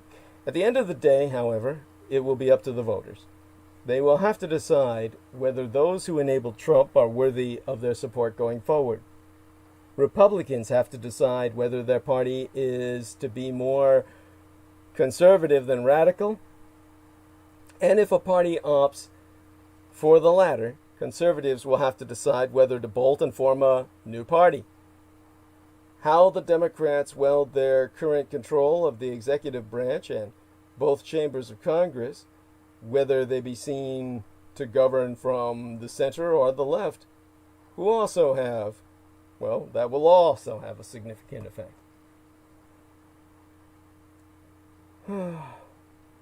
It's interesting hearing some noises outside. Now, changing American political culture demands an ambitious and wide-ranging agenda. It requires countering the pernicious elements of social media, which has the tendency to drive people to voices and information that conform to their own views. It calls for reinvesting in civic education. Democracy's DNA is not automatically transmitted from generation to generation. And it requires revisiting the notion of national service. The United States is increasingly a country of multiple nations, divided by geography, race, experience, and education, and political leanings. National service does not mean just military service, nor does it have to be mandatory. But if America's differences are not to be our country's undoing, more young Americans must meet and work together with those of other classes, colors, religions, and backgrounds. Ultimately, many of the most important changes cannot be mandated or legislated. What is at issue is character. The United States may consider itself a nation of laws, but laws can prescribe or proscribe only so much. Norms are the essential underpinning of a democracy, encouraging those with power to do what is right rather than simply refraining from doing what is illegal. Donald Trump has been a serial violator of norms. Congress may be able to address some of his more egregious practices through changes in law, and the Biden White House can help by working with Congress to roll back some presidential prerogatives, which are negatives in Trump's account. But in the end, what will matter now is how the nation's leaders and citizens conduct themselves. Because last week provided a day that will live in infamy. January 6th is the day that will and should live in infamy. One to replace America's misconceived notion of Pearl Harbor as such. We can hope that it will provide a useful shock to the body politic, but crises don't always trigger needed change. Seeing that this one does, must be a national priority. History is useful here. It was the shock of the Great Depression that spurred the New Deal, and of Pearl Harbor that ended American isolationism. If January 6th leads to collective soul-searching and internal reform, the United States can begin again to regain the soft and hard power. It will need to help manage great power rivalry and contend with global challenges. As always, foreign policy begins at home. A post-American world will not be dominated by the United States, but that does not mean it has to be led by China or defined by chaos. All this needs to be kept in mind as context when I bring to you the fact that Chinese media has already been calling the Capitol riot their world masterpiece. Instructions sent to their reporters emphasized attacking democracy and promoting censorship.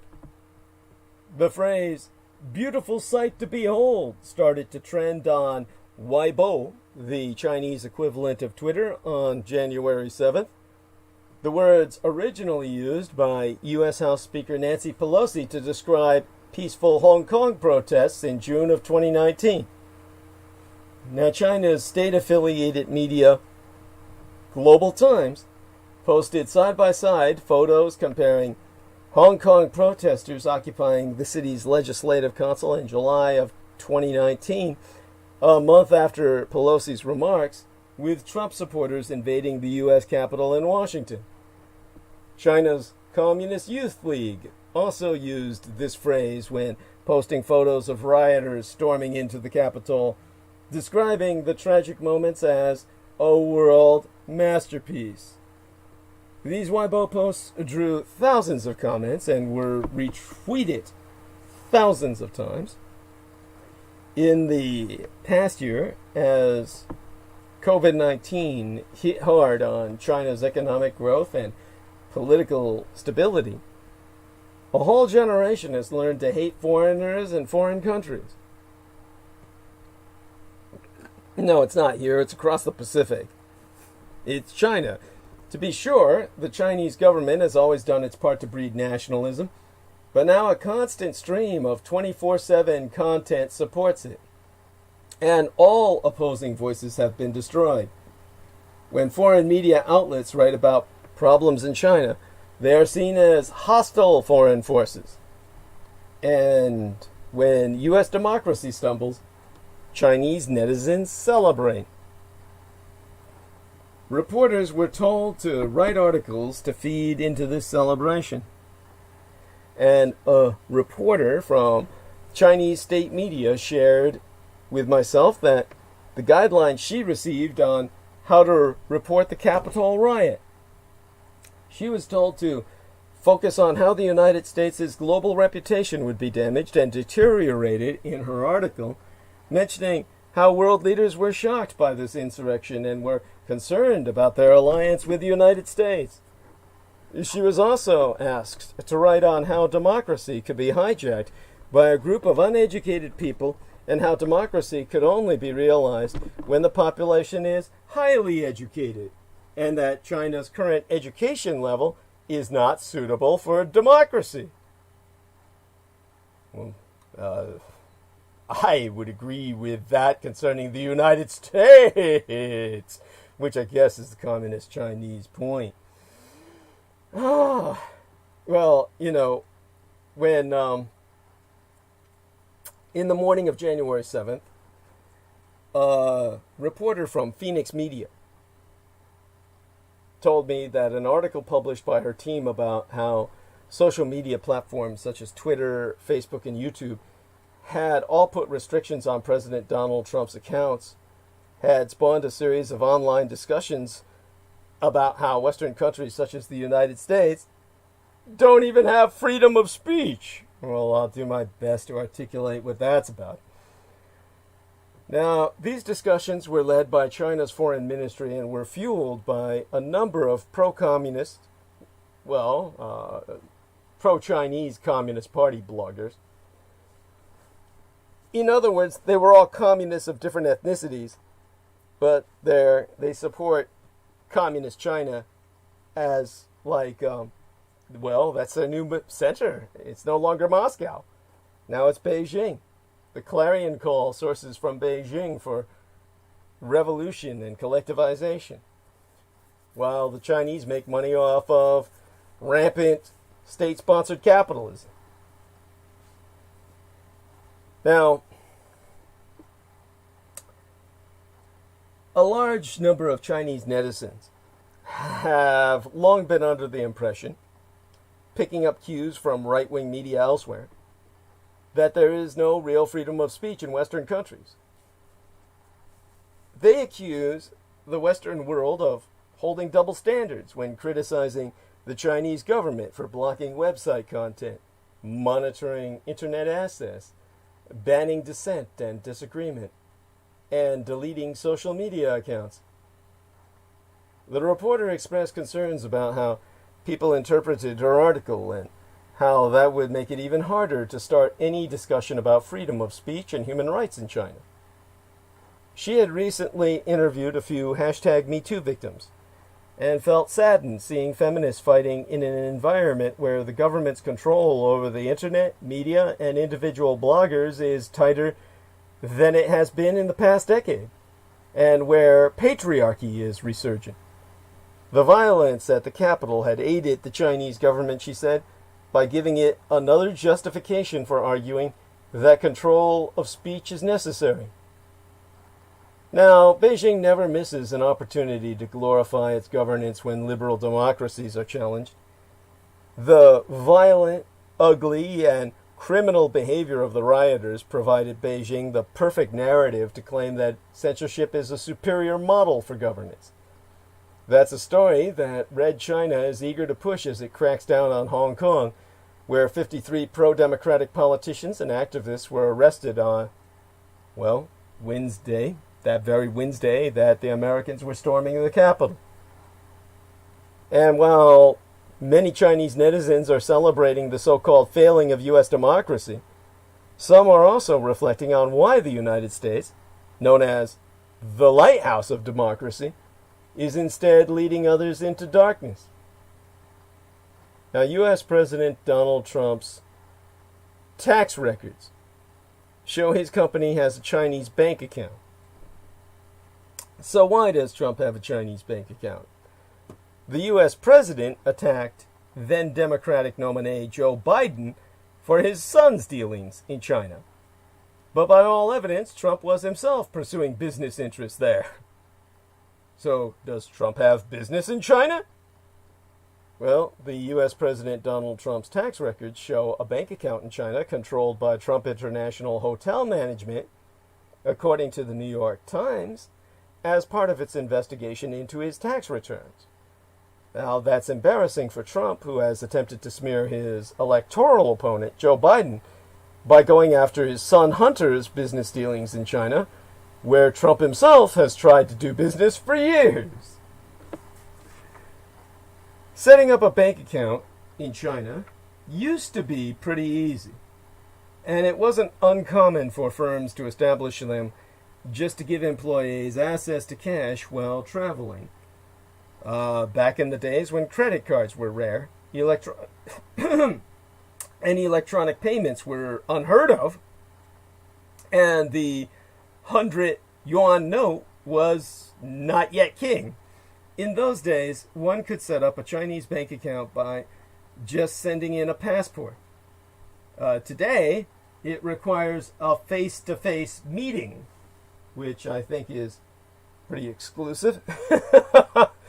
The details remain sketchy, but it seems that the Trump account was set up for business purposes, either as a wholly owned foreign enterprise or as a joint venture with an unknown Chinese partner.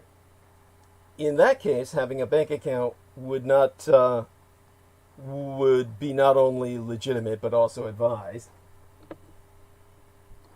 The records show that the company paid Chinese authorities $188,561 in taxes between 2013 and 2015.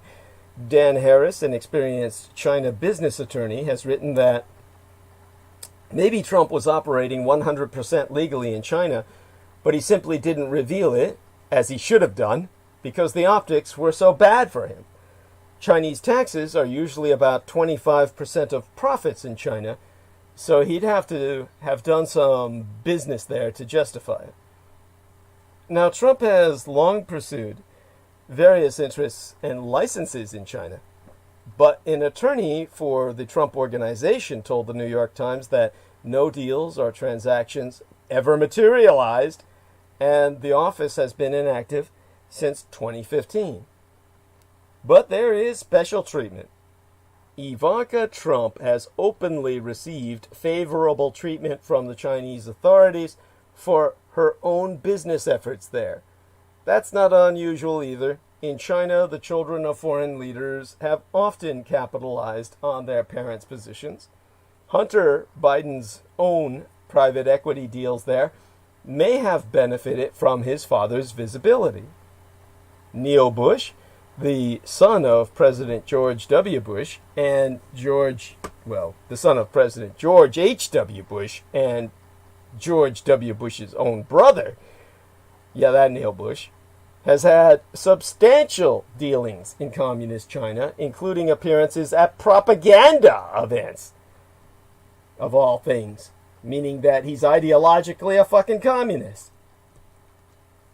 The former Australian Prime Minister, Kevin Rudd's daughter, is a brand ambassador for the Chinese firm Alibaba.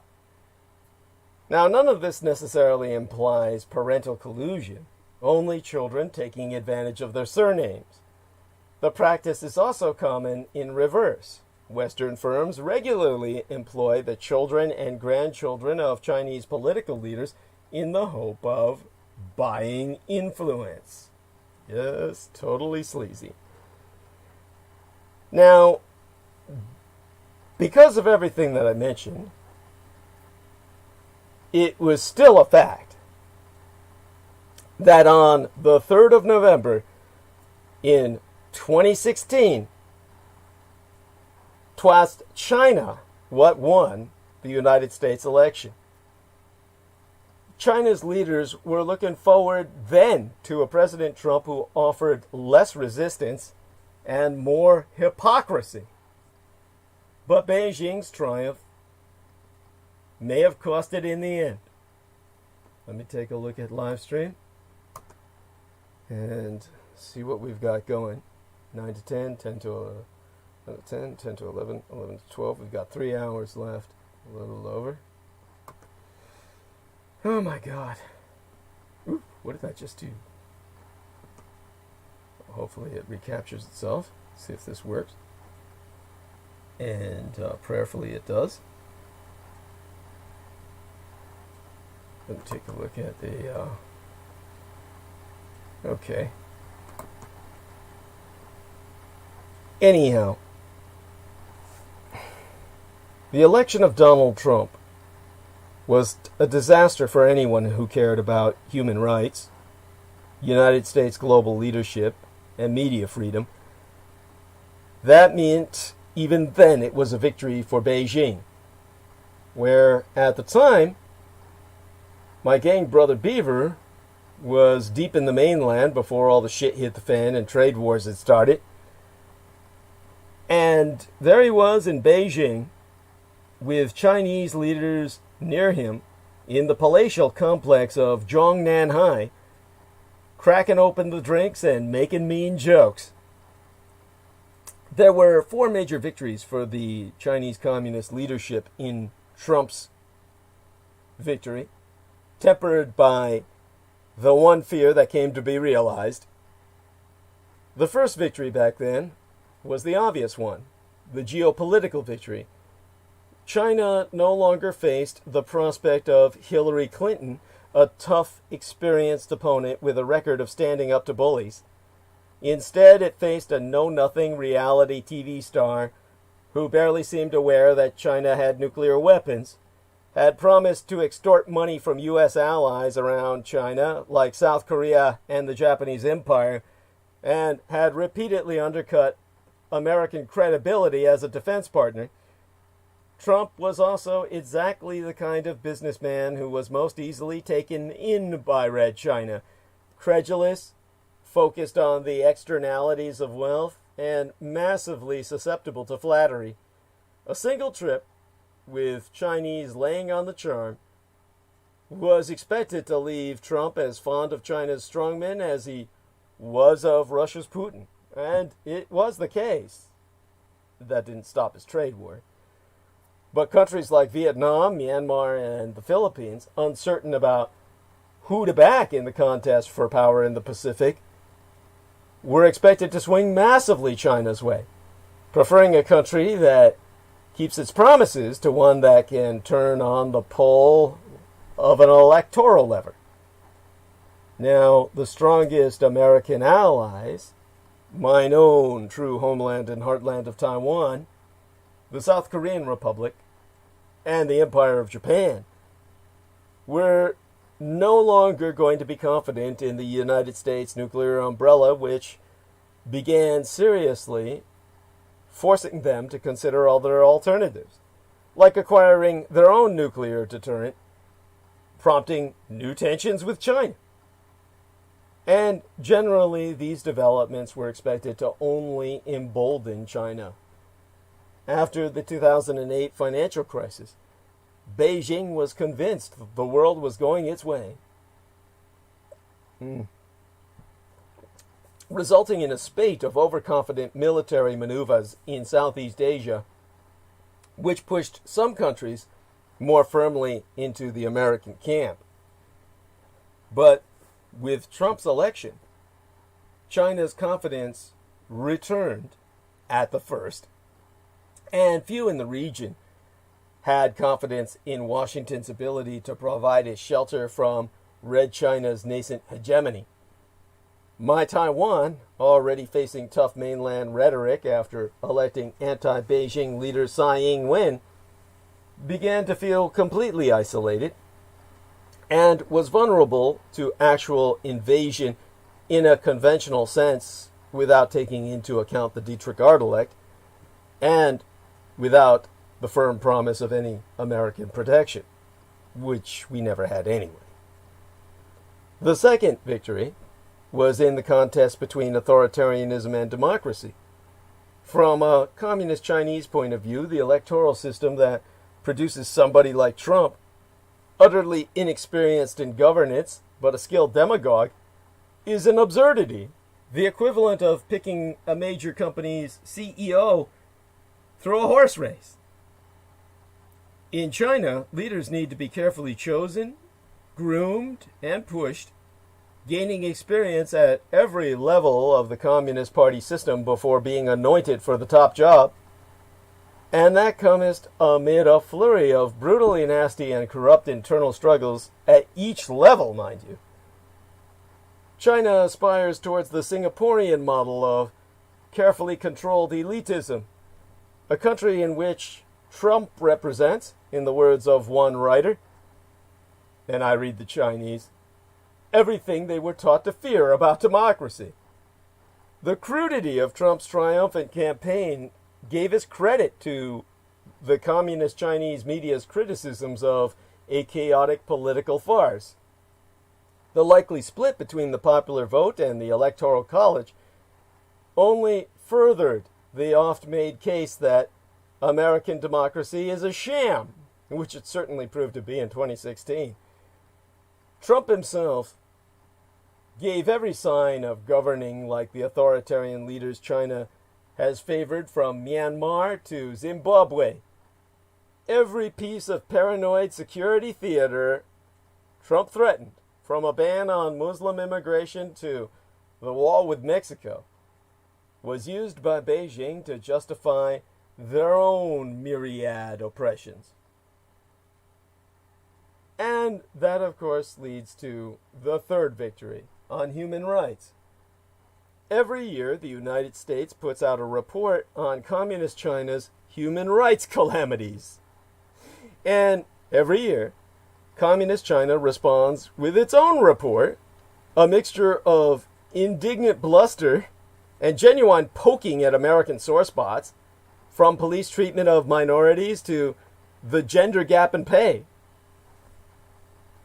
But under President Trump, Beijing stockpiled ammunition against American hypocrisy on human rights was set only to grow, as it did exponentially, given Trump's close ties to white nationalist groups, the gutting of civil rights, and Trump's cultic attacks on the notion of press freedom. Any Western attempts to call out Red China's reassertion of traditional patriarchy, from the arrest of the Feminist Five to the Communist Party's absence of female leaders, was countered with any number of references to the new Groper-in-Chief at that time, which the Chinese made statues of Trump grabbing women by the pussies that were kind of like tchotchkes that sold in various shops around the nation that people would buy as kind of like a gag gift. Now, resurgent Republican homophobia proved a gut blow to China's gay rights movement. Calls for transparency in China's military spending and local government budgets were met by pointing out the victory of a candidate who never even bothered to release his tax records. Racist violence, judging by the experience of Brexit and the composition of the Trump base and rhetoric, saw horrifying new peaks, which gave brutal new credibility to the old Soviet whataboutism whenever they were challenged on the Gulag, But in America, you lynch Negroes.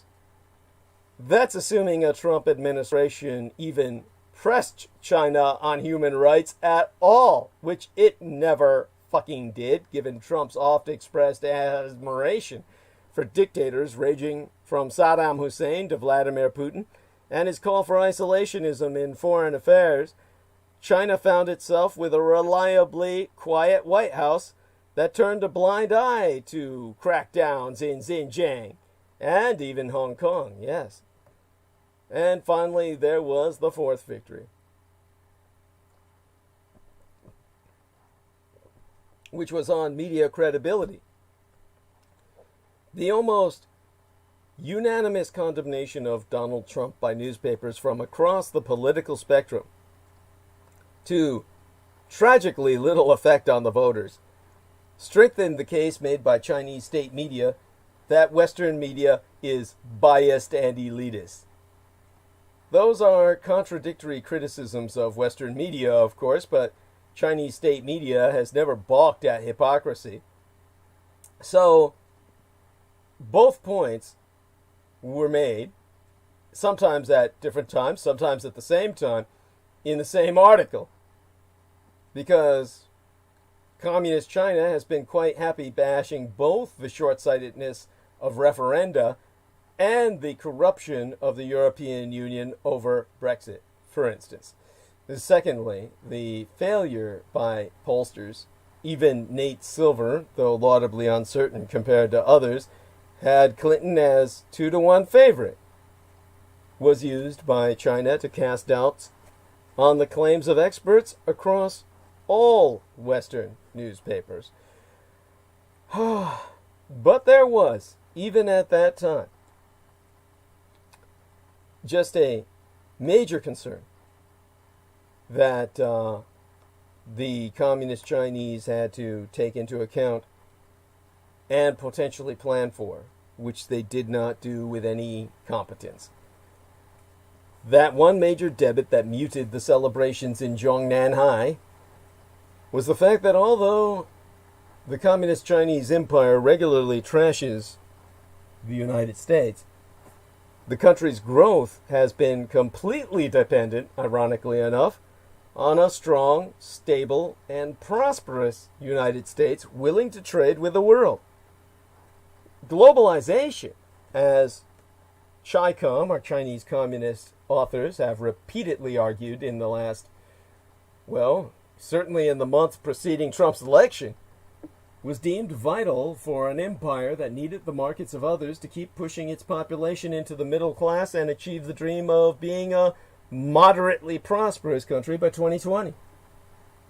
When Trump actually followed through on his protectionist plans, and his decisions predictably generated the same effect on the United States as they have on his many failed businesses, Red China's own economy, already quivering, started to shake. Beijing's ambitious plans to develop other global trade networks through the One Road, One Belt scheme might have been able to compensate for that absent the advent of COVID-19, but in the age of plague proved just as unstable in a now rudderless world. China and the United States have oft been compared to the twain wings of the global economy. When one did goest, they spiraled down together. So, it seems like the Chinese Communist Empire has since decided that moderately prosperous is good enough. Because as China's growth model sputters and Xi Jinping prioritizes repression over reform, China looks unlikely to join the ranks of developed countries.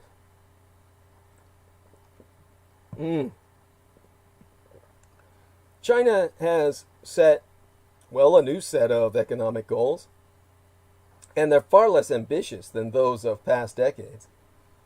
When Xi Jinping made the announcement he was going to end all poverty. Oh, yeah, you remember that? Now, well, maybe you don't, but I sure as hell do. In October, when the Central Committee of the Chinese Communist Party, the CCP, met to endorse President Xi Jinping's agenda for the 14th Five-Year Plan, the communique included a little noticed second item that I could see and read, a statement that China would basically achieve socialist modernization by 2035 in order to finally reach the level of moderately developed countries. China's admirers and detractors alike might have been forgiven for thinking that the country was moderately developed already. So what was this vague new language that seemed to suggest Beijing's admission that its current growth model had run into what old-style communists might call internal contradictions? Like everything else that came out of the Central Committee, China's vision was Xi Jinping's first. Well, Xi Jinping's vision. And dictator Xi first floated his goals for 2035 in a party congress speech 3 years ago, and has since enshrined them in doctrine. In Xi's vision, China's economy would reach a new level, but so would the government's capacity to monitor and control it. And that marked a crucial change in priorities. Although Xi cares about growth as his predecessors did, he cares about control much, much more. For 4 decades after opening to the world, circa 1978, China pursued economic growth at all costs, even if it meant gradually loosening the CCP's grip on power through decentralization and liberalization. Not anymore.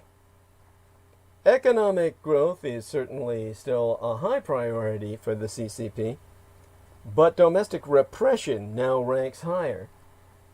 Xi has thrown more than 1 million Uyghurs, these are Caucasian Muslims of Turkic ethnos, into forced labor camps, imposed a draconian security law in Hong Kong that stifles it as an international financial hub, to the point where he's killing the goose that laid the golden eggs, and reactivated dormant party committees in private companies so that people have political cadres watching over their business. Despite long-cherished plans to turn Shanghai into a major financial center, Xi quashed the initial public offering for Ant Group after its founder, Jack Ma, criticized regulators. On December 24th, Beijing announced it was investigating Alibaba Group, the online retail giant also founded by Jack Ma, the guy with the funny-looking squishy head that looks like Hammerhead from the Spider-Man comic books. And, indeed, last month ordered Jack Ma to essentially break up Ant. Now, advocacy for economic reform, tolerated by previous CCP leaders as necessary for nudging the empire in the right direction, is now considered tantamount to treason. Xi's preference for security goals over economic ones extends beyond China's borders. His new brand of wolf warrior diplomacy is costing Red China its foreign markets for products and services. Take East India. Chinese technology giants such as Huawei, Alibaba, and TikTok were well on their way to market dominance in the world's second most populous market until Chinese border troops killed 20 Indian soldiers in hand-to-hand fighting in Ladakh in June. In the ensuing backlash, Chinese smartphone makers faced consumer boycotts. Chinese apps have been almost entirely banned in the Indian market. Frosty relations, a direct result of Xi prioritizing a more aggressive stance towards other countries, are hurting China's economic growth elsewhere as well. China has clashed with Indonesia, another important Asian market, over control of the South China Sea, prompting Jakarta to turn to the Japanese Empire for help with the flagship high-speed rail project. Also in the South China Sea, Chinese vessels have harassed Malaysian oil exploration efforts, accelerating a deterioration in relations that began when former Prime Minister Mahathir Mohamad returned to power in 2018 on a promise to renegotiate lucrative Chinese development contracts. China has even picked a fight with Australia, once its closest partner outside Asia, refusing to unload Australian coal and slashing other imports in retaliation for Australian moves to limit Chinese interference in its internal politics. The result has been power shortages in some of China's richest provinces this winter, forcing the closure of factories and shopping centers. On top of all this, the Sino-American trade war looked set to enter its second presidency. Xi's prioritization of domestic and foreign security goals over economic ones are making it much more difficult for Red China to meet its 2035 targets. And that may explain as to why they are so vague. China used to be known for making specific economic commitments and sticking to them, or at least printing out that they had stuck to them even if they hadn't. That boxed leaders into pursuing ambitious growth targets at all costs. Those costs were oftentimes borne by the most vulnerable in society, and growth numbers were just as often, of course, faked. What Americans would say was fudged. The books were cooked. Nonetheless, things got built, and a highly capable Chinese economy ultimately emerged from the wreckage of communist central planning. But when Xi took over as the CCP's general secretary, circa 2012, he inherited a mandate from the outgoing Central Committee to create a moderately prosperous society by 2020.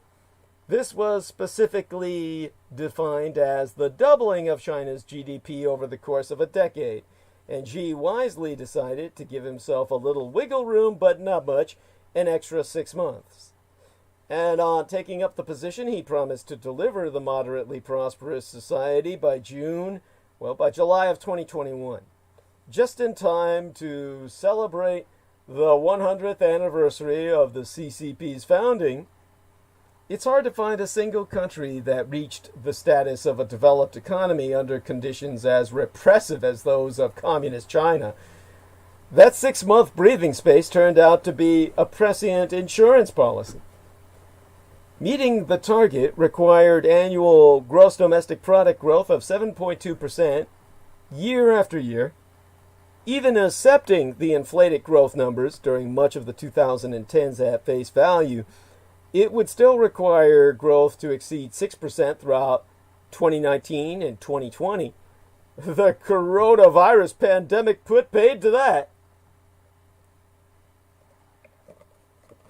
The IMF, the International Monetary Fund, expects less than 2% growth for the Chinese economy throughout 2020 when all the measurements finally come in to be tabulated. Miraculously, Xi insists he can still deliver on the GDP target he agreed to 8 years ago. The key is the strength of the coronavirus bounce back. If it meets expectations, growth during the first half of 2021 will be sufficient to push the Chinese communist economy over the arbitrary, moderately prosperous society line. And if actual growth falls short, the numbers can always be, massaged into compliance. Either way, China's first half GDP figures will be released just in time to headline the centenary celebrations on the 23rd of July this year. After the centenary, however, all bets are off.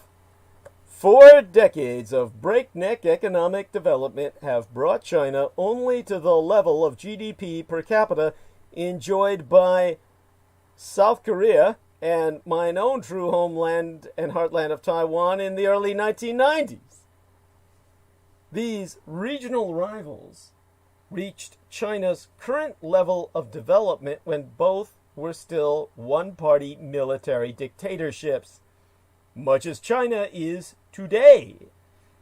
Experts still debate whether South Korea and Taiwan's subsequent ability to grow into fully developed economies was only possible because of their liberalization and democratization, but it's hard to find a single country larger than a city-state that reached the status of a developed economy under conditions as repressive as those of communist China.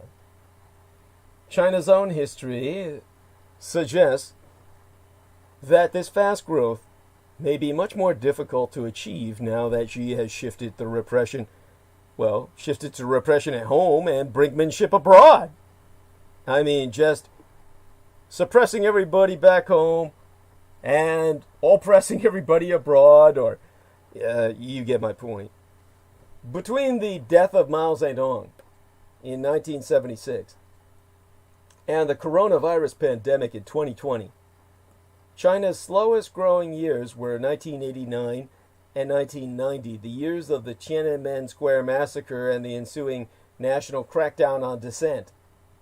These were also years of modest international sanctions, consumer boycotts, and corporate uncertainty. China only bounced back from its repression-induced downturn when it resumed its liberalizing trend. While the country never returned to the febrile political ferment of early 1989, daily life became much freer, or at least much more self-directed, between 1990 and Xi Jinping's assumption of all power, or total power. Now, how do I express this? To try and put the situation in Asia for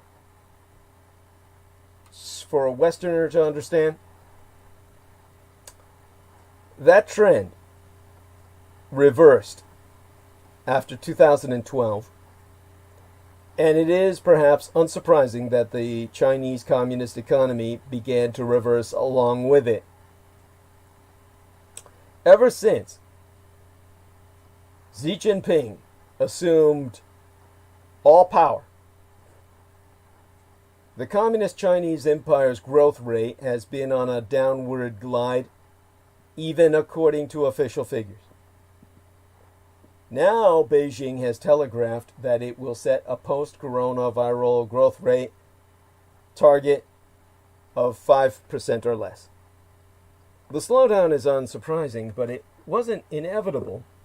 The economies of South Korea and mine own Taiwan grew at average annual rates in excess of 8% in the 1980s, a phase when they were roughly at the same level of development as China during the 2010s. The two countries continued to grow at around 7% during the 1990s, when they were developmentally parallel to China today. And their figures were real, by the way, not politically inflated like those reported by Beijing. Until the start of Xi Jinping's tenure of totalitarianism, Red China's growth model mostly followed the East Asian miracle growth formula. Export-led development fueled by an undervalued but slowly appreciating currency, and piloted by entrepreneurs enjoying ever greater commercial autonomy as they gained the knowledge and sophistication to achieve global competitiveness. At the beginning of their growth trajectory, the four Asian tigers, South Korea, Taiwan, Singapore, and Hong Kong, traded on their cheap labor. By the end of it, they were trading on their high levels of expertise. Now, China is now stuck halfway down that path. And the surprisingly unambitious language of the new 5-year plan suggests Beijing sees it that way too. The Communist Chinese Empire has developed pockets of world-class expertise, but has proved unwilling or unable to allow its people the autonomy they need to flourish, and thereby taketh their country beyond the moderate level of development it has already reached. Instead, China has turned in toward increasing autarky and control. Beijing might describe it, using yet more faux Marxist language, but the main thrust of its current development strategy is to build domestic production networks that fall under the exclusive jurisdiction of the CCP. That may be attainable, but it can't possibly be an effective route toward developed country status. The so-called middle income trap, the fact that most moderately developed countries never manage to join the club of high-income countries, is not an economic phenomenon. It is entirely political. Nothing in economic theory prevents middle-income countries such as China from developing further. But when countries reach a certain level of development, their elites are apt to consider it good enough, unwilling to give up the wealth and control they enjoy for the unpredictable dynamism and decentralized power of a truly modern economy. And as they look toward 2035, Communist Chinese dictator Xi Jinping and the CCP elite, the Communist Chinese Party elite of technocrats, face a difficult choice between two possible futures. Live as a moderately powerful people in a highly prosperous society, or retain absolute power in a moderately prosperous one. It now seems clearer than ever that they have chosen the latter. They are now basically a kind of super Afro state, a kind of Afro-communist state, as opposed to what they could have been. And so, there you have that. Of course, I'll take it further in my exposition. It's 10 to 11, 11 to 12. A little less than 3 hours left. Oh, hell. Devon Bulldog says, loving the artwork, brother. How cute. It's adorable. That's a photograph. That's adorable. Though I do paint over. There is a kind of paint over effect there, but it's really the professional lighting that my son does with the photographs. Thank you. Thank you, Devon. And love the experiments you've been doing with your memories on Facebook and the like, your stories on Facebook. Joe Phoenix says, respect to the watchers, be an observer, a game changer, not a game player. Love you, Douglas. Love and light to everyone. And that love is returned, Joe Phoenix. Thank you. Okay. So, thank you both of you for joining us. Let me take a look around a little bit more. And, okay, aside from that, the two of you are there. You know, it's really, the effect of that, it's because of the thumbnail position of the photograph within the live stream, it blurs it. It blurs it, so it gives it this painted effect. Like what's called a photopentimento, which I've done, paint overs of photographs. And honest to God, it's profound. I didn't intend that, but that's interesting. Thank you. Okay, glad to notice that. All right, and I could always publish the original on my timeline or ask Our Lady to do so, Selena Khan. Anyhow, bullied by Beijing, America's closest allies regret saying yes to China. China was winning over the innermost circle of United States allies, and now it's driving them away. On the 29th of June, Australia will probably overlook an anniversary it would rather forget. Now, in terms of what they will be trying to forget, let me try and put that into some perspective. Because Australia, that is a very involved story. That how they were China's biggest supporter and then basically became a blood enemy. But basically, about 5.5 years ago, Australia broke ranks with the United States to join one of China's most important foreign policy initiatives, the AIIB, the Asian Infrastructure Investment Bank. It was the price Australia paid to get a free trade agreement with Communist China, which had been stalled in endless negotiations for more than a decade. The Australian government tried to get the agreement over the line by entering into a comprehensive strategic partnership designed to get the agreement over the line by, they're entering this comprehensive strategic partnership with China in the year 2014. But even that wasn't enough to satisfy Beijing. Joining the AIIB, the Asian Infrastructure Investment Bank, in 2015 did the trick. Now, Australians may be surprised to discover that their country is one of China's dozens of strategic partners, comprehensive strategic partners, and comprehensive strategic cooperative partners, terms Beijing uses to describe its formal relationships with other countries. The most trusted American allies, the countries in the so-called Five Eyes intelligence sharing network, and it's spelled like eyes, E-Y-E-S, Five Eyes. Yes, E-Y-E-S, yeah, like you spell your eyeballs. They all agreed, all of them, all the countries in the so-called Five Eyes intelligence sharing network that America trusts on for its mutual security, all agreed to such partnerships with Communist China. Australia's neighbors across the Tasman Sea and New Zealand also enjoyed a comprehensive strategic partnership with China, whilst Canada's relationship with Communist China, though of longer standing, was merely an ordinary strategic relationship. That was all fucked over when the Chinese took 2 of their boys hostage for their keeping one of their daughters hostage. The chieftainess executrix officier of Ŵoaumphyieorai. At any rate, what happened was that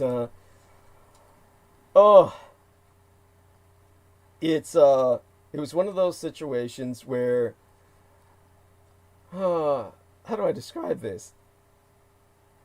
The language around the UK-Chinese partnership, that may be the grandest of all.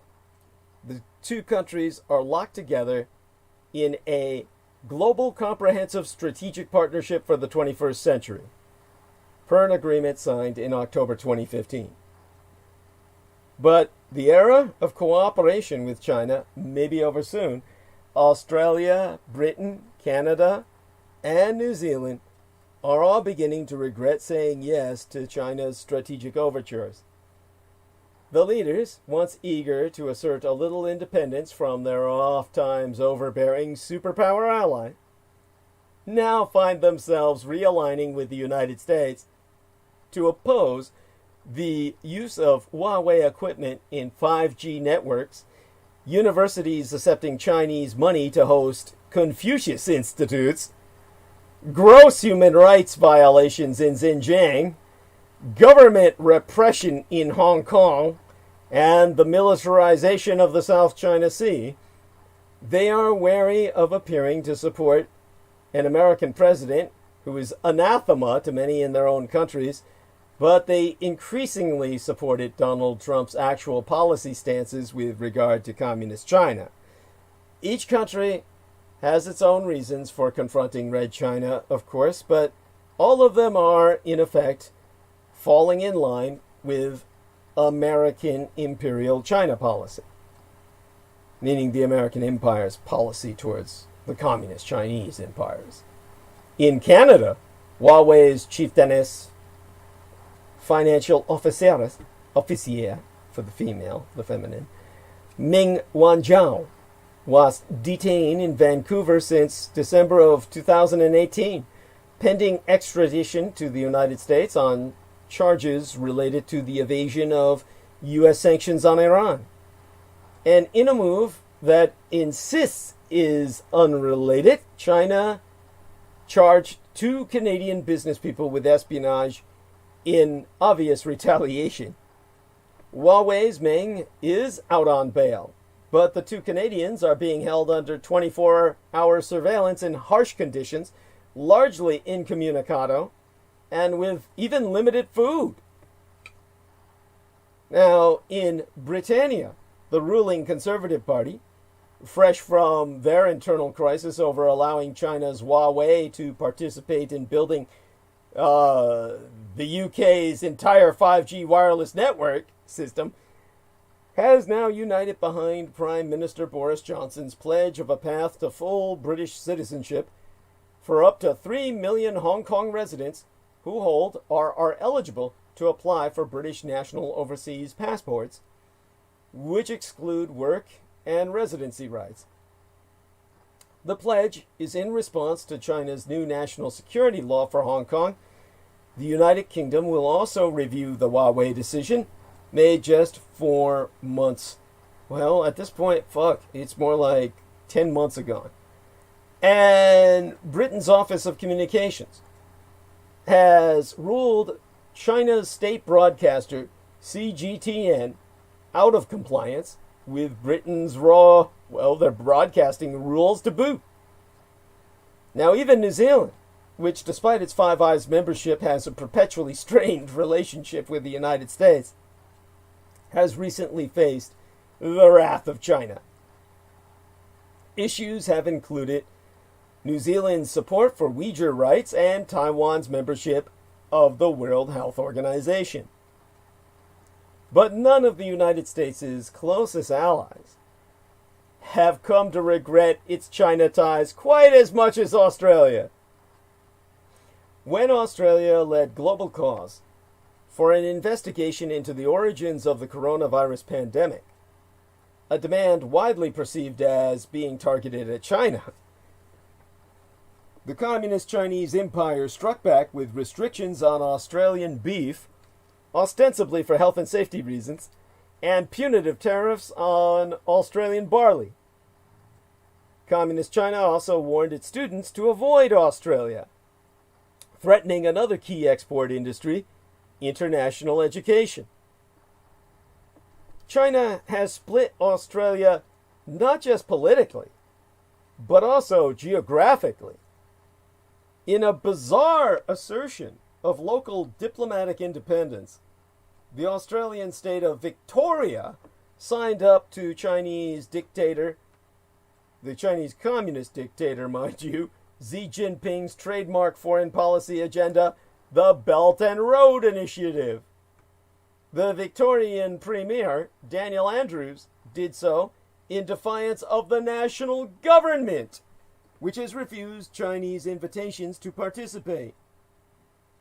Now, Andrews himself is a member of the Australian Labor Party, which at the federal level opposes Prime Minister Scott Morrison's Liberal National Coalition. But Andrews' rebellion is not a mere matter of party politics. The Federal Labor Party also opposes Australia's membership in the Belt and Road Initiative. It is a division stoked by Communist China and Red Chinese money. Australia's top universities, which until the coronavirus pandemic were dependent on Chinese student tuition for as much as a full quarter, 25% of their revenues, have also gone all out for Communist China. In a case that has garnered global media attention, the University of Queensland, one of Australia's elite group of 8 universities, suspended one of its students for demonstrating against Chinese influence in Hong Kong and on campus. As in the United States and other countries, Australian universities have faced protests over their acceptance of Chinese money to fund Confucius Institutes for the teaching of Chinese language and culture. Critics worry that this kind of funding cometh with strings attached. In particular, the demand that universities silence student and staff criticism of the Communist Chinese Empire. As the revelations of complicity pour out, the political mood in Australia has turned decisively against Red China. For years, the country's establishment promoted stronger China ties as the key to economic success, with everyone from mining magnates to retired politicians seeming to cash in on the China boom. Even Bob Hawke, the late Prime Minister who in 1989 tearfully offered asylum to Chinese students in the wake of the Tiananmen Square massacre, ultimately became a paid lobbyist for communist Chinese companies seeking to invest in Australia. Those chickens have now come home to roost, as some Australian commentators complained of a reactionary China panic even before the coronavirus came to stoke additional China fears. The new mantra among Australia's political leaders is that the country needs an eyes-wide-open approach to China. That's a feeling echoed throughout the English-speaking world. Politicians who are wary of being too closely identified with U.S. President Donald Trump's China bashing are nonetheless finding their own reasons to be wary of the Communist Chinese Empire. For New Zealand's Jacinda Ardern, it's human rights. For Canada, 7 former British foreign secretaries have jointly urged the Prime Minister to take the lead in coordinating an international response to Red China's new national security laws for Hong Kong. Not long ago, both Ardern and Johnson were pushing for closer relations with Beijing. Trudeau was so cozy with Red China that his own parliament started an investigation. Australia's Morrison was equivocal but eager to emphasize that he would not pick sides in any dispute between the United States and China. All 4 have now shifted decisively toward Trump's position on Red China, even as they avoid association with the United States president like the coronavirus. They have their own reasons for being suspicious of China, and those have little or nothing to do with pleasing Trump. So although it would be inaccurate to say that Trump has won over the rest of the Five Eyes to his view of Red China, it is nonetheless clear that their policy positions have rapidly converged with his administration's. As China pushes forward on all fronts, global public opinion, not just in the Anglosphere of the English-speaking countries. Oh, I've just been told my OBS studio reconnection was successful. I need feedback from my listeners to inform me if I was cut off at any particular time. I hope you have been able to hear me all this time. Please confirm. Looking forward to feedback from everyone listening. Let's take a look. Oh, hell, wow. Bizarre HD says, much love, Douglas, and Happy New Year. That's George Knight. Oh, Joe Phoenix is a she. Hey, honey. And says, loud and clear, and only for a second you cut off. Thank you. What did I miss? Should I repeat that sentence? What was I talking about, dear George? Yes. And Joe Phoenix says, Meng's lawyers stated in court Tuesday that her husband, Liu Xiaozhong... No, I am male. Oh, okay. Hugs. Sorry about that. Oh, so there we are. Okay, thank you for clarifying that. Yes. She is the one charged in Vancouver. Okay, there we are. That Liu Xiaozhong and 2 children applied for the exemption to travel from China at the end of 2020. Okay. Immigration Canada has granted the husband and 2 children of detained Huawei CFO Meng Wanzhou COVID-19 travel exemptions to visit her in Vancouver. Bizarre HD says, no, you don't need to. Douglas caught everything. I thought it was my internet connection for a moment. Okay, thank you. Love you dearly. Bless you. And deeply appreciate our man there. I spoke of Britain earlier. Hopefully you heard that. Well, you'll hear it later on the rerun when you replay it. Let's get back to the subject at hand. So, anyhow, as it becometh increasingly clear that the Communist Chinese Empire obstructed early international efforts to understand and control the coronavirus, those negative opinions I'm talking about will only harden. For 3 years, Beijing has counted on Trump's personal unpopularity to score easy points with the United States' closest allies. Now that all eyes are open, Communist China will find it much harder to get its way. The world doesn't have to put up with Beijing's attempts at economic coercion. China is an economic bully, but weaker than it looks. For decades, the United States imposed punishing economic sanctions on Sudan, Iraq, and other states it branded as rogue. Outside of military invasion, trade, financial, and diplomatic sanctions became the primary tools for America and its allies to coerce foreign leaders to start behaving differently and disarm weapons programs, end support to international terrorist groups, and cease widespread human rights abuses. Now, the Communist Chinese Empire wants advanced democracies around the world to behave differently too. In 2017, Beijing blocked Chinese tourists from visiting South Korean island getaways after Seoul deployed an American missile defense system. 2 years later, it placed trade restrictions on Canada's agriculture exports to protest the Canadian arrest of a high-profile Chinese executrix. After Australia called for an international investigation in the outbreak of the COVID-19 pandemic yesteryear, Beijing responded with a barrage of tariffs and restrictions on its exports. More and more, Beijing is doling out its own punishment on countries that cross its political red lines, of which there are all too fucking many. The West is learning what it's like to be on the receiving end of economic coercion. In the face of billions of losses from China's trade measures, some may see the value in meeting Beijing's demands to stay quiet on its affairs in Xinjiang, Uyghur, or Northwest China, which is properly East Turkestan, my own true homeland and heartland of Taiwan and Hong Kong, and stop blocking red Chinese foreign investment deals in critical infrastructure. But rather than accept a future under the Communist Chinese imperial thumb, there are ways to survive and even put a stop to red Chinese coercive diplomacy. First, targeted countries should be careful not to exaggerate the impact of China's economic coercion. International reporting oftentimes over-dramatizes the economic damage done by Red China by not weighing the relative value of goods restricted with the targeted country's total trade.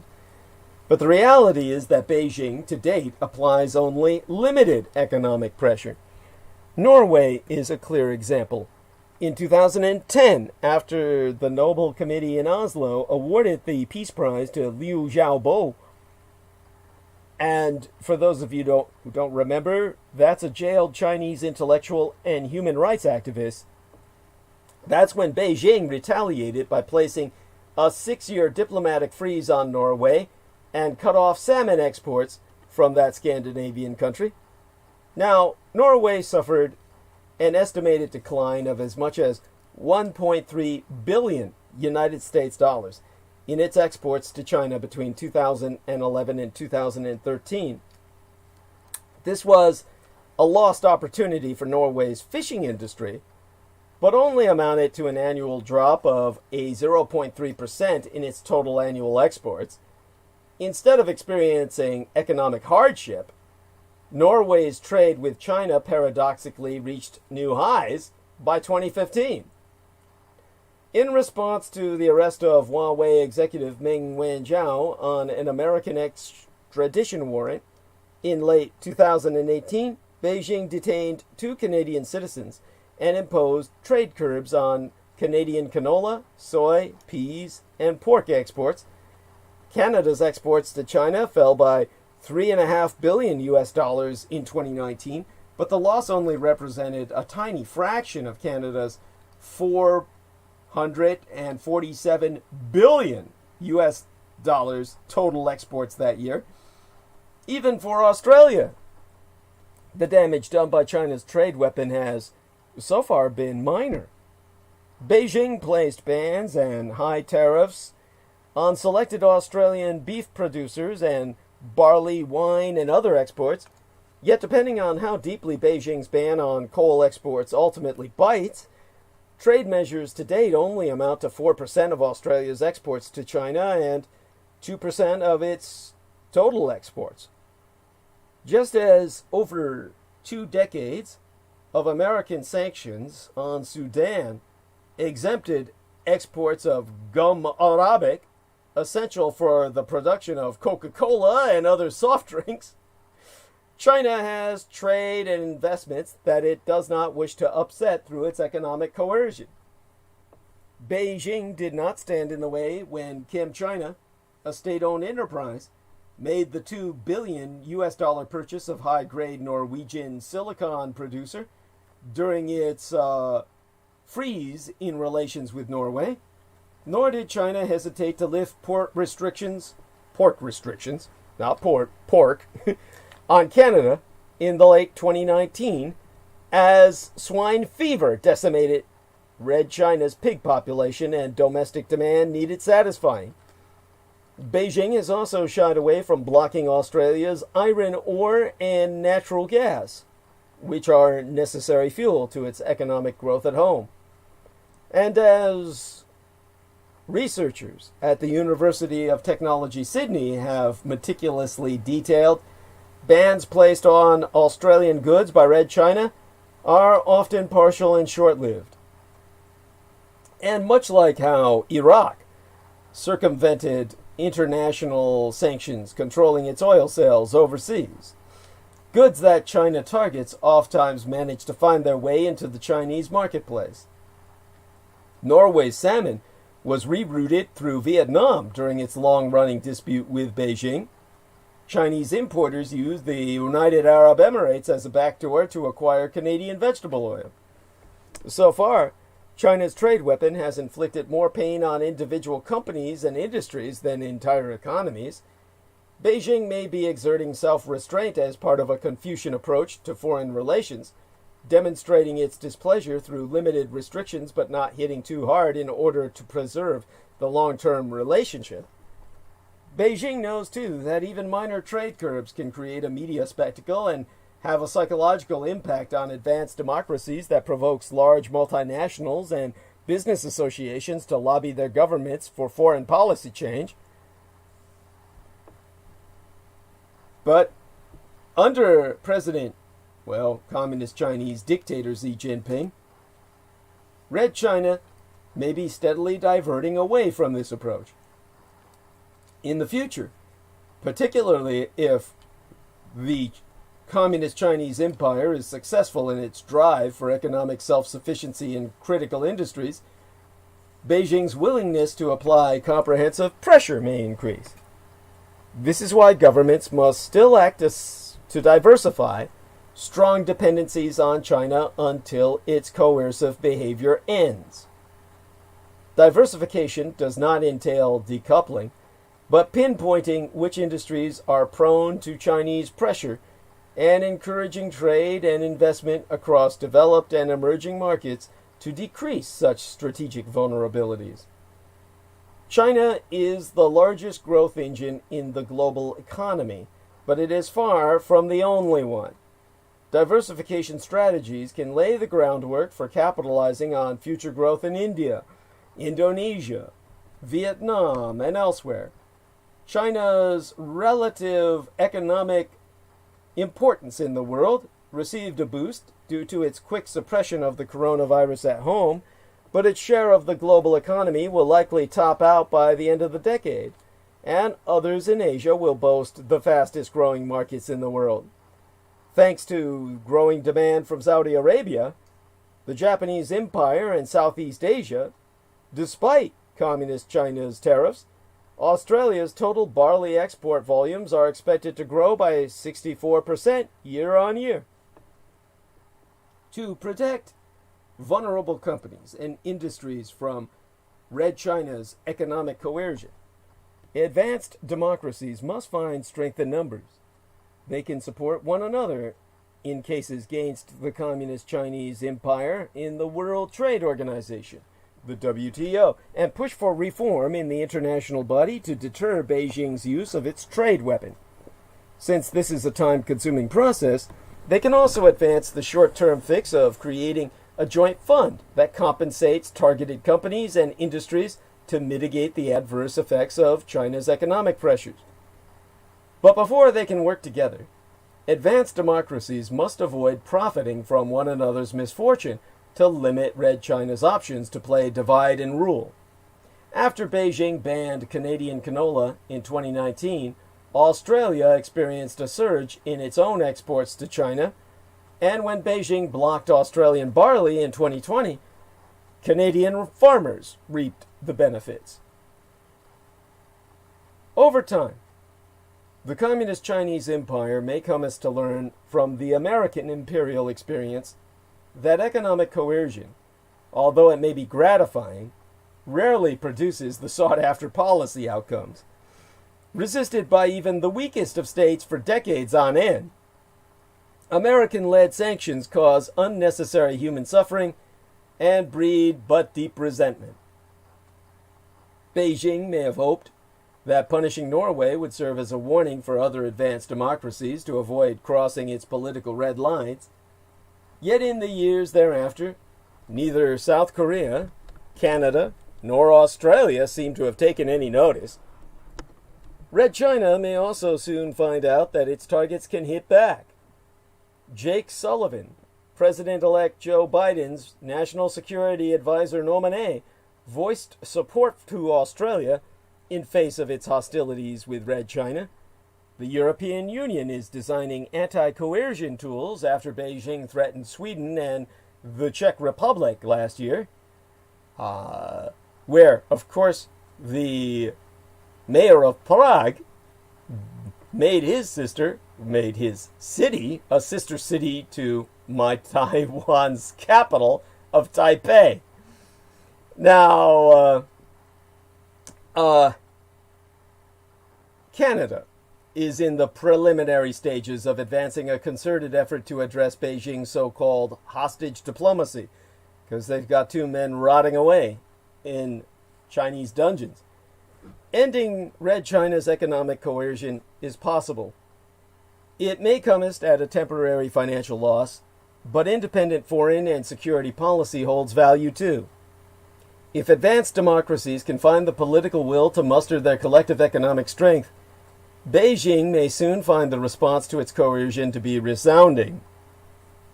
Regardless, Donald Trump's America cannot fight Xi Jinping's Communist Chinese Empire. China hawks pinned too many hopes on a deeply flawed misadministration. Before I get into that, checking the time we have left, a little over 2 hours. On Friday morning, as dated the 22nd day of November in 2019, U.S. President Donald Trump told reporters, "We have to stand with Hong Kong, but I'm also standing with President Xi. He's a friend of mine," as he himself threatened to veto the Hong Kong Human Rights and Democracy Act passed unanimously by the United States Senate, controlled by his Republican Party. This extraordinary betrayal of Hong Kongers in the service of a supposed trade deal, what was already then collapsing, was par for the course with Donald Trump, a man deeply ill-prepared for any serious contest with Communist China. In his first couple of years in office, several sinologists, so-called China experts, that I once had great respect for, told myself some variant of, I hate Trump, but I have to respect what he's done on China. There was a certain Nixonian quality to it.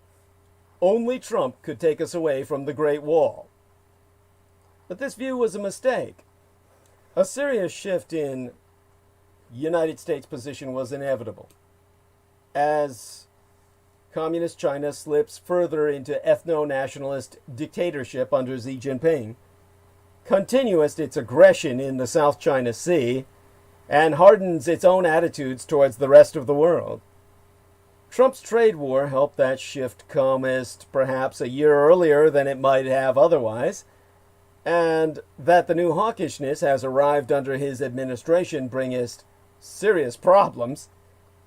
As an individual, Trump has always been an unreliable peg for the China hawks to hang their hopes on.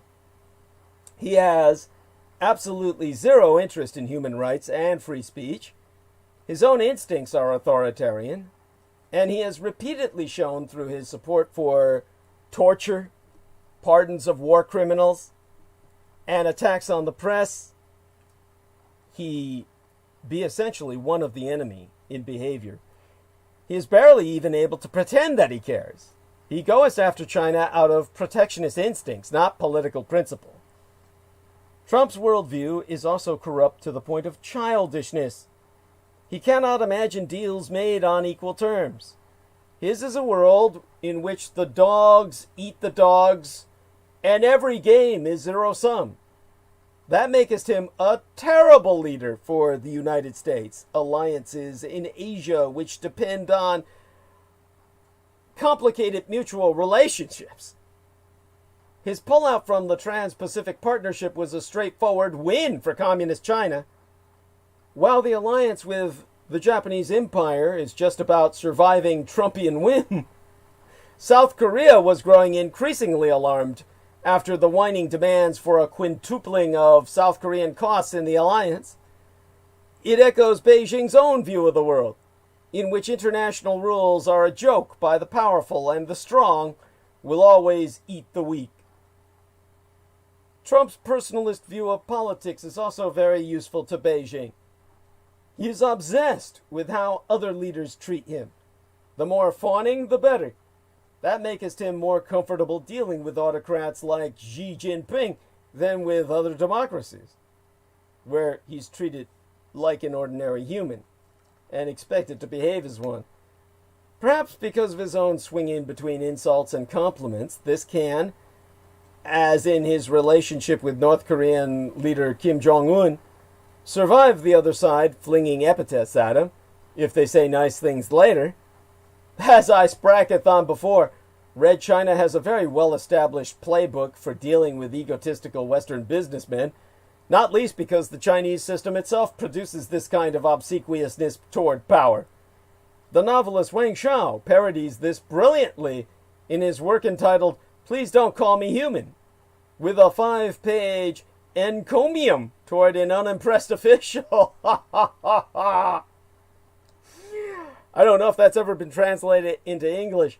On all sides, this is also deeply corrupting. In the United States, Peter Navarro, once an ardent opponent of Chinese oppression, defended Trump's efforts to persuade the Chinese security state to attack his political enemies. Even if Trump were himself smart and determined, however, his misadministration's policies would render it fundamentally inept at waging this struggle.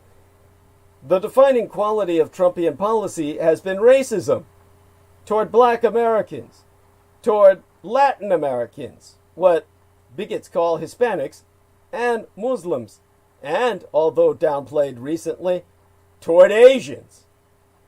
China's threat, conceived of in true yellow peril terms, preoccupied the president's former chief strategist, Steve Bannon, causing him to zoom in on false claims about Asian immigration. Bannon has very close ties to the extremely unreliable exiled businessman Ŵoaumphyieorai. Now, Stephen Miller, one of the administration's few long-term survivors, was also obsessed with this issue. He pushed for all Chinese students to be denied visas to these United States, which would, of course, have killed your technology arc. Trumpian racism, which will outlive Trump himself, seriously poisons the American ability to contest a new Cold War. The old Soviet whataboutism slogan, "And you are lynching Negroes," was self-serving, hypocritical, and still struck right to the bone. The United States had little standing to contest the lack of democracy or independence in the Soviet Republic of Georgia when Jim Crow ruled the American state of Georgia. That was a problem recognized by American statesmen and skillfully used by civil rights leaders at home. Communist China cannot appeal to the same socialist idealism that the Soviet Union did, but it has already used anti-Muslim measures in these United States to defend its own atrocities in Xinjiang. Han supremacism cannot be fought without fighting white supremacism, from voter suppression to America's own prison industrial complex. Much of the struggle between the West and the Communist Chinese Empire will also depend on the global Chinese diaspora. Red China sees individuals of Chinese descent as naturally belonging to the People's Republic and exerts huge effort in its attempts to dominate and manipulate the diaspora, including terrorizing those who do not comply and throttling the freedom of speech of Chinese students and others abroad. The Chinese Communist Party feedback from my listeners to tell me if they lost anything in transmission. So Joe Phoenix says, I have not heard you cut out since I have tuned in, Douglas. Thank you. But I'll need someone now, either yourself or someone immediately, to give me some feedback. WTF, what the fuck says, good evening, Douglas, and all. Good evening, sir. White-lipped tree frog, yes. Joe Phoenix says, no more pipelines. People over profit. Okay, give me some feedback on my sound. Jesus Christ. You are loud and clear, my friend. Bless you. Thank you. Thank you. So I guess I didn't cut out at all. Okay, thank you. I'll take that as I didn't. But I look forward to feedback from others anyway. Thank you, Joe Phoenix. It could be that he's just in a good position where he's gotten it. No, you didn't. Thank you. Thank you. Hugs. Hugs. Okay, and so back to my rant here. Basically, our man Peter Moon can go to town on Sun Yat-sen, and to a degree. Now, because of the history of Sun Yat-sen and men like him, the Tongs, outside of communist Chinese control, with civil society crushed in the mainland, any change will have to come from elsewhere. So defending Chinese Americans in particular from these assaults, these racist assaults provoked by Donald Trump himself, is vitally necessary. A misadministration that sees immigrants as intrinsically, or to use the genetic phraseology, inherently un-American, cannot do this. Any administration that sees immigrants as inherently un-American cannot fight China because they're too busy launching racist attacks against their own Asians, which are the only way they can maintain their technology fucking levels that they have. And yes, I'll qualify what I'm saying and provide details. Talent, too, must be tempted into these United States, not rejected therefrom. The defining experiences of most Chinese citizens' interaction with the American state is the visa process. An arbitrary, delayed, and racially biased process leaves a lingering bitterness. A radically generous one helps these United States not only attract talent, but builds its reputation among ordinary Chinese citizens. In this struggle, too, America's allies will be Asian. South Korea and the Japanese Empire are the bedrock of democratic alliances in region.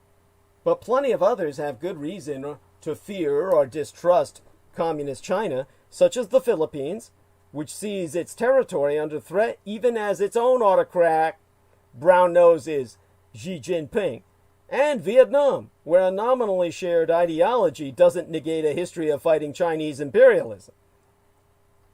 Most important of all is, of course, my true homeland and heartland of Taiwan, a thriving democracy that shares a cultural and political heritage with China, and the protesters of Hong Kong, freshly betrayed by Trump's words into that last full weekend in November of yesteryear.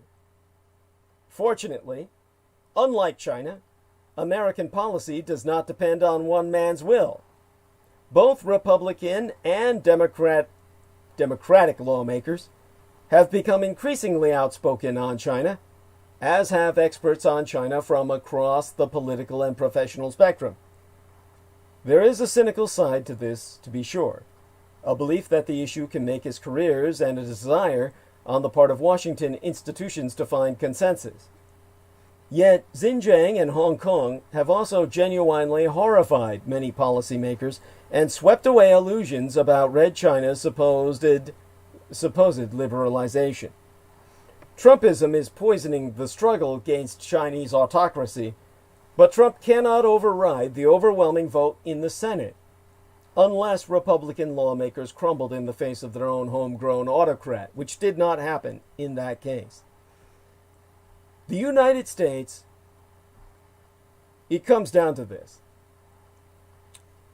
That vote for that recognition of the situation in Hong Kong went through over Trump's veto, and Trump was ultimately forced to sign it.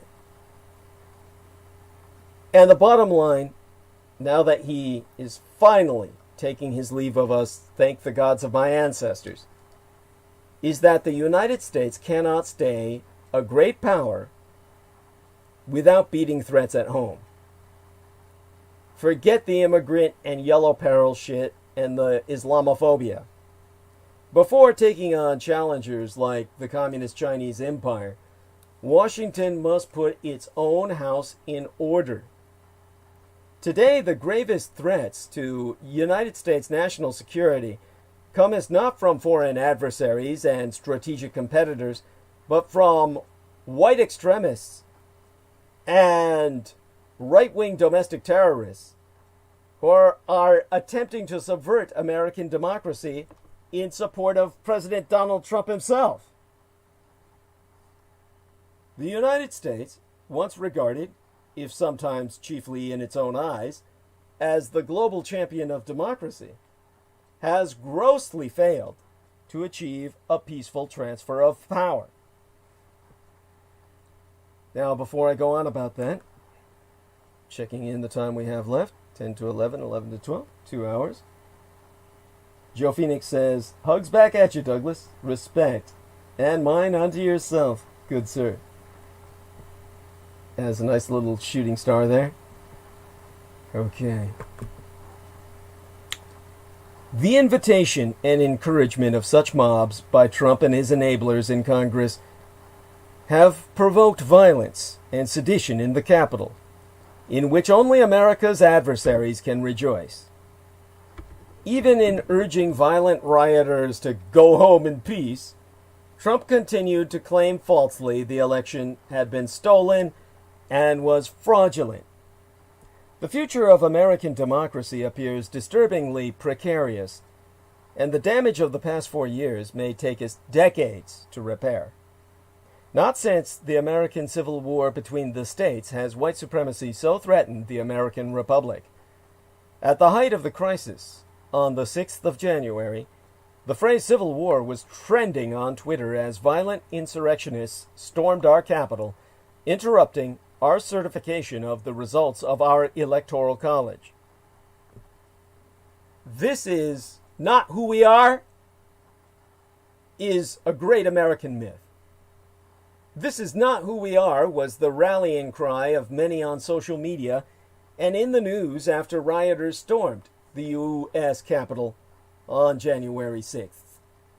The crisis at the U.S. Capitol shows that Americans lack a shared understanding of their political past and present. Transitional justice can help. George Floyd was killed by police in Minneapolis after allegedly using a counterfeit $20 bill at a neighborhood store. Breonna Taylor was killed in her own home by police while sleeping in Louisville, Kentucky. Ahmaud Arbery was lynched by a trio of neighborhood vigilantes whilst jogging in Glynn County, Georgia. In 2020, Americans protesting structural racism and anti-black violence were tear-gassed, pepper-sprayed, pelted with rubber bullets, misrepresented as threats to the public peace, and subjected to arbitrary arrests in cities across these United States. Then on Wednesday, the 6th of January in the 2021st year of our Lord, a day the world will not soon forget, hundreds of cultists of outgoing President Donald Trump besieged the U.S. Capitol in a serious attempt to overturn the results of the free and fair election of Joseph Biden and Kamala Harris as the next president and vice presidentress. After rushing doors, breaking windows, and charging through the halls of Congress, these insurrectionists sat in the Senate president's seat, put their feet up on the House Speaker's desk, ransacked congressional offices, and defaced statues. The consequences? A remarkably small number of arrests and even some selfies with the security officers. Last Wednesday's events reflect a double standard between how law enforcement responds to different groups based on their race. Yesteryear, Black Lives Matter protesters were overwhelmingly peaceful, but were subject to ill treatment by the authorities and smeared as rioters and looters. By contrast, some conservative politicians and news media have denied, excused, and even defended the pro-Trump insurrectionists who attempted to seize the citadel of American democracy and managed to walk away from the scene. Policymakers, academics, and citizens have long decried the discrepancy in the treatment of black people and people of color more generally in comparison to white people in these United States, in policing, employment, housing, healthcare, and many other areas. This inequality has adverse consequences for democracy itself. It sharpens social cleavages, normalizes the marginalization of certain groups, and limits the full and equal participation of all people in political, economic, and social life. The anti-democratic behavior and racism that have defined the Trump era should be addressed through transitional justice. First, so that Americans can develop a shared understanding of their political past and present, and second, so that there can be justice for all. Because it happened here. Trump's movement is a uniquely American nihilism, built on a century of American imperialism. Another common refrain was the chagrined comparison of the United States to banana republics or third world authoritarian dictators. But for black Americans and for millions of people in the global South, this is indeed who America is, and it is the direct product of this country's politics. Not just 4 years of disinformation, corruption, and white supremacy, but centuries of enslavement, genocide, and imperialism. Stunned by the bloodshed and chaos in the U.S. Capitol building on the Wednesday prior to tonight's, Americans were left scrambling for comparisons. Seth Moulton, a Democratic congressman from Massachusetts, compared the siege to his experiences as a combat officer in Baghdad. As the would-be counter-revolutionaries overpowered the guard, George W. Bush's statement that storming the legislature is how election results are disputed in a banana republic, not our democratic republic. What those comparisons have in common is their sense of foreignness. The myth that these things that rightly happen over there are less susceptible here. even the words we use most for what the mob was attempting explicitly to do, to stop the government from proceeding with a constitutional democratic transfer of power away from their chosen leader, are foreign. Coup d'etat, autogolpe, putsch. Alien names keep them at arm's length, easier to dismiss as an anomaly. But it did happen here, and the examples the officials tried to compare it to were extremely American. Moulton was in Iraq because Bush ordered the U.S. military to invade for financial and political gain. Banana Republic, meanwhile, was coined as a phrase in 1901 by William Sidney Porter, better known as the short story writer O. Henry, to describe the chaos of living in Honduras under American imperialism and an economy dominated by a single exportation crop. 3 years after he debuted the word, the United States Marines invaded there to support a coup d'etat on behalf of the fruit company now known as Dole, which produced Senator Bob Dole, scion of the Dole pineapple family, which conquered Hawaii. Americans brought the chaos with them. That's why Americanism is so equivalent to the worship of the anti-gods of chaos. And now that chaos has come us back home. This also is not new.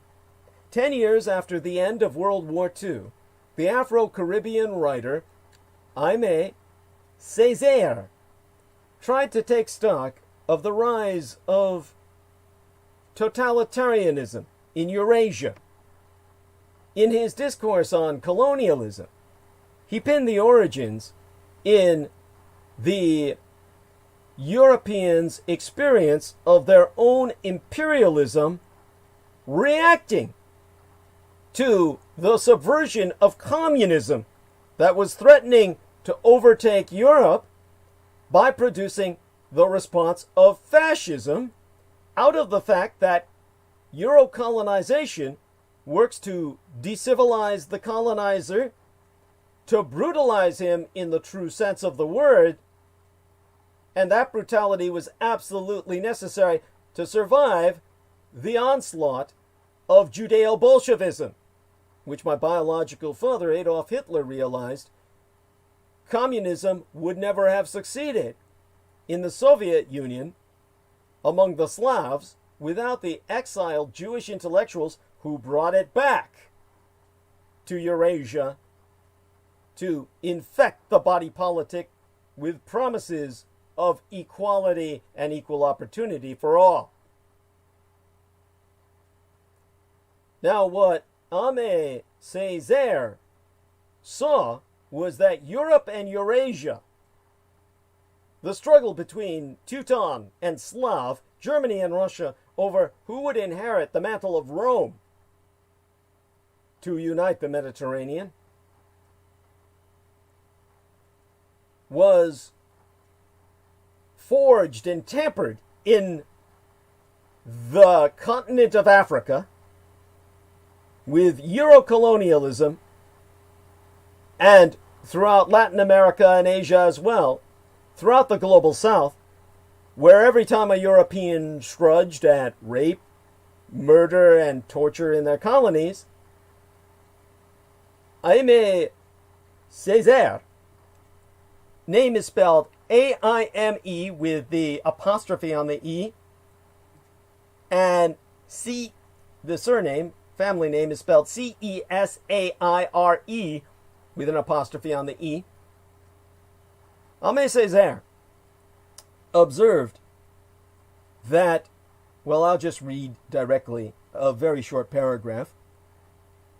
Civilization acquires another dead weight. A universal regression takes place. A gangrene sets in.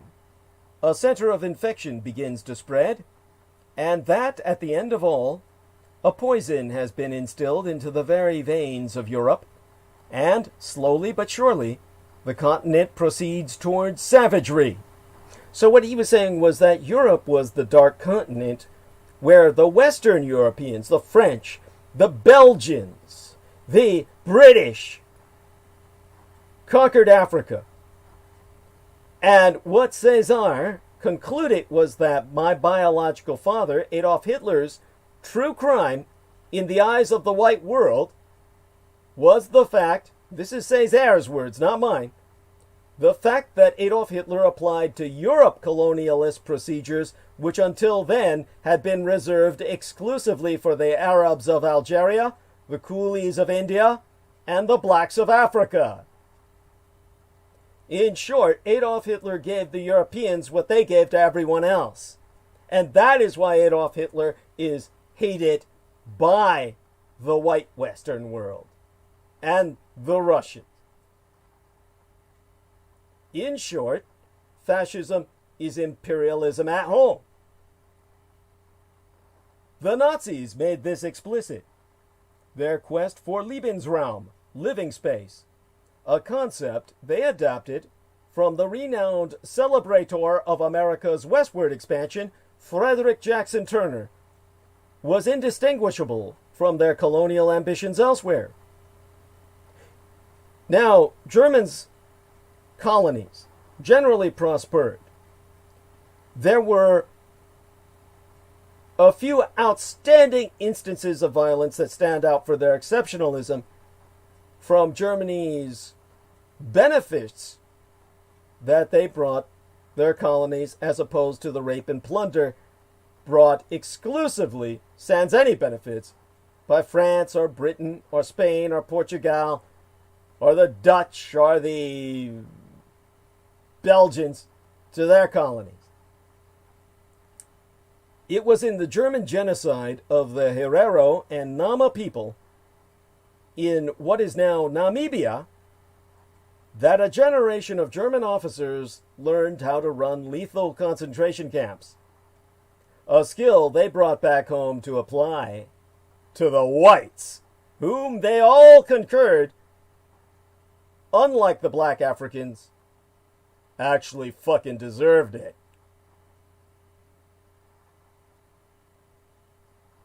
That is fascism in transitional justice mode. It's hard for many Americans to contemplate the existence of totalitarianism in our own country. Fascists applying justice where it be sorely needed for redress. This is what brings us to Amero-nihilism. Americanism combined with nihilism. Amero-nihilism. Scholars will someday argue about this historical phenomenon, that Amero-nihilism is not so much a coherent doctrine as a system of impetuses for action, what the political scientist Robert O. Paxton has called mobilizing passions. These include the primacy of one's group over others' rights, the belief that one's group is a victim, and crucially that such victimhood justifies any action against its enemies, both internal and external. Dread of cosmopolitan liberalism, like the Texans complaining about relocated Californians, resettled Californians, the immigrants from my Golden State Nation, the California Golden Bear Republic resettling in Texas. Many Texans protest Californication, and the fetishization of the authority of Darwinian leaders at every level of society. The dog-eat-dog, good guys, nice guys finish last types that Donald Trump personifies, epitomizes, culminating in our national CEO, Chief Executive Officer, who alone is capable of incarnating the Amero-nihilist group destiny. All of those passions were central to Donald Trump's candidacy and presidency, and they were all on full display on Wednesday last week in Washington. Addressing thousands of his cultists at a rally called Save America, Trump called the outcome of the election he lost an egregious assault on our democracy. He urged his followers to walk down to the Capitol, adding, "You'll never take back our country with weakness. You have to show strength. You have to be strong." When they got there, the armed mob, which included known white nationalists, neo-Nazis, and members of Trump's most loyal street gang, the Proud Boys, forced their way past security and beat police with banners emblazoned with their CEO's name. They built a symbolic gallows facing the dome and tied a noose out of a news camera cord. At least 2 pipe bombs and materials to make as Molotov cocktails were immediately found. Many more thereafter. We've never gotten the full number yet because they have not found them all as of yet. Even in a week thereafter. Checking into the time here. Among the goofy costumed rioters were quieter, military-seeming men who made their way into the legislative chambers. They wore black paramilitary armor with sidearms, Molotov cocktails, and at least one semi-automatic rifle caught on camera. There were many, many more. Weapons of mass murders past. The mass murderer's favorite weapon, the AR-15. Several carried flex cuffs, the restraints used in mass arrests, popularly known as zip ties, brazenly intending to abduct, mass kidnap the officials trapped inside. A group that included the vice president and the next 2 people in the line of succession for the presidency. All the while, their leader egged them on via Twitter, repeating his lies that his landslide election victory was stolen from us, from great patriots who have been badly and unfairly treated for so long. He erased any distinction between himself and the victimized group, whilst highlighting the space between them and the outgroups, the cosmopolitan liberals, their enemies, their inferiors, against whom anything be permitted. Americans feel that their empire is shrinking, whether they would put it in those terms or not. The brief euphoria of the end of the Cold War was quickly ended by the trauma of 9/11. That was followed by wars of revenge that spun out into 2 decades of futility, loss, and national humiliation. It's no accident that the leaders of the Trumpist Amero-nihilist movement, like the TV host Tucker Carlson and Trump himself, were proponents of the Iraq War. Now they have to fan the fantasy that a fundamentally right-wing war was some sort of liberal cosmopolitan plot, whilst continuing to call for the United States to adopt any brutality necessary for victory. For Amero-nihilists, the in-group must always be the victims. Trump won power by stoking fears of amorphous foreign invaders. Trump seized on the anxiety millions felt about shrinking opportunities at home, and the sense, just starting to creep into the broader consciousness, that environmental collapse and a loss of resources loomed on the horizon. He replaced that anxiety with a sense of certainty, that his cultists were the true Americans, and that their most dangerous enemies were others here at home. Undocumented immigrants, leeching minorities, elites coordinated by a Hungarian-American Jewish financier named George Soros. He convinced them that blue states were invalid places full of invalid citizens, unworthy of his protection or tax money, and thus undeserving of any say in choosing the country's next leader.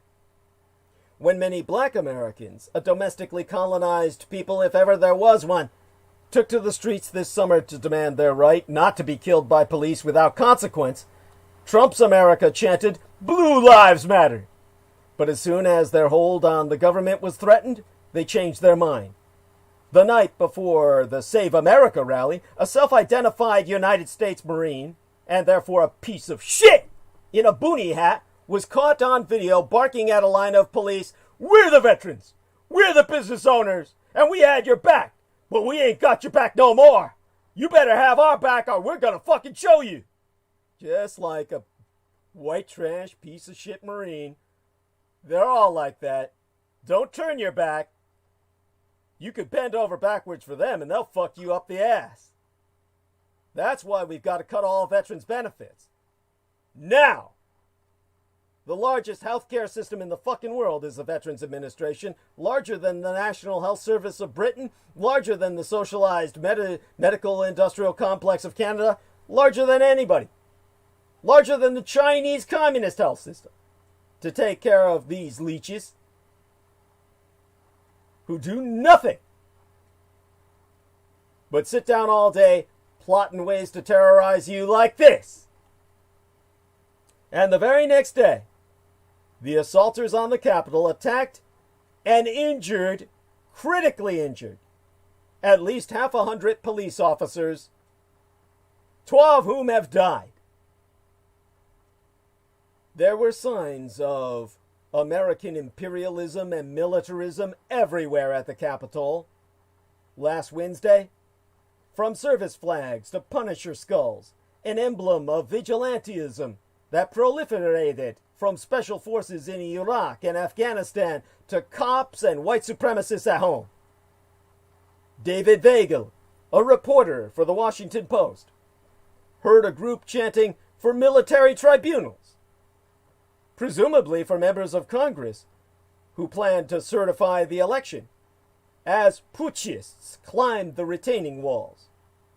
For years, Trumpers, especially devotees of the QAnon blood libel conspiracy theory, have fantasized about branding their domestic political enemies as terrorists and sending them to the prison at the oldest of all overseas U.S. bases, Guantanamo Bay. One of the 4 insurrectionists who died in the violent Capitol riots was Ashley Babbitt, identified as a 35-year-old Air Force veteraness who had done tours in Afghanistan and Iraq, as well as Qatar and Kuwait. She was dubbed by family and friends as a serious military woman and a strong Trump supporter. Born Ashley McEntee, she grew up in an apolitical home with 4 younger brothers. A fatal bullet hit Ashley's chest on January 6th, 2021, when hundreds of Donald Trump supporters entered the Capitol building to overturn his electoral defeat. The late Mrs. Babbitt was shot by police as she tried to break into the Speaker's lobby, which would have given her access to the House floor. A combat veteraness bent on killing our legally elected representatives. Amid the heated commotion and chaos, video footage shows her yelling, "Go! Go!" as 2 men hoist her to a smashed glass panel on the door, while another man yells, "He's got a gun!" And a Capitol police officer fired at Babbitt, who stumbled back with blood pouring out of her mouth, according to graphic visuals floating on the internet. A full week after her death, people can't stop wondering where her body currently is. There seem to be no reports apart from the fact that her death is currently under investigation. The Justice Department is opening an investigation into the shooting. Michael Sherwin, the acting U.S. attorney for the District of Columbia, told CBS News his office has opened a formal federal excessive force investigation. The probe will be handled by the office's Civil Rights Division. According to the New York Post, that same division is investigating the death of Capitol police officer Brian Sicknick, who was bludgeoned to death with a fire extinguisher in the melee. That 42-year-old was also a military veteran, but one who died defending his country. Now there seems to be much debate about whether or not the Babbitt body should be shipped and buried with full military honors. The Ashley Babbitt, who betrayed her oath, which I explained earlier via the Joint Chiefs of Staff saying, "Don't be like this bitch. Uphold your oath." That Ashley Babbitt, who betrayed her oath to uphold, protect, and defend, and was shot and killed in the attempt to storm the Capitol building and kill our legally elected representatives, to establish a dictator in power for life? That Ashley Babbitt? Full military honors? There's a serious disconnect when all too many people hail her as a heroine, whilst cursing BLM. It's the same disconnect as people who are pro-life, screaming, "My body, my choice" over masks. My body, my choice is what a woman screams over the baby in her body that she's forced to carry when her daddy or her boyfriend or even a complete stranger has raped her. But the same guys who say, "Save the baby, fuck the bitch," say "my body, my choice" over wearing a strip of cloth over their face. Yeah, that Ashley Babbitt. She died committing a crime and violating the very oath she took when she joined the Air Force. Unless she had her body donated to medical science, she died in vain. Will Ashley Babbitt get a military funeral? Seeing how she died as the first one through the door of an insurrection, Ashley Babbitt died a traitoress to these United States. Under no circumstances should she get military honors at her funeral. None. But what to send her family? Her body in a box, not draped with an American flag? Will they ship her body back in a coffin covered by a Confederate States flag? Mayhaps. Remember Ashley Babbitt's name. She was a terrorist, not a heroine. Just a sad, angry, white trash piece of shit who let her hate control her life and eventually let hate cost her her life. Ashley Babbitt was a violent suicide terrorist who wanted to die fighting for Trump, which she stated she was willing to do. The real question after this shouldn't be how or why she was shot. The violent storming of the Capitol explains that. But how many active QAnon members and bigots are in the military, and how do we flush them out? It's disgusting these people are representing American interests everywhere, all over the world, where they rape and murder and plunder, and come home and say how you owe them for saving you, your freedom. Fuck them! All they're doing is depriving everyone else of theirs and earning the ultimate hatred for us back home who aren't doing the violent crimes they commit. Ashley Babbitt and her veteranoid Confederates' attempt to stop the certification of the vote failed. In fact, it backfired, convincing some of the Republican senators who supported Trump's ongoing coup d'etat attempt to abandon their efforts to delay the vote any further. But there was nothing inevitable about that. A better organized leader and a better prepared crowd might have succeeded in convincing others on the fence or security forces to join their side. And we would be under dictatorship today. The threat to America's very fragile democracy won't just go away when the urine is cleaned out of the carpets and House Speaker Nancy Pelosi's mail is back in order, nor when President-elect Joseph Biden takes office, nor even when Trump is finally and permanently gone.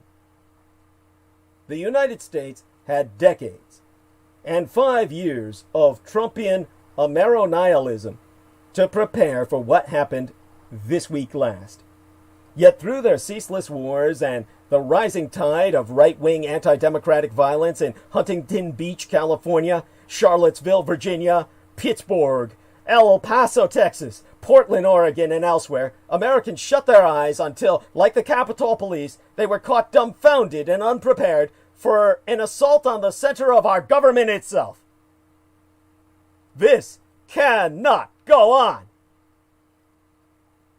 Jaime Césaire warned that American domination is the one domination from which one never recovers unscarred. That's true for those living in America too. But even if the scars won't go away, Americans can recognize the open wounds our country has left everywhere and staunch the bleeding. Until we do, the Amero-nihilists will be there, among us, waiting for another moment to strike. Yet even in the face of such urgent dangers to the security and integrity of American national security, certain American politicians and policymakers continue to assert that the primary dangers to these United States and our national security come as from the Communist Chinese Empire. To be sure, Red China's rise represents significant challenges to the American empire and to American leadership. Yet to point to a foreign adversary or competitor as the chief threat when there is such shameful sedition at home is at best terribly discordant. As during the Cold War with the Soviet Union, the civil rights challenge at home undercuts any moral claims abroad, something that once helped spur activists in these United States to makeist our country better. Over the past 4 years, American strategy has concentrated on great power competition as a priority. But from Wednesday of Yesterseptimania, from midweek last, we should be more concerned about great power self-destruction, as the failures of leadership during the Trump misadministration and attempted sabotage of our democracy by right-wing extremists continues in ways that can only benefit Beijing. America's approach to national security has been distorted in recent years by a pathological tendency to focus on threats from abroad at the expense of recognizing the risks and systemic failings at home. Systematic would mean systematically as in process. Systemic means throughout the system, as in throughout the nervous system of the body politic. Exempli Greciae. In December of yesteryear, just yestermensis, last month, December of 2020, outgoing Director of National Intelligence John Ratcliffe declared in a commentary for the Wall Street Journal, "If I could communicate one thing to the American people from this unique vantage point, it is that the People's Republic of China poses the greatest threat to America today and the greatest threat to democracy and freedom worldwide since World War II." The cognitive dissonance produced is bizarre but predictable. As one case in point, while Congress was being evacuated in the face of threats of seditious right-wing violence, white trash sewers of shit flooding into our popular property, our open commons, our capital. While Congress was concerned for the life of our very representatives, Secretary of State Mike Pompeo, also known for trying to restore what he dubbed American diplomatic swagger, continued to warn about the threat of Red China and celebrate achievements of American diplomacy, tweeting about how communist Chinese telecommunications equipment threatens our families and our security, while white trash pieces of shit were using Chinese cell phones to communicate with each other and coordinating an attempt to take down our government. Of course, there is also the blatant hypocrisy that many of the loudest voices calling for a hardline approach to Red China throughout the Trump administration have also been deeply complicit in undermining American democracy in ways that play to Beijing's benefit on the world stage. To take as but one example among all too many to recount, Senator Josh Hawley, a Republican who has often been strident in condemning any sellout to China, was silent in the face of violence by a mob that his objections to Electoral College certification contributed to instigating. And when later condemning the violence, he repeated the false claims that had stoked it. There has been an unprecedented politicization of a United States policy on Red China during and since the 2020 electoral campaign, and this is likely to continue. Already, supposedly serious defense thinkers are criticizing President-elect Joe Biden on the grounds that his transition team may take an insufficiently hardline approach to the Communist Chinese Empire. For instance, Republican Senator Marco Rubio critiqued Biden's choices for nominees to national security positions as polite and orderly caretakers of America's decline, ignoring the degree to which America's decline has been already dramatically accelerated by the abuses of a president he has been unwilling to confront himself. While many in the Republican Party are quick to point to the evils of the CCP, the Chinese Communist Party, and blame Red China for any ill, the party's authoritarian tendencies are but reflective of the CCP itself. We have red Republicans reflecting red Chinese. Beyond the praise of Chinese communist dictator Xi Jinping that Trump has articulated, Trump too has called for patriotic education. And there is also a cult of personality emerging around the U.S. president from his hardline cultists. Beijing could never dream of achieving such damage to these United States, to our unity, to our power, and our image, as Trump and his enablers have overseen.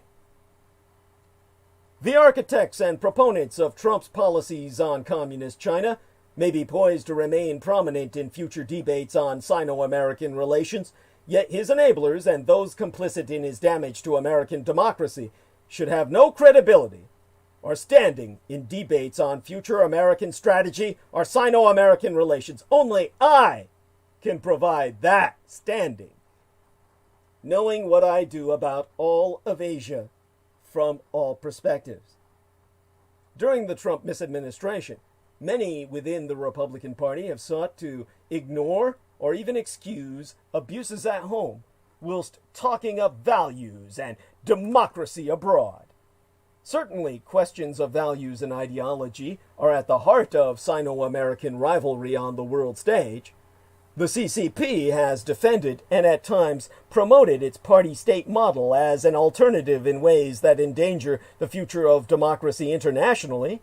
The CCP also directed the grossest of abuses, including the genocide in Xinjiang and crackdowns in Hong Kong.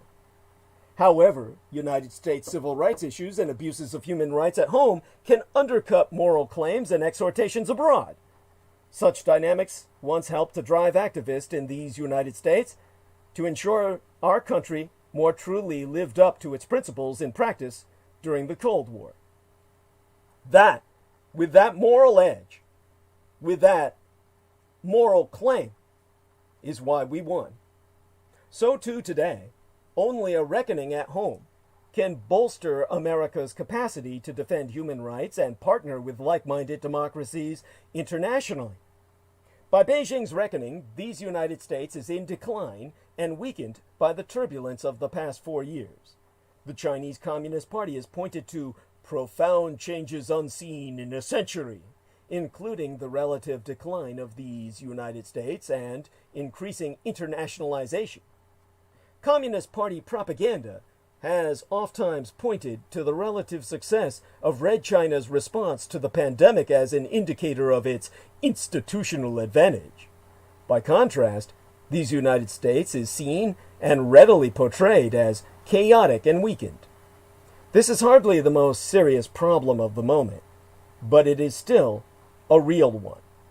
Such propaganda is most effective when reality provides ample ammunition. Beijing views competition between the United States and China today as a rivalry of institutions, a clash of systems that can center upon ideological struggle. Today, Washington is losing that battle.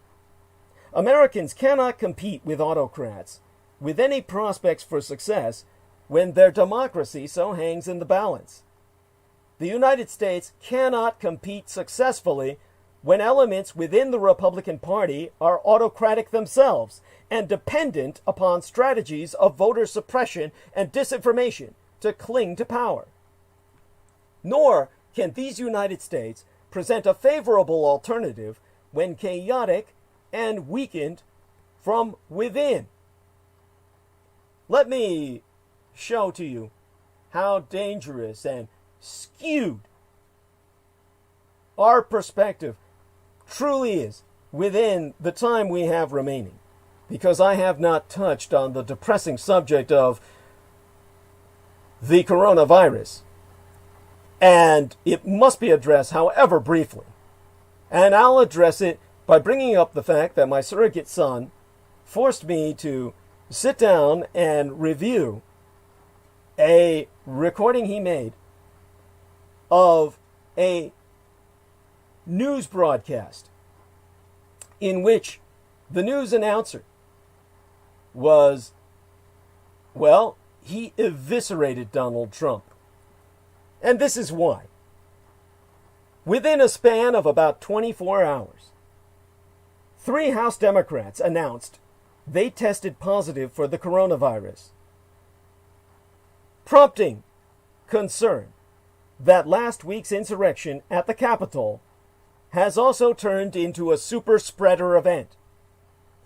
These white trash pieces of shit went in without masks as a political statement carrying the COVID, and now, by that, they may have sickened and put out a commission, perhaps even signed the death warrant of our Democratic leaders, forcing us to replace them.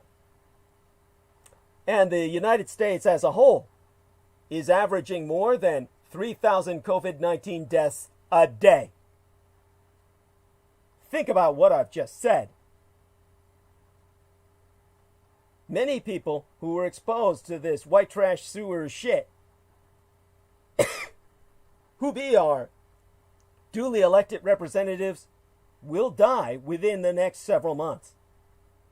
These are truly days of infamy. Anderson Cooper was the talking head my son forced me to sit down to watch. He transcribed for me basically the totality of what this man had to say.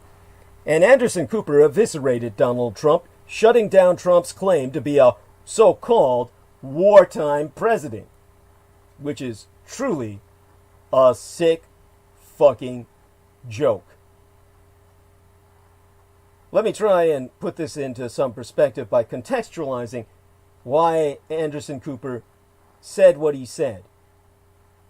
Because it was on December 7th of 2020. Now, he said this because of the Pearl Harbor commemorative date. And what our man Anderson Cooper had to say was that at the start of the pandemic, Donald Trump repeatedly likened himself to the presidents who oversaw literal wars. Himself so telling reporters that, I'm looking at it that way, I view it as, in a sense, a wartime president. Those claims feel a long time ago, given the leader's months-long record of downplaying the pandemic and seeking to avert any major action against it. On December 7th, 2020, the 79th anniversary of the Japanese preemptive surgical strike on Pearl Harbor, the increasingly exasperated CNN anchor Anderson Cooper called out self-described wartime President Donald Trump for having abandoned any public interest in the fight against COVID-19 as a pandemic since the election. And on his show, which was on a Monday as dated the 7th of December in the 2020th year of our Lord, but yesteryear, Cooper reflected on the 79th anniversary of Pearl Harbor, noting that the daily death toll from COVID was already by then orders of magnitude higher than the total killed in the tragedy that spurred American entry into legalizing their participation in the Second World War. The CNN host opened his Monday night show with an extended monologue, drawing a contrast between the national unity that pulled the nation together to wage World War II and the notable absence of the current president, even as the pandemic now claims on average 10 times more lives than the lives lost at Pearl Harbor every single day. In fact, The pandemic is currently at its worst point so far in these United States, even as trends strongly indicate it will continue to get worse for weeks. Nay, actually months yet to come. According to the COVID Tracking Project, the 7-day rolling average of the nation's daily cases, hospitalizations, and deaths now all stand at record highs. Indeed, a New York Times analysis of Trump's public schedule and Twitter feed found that the president did not address the ongoing COVID-19 deaths at all since Election Day. Cooper then noted the irony of Trump signing a new order memorializing Pearl Harbor Remembrance Day, even as he ignored the thousands of Americans currently dying every single day, outnumbering the men who died that day by 10, by a order of magnitude of 10. 10 times as many Americans die every day now as died at Pearl Harbor. Every day. And so Cooper lamented, reminding viewers, and here I quotest he at length and verbatim, based on the transcript my son was kind enough to write. 79 years ago today, the country was reeling from the loss of lives of Pearl Harbor. President Roosevelt declared a war against the Japanese Empire. 243 Americans died. Right now, the United States averaging more than 2,200 COVID deaths a day. That's one Pearl Harbor every 2 hours. By April of next year, the University of Washington's Institute for Health Metrics and Evaluation projects the pandemic will have killed upwards of 100,000 more people in this country than all of the American troops killed in 3.5 years at the Second World War, more than 500,000 dead. President Trump is the one who likened this to a war. He called himself, in fact, the wartime president. That was a long time ago. Those were the days he wanted to be seen as commander-in-chief, leading the effort when he took over the coronavirus press briefings and then stopped listening to the doctors who actually knew what they were doing. Now the president doesn't seem concerned about being a wartime commander. If anything, he seems more like a deserter. He's absent. The American people have given him leave, voting him out of the ballot box, but he still has some weeks left. He has chosen to go AWOL, absent without leave, a military acronym for desertion. Trump's declined to join the fight against COVID. He's not rallying anyone to wear masks. He's not talking about our dead, our hurt, our fear. It has been that way for months, I know, but it is particularly galling given so many of us now are sick and dying. On Friday, the president signed an order proclaiming today National Pearl Harbor Remembrance Day. It reads in part, "We solemnly honor and uphold the memory of the patriots who lost their lives that day." He had nothing to say, however, about the 2,879 Americans reported dead in this country of COVID today. How many of them might have survived if more had been done, if more of us wore masks socially, doing our social distance, if the president really was a wartime commander? He and the people around him just don't care anymore. They are looking for other jobs, as we've been reporting, looking to see how they can maybe salvage what's left of their reputations. The president is certainly pondering his next moves and raking in a whole lot of money to let him use as he would like by claiming it's going to be for his battle against the election fraud that never was. That's the quote. Now, set aside the election results, the accusations of voter fraud, the stunted transition and the politics that go with it. And for the sake of some near-term continuity, let's ignore for the moment the Republican effort to humor the incumbent president by not intruding upon his preferred alternative reality, the one in which he believes he can gaslight his way into a second term. All politics aside, and whether you believe any of the aforesaid, one undeniable fact remains. Donald John Trump is still our president. He presides over our country in the executive branch, still fully responsible for delivering on the most important function of the presidency to protect the national security and safety of these United States.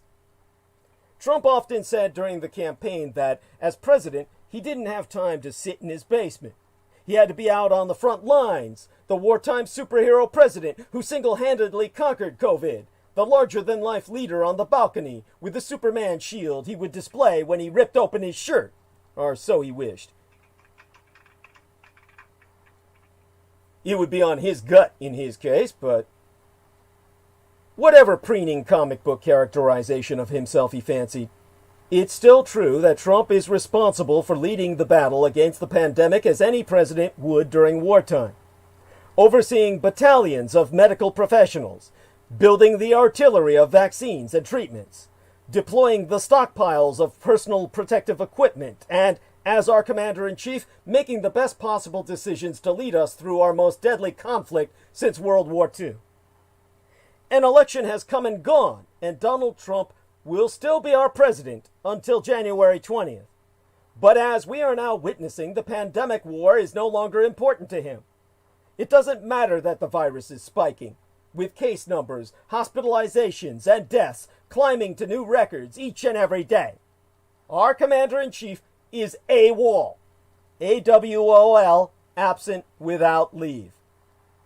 A crime theoretically punishable by death by execution in the military, with the exception of a no-questions press conference, one specifically aimed at claiming unentitled credit for vaccine progress, as if Trump himself were throwing us paper towels.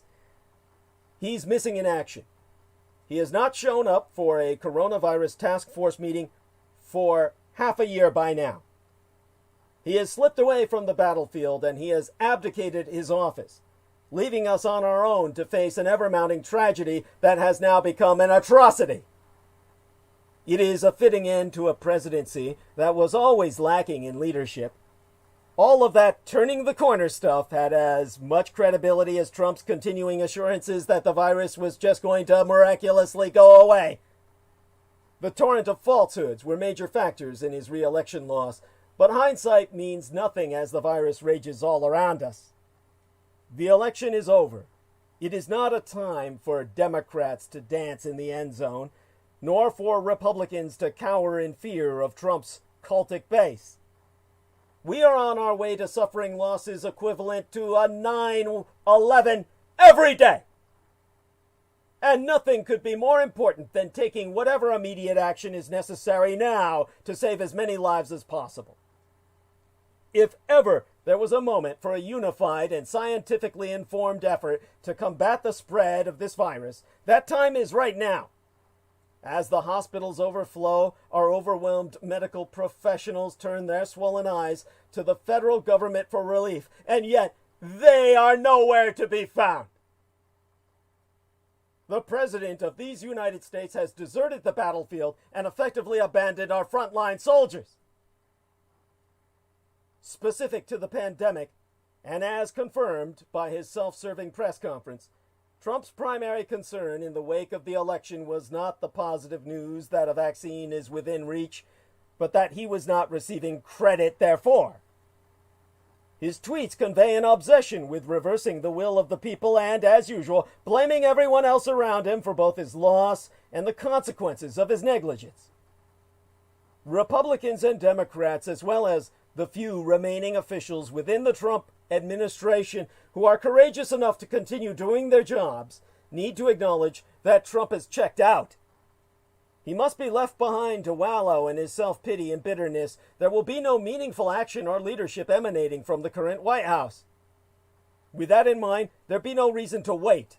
The new Biden task force should be immediately empowered to take the wheel and get to work, filling the vacuum of inaction that is driving up the death toll. Dr. Anthony Fauci and the still operating remnants of the Trump task force should be absorbed into this new entity, and the CDC, the Center for Disease Control, should be immunized from any Trump-directed retribution so they can begin reestablishing themselves as a credible authority and the source of life-saving guidelines informed by science rather than politics.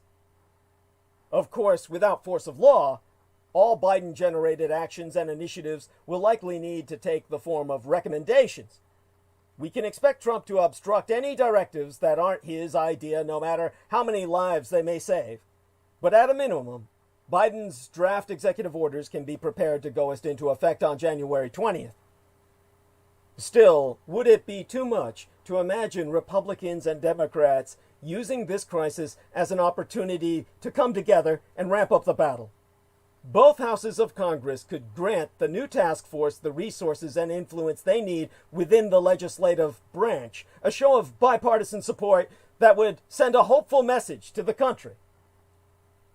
There is precedent for this type of emergency action, as when the Bush and Obama administrations put politics aside and collaborated during their transition to address the 2008 financial crisis and avert a complete economic collapse.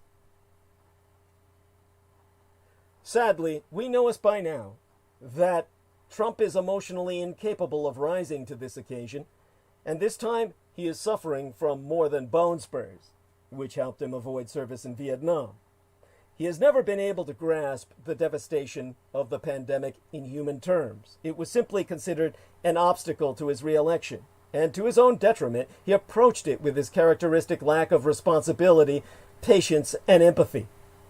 Ironically, even if he had continued to fail in his efforts, had he been capable of putting the interests of the country ahead of his own, he likely would have won re-election. But even today, with the election behind us, and more than 1,000 people dying each and every day, Trump remains consumed by his own victimhood.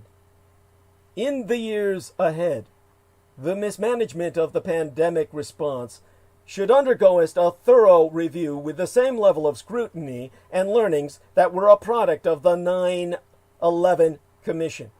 The primary purpose of such an effort will not be to exact punishment or further degrade Trump's legacy, but rather to avoid a future calamity similar to the one from which we have yet to escape. A tragedy that will likely have 100 times the death toll of 9/11. If we cannot save the many we've lost in the present, we can at least save so many more in the future. With our country still so deeply divided, we should at least be able to agree that unity has never been more important. That who we voted for and which tribe we belong to be secondary.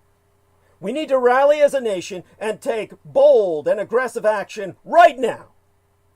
As for future generations, the Trump legacy will provide them with a unique case study, a landmark moment in American history in which the emotional incapacity of one man led to tragic consequences for an entire empire. It was all far worse than it needed to be. How did a person with so little interest in others beyond himself rise to power in America? When we needed him to care, to step up and lead us in battle, he deserted us. This points to a brutal truth that, regardless of our wishes for the 2020 election, we all need to accept about Donald Trump if we are to move forward and fully confront the greatest challenge of our time, that he doesn't really care about our country, and he sure as hell doesn't care about you. He never has. Now, with that in mind, we have to return to the arc of narrative of how Beijing is taking advantage of this by pointing out America as the COVIDiot empire, by playing to the rest of the world that they can conquer COVID while the Americans can't, via their false statistics, even as they suffer from the same amount of death and destruction from this pandemic that we do. The only advantage that they have is that the COVIDiots have not taken over their own world the way they have ours in the West, where the COVIDiots now run the country. With the contacts that I have in the Asian underworld, and the kind of voluntary human trafficking we're involved with. We have connections throughout Asia that enable me to hear of things that you never hear of in the news. In Jakarta, the capital of Indonesia, they make COVIDiots, the people who refuse to wear their masks or social distance, dig mass graves of those who died of coronavirus, exposing them to the disease until they die. Here we pander to their ignorance and remorseless stupidity. I've told people before about how my surrogate son went with his husband for hikes in the various national parks available to us in California, of which we have many. Wearing masks, of course. And everywhere they go, these parks are full of people who aren't wearing masks, who don't live in their neighborhood, of course.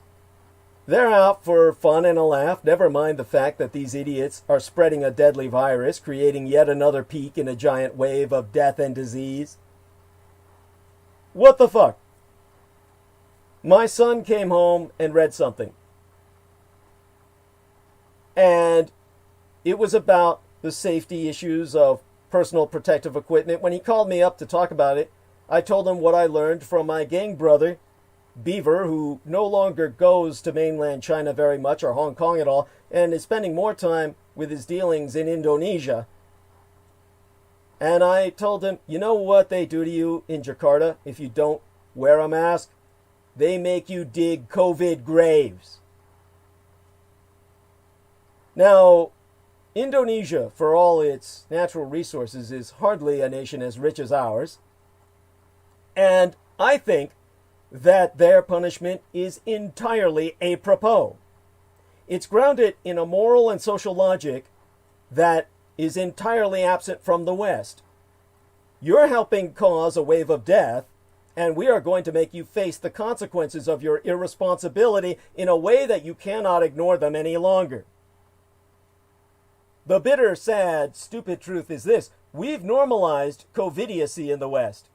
It's seen as a matter of personal choice in much of the West whether or not to shoulder the basic human responsibilities of fighting a deadly pandemic. We sane and reasonable ones are the ones who are seen as extremists if we ask for behavioral changes. Suggest something like they do in Jakarta, and you'd probably be met with dropped jaws and angry sneers from most Westerners. So who is the backwards one now? The East or the West? Remember that the state religion of Indonesia is Islam. Obviously, here's one example of Islam as the superior culture. We've allowed a culture of COVIDiocy to flourish here in the West. It's made of stunning indifference, total irresponsibility, vapid individualism, people allowed to act as if their actions have no consequences whatsoever. Hey, who killed all those people? Not me. No, sir. I didn't wear a mask, but I'm not a killer. Wait, how many people do you think you might have infected? This chain of basic scientific logic not only doesn't work with the average Westerner, it's considered rude and impolite to say such things, but they be basic truths. That is why they make COVIDiots dig graves in Jakarta. The social dynamic between us sane people and COVIDiots in the West go as something like this. We don't want to hurt their feelings. We don't want to be rude. Don't want to step on their toes. Don't want to offend them. Never mind the inconvenient fact that they're by now causing a wave of mass death without parallel in modern history. And don't feel any remorse about it either, which, by psychiatric definition, defines them medically, clinically as psychopaths. Should we be afraid of offending people that ignorant, stupid, malicious, and reckless? Or should we try to change their behavior no matter their butthurt feelings? Because causing mass death without remorse is incompatible with democracy and civilization. Which one matters more? The butthurt feelings of COVIDiots or mass death? So far, our answer is the hurt feelings of COVIDiots. It's the wrong answer! Because it does something corrosive to the rest of us, too. It makes us cowards and fools. It reveals us as morally bankrupt and socially weak, people who are irresponsible in yet another way, maybe a deeper way. We won't hold the idiots in our societies to account. Even when they're so idiotic, they're remorseless. Even when they're so malicious, they're causing the equivalent deaths of a major terrorist attack every single day! The hurt feelings of COVIDiots should not matter more than public health, mass death, norms of decency, basic civilized ideas of social responsibility. So why do they? Why do they make COVIDiots dig graves in Muslim Jakarta, but not here? Because in the West, we have ruled out making tiny changes to individual behavior for the sake of the public good and the commonwealth. We have decided that the individual, even if he or she is the world's biggest, most malicious idiot, matters more than anything else. But what kind of future is the West going to have if people can never be asked to make even tiny, tiny changes to their behavior? How is the West going to fight any of the challenges of the 21st century, from climate catastrophe to mass extinction to ecological collapse? All those depend critically on tiny changes to individual behavior, which add up to large-scale social transformations too. The entire future of the West is revealed to be in doubt by the sheer scale, not just of COVIDiocy, but the fact that it has been allowed to flourish, which means that Western societies balk at asking people to change their behavior in the littlest ways, even when doing something so serious as a gigantic wave of mass death be the alternative. Because this calculus, the individual, no matter what, counts more than society. The future, public goods like public health, decency, sanity, reason, shared values, common ideals. The thought of punishing COVIDiots seriously does not even occur to us, really. It's as if asking people to change their behavior in tiny, tiny ways. Wear a mask. Don't go out for a beer every night. Maybe stay home. Is too much to ask, despite the fact that it could prevent a rising tide of mass death. On the one hand, mass death. On the other hand, tiny, tiny changes in individual behavior. The culture of COVIDiocy we've allowed to flourish make it seem as if the small changes in behavior the pandemic demands are not worth preventing all that death and sickness. All that counts is the hurt feelings of COVIDiots. So what's next? The hurt feelings of climate deniers? Of people happy to drive the planet to mass extinction? Of people who srudge at ecological collapse? Where does the game of pandering to the hurt feelings of the most idiotic among us and the stupidest on the globe ever end? It ends, quite obviously, in complete and total self-destruction. Auto-genocide. So the COVIDiots win. They get away with it. Nobody can tell them to change their behavior in the slightest. Nobody can enforce it. Nobody can do a goddamn thing. And so the virus goes right on killing huge numbers of people because they're right to act like nothing's wrong. To have a beer or go shopping is still considered more important than the greatest wave of mass death since the last World War. What the fuck? Don't you think there's something wrong with that? I do. I think that allowing a culture of COVIDiocy to flourish is stark evidence that we have become morally weak, socially broken, and intellectually bankrupt. Let's take the simple example of wearing a mask. Even in places where it's mandatory, it's not really enforced. People are supposed to wear masks everywhere where I am, and probably where you are, but I'd say maybe 25% of people do. And that's being generous. So the COVIDiots get away with it. With what? With causing mass death.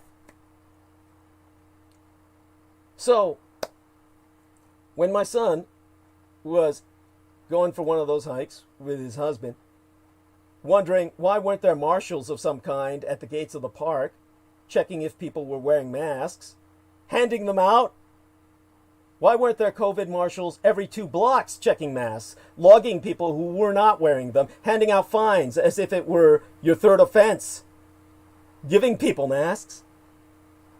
What the fuck? We all know COVID has caused massive unemployment.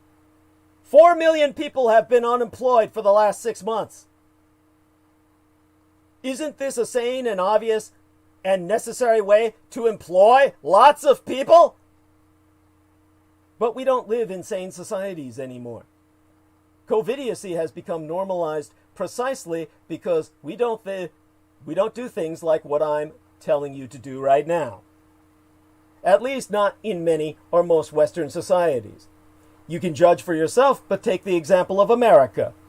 Wearing a mask, the most basic responsibility of a pandemic, turned into some kind of stupid cultural battleground.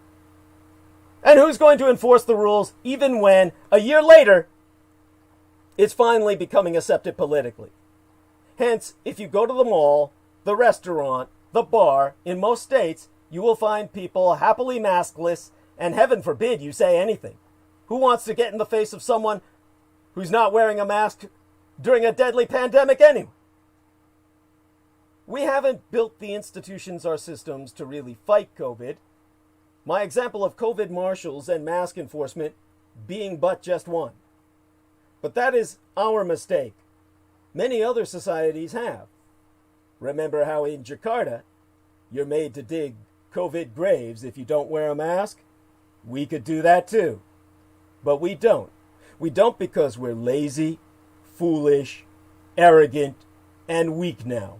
We don't because we have accepted COVIDiocy with a shrug.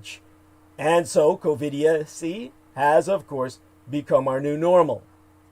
We've normalized COVIDiocy so much that if I say something like, the COVIDiots are causing a wave of mass death, you'll probably feel, at least many of you, that I'm overstating things.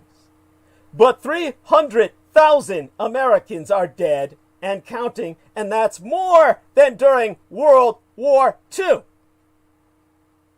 COVID is the single greatest human tragedy in American history, other than the unleashing of the American Army and Navy influenza in wartime to end World War I. Beside that, the transatlantic slave trade and the establishment of slavery as an institution within the United States. The wave of mass death sweeping across America lies squarely at the hands of the COVIDiots.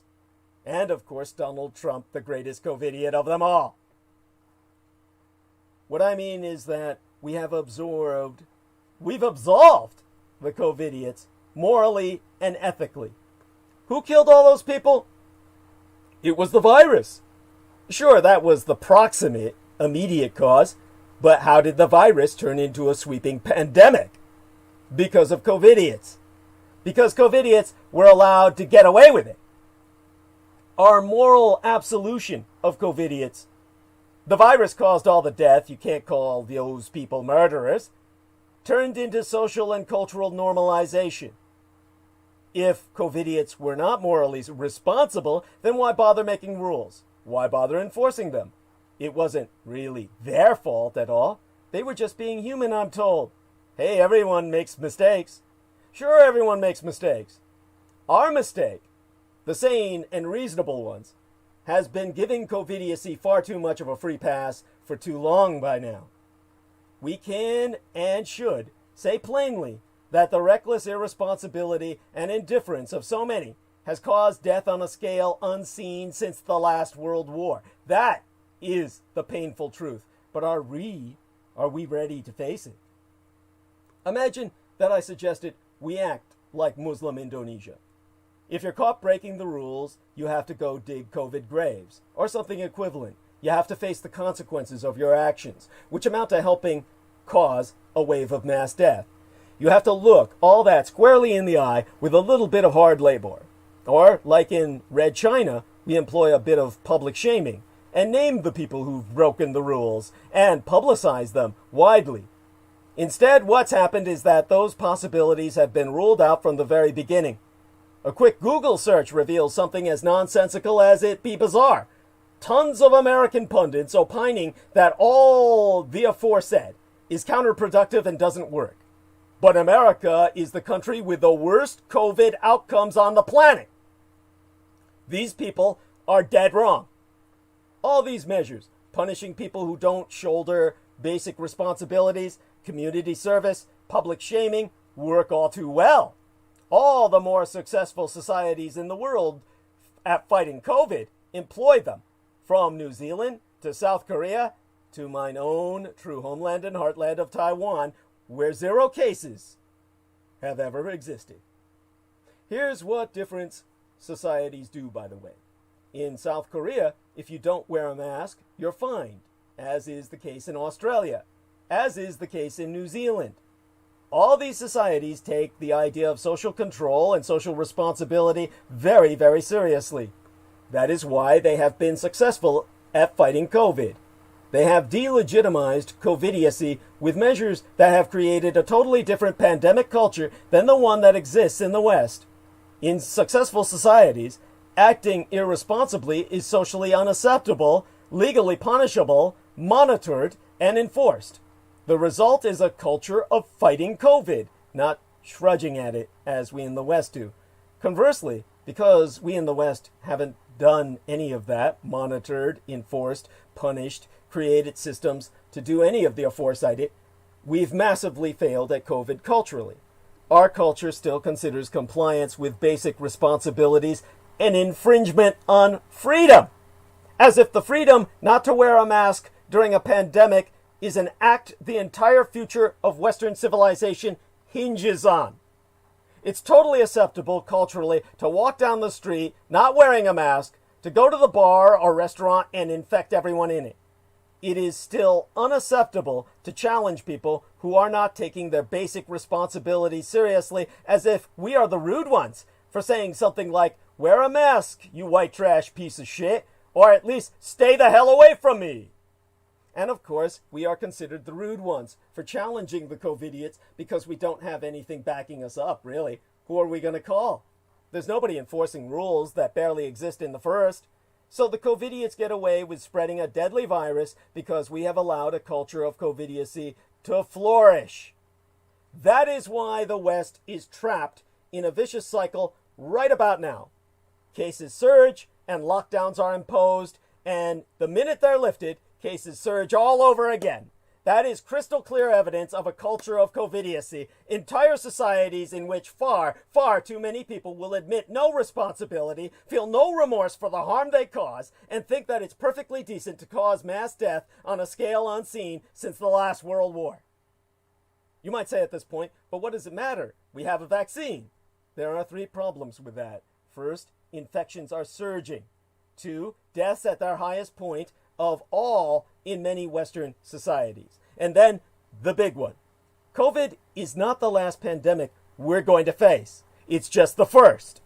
It is part of a trend of accelerating zoonotic flow, which means viruses crossing species boundaries as human beings infringe the last hidden spaces of the wild.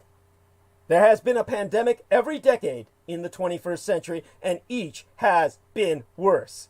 SARS, MERS, COVID. The next one will be worse. It will be deadlier, more infectious, and hit us like lightning. Do you think we're prepared for the next worst pandemic? What does the fact that we've allowed a culture of COVIDiocy to flourish say? And what does it say about fighting climate change, mass extinction, and total ecological collapse? That we shrug at mass death because making people change their behavior in tiny, tiny ways is just too much to ask. It makes me shudder, my friends, and maybe it does that to you as well. Or so I would hope. Now, in the time we have remaining, the point of how we're instead worried about communist China, which started all this, admittedly, Americans' understanding of national security and national interests is skewed, and dangerously so. The United States cannot point to foreign adversaries at the expense of recognizing the systemic failures and problems at home. America's own house must be set in order first, through policies that center upon promoting the resilience of our system and society. That brings us to the point of why nobody protected the Capitol. The Capitol Police didn't fail to prepare for an attack. It failed to imagine what kind of attack was coming. The attack on the U.S. Capitol on January 6th has shocked Americans, not just at the sight of an insurrection encouraged by a sitting president, but at the security failures that allowed domestic terrorists to reach the very heart of governance. What went wrong on January 6th? Where do I begin? Obviously, they did not heed the open source information by individuals and groups about their planned intentions for January 6th, accompanied by the statements from the executive office and the constant drumbeat since November 3rd to suggest that the election was unfair or rigged. And this could be corrected despite 60 lawsuits, 59 of which failed, a rejection from the Supreme Court, and all of the Electoral College votes being in place. The first thing that went wrong is that the agencies involved, despite all of that information, especially the information about violence, thought they were going to have a peaceful assembly, and that it would end peacefully. It went totally off the rails when some of the speeches were made that morning. And I honestly believe a 9/11 commission should be undertaken to review this incident. There was a full independent review of the Charlottesville incident, an excellent review by an independent group, and this was Charlottesville on steroids. The review has to cover multiple intelligence failures. Months ahead of this, the Department of Homeland Security's Threat Assessment Unit was gutted by the executive branch. The agencies did not work together anticipating this kind of activity. Requests to send in the National Guard were ignored, and so it went from bad to worse to terrible. The Charlottesville review, although the department didn't like it, was very fair. Leading up to this, we knew there would be violence that day. In fact, I predicted violence at every state capital, and there was violence at many of them. This was not a secret. You didn't have to have a security clearance anymore to know what government groups, left or right, are not friends of yours. If you wear a uniform, you are the most visible form of what they disagree with every day. And unfortunately now we have 2 police officers dead, 100 injured. There are also going to be some really interesting reveals about the complicity of all too many of the officers that day, aiding and abetting the bedlam. The U.S. Capitol Police has 1,800 men and women dedicated to protecting the People's Citadel. Since September 11th, their numbers have swelled, their procedures have changed, their perimeters have expanded, and their preparedness for a persistent threat has been plain. But they have been fighting an old battle. International terrorism is no longer the major threat they face, and arguably it has never been for years. What is happening today is the result of this failure of imagination. Security officials may claim the threat posed by a mob of white vigilantes was too far out of mental reach. It was something they could conceive of but not calibrate their plans for. But that's an indictment, not an excuse. It's a failure of the Capitol Police's own leadership and a failure of the Department of Homeland Security to take its right-wing radical agitation seriously. It is also a consequence of prejudice, although we should not be too hasty to make its assumptions about the racial sociology of a security agency like the Capitol Police that has such a specialized mission. To say that Congress was not prepared is not to suggest that no preparations were in place. In 2011, the year my mother died, and 2017, when members of Congress were attacked by shooters, the constellations of agencies and officials who have some jurisdiction over congressional security, the Senate Sergeant of Arms, the Office of the Architect of the Capitol, the Metropolitan Police Department, and even the FBI, adjusted their procedures. More Capitol police officers attended the personal security detail course put on by the Secret Service at the Federal Law Enforcement Training Center.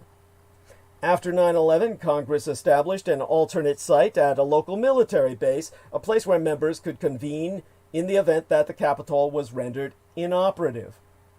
But that plan, which is highly classified, operates under the assumption that members are not trapped in place by thousands of people. This day, today, but last week, they were.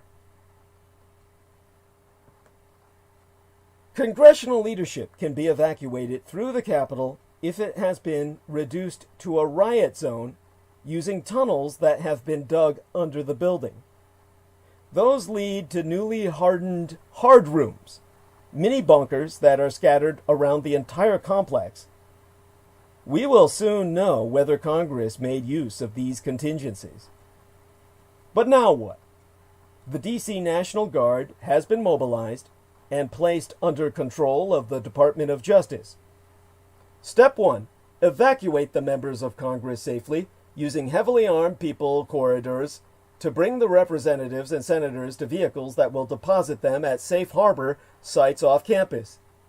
Step 2. Begin a room-by-room clearing procedure, much like the police do when there's a mass shooting, passing trespassers to arresting officers who will transfer them into a custodial detention area. Step 3. Deploy canines and technical surveillance technology to go inch by inch over the entire complex, clearing rooms of improvised explosive devices or surveillance devices in advance. Step 4. Start an after-action report.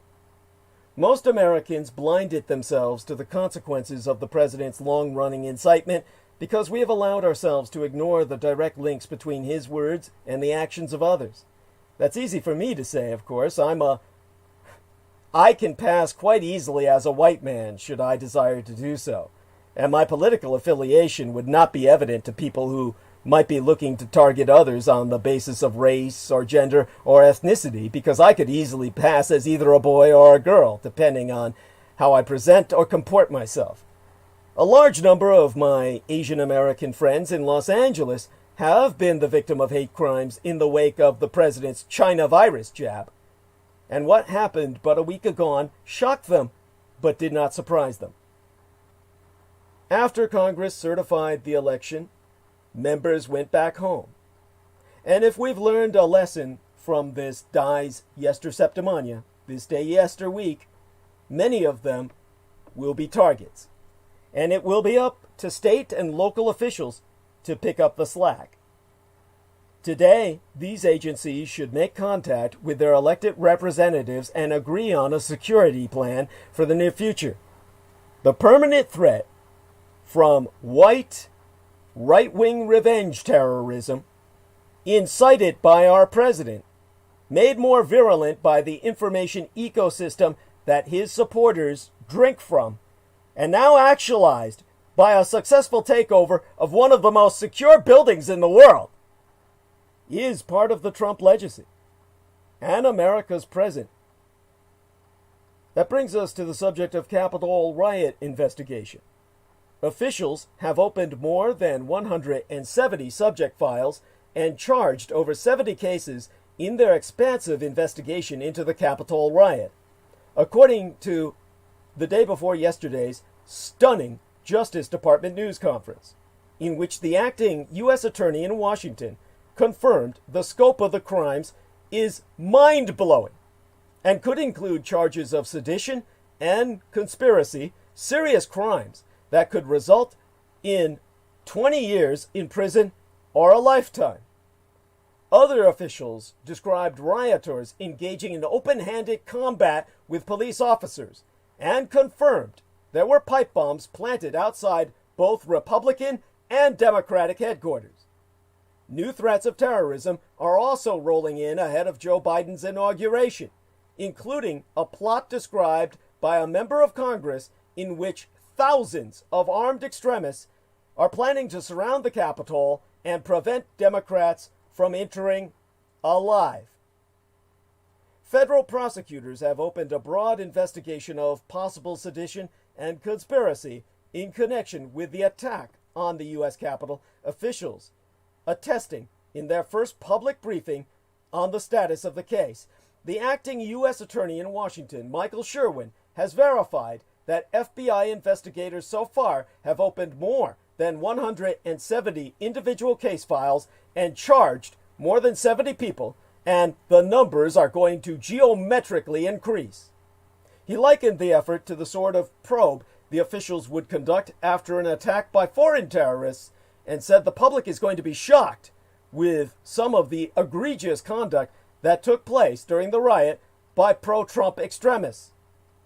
I have it on anonymous word. Myself. This comes from no other source.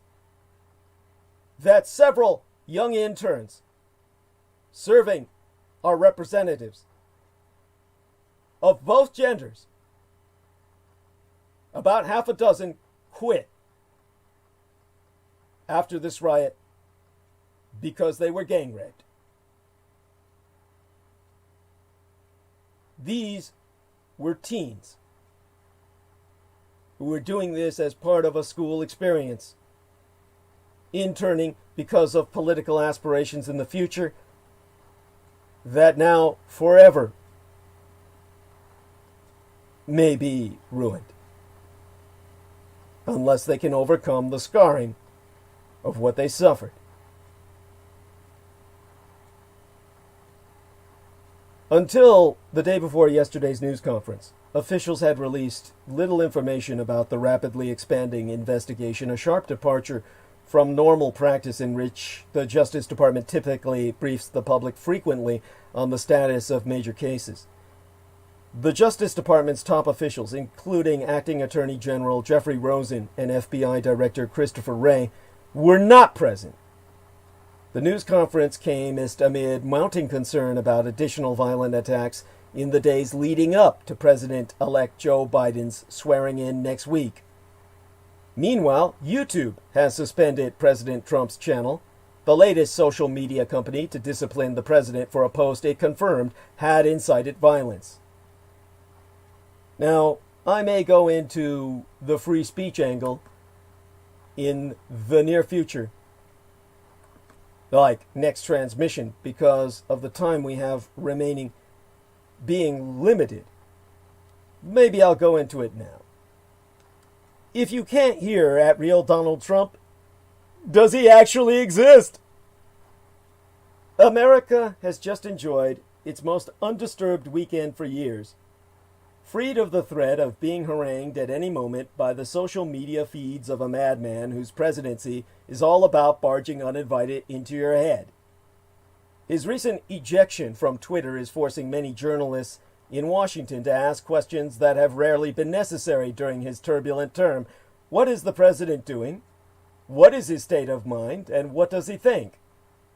Trump's cultists say the online purge of the president and his ilk from social media following weeks of false claims of election fraud and dangerously inflammatory talk smacks of censorship.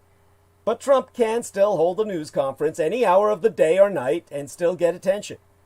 He has an entire room in the White House dedicated to press briefings and a pool of reporters who follow him wherever he goes, whether on a state visit abroad or up the road to buy a burger. His silent weekend offered the outgoing president a taste of his future out of office. For all the predictions that he will rule the Republican Party from a gold-leafed exile in Florida, the deplatformed Trump will find it harder to get the attention he has craved since his youth as a young New York tabloid personality. His eventual role as a reality show star on The Apprentice helped fashion his false image as a successful tycoon, which he leveraged into an unlikely political career. He might never have become president had it not been for Twitter. When he leaves office, Trump will presumably still have an open line to Fox News and smaller conservative media outlets, but he won't have quite the cachet as when he was president. And his hopes of building his own TV or social network have taken a hammering in the aftermath of the Capitol riots. a successful 2024 presidential campaign suddenly looks like an even longer shot. For an attention hound like Trump, his muzzling is going to be intolerable. For the rest of us, it will mean some peace and quiet. Now, in terms of analysis, of course, Facebook and Twitter, their crackdown around the Capitol siege is too little, too late. Indeed, this is going to take us a professional analysis that I'll probably leave till next transmission. We have too few minutes left, and I should, of course, promote my solicitation. Veronica Pereira says, 100% behind me. Love you, honey.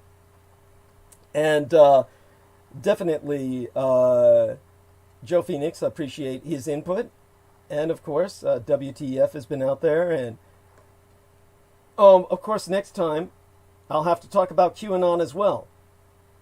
Because, for all intents and purposes, the legacy of Michael Aquino is now the purview of Donald Trump. He is identified by the majority of QAnon's followers as its superhero in the on-running drama. Trump is, for all intents and purposes, the new Q, as the real Q, the group of people that presented that facade, have themselves gone AWOL.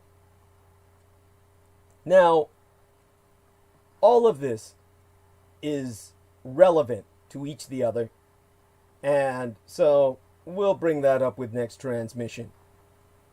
What we're going to deal with now, since I've pretty much closed what I've said about communist China in context of everything ongoing at home, what we'll deal with now perhaps is just a simple solicitation and my checking out. Now, even though it's only 4:30 a.m. here, we started off pretty early tonight. Well, actually we didn't. We started off pretty late, comparatively speaking, but we've only got 20 minutes left on the counter.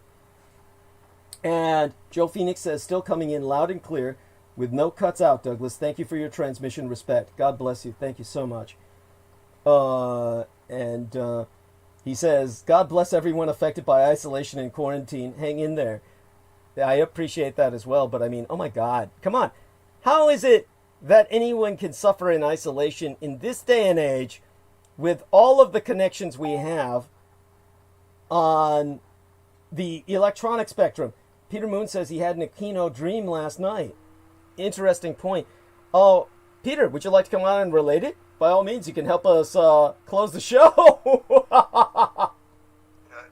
Yes. In fact, that's what instilled me to come on, to come downstairs and turn on your show. Thank you. Otherwise, I might have been doing something else. Understood. I have a, what do you call it, echo. Yeah. You hear the echo? Yeah, a little bit, but you sound good. As so long as we hear you, you sound good to us. Why is there an echo? Hopefully it'll fade with if you keep talking. That's what it does with JMO. Sometimes the electronics get weird. It's certainly, whatever it is, it's not necessarily, I can't imagine it being on my side because, I've got nothing going on. I don't even have a microphone connected to the laptop anymore. Okay, anyway, I said if I shut up for a while, maybe it would dissipate, and it seems to have done that. So, anyway, I had a dream that I was waking up in a bunk bed, and on the bottom of the bunk bed, and I woke up. I was very well slept, which is probably the case right now because I went to bed relatively early, and then I just was in another scene where I was in front of a window, and behind the window was a young Michael Aquino. When I say young, it would have been what he looked like during the 70s. Right. And he was doing some sort of candle magic on the other side of a window, which was much like a mirror, but it was more of a window, and it was kind of almost frosted to the point where it wasn't a clear look. It was vague, and he was doing it. I looked and I go, who is this guy? Who is this? You know, what is this? This is interesting. It was interesting only because it was somebody doing something behind a window that was very specific. Yeah. That's why it was interesting. Yeah. It's like watching somebody do Tai Chi. You're going. Sort of, yeah. Like, what are they doing? What is going on? You look at it, you're kind of captured by it just because it's somebody motioning right in front of you behind a window. Mesmerizing. It was much more interesting than, say, if it was a woman vacuuming. Right. Right. And even perhaps more interesting if it was a naked woman vacuuming. because she's just vacuuming. Right. Know? Understood. But anyway, so I'm watching this, and then it goes away. It happens 3 times. It goes back, and it's like, okay, what? And I go away from it, and it's like 3 times I see this. And then I'm now in his house. And I'm in his house, and then there's this ritual going on, and there's like these naked people. Mm-hmm. Now, the naked people, and I don't know if I'm naked or not. It's kind of like really not the issue, though, because it's like I'm a part of his group. Mm-hmm. And I feel like, whatever, and I know this is not good. And all of the people are like deformed. Ooh. They're deformed, and it's almost as if they're there because they are deformed and they're looking for magic to heal them. Interesting. And so then there's something that's not working. So he says, we have to go outside. And then as we go outside, I said, God, why is he letting us go outside? This is a great place to escape. Mm-hmm. If we go outside, this is not good. And then he has a gun. He says, he gets his gun. He takes his gun. It's a pistol. It's black. Mm-hmm. And then he puts it in the kitchen sink. And just leaves it there. It's unsecure. Right. His gun is unsecure. That's not a very smart move on his part. Right. And then we go out outside of his house, and it's sort of a guard. It's not like his house, his real house is. And we turn left, and I'm walking with some girl. She's not deformed, but we're walking, and we're going. And now my eyes are set on the street signs. I want to say, what street sign is this? And I forget the names of the street signs, but there was one, where the 2 streets go, like across at the corner. Mm-hmm. And I saw one on the right, and then I saw one on the left. And I said, boy, this isn't the same house he had on Russian Hill. In fact, this was obviously the neighborhood in western San Francisco, not that far from the Presidio. Right. Where you had commented when we were there how, nobody wants to live here because it's so foggy. It's the worst place to live. Yes. And he was in that area. It was not foggy that day. And that was the dream. I said, but boy, for him to present himself in the dream state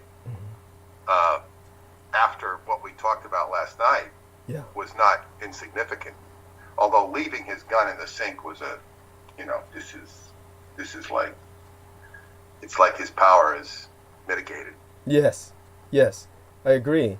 And now, it reminds me as well, there was a 1977 horror film named The Sentinel, which featured Christopher Walken, Jeff Goldblum, John Carradine, and they used actual deformed people. It was very controversial because we're talking about 1977, and by that time, this was becoming a big no-no to exploit deformed people.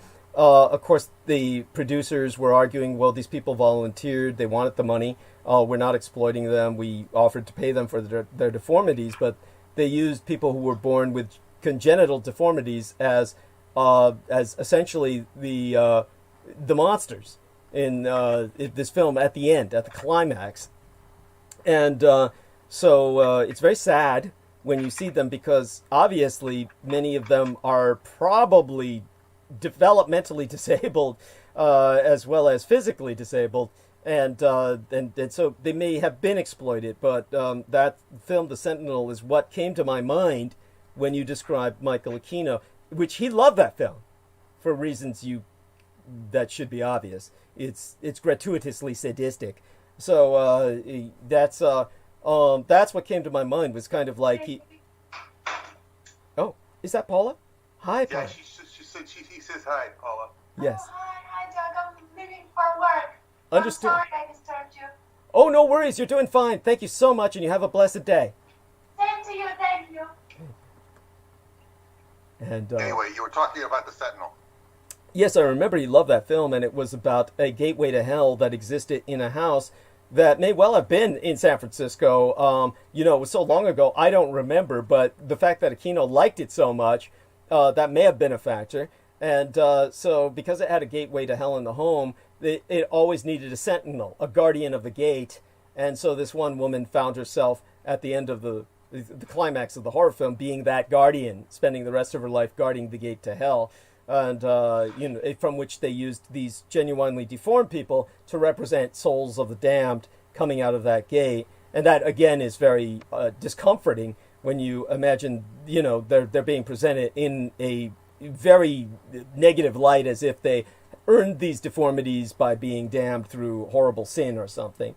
So Joe Phoenix says, thank you for the movie reference. And he says, I never heard any echo with Peter Moon. So there you go. You sounded good to the rest of us. And so there you have that.